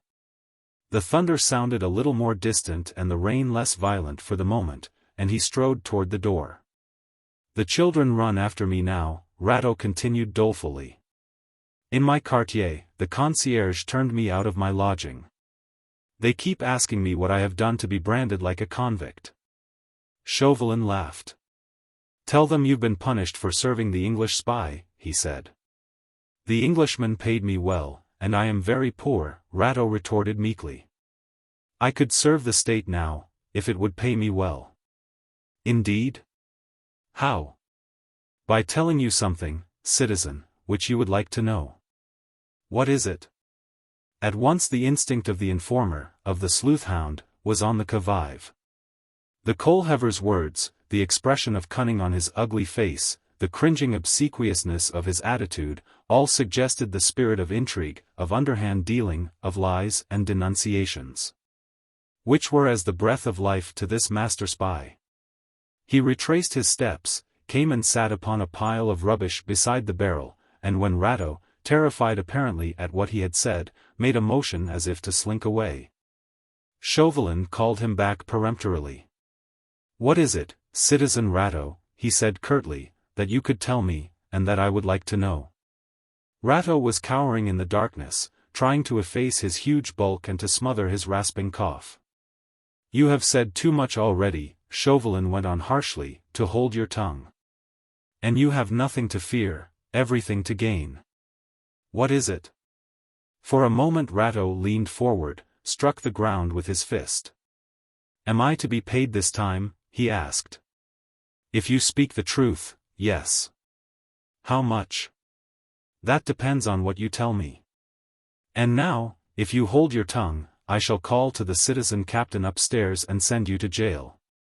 The coal-heaver appeared to crouch yet further into himself. He looked like a huge, shapeless mass in the gloom. His huge yellow teeth could be heard chattering. "Citizen Tallien will send me to the guillotine," he murmured. "What has Citizen Tallien to do with it?" "He pays great attention to the citoyenne Cabarrus." "And it is about her?" Rateau nodded. "What is it?" Chauvelin reiterated harshly. "She is playing you false, citizen," Rateau murmured in a hoarse breath, and crawled like a long, bulky worm a little closer to the terrorist. "How?" "She is in league with the Englishman." "How do you know?" "I saw her here, 2 days ago." "You remember, citizen, after you." "Yes, yes." Chauvelin cried impatiently. "Sergeant Chazot took me to the cavalry barracks. They gave me to drink, and I don't remember much what happened. But when I was myself again, I know that my arm was very sore. And when I looked down I saw this awful mark on it. I was just outside the arsenal then. How I got there I don't know. I suppose Sergeant Chazot brought me back. He says I was howling for Mother Theat. She has marvelous salves. You know, citizen." "Yes, yes. I came in here. My head still felt very strange, and my arm felt like living fire. Then I heard voices, they came from the stairs. I looked about me, and saw them standing there." Rateau, leaning upon one arm, stretched out the other and pointed to the stairs. Chauvelin, with a violent gesture, seized him by the wrist. "Who?" he queried harshly. "Who was standing there?" His glance followed the direction in which the coal-heaver was pointing, then instinctively wandered back and fastened on that fiery letter M which had been seared into the vagabond's flesh. "The Englishman and citoyenne Cabarrus," Rateau replied feebly, for he had winced with pain under the excited grip of the terrorist. "You are certain?" "I heard them talking." "What did they say?" "I do not know. But I saw the Englishman kiss the citoyenne's hand before they parted." "And what happened after that?" "The citoyenne went to Mother Theat's apartment and the Englishman came down the stairs. I had just time to hide behind that pile of rubbish. He did not see me." Chauvelin uttered a savage curse of disappointment. "Is that all?" he exclaimed. "The state will pay me?" Rateau murmured vaguely. "Not a so." Chauvelin retorted roughly. "And if Citizen Tallien hears this pretty tale?" "I can swear to it." "Bah! Citoyenne Cabarrus will swear that you lied. 'Twill be her word against that of a mudlark." "Nay," Rateau retorted. "'Twill be more than that." "What then?" "Will you swear to protect me, citizen, if Citizen Tallien?" "Yes, yes. I'll protect you. And the guillotine has no time to trouble about suck muckworms as you." "Well, then, citizen," Rateau went on in a hoarse murmur, "if you will go to the citoyenne's lodgings in the Rue Villdot. I can show you where the Englishman hides the clothes wherewith he disguises himself, and the letters which he writes to the citoyenne when—" He paused, obviously terrified at the awesome expression of the other man's face. Chauvelin had allowed the coal-heaver's wrist to drop out of his grasp. He was sitting quite still, silent and grim, his thin, claw-like hands closely clasped together and held between his knees. The flickering light of the lantern distorted his narrow face, lengthened the shadows beneath the nose and chin, threw a high light just below the brows, so that the pale eyes appeared to gleam with an unnatural flame. Rateau hardly dared to move. He lay like a huge bundle of rags in the inky blackness beyond the circle of light projected by the lantern. His breath came and went with a dragging, hissing sound, now and then broken by a painful cough. For a moment or two there was silence in the great disused storeroom, a silence broken only by the thunder, dull and distant now, and the ceaseless, monotonous patter of the rain. Then Chauvelin murmured between his teeth, "If I thought that she," but he did not complete the sentence. Jumped to his feet and approached the big mass of rags and humanity that cowered in the gloom. "Get up, Citizen Rateau," he commanded. The asthmatic giant struggled to his knees. His wooden shoes had slipped off his feet. He groped for them, and with trembling hands contrived to put them on again. "Get up," Chauvelin reiterated, with a snarl like an angry tiger. He took a small tablet and a leaden point from his pocket, and stooping toward the light he scribbled a few words, and then handed the tablet to Rateau. "Take this over to the commissary of the section in the Place du Carrousel. Half a dozen men and a captain will be detailed to go with you to the lodgings of the Citoyenne Cabarrus in the Rue Villdot. You will find me there. Go." Rateau's hand trembled visibly as he took the tablets. He was obviously terrified at what he had done. But Chauvelin paid no further heed to him.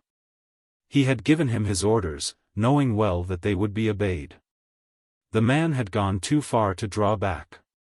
It never entered Chauvelin's head that the coal-heaver might have lied. He had no cause for spite against the Citoyenne Cabarrus, and the fair Spaniard stood on too high a pinnacle of influence for false denunciations to touch her. The terrorist waited until Rateau had quietly slunk out by the wicket door, then he turned on his heel and quickly went up the stairs. Chapter 2. In the vestibule on the top floor he called to Capitaine Boyer. "Citizen Captain," he said at the top of his voice, "you remember that tomorrow eve is the end of the third day?" "Pardy," the captain retorted gruffly. "Is anything changed?" "No." "Then, unless by the eve of the fourth day that cursed Englishman is not in our hands, my orders are the same." "Your orders are," Chauvelin rejoined loudly, and pointed with grim intention at the door behind which he felt Marguerite Blakeney to be listening for every sound. "Unless the English spy is in our hands on the evening of the fourth day, to shoot your prisoner." "It shall be done, citizen," Captain Boyer gave reply. Then he grinned maliciously, because from behind the closed door there had come a sound like a quickly smothered cry. After which, Chauvelin nodded to the captain and once more descended the stairs. A few seconds later he went out of the house into the stormy night. Chapter 30. When the storm burst. Chapter 1. Fortunately the storm only broke after the bulk of the audience was inside the theatre. The performance was timed to commence at 7, and a quarter of an hour before that time the citizens of Paris who had come to applaud Citoyen Vestris, Citoyen Talma, and their colleagues in Chénier's tragedy, Henri VIII, were in their seats. The theatre in the Rue de Richelieu was crowded. Talma and Vestris had always been great favorites with the public, and more so perhaps since their secession from the old and reactionary Comédie Française. Citizen Chénier's tragedy was in truth of a very poor order. But the audience was not disposed to be critical, and there was quite an excited hush in the house when Citoyen Vestris, in the part of N de Boulen, rolled off the meretricious verses. Trop longtemps j'ai gardé le silence. Le poids que immaculate tum avec violence. But little was heard of the storm which raged outside. Only at times the patter of the rain on the domed roof became unpleasantly apparent as an inharmonious accompaniment to the declamation of the actors. It was a brilliant evening, not only because Citoyen Vestris was in magnificent form, but also because of the number of well-known people who sat in the various boxed and in the parterre and who thronged the foyer during the entr'actes. It seemed as if the members of the convention and those who sat upon the revolutionary committees, as well as the more prominent speakers in the various clubs, had made a point of showing themselves to the public, gay, unconcerned, interested in the stage and in the audience. At this moment when every man's head was insecure upon his shoulders and no man knew whether on reaching home he would not find a posse of the National Guard waiting to convey him to the nearest prison. Death indeed lurked everywhere. The evening before, at a supper party given in the house of Deputy Barrère, a paper was said to have dropped out of Robespierre's coat pocket, and been found by one of the guests. The paper contained nothing but just 40 names. What those names were the general public did not know, nor for what purpose the dictator carried the list about in his pocket. But during the representation of Henri VIII, the more obscure citizens of Paris, happy in their own insignificance, noted that in the foyer during the entr'actes, Citizen Tallien and his friends appeared obsequious, whilst those who fawned upon Robespierre were more than usually arrogant. Chapter 2. In one of the proscenium boxes, Theresia Cabarrus attracted a great deal of attention. Indeed, her beauty tonight was in the opinion of most men positively dazzling. Dressed with almost ostentatious simplicity, she drew all eyes upon her by her merry, ringing laughter, the ripple of conversation which flowed almost incessantly from her lips, and the graceful, provocative gestures of her bare hands and arms as she toyed with a miniature fan. Indeed, Theresia Cabarrus was unusually light-hearted tonight. Sitting during the first 2 acts of the tragedy in her box, in the company of Citizen Tallien, she became the cynosure of all eyes, proud and happy when, during the 3rd interval, she received the visit of Robespierre. He only stayed with her a few moments, and kept himself concealed for the most part at the back of the box, but he had been seen to enter, and Theresia's exclamation, "Citizen Robespierre! What a pleasant surprise! 'Tis not often you grace the theatre with your presence," had been heard all over the house. Indeed, with the exception of Eleanor de Play, whose passionate admiration he rather accepted than reciprocated, the incorruptible and feline tyrant had never been known to pay attention to any woman. Great therefore was Theresia's triumph. Visions of that grandeur which she had always coveted and to which she had always felt herself predestined, danced before her eyes. And remembering Chauvelin's prophecies and Mother Theat's incantations, she allowed the dream picture of the magnificent English milord to fade slowly from her ken, bidding it a reluctant adieu. Though in her heart she still prayed for his deliverance, and did it with a passionate earnestness, some impish demon would hover at her elbow and repeat in her unwilling ear Chauvelin's inspired words, "Bring the Scarlet Pimpernel to his knees at the chariot wheel of Robespierre, and the crown of the Bourbons will be yours for the asking." And if, when she thought of that splendid head falling under the guillotine, a pang of remorse and regret shot through her heart, she turned with a seductive smile to the only man who could place that crown at her feet. His popularity was still at its zenith. Tonight, whenever the audience caught sight of him in the Cabarrus box, a wild cheer rang out from gallery to pit of the house. Then Theresia would lean over to him and whisper insinuatingly, "You can do anything with that crowd, citizen. You hold the people by the magnetism of your presence and of your voice. There is no height to which you cannot aspire." "The greater the height," he murmured moodily, "the dizzier the fall." "'Tis on the summit you should gaze," she retorted. "Not on the abyss below." "I prefer to gaze into the loveliest eyes in Paris," he replied with a clumsy attempt at gallantry, "and remain blind to the summits as well as to the depths." She tapped her daintily shod foot against the ground and gave an impatient little sigh. It seemed as if at every turn of fortune she was confronted with pusillanimity and indecision. Tallien fawning on Robespierre, Robespierre afraid of Tallien, Chauvelin a prey to nerves. How different to them all was that cool, self-possessed Englishman with the easy good humor and splendid self-assurance. "I would make you Queen of France in all but name." He said this as easily, as unconcernedly as if he were promising an invitation to a rout. When, a moment or two later, Robespierre took leave of her and she was left for a while alone with her thoughts, Theresia no longer tried to brush away from her mental vision the picture on which her mind loved to dwell.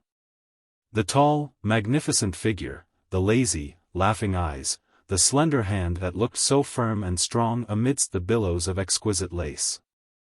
Ah, well. The dream was over. It would never come again. He himself had wakened her, he himself had cast the die which must end his splendid life, even at the hour when love and fortune smiled at him through the lips and eyes of beautiful Cabarrus. Fate, in the guise of the one man she could have loved, was throwing Theresia into the arms of Robespierre. Chapter 3. The next moment she was rudely awakened from her dreams.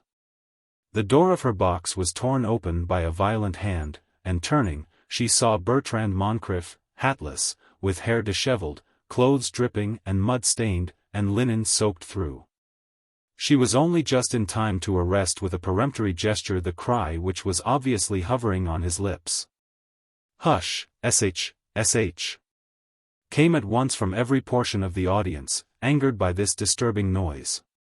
Tallien jumped to his feet. "What is it?" he demanded in a quick whisper. "A perquisition," Moncrif replied hurriedly, "in the house of the citoyenne." "Impossible," she broke in harshly. "Hush. Silence," the audience muttered audibly. "I come from there," Moncrif murmured. "I have seen, heard." "Come outside," Theresia interjected. "We cannot talk here." She led the way out, and Tallien and Moncrif followed. The corridor fortunately was deserted. Only a couple of ouvreuses stood gossiping in a corner. Theresia, white to the lips, but more from anger than fear, dragged Moncrif with her to the foyer. Here there was no one. "Now, tell me," she commanded. Bertrand passed his trembling hand through his soaking hair. His clothes were wet through. He was shaking from head to foot and appeared to have run till now he could scarcely stand. "Tell me," Theresia reiterated impatiently. Tallien stood by, half paralyzed with terror. He did not question the younger man, but gazed on him with compelling, horror-filled eyes, as if he would wrench the words out of him before they reached his throat. "I was in the Rue Villedot," Moncrif stammered breathlessly at last, "when the storm broke. I sought shelter under the portico of a house opposite the citoyenne's lodgings. I was there a long time. Then the storm subsided. Men in uniform came along. They were soldiers of the National Guard. I could see that. Though the street was pitch dark. They passed quite close to me. They were talking of the citoyenne. Then they crossed over to her lodgings. I saw them enter the house. I saw Citizen Chauvelin in the doorway. He chided them for being late. There was a captain. And there were 6 soldiers, and that asthmatic coal-heaver was with them." "What?" Theresia exclaimed. "Rateau? What in Satan's name does it all mean?" Tallien exclaimed with a savage curse. "They went into the house," Moncrif went on, his voice rasping through his parched throat. "I followed at a little distance, to make quite sure before I came to warn you. Fortunately I knew where you were, fortunately I always know." "You are sure they went up to my rooms?" Theresia broke in quickly. "Yes. 2 minutes later I saw a light in your apartment." She turned abruptly to Tallien. "My cloak," she commanded. "I left it in the box." He tried to protest. "I am going," she rejoined firmly. "This is some ghastly mistake, for which that fiend Chauvelin shall answer with his life." "My cloak." It was Bertrand who went back for the cloak and wrapped her in it. He knew, none better, that if his divinity desired to go, no power on earth would keep her back. She did not appear in the least afraid, but her wrath was terrible to see, and boded ill to those who had dared provoke it. Indeed, Theresia, flushed with her recent triumph and with Robespierre's rare if clumsy gallantries still ringing in her ear, felt ready to dare anything. To brave anyone, even Chauvelin and his threats.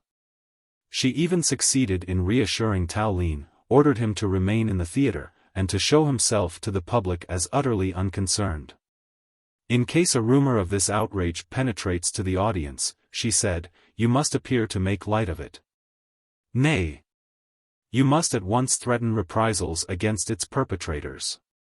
Then she wrapped her cloak about her and, taking Bertrand's arm, she hurried out of the theatre. Chapter 31. Our Lady of Pity. Chapter 1. It was like an outraged divinity in the face of sacrilege that Theresia Cabarrus appeared in the antechamber of her apartment, 10 minutes later. Her rooms were full of men, sentries were at the door, the furniture was overturned, the upholstery ripped up, cupboard doors swung open. Even her bed and bedding lay in a tangled heap upon the floor. The lights in the rooms were dim, one single lamp shedding its feeble rays from the antechamber into the living room, whilst another flickered on a wall bracket in the passage. In the bedroom the maid Pepita, guarded by a soldier, was loudly lamenting and cursing in voluble Spanish. Citizen Chauvelin was standing in the center of the living room, intent on examining some papers. In a corner of the antechamber cowered the ungainly figure of Rateau the coal-heaver. Theresia took in the whole tragic picture at a glance. Then with a proud, defiant toss of the head she swept past the soldiers in the antechamber and confronted Chauvelin, before he had time to notice her approach. "Something has turned your brain, Citizen Chauvelin," she said coolly. "What is it?" He looked up, encountered her furious glance, and at once made her a profound, ironical bow. "How wise was our young friend there to tell you of our visit, citoyenne," he said suavely. And he looked with mild approval in the direction where Bertrand Moncrif stood between two soldiers, who had quickly barred his progress and were holding him tightly by the wrists. "I came," Theresia retorted harshly, "as the forerunner of those who will know how to punish this outrage, Citizen Chauvelin." Once more he bowed, smiling blandly. "I shall be as ready to receive them," he said quietly, "as I am gratified to see the citoyenne Cabarrus. When they come, shall I direct them to call and see their beautiful Egeria at the conciergerie, whither we shall have the honor to convey her immediately?" Theresia threw back her head and laughed. But her voice sounded hard and forced. "At the conciergerie?" she exclaimed. "I." "Even you, citoyenne," Chauvelin replied. "On what charge, I pray you?" she demanded, with biting sarcasm. "Of trafficking with the enemies of the Republic." She shrugged her shoulders. "You are mad, Citizen Chauvelin," she riposted with perfect sang-froid. "I pray you, order your men to re-establish order to my apartment, and remember that I will hold you responsible for any damage that has been done." "Shall I also," Chauvelin rejoined with equally perfect equanimity, "replace these letters and other interesting objects, there where we found them?" "Letters?" she retorted, frowning. "What letters?" "These, citoyenne," he replied, and held up to her gaze the papers which he had in his hand. "What are they?" "I have never seen them before." "Nevertheless, we found them in that bureau." And Chauvelin pointed to a small piece of furniture which stood against the wall, and the drawers of which had obviously been forcibly torn open.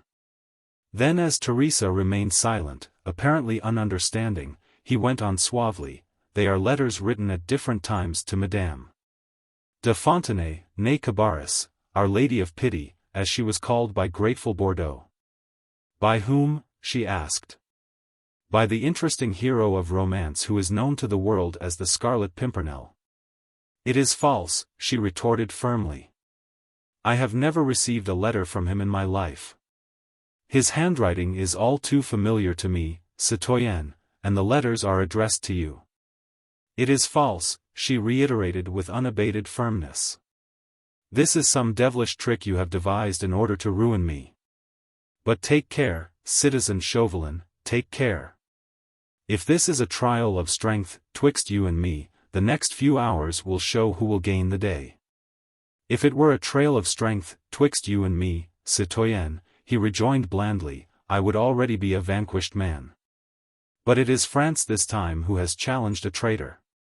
That traitor is Theresia Fontenay, née Cabarrus. The trial of strength is between her and France." "You are mad, Citizen Chauvelin. If there were letters writ by the Scarlet Pimpernel found in my rooms, 'tis you who put them there. That statement you will be at liberty to substantiate tomorrow, citoyenne," he retorted coldly, "at the bar of the Revolutionary Tribunal.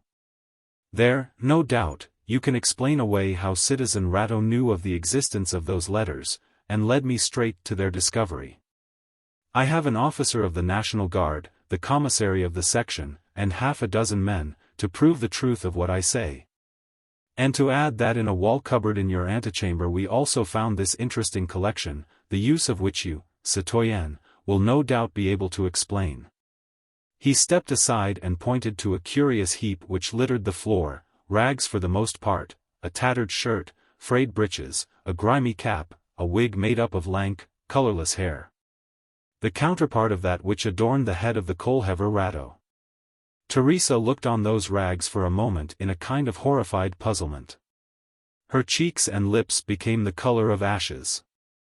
She put her hand up to her forehead, as if to chase a hideous, ghoulish vision away, and smothered a cry of horror. Puzzlement had given place to a kind of superstitious dread.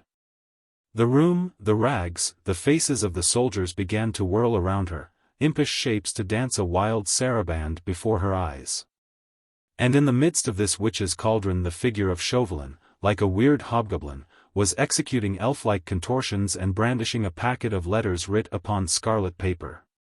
She tried to laugh, to speak defiant words. But her throat felt as if it were held in a vice, and losing momentary consciousness she tottered. And only saved herself from measuring her length upon the floor by clinging with both hands to a table immediately behind her. As to what happened after that, she only had a blurred impression. Chauvelin gave a curt word of command, and a couple of soldiers came and stood to right and left of her. Then a piercing cry rang through the narrow rooms, and she saw Bertrand Moncrif for one moment between herself and the soldiers, fighting desperately, shielding her with his body. Tearing and raging like a wild animal defending its young. The whole room appeared full of deafening noise, cries and more cries, words of command, calls of rage and of entreaty. Then suddenly the word, "Fire!" and the detonation of a pistol at close range, and the body of Bertrand Moncrif sliding down limp and impotent to the floor. After that, everything became dark around her. Theresia felt as if she were looking down an immeasurable abyss of inky blackness, and that she was falling, falling. A thin, dry laugh brought her back to her senses, her pride to the fore. Her vanity up in arms. She drew her statuesque figure up to its full height and once more confronted Chauvelin like an august and outraged divinity.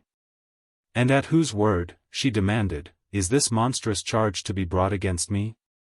"At the word of a free citizen of the state," Chauvelin replied coldly. "Bring him before me." Chauvelin shrugged his shoulders and smiled indulgently, like one who is ready to humor a wayward child. "Citizen Rateau," he called. From the anteroom there came the sound of much shuffling, spluttering, and wheezing, then the dull clatter of wooden shoes upon the carpeted floor. And presently the ungainly, grime-covered figure of the coal-heaver appeared in the doorway. Theresia looked on him for a few seconds in silence, then she gave a ringing laugh, and with exquisite bare arm outstretched she pointed to the scrubby apparition. "That man's word against mine," she called, with well-assumed mockery. "Rateau, the caitiff against Theresia Cabarrus, the intimate friend of citizen Robespierre. What a subject for a lampoon!" Then her laughter broke. She turned once more on Chauvelin like an angry goddess. "That vermin," she exclaimed, her voice hoarse with indignation. "That sorry knave with a felon's brand. In truth, citizen Chauvelin, your spite must be hard put to it to bring up such a witness against me." Then suddenly her glance fell upon the lifeless body of Bertrand Moncrif, and on the horrible crimson stain which discolored his coat. She gave a shudder of horror, and for a moment her eyes closed and her head fell back, as if she were about to swoon. But she quickly recovered herself. Her willpower at this moment was unconquerable. She looked with unutterable contempt on Chauvelin. Then she raised her cloak, which had slipped down from her shoulders, and wrapped it with a queen-like gesture around her, and without another word led the way out of the apartment. Chauvelin remained standing in the middle of the room, his face quite expressionless, his claw-like hands still fingering the fateful letters. 2 soldiers remained with him beside the body of Bertrand Moncrif. The maid Pepita, still shrieking and gesticulating violently, had to be dragged away in the wake of her mistress. In the doorway between the living room and the antechamber, Rateau, humble, sniveling, more than a little frightened, stood aside in order to allow the guard and their imperious prisoner to pass. Theresia did not condescend to look at him again, and he, shuffling and stumbling in his clumsy wooden shoes, followed the soldiers down the stairs. Chapter 2. It was still raining hard. The captain who was in charge of Theresia told her that he had a chaise ready for her. It was waiting out in the street. Theresia ordered him to send for it. She would not, she said, offer herself as a spectacle to the riffraff who happened to be passing by. The captain had probably received orders to humor the prisoner as far as was compatible with safety. Certain it is that he sent one of his men to fetch the coach and to order the concierge to throw open the porte-cochere. Theresia remained standing in the narrow vestibule at the foot of the stairs. 2 soldiers stood on guard over the maid, whilst another stood beside Theresia. The captain, muttering with impatience, paced up and down the stone-paved floor. Rateau had paused on the stairs, a step or two just above where Theresia was standing. On the wall opposite, supported by an iron bracket, a smoky oil lamp shed a feeble, yellowish flicker around. A few minutes went by.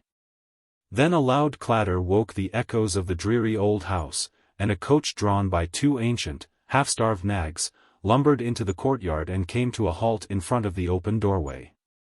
The captain gave a sigh of relief, and called out, "Now then, citoyen," whilst the soldier who had gone to fetch the coach jumped down from the box seat and, with his comrades, stood at attention.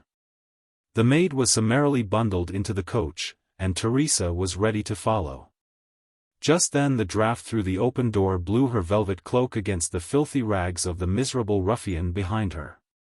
An unexplainable impulse caused her to look up, and she encountered his eyes fixed upon her. A dull cry rose to her throat, and instinctively she put up her hand to her mouth, striving to smother the sound. Horror dilated her eyes, and through her lips one word escaped like a hoarse murmur.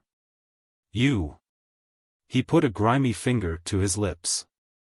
But already she had recovered herself.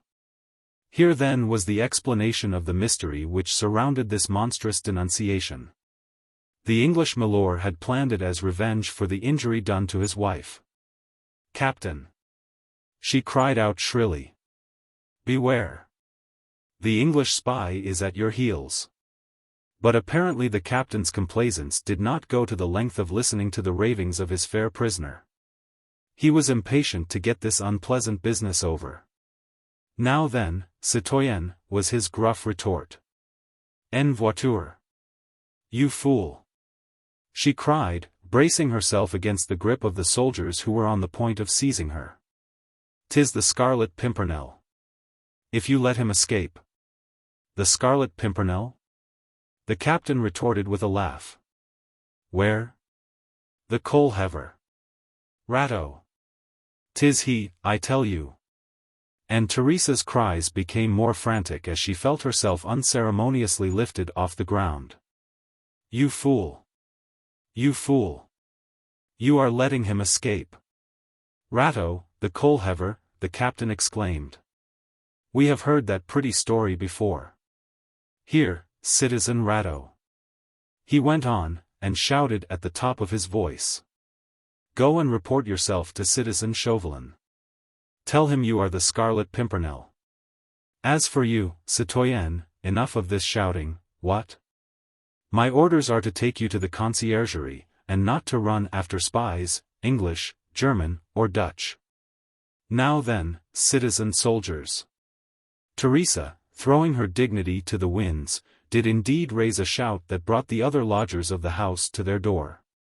But her screams had become inarticulate, as the soldiers, in obedience to the captain's impatient orders, had wrapped her cloak about her head. Thus the inhabitants of the dreary old house in the Rue Villdot could only ascertain that the citoyenne Cabarrus who lodged on the 3rd floor had been taken to prison, screaming and fighting. In a manner that no self-respecting aristo had ever done. Theresia Cabarrus was ignominiously lifted into the coach and deposited by the side of equally noisy Pepita. Through the folds of the cloak her reiterated cry could still faintly be heard. You fool! You traitor! You cursed, miserable fool! One of the lodgers on the second floor, a young woman who was on good terms with every male creature that wore uniform, leaned over the balustrade of the balcony and shouted gaily down. Hey! Citizen Captain! Why is the aristo screaming so? One of the soldiers looked up, and shouted back. She has hold of the story that Citizen Rateau is an English milord in disguise, and she wants to run after him. Loud laughter greeted this tale, and a lusty cheer was set up as the coach swung clumsily out of the courtyard. A moment or two later, Chauvelin, followed by the two soldiers, came quickly down the stairs. The noise from below had at last reached his ears. At first he too thought that it was only the proud Spaniard who was throwing her dignity to the winds. Then a word or two sounded clearly above the din. The Scarlet Pimpernel. The English spy. The words acted like a sorcerer's charm, a call from the vasty deep. In an instant the rest of the world ceased to have any importance in his sight. One thing and one alone mattered, his enemy. Calling to the soldiers to follow him, he was out of the apartment and down in the vestibule below in a trice. The coach at that moment was turning out of the porte-cochere. The courtyard, wrapped in gloom, was alive with chattering and laughter which proceeded from the windows and balconies around. It was raining fast, and from the balconies the water was pouring down in torrents. Chauvelin stood in the doorway and sent one of the soldiers to ascertain what the disturbance had all been about. The man returned with an account of how the aristo had screamed and raved like a madwoman, and tried to escape by sending the citizen captain on a fool's errand. Vowing that poor old Rateau was an English spy in disguise. Chauvelin gave a sigh of relief. He certainly need not rack his nerves or break his head over that. He had good cause to know that Rateau, with the branded arm, could not possibly be the Scarlet Pimpernel. Chapter 32. Grey Dawn. Chapter 1. 10 minutes later the courtyard and approach of the old house in the Rue Villedot were once more wrapped in silence and in darkness. Chauvelin had with his own hands affixed the official seals on the doors which led to the apartments of Citoyenne Cabarrus. In the living room, the body of the unfortunate Moncrif still lay uncovered and unwatched, awaiting what hasty burial the commissary of the section would be pleased to order for it. Chauvelin dismissed the soldiers at the door, and himself went his way. The storm was gradually dying away. By the time that the audience filed out of the theatre, it was scarcely raining. Only from afar, dull rumblings of thunder could still faintly be heard. Citizen Tallien hurried along on foot to the Rue Villedot. The last hour had been positive torture for him. Although his reason told him that no man would be fool enough to trump up an accusation against Theresia Cabarrus, who was the friend, the Egeria of every influential man in the convention or the clubs, and that she herself had always been far too prudent to allow herself to be compromised in any way, although he knew all that. His overwrought fancy conjured up vision which made him sick with dread. His Theresia in the hands of rough soldiery, dragged to prison, he himself unable to ascertain what had become of her, until he saw her at the bar of that awful tribunal, from which there was no issue save the guillotine. And with this dread came unendurable, gnawing remorse. He himself was one of the men who had helped to set up the machinery of wild accusations, monstrous tribunals and wholesale condemnations which had been set in motion now by an unknown hand against the woman he loved. He, Tallien, the ardent lover, the future husband of Theresia, had aided in the constitution of that abominable revolutionary committee, which could strike at the innocent as readily and as ruthlessly as at the guilty.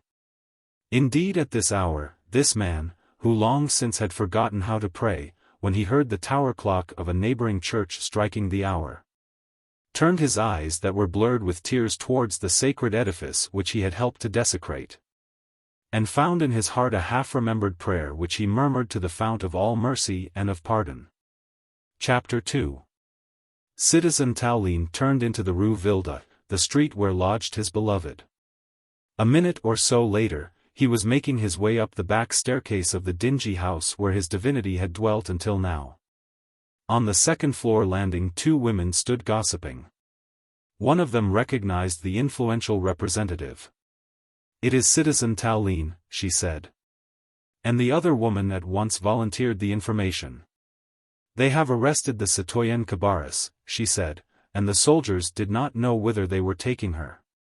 Tallien did not wait to listen further. He stumbled up the stairs to the 3rd floor, to the door which he knew so well. His trembling fingers wandered over the painted panels. They encountered the official seals, which told their own mute tale. The whole thing, then, was not a dream.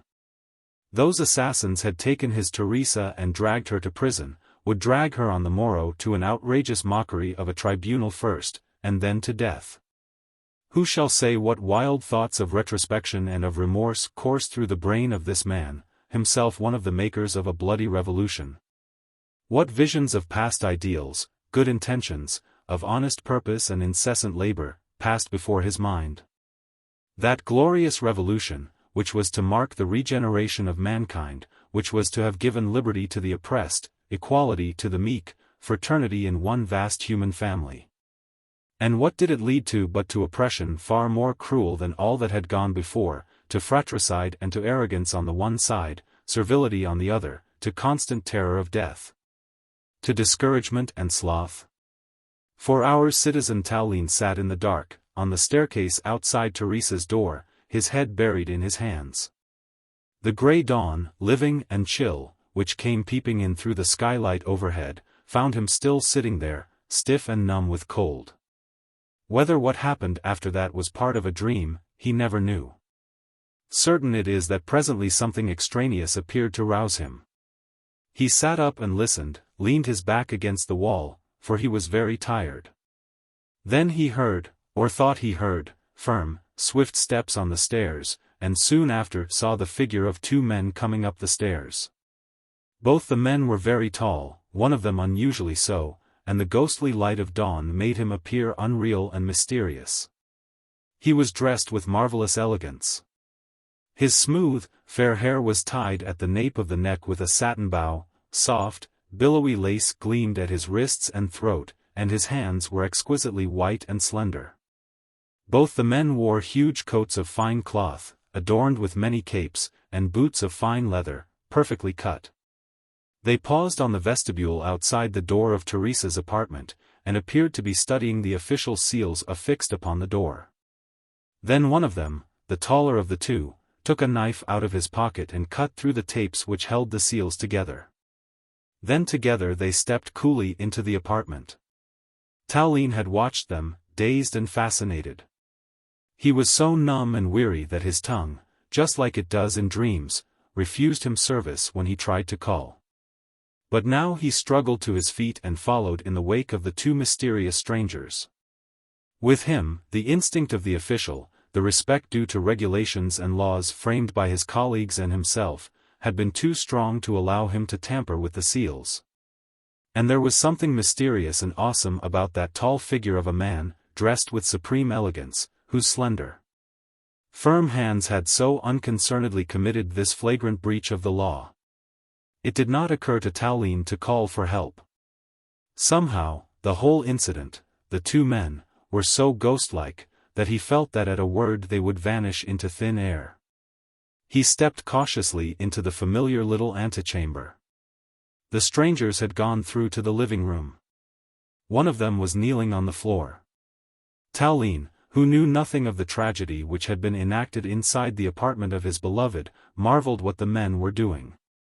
He crept stealthily forward and craned his neck to see. The window at the end of the room had been left unfastened.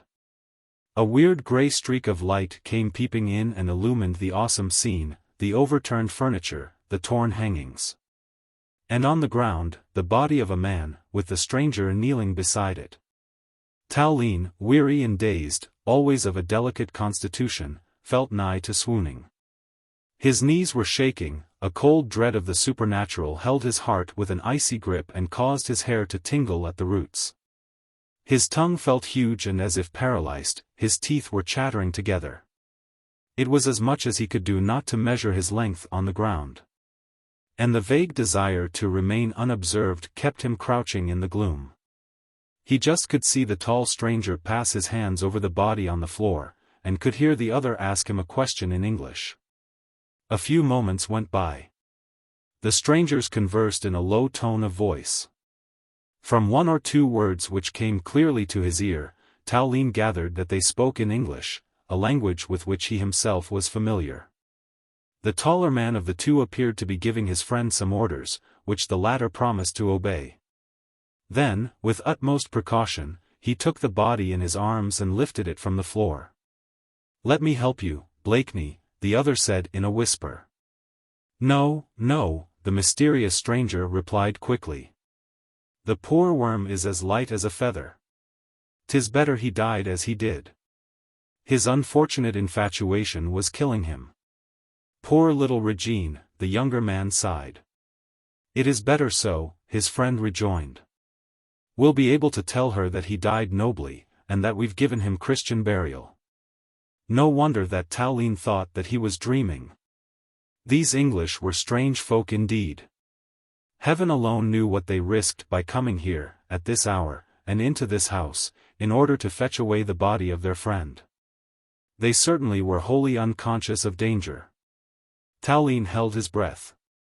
He saw the splendid figure of the mysterious adventurer step across the threshold, bearing the lifeless body in his arms with as much ease as if he were carrying a child. The pale grey light of morning was behind him, and his fine head with its smooth fair hair was silhouetted against the nuptial-tinted background. His friend came immediately behind him. In the dark antechamber he paused, and called abruptly, "Citizen Tallien." A cry rose to Tallien's throat. He had thought himself entirely unobserved, and the stranger a mere vision which he was watching in a dream. Now he felt that compelling eyes were gazing straight at him, piercing the darkness for a clearer sight of his face. But the spell was still on him, and he only moved in order to straighten himself out and to force his trembling knees to be still. "They have taken the citoyenne Cabarrus to the conciergerie," the stranger went on simply. "Tomorrow she will be charged before the revolutionary tribunal. You know what is the inevitable end." It seemed as if some subtle magic was in the man's voice, in his very presence, in the glance wherewith he challenged that of the unfortunate Tallien. The latter felt a wave of shame sweep over him. There was something so splendid in these two men, exquisitely dressed, and perfectly deliberate and cool in all their movements, who were braving and daring death in order to give Christian burial to their friend. Whilst he, in face of the outrage put upon his beloved, had only sat on her desecrated doorstep like a dumb animal pining for its master. He felt a hot flush rush to his cheeks. With quick, nervy movements he readjusted the set of his coat, passed his thin hands over his rumpled hair. Whilst the stranger reiterated with solemn significance, "You know what is the inevitable end. The citoyenne Cabarrus will be condemned." Tallien this time met the stranger's eyes fearlessly. It was the magic of strength and of courage that flowed into him from them. He drew up his meager stature to its full height and threw up his head with an air of defiance and of conscious power. "Not while I live," he said firmly. "Theresia Cabarrus will be condemned tomorrow," the stranger went on calmly. "Then the next day, the guillotine." "Never." "Inevitably." "Unless—" "Unless what?" Tallien queried, and hung breathless on the man's lips as he would on those of an oracle. "Theresia Cabarrus, or Robespierre and his herd of assassins. Which shall it be, Citizen Tallien?" "By heaven!" Tallien exclaimed forcefully. But he got no further. The stranger, bearing his burden, had already gone out of the room, closely followed by his friend. Tallien was alone in the deserted apartment, where every broken piece of furniture, every torn curtain, cried out for vengeance in the name of his beloved. He said nothing. He neither protested nor swore. But he tiptoed into the apartment and knelt down upon the floor close beside the small sofa on which she was wont to sit. Here he remained quite still for a minute or two, his eyes closed, his hands tightly clasped together. Then he stooped very low and pressed his lips against the spot where her pretty, sandalled foot was wont to rest. After that he rose, strode with a firm step out of the apartment, carefully closing the doors behind him. The strangers had vanished into the night. And Citizen Tallien went quietly back to his own lodgings. Chapter 33. The Cataclysm. Chapter 1. 40 Names. Found on a list in the pocket of Robespierre's coat. 40 names. And every one of these that of a known opponent of Robespierre's schemes of dictatorship, Tallien, Barrère, Vadier, Cambon, and the rest. Men powerful today, prominent members of the convention, leaders of the people, too, but opponents. The inference was obvious, the panic general. That night, it was the 8th Thermidor, July the 26th of the old calendar, men talked of flight, of abject surrender, of appeal, save the mark, to friendship, camaraderie, humanity. Friendship, camaraderie, humanity? An appeal to a heart of stone. They talked of everything, in fact, save of defying the tyrant, for such talk would have been folly. Defying the tyrant? Ye gods! When with a word he could sway the convention, the committees, the multitude, bend them to his will, bring them to heel like any tamer of beasts when he cracks his whip? So men talked and trembled. All night they talked and trembled, for they did not sleep, those 40 whose names were on Robespierre's list. But Tallien, their chief, was nowhere to be found. 'Twas known that his fiancée, the beautiful Theresia Cabarrus, had been summarily arrested. Since then he had disappeared, and they, the others, were leaderless. But, even so, he was no loss. Tallien was ever pusillanimous, a temporizer, what? And now the hour for temporizing is past. Robespierre then is to be dictator of France. He will be dictator of France, in spite of any opposition led by those 40 whose names are on his list. He will be dictator of France. He has not said it. But his friends have shouted it from the housetops, and have murmured under their breath that those who oppose Robespierre's dictatorship are traitors to the land. Death then must be their fate. When then, ye gods? What then? Chapter 2. And so the day broke, smiling, mark you. It was a beautiful warm July morning. It broke on what is perhaps the most stupendous cataclysm, save one, the world has ever known. Behold the picture. A medley. A confusion. A whirl of everything that is passionate and cruel, defiant and desperate. Heavens, how desperate! Men who have thrown lives away as if lives were in truth grains of sand. Men who have juggled with death, dealt it and tossed it about like cards upon a gaming table. They are desperate now, because their own lives are at stake. And they find now that life can be very dear. So, having greeted their leader, the 40 draw together, watching the moment when humility will be most opportune. Robespierre mounts the tribune. The hour has struck.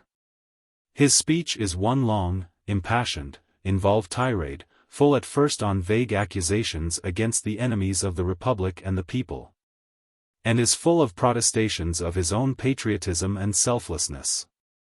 Then he warms to his own oratory, his words are prophetic of death, his voice becomes harsh, like a screech owl's, so we're told. His accusations are no longer vague. He begins to strike. Corruption. Backsliding. Treachery. Moderatism, oh, moderatism above all. Moderatism is treachery to the glorious revolution. Every victim spared from the guillotine is a traitor let loose against the people. A traitor, he who robs the guillotine of her prey. Robespierre stands alone incorruptible, true, faithful unto death. And for all that treachery, what remedy is there? Why, death of course. Death. The guillotine. New power to the sovereign guillotine. Death to all the traitors. And 700 faces became paler still with dread, and the sweat of terror rises on 700 brows. There were only 40 names on that list, but there might be others somewhere else. And still the voice of Robespierre thunders on. His words fall of 700 pairs of ears like on a sounding board, his friends, his sycophants, echo them, they applaud, rise in wild enthusiasm. 'Tis the applause that is thundering now. One of the tyrant's most abject slaves has put forward the motion that the great speech just delivered shall forthwith be printed, and distributed to every township, every village, throughout France, as a monument to the lofty patriotism of her greatest citizen. The motion at one moment looks as if it would be carried with acclamations, after which, Robespierre's triumph would have risen to the height of deification. Then suddenly the note of dissension. The hush, the silence. The great assembly is like a sounding board that has ceased to respond. Something had turned the acclamations to mutterings, and then to silence. The sounding board has given forth a dissonance. Citizen Tallien has demanded delay in printing that speech, and asked pertinently, "What has become of the liberty of opinion in this convention?" His face is the color of ashes, and his eyes, ringed with purple, gleam with an unnatural fire. The coward has become bold, the sheep has donned the lion's skin. There is a flutter in the convention, a moment's hesitation. But the question is put to the vote, and the speech is not to be printed. A small matter, in truth, printing or not printing. Does the destiny of France hang on so small a peg? It is a small matter, and yet how full of portent. Like the breath of mutiny blowing across a ship. But nothing more occurs just then. Robespierre, lofty in his scorn, puts the notes of his speech into his pocket. He does not condescend to argue. He, the master of France, will not deign to bandy words with his slaves. And he stalks out of the hall surrounded by his friends. There has been a breath of mutiny. But his is still the iron heel, powerful enough to crush a raging revolt. His withdrawal, proud, silent, menacing, is in keeping with his character and with the pose which he has assumed of late.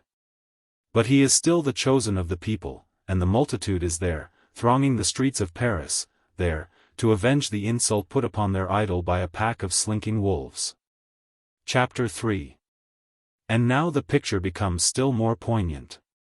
It is painted in colors more vivid, more glowing than, and again the hall of the convention is crowded to the roof, with Tallien and his friends, in a close phalanx, early at their post. Tallien is there, pale, resolute, the fire of his hatred kept up by anxiety for his beloved. The night before, at the corner of a dark street, a surreptitious hand slipped a scrap of paper into the pocket of his coat.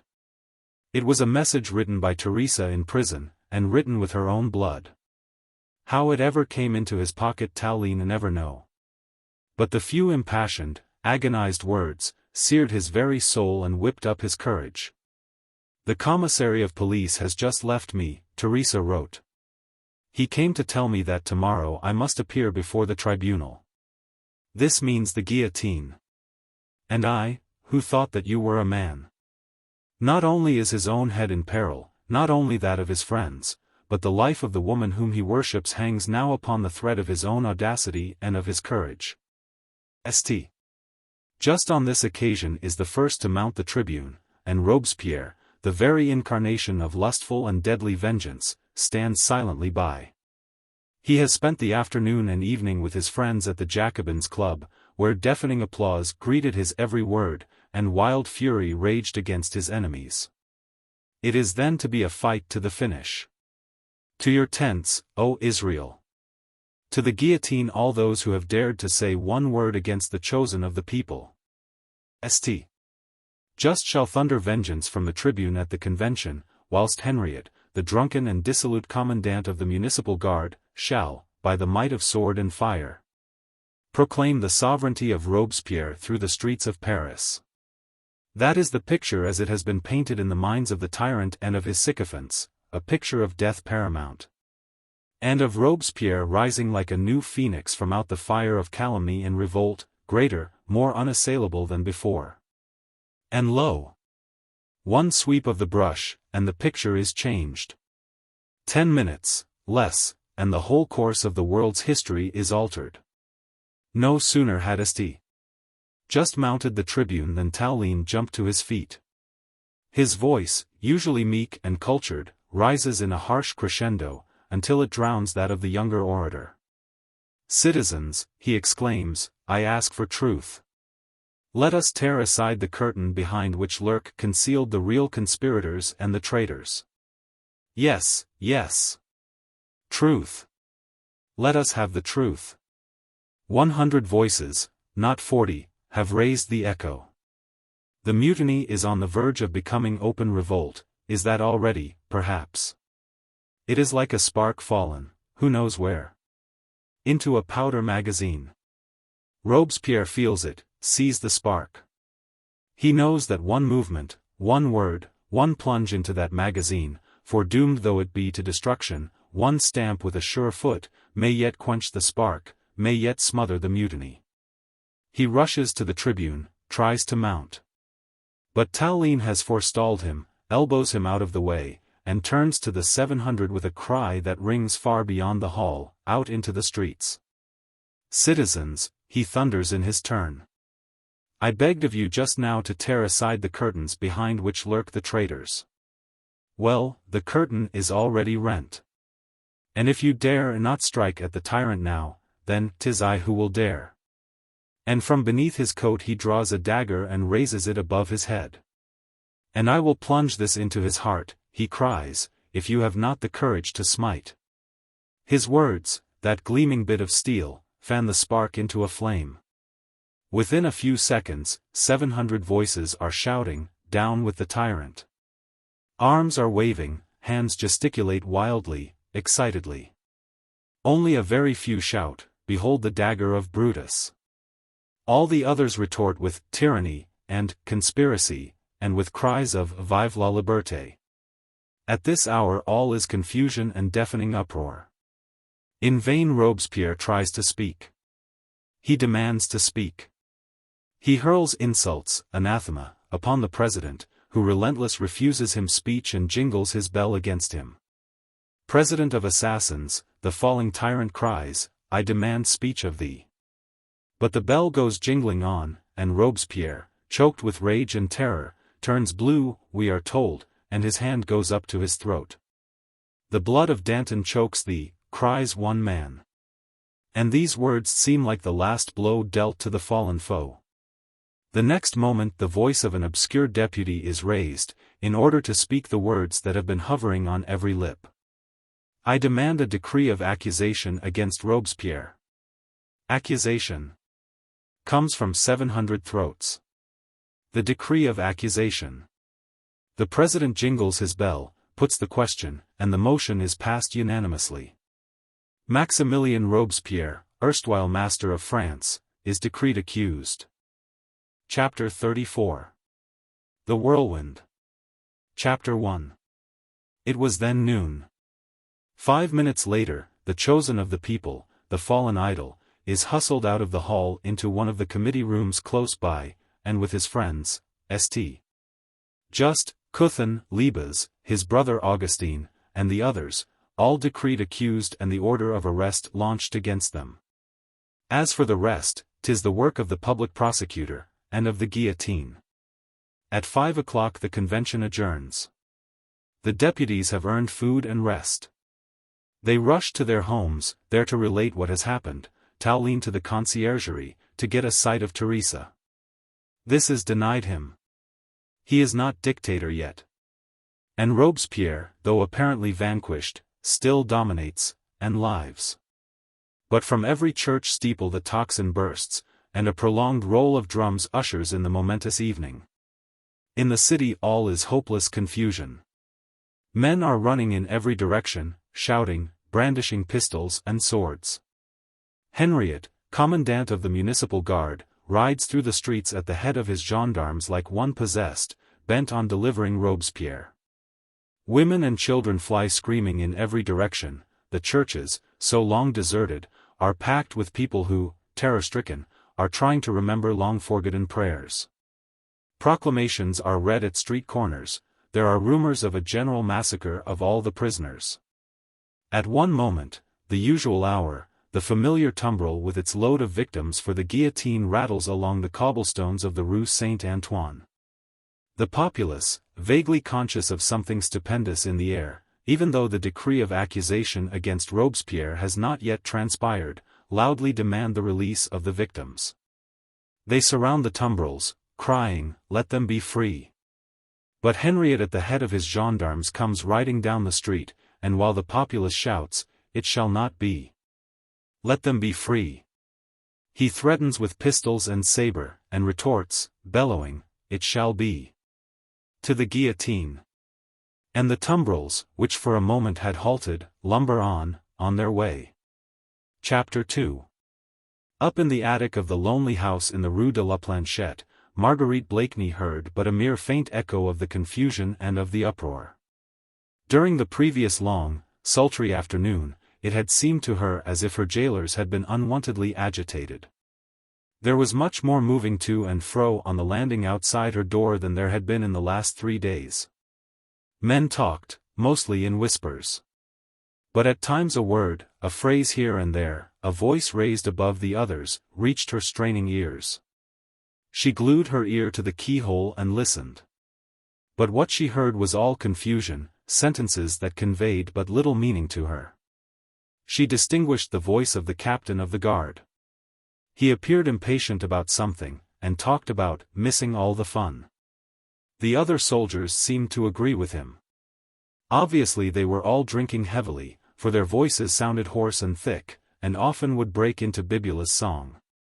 From time to time, too, she would hear the patter of wooden shoes, together with a wheezy cough, as from a man troubled with asthma. But it was all very vague, for her nerves by this time were on the rack. She had lost count of time, of place, she knew nothing. She was unable even to think.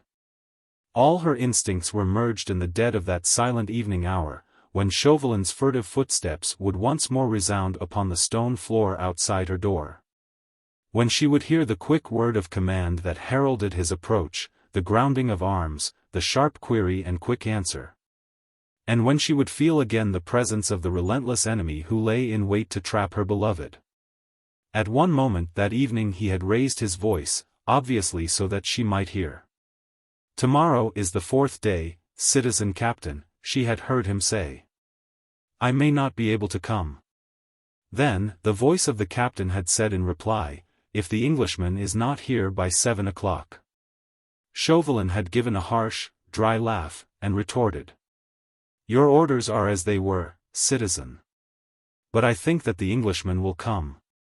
What it all meant Marguerite could not fail to conjecture.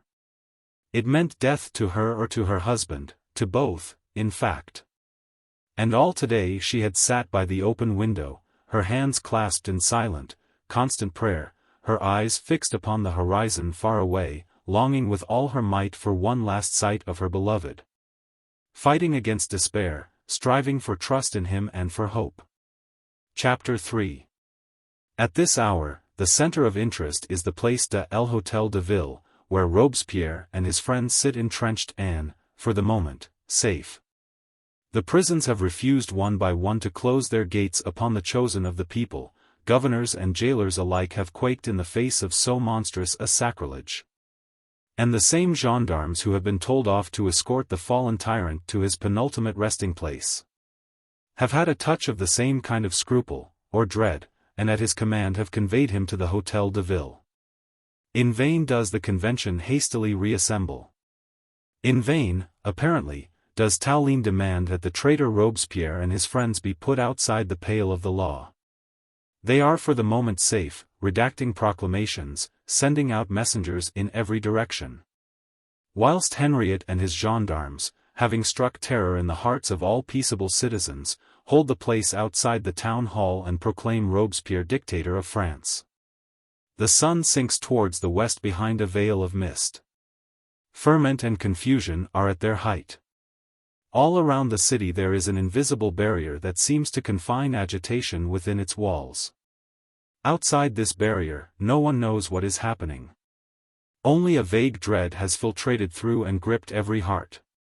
The guard at the several gates appear slack and undisciplined. Sentries are accosted by passers-by, eager for news. And, from time to time, from every direction, troops of the municipal gendarmes ride furiously by, with shouts of Robespierre. Robespierre. Death to the traitors. Long live Robespierre. They raise a cloud of dust around them, trample unheedingly over every obstacle, human or otherwise, that happens to be in their way. They threaten peaceable citizens with their pistols and strike at women and children with the flat of their sabers. As soon as they have gone by, excited groups close up in their wake. Name of a name, what is happening, everyone queries in affright. And gossip, conjectures, rumors, hold undisputed sway. Robespierre is dictator of France. He has ordered the arrest of all the members of the convention.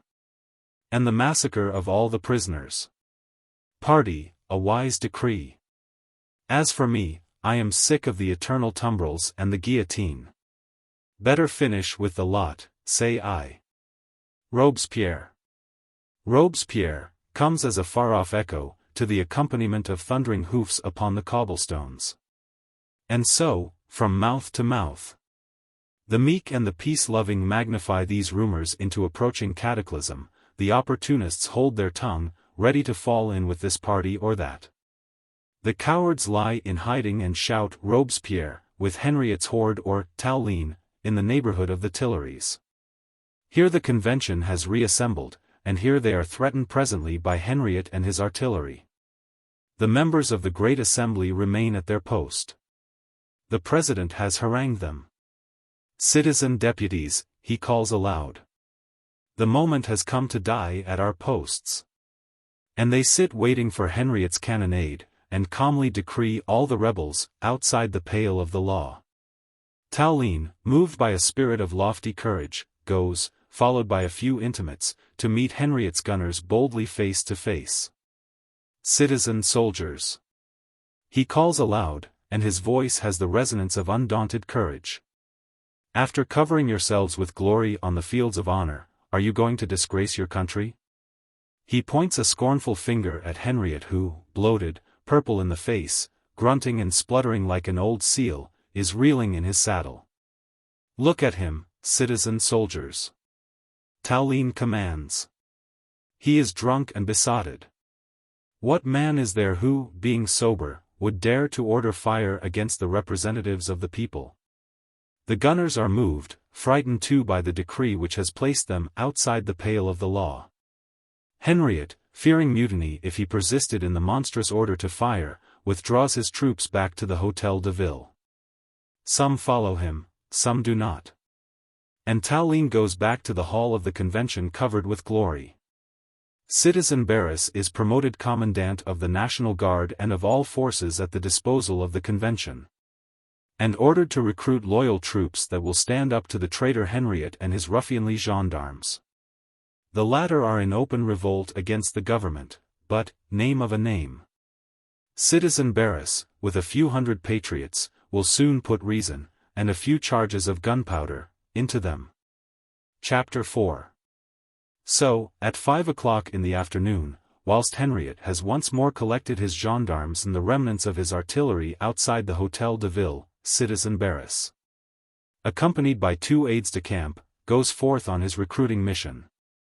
He makes the round of the city gates, wishing to find out what loyal soldiers amongst the National Guard the convention can rely upon. Chauvelin, on his way to the Rue de la Planchette, meets Barras at the Porte Saint-Antoine, and Barras is full of the news. Why were you not at your place at the assembly, Citizen Chauvelin? He asks of his colleague. It was the grandest moment I have ever witnessed. Tallien was superb, and Robespierre ignoble. And if we succeed in crushing that bloodthirsty monster once and for all, it will be a new era of civilization and liberty. He halts, and continues with a fretful sigh. But we want soldiers, loyal soldiers. All the troops that we can get. Henriette has the whole of the municipal gendarmerie at his command, with muskets and guns, and Robespierre can always sway that rabble with a word. We want men. Men. But Chauvelin is in no mood to listen. Robespierre's fall or his triumph, what are they to him at this hour, when the curtain is about to fall on the final act of his own stupendous drama of revenge? Whatever happens, whoever remains in power, vengeance is his. The English spy in any event is sure of the guillotine. He is not the enemy of a party, but of the people of France. And the sovereignty of the people is not in question yet. Then, what matters if the wild beasts in the convention are at one another's throat? So Chauvelin listens unmoved to Barras' passionate tirades, and when the latter, puzzled at his colleague's indifference, reiterates frowning. I must have all the troops I can get. You have some capable soldiers at your command always, Citizen Chauvelin. Where are they now? Chauvelin retorts drily.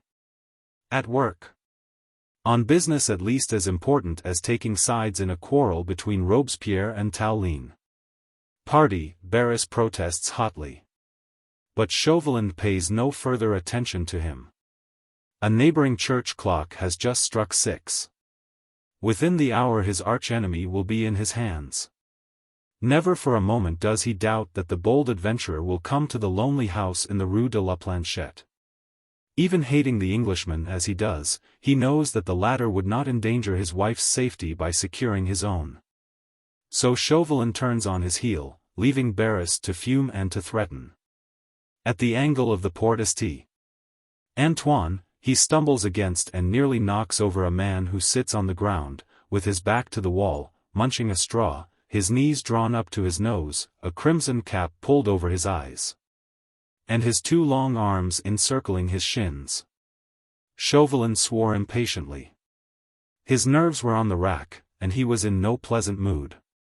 The man, taken unawares, had uttered an oath, which died away in a racking fit of coughing. Chauvelin looked down, and saw the one long arm branded with the letter M, the flesh still swollen and purple with the fire of the searing iron. Rateau, he ejaculated roughly. What are you doing here? Meek and servile, Rateau struggled with some difficulty to his feet. I have finished my work at Mother Theat's, citizen, he said humbly. I was resting. Chauvelin kicked at him with the toe of his boot. Then go and rest elsewhere, he muttered. The gates of the city are not refuges for vagabonds. After which act of unnecessary brutality, his temper momentarily soothed, he turned on his heel and walked rapidly through the gate. Barras had stood by during this brief interlude, vaguely interested in the little scene. But now, when the coal heaver lurched past him, one of his aides-de-camp remarked audibly. An unpleasant customer, Citizen Chauvelin. Friend? I believe you. Rateau replied readily enough. Then, with the mulish persistence of a gaby who is smarting under a wrong, he thrust out his branded arm right under Citizen Barras' nose. See what he has done to me. Barras frowned. A convict, what? Then, how is it you are at large? I am not a convict, Rateau protested with sullen emphasis. I am an innocent man, and a free citizen of the Republic. But I got in Citizen Chauvelin's way, what? He is always full of schemes. You are right there. Barras retorted grimly. But the subject was not sufficiently interesting to engross his attention further. He had so many and such momentous things to do. Already he had nodded to his men and turned his back on the grimy coal heaver, who, shaken by a fit of coughing, unable to speak for the moment, had put out his grimy hand and gripped the deputy firmly by the sleeve. What is it now? Barras ejaculated roughly. If you will but listen, citizen, Rateau wheezed painfully, I can tell you. What? You were asking Citizen Chauvelin where you could find some soldiers of the Republic to do you service. Yes, I did. Well, Rateau rejoined, and an expression of malicious cunning distorted his ugly face. I can tell you. What do you mean? I lodge in an empty warehouse over yonder, Rateau went on eagerly, and pointed in the direction where Chauvelin's spare figure had disappeared a while ago. The floor above is inhabited by Mother Theat, the witch. You know her, citizen? Yes, yes. I thought she had been sent to the guillotine along with She was let out of prison, and has been doing some of Citizen Chauvelin's spying for him. Barras frowned. This was none of his business, and the dirty coal-heaver inspired him with an unpleasant sense of loathing. To the point, citizen, he said curtly. Citizen Chauvelin has a dozen or more soldiers under his command, in that house, Rateau went on with a leer. They are trained troops of the National Guard. How do you know? Barras broke in harshly. Party, was the coal-heaver's dry reply. I clean their boots for them. Where is the house? In the Rue de la Planchette. But there is an entrance into the warehouse at the back of it. Allons, was Barras' curt word of command, to the two men who accompanied him. He strode up the street toward the gate, not caring whether Rateau came along or no. But the coal-heaver followed in the wake of the three men. He had buried his grimy fists once more in the pocket of his tattered breeches, but not before he had shaken them, each in turn, in the direction of the Rue de la Planchette. Chapter 5. Chauvelin in the meanwhile had turned into Mother Theat's house, and without speaking to the old charlatan, who was watching for him in the vestibule, he mounted to the top floor. Here he called peremptorily to Captain Boyer. There is half an hour yet, the latter murmured gruffly, and I am sick of all this waiting. Let me finish with that cursed aristo in there. My comrades and I want to see what is going on in the city, and join in the fun, if there is any. Half an hour, citizen, Chauvelin rejoined drily. You'll lose little of the fun, and you'll certainly lose your share of the 10,000 livres if you shoot the woman and fail to capture the Scarlet Pimpernel. Bah! He'll not come now, Boyer riposted. It is too late. He is looking after his own skin, party. He will come, I swear. Chauvelin said firmly, as if in answer to his own thoughts. Inside the room, Marguerite has heard every word of this colloquy. Its meaning is clear enough. Clear and horrible. Death awaits her at the hands of those abominable ruffians, here, within half an hour, unless. Her thoughts are becoming confused, she cannot concentrate. Frightened? No, she is not frightened.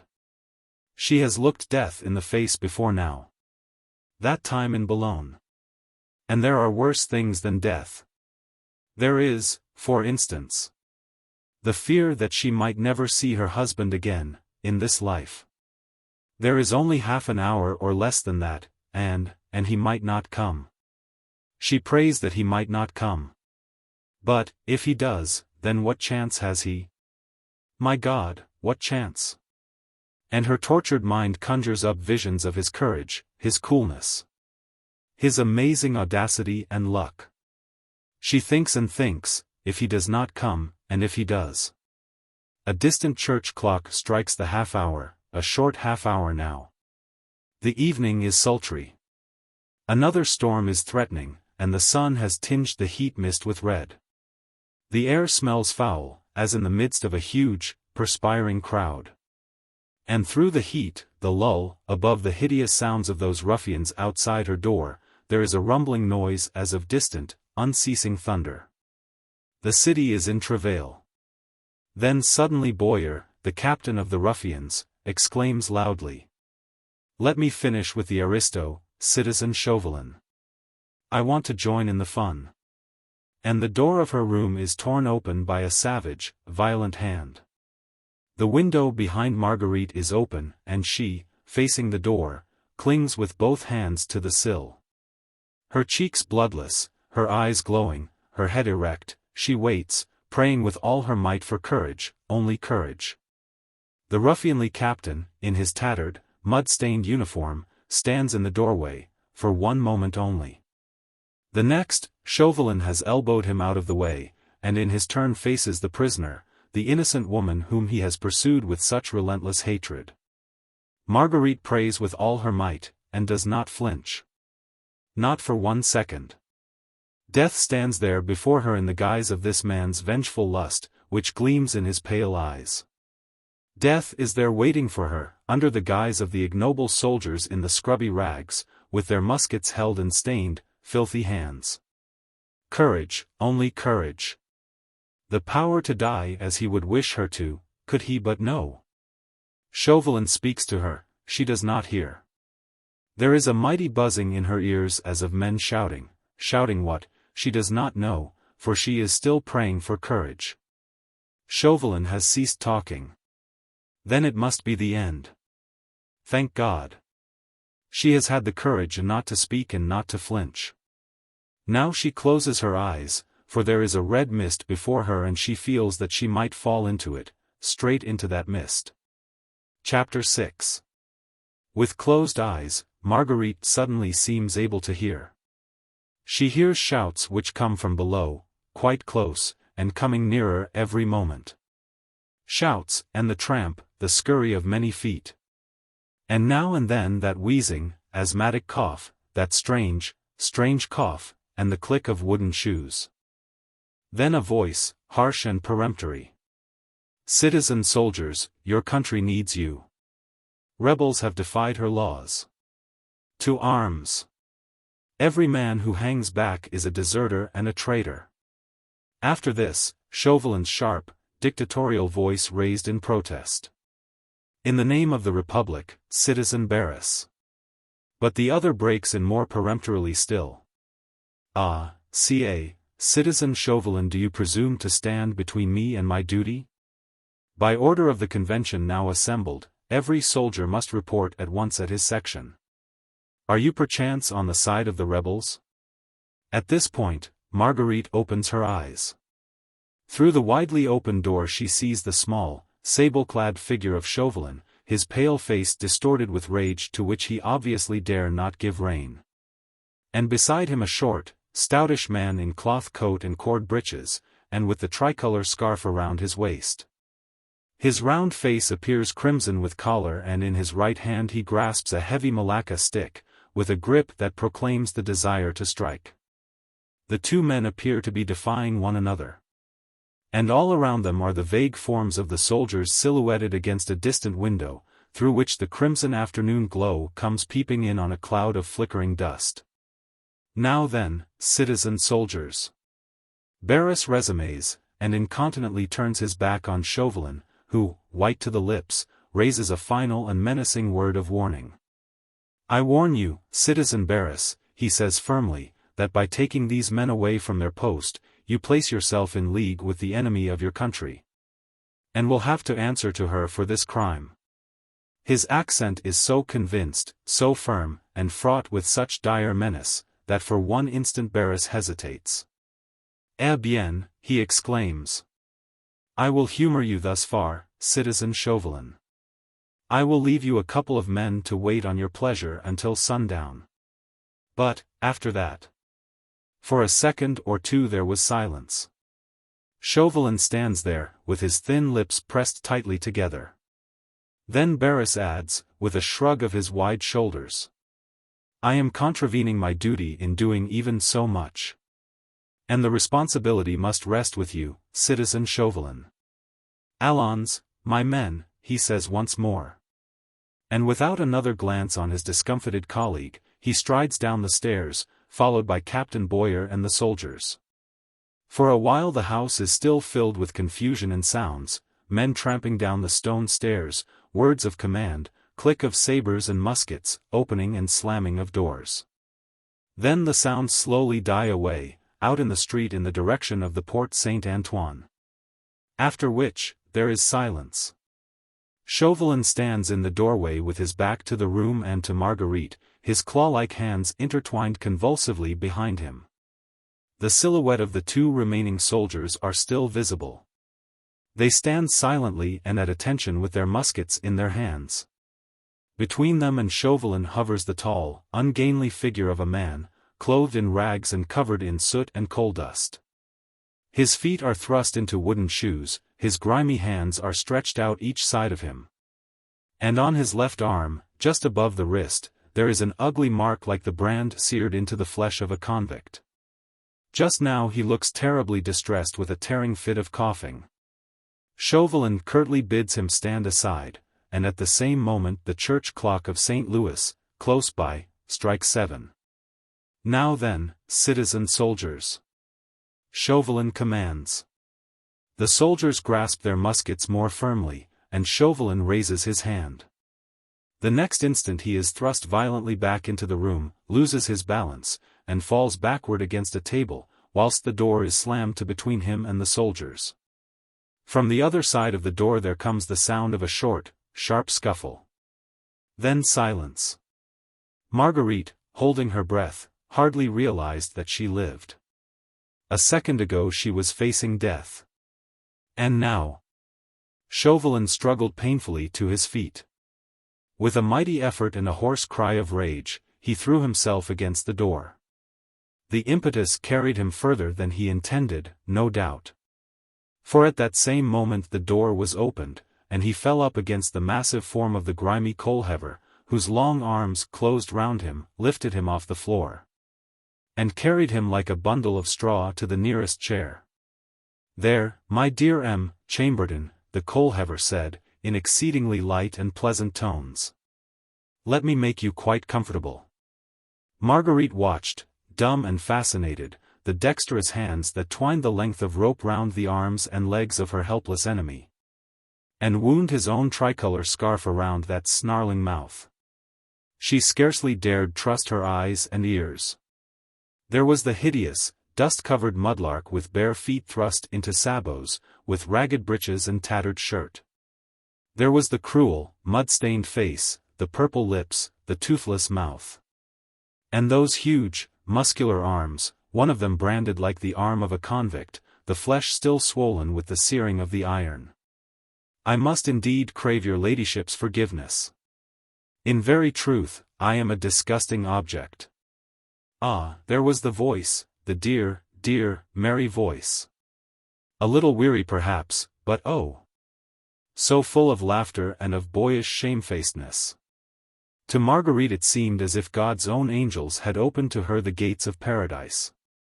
She did not speak, she scarce could move.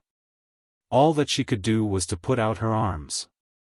He did not approach her, for in truth he looked a dusty object, but he dragged his ugly cap off his head, then slowly, and keeping his eyes fixed upon her, he put one knee to the ground. "You did not doubt, M. dear, that I would come?" he asked quaintly. She shook her head. The last days were like a nightmare now, and in truth she ought never to have been afraid. "Will you ever forgive me?" he continued. "Forgive? What?" she murmured. "These last few days. I could not come before. You were safe for the time being. That fiend was waiting for me." She gave a shudder and closed her eyes. "Where is he?" He laughed his gay, irresponsible laugh, and with a slender hand, still covered with coal dust, he pointed to the helpless figure of Chauvelin. "Look at him," he said. "Doth he not look a picture?" Marguerite ventured to look. Even at sight of her enemy bound tightly with ropes to a chair, his own tricolour scarf wound loosely round his mouth, she could not altogether suppress a cry of horror. What is to become of him? He shrugged his broad shoulders. "I wonder," he said lightly. Then he rose to his feet, and went on with quaint bashfulness. "I wonder," he said, "how I dare stand thus before your ladyship." And in a moment she was in his arms, laughing, crying, covered herself now with coal dust and with grime. "My beloved," she exclaimed with a shudder of horror. "What you must have gone through." He only laughed like a schoolboy who had come through some impish adventure without much harm. "Very little, I swear," he asserted gaily. "But for thoughts of you, I have never enjoyed anything so much as this last phase of a glorious adventure. After our clever friend here ordered the real Rateau to be branded, so that he might know him again wherever he saw him, I had to bribe the veterinary who had done the deed to do the same thing for me. It was not difficult. For 1,000 livres the man would have branded his own mother on the nose, and I appeared before him as a man of science, eager for an experiment.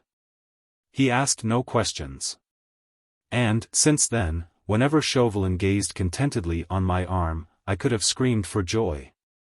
For the love of heaven, my lady," he added quickly, for he felt her soft, warm lips against his branded flesh, "don't shame me over such a trifle. I shall always love that scar, for the exciting time it recalls and because it happens to be the initial of your dear name. He stooped down to the ground and kissed the hem of her gown. After which he had to tell her as quickly and as briefly as he could, all that had happened in the past few days. It was only by risking the fair Theresa's life, he said, that I could save your own. No other spur would have goaded Tallien into open revolt. He turned and looked down for a moment on his enemy, who lay pinioned and helpless, with hatred and baffled revenge writ plainly on the contorted face and pale, rolling eyes. And Sir Percy Blakeney sighed, a quaint sigh of regret. I only regret one thing, my dear Chamberlain, he said after a while. And that is, that you and I will never measure wits again after this. Your damnable revolution is dead. I am glad I was never tempted to kill you. I might have succumbed, and in very truth robbed the guillotine of an interesting prey. Without any doubt, they will guillotine the lot of you, my good Chamberlain. Robespierre tomorrow. Then his friends, his sycophants, his imitators, you amongst the rest. 'Tis a pity. You have so often amused me. Especially after you had put a brand on Rateau's arm, and thought you would always know him after that. Think it all out, my dear sir. Remember our happy conversation in the warehouse down below, and my denunciation of Citoyenne Cabarrus. You gazed upon my branded arm then and were quite satisfied. My denunciation was a false one, of course. 'Tis I who put the letters and the rags in the beautiful Theresa's apartments. But she will bear me no malice, I dare swear. For I shall have redeemed my promise. Tomorrow, after Robespierre's head has fallen, Tallien will be the greatest man in France and his Theresa a virtual queen. Think it all out, my dear Monsieur Chamberlain. You have plenty of time.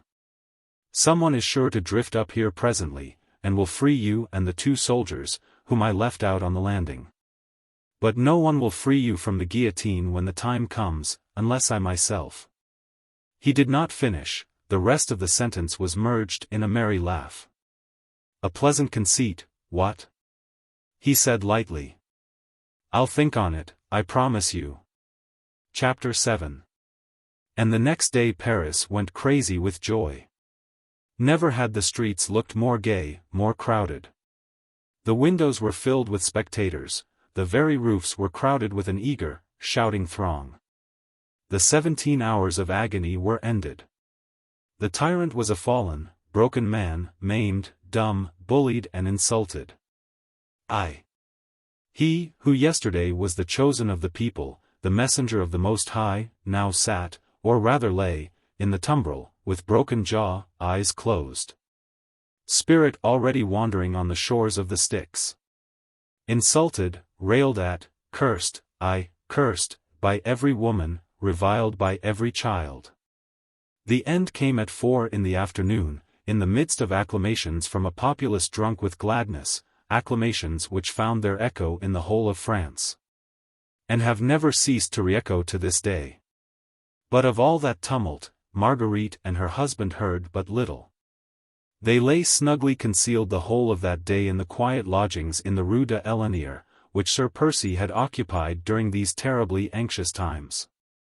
Here they were waited on by that asthmatic reprobate Rateau and his mother, both of whom were now rich for the rest of their days. When the shades of evening gathered in over the jubilant city, whilst the church bells were ringing and the cannons booming, a market gardener's cart, driven by a worthy farmer and his wife, rattled out of the Porte St. Antoine. It created no excitement, and suspicion was far from everybody's mind. The passports appeared in order. But even if they were not, who cared, on this day of all days, when tyranny was crushed and men dared to be men again?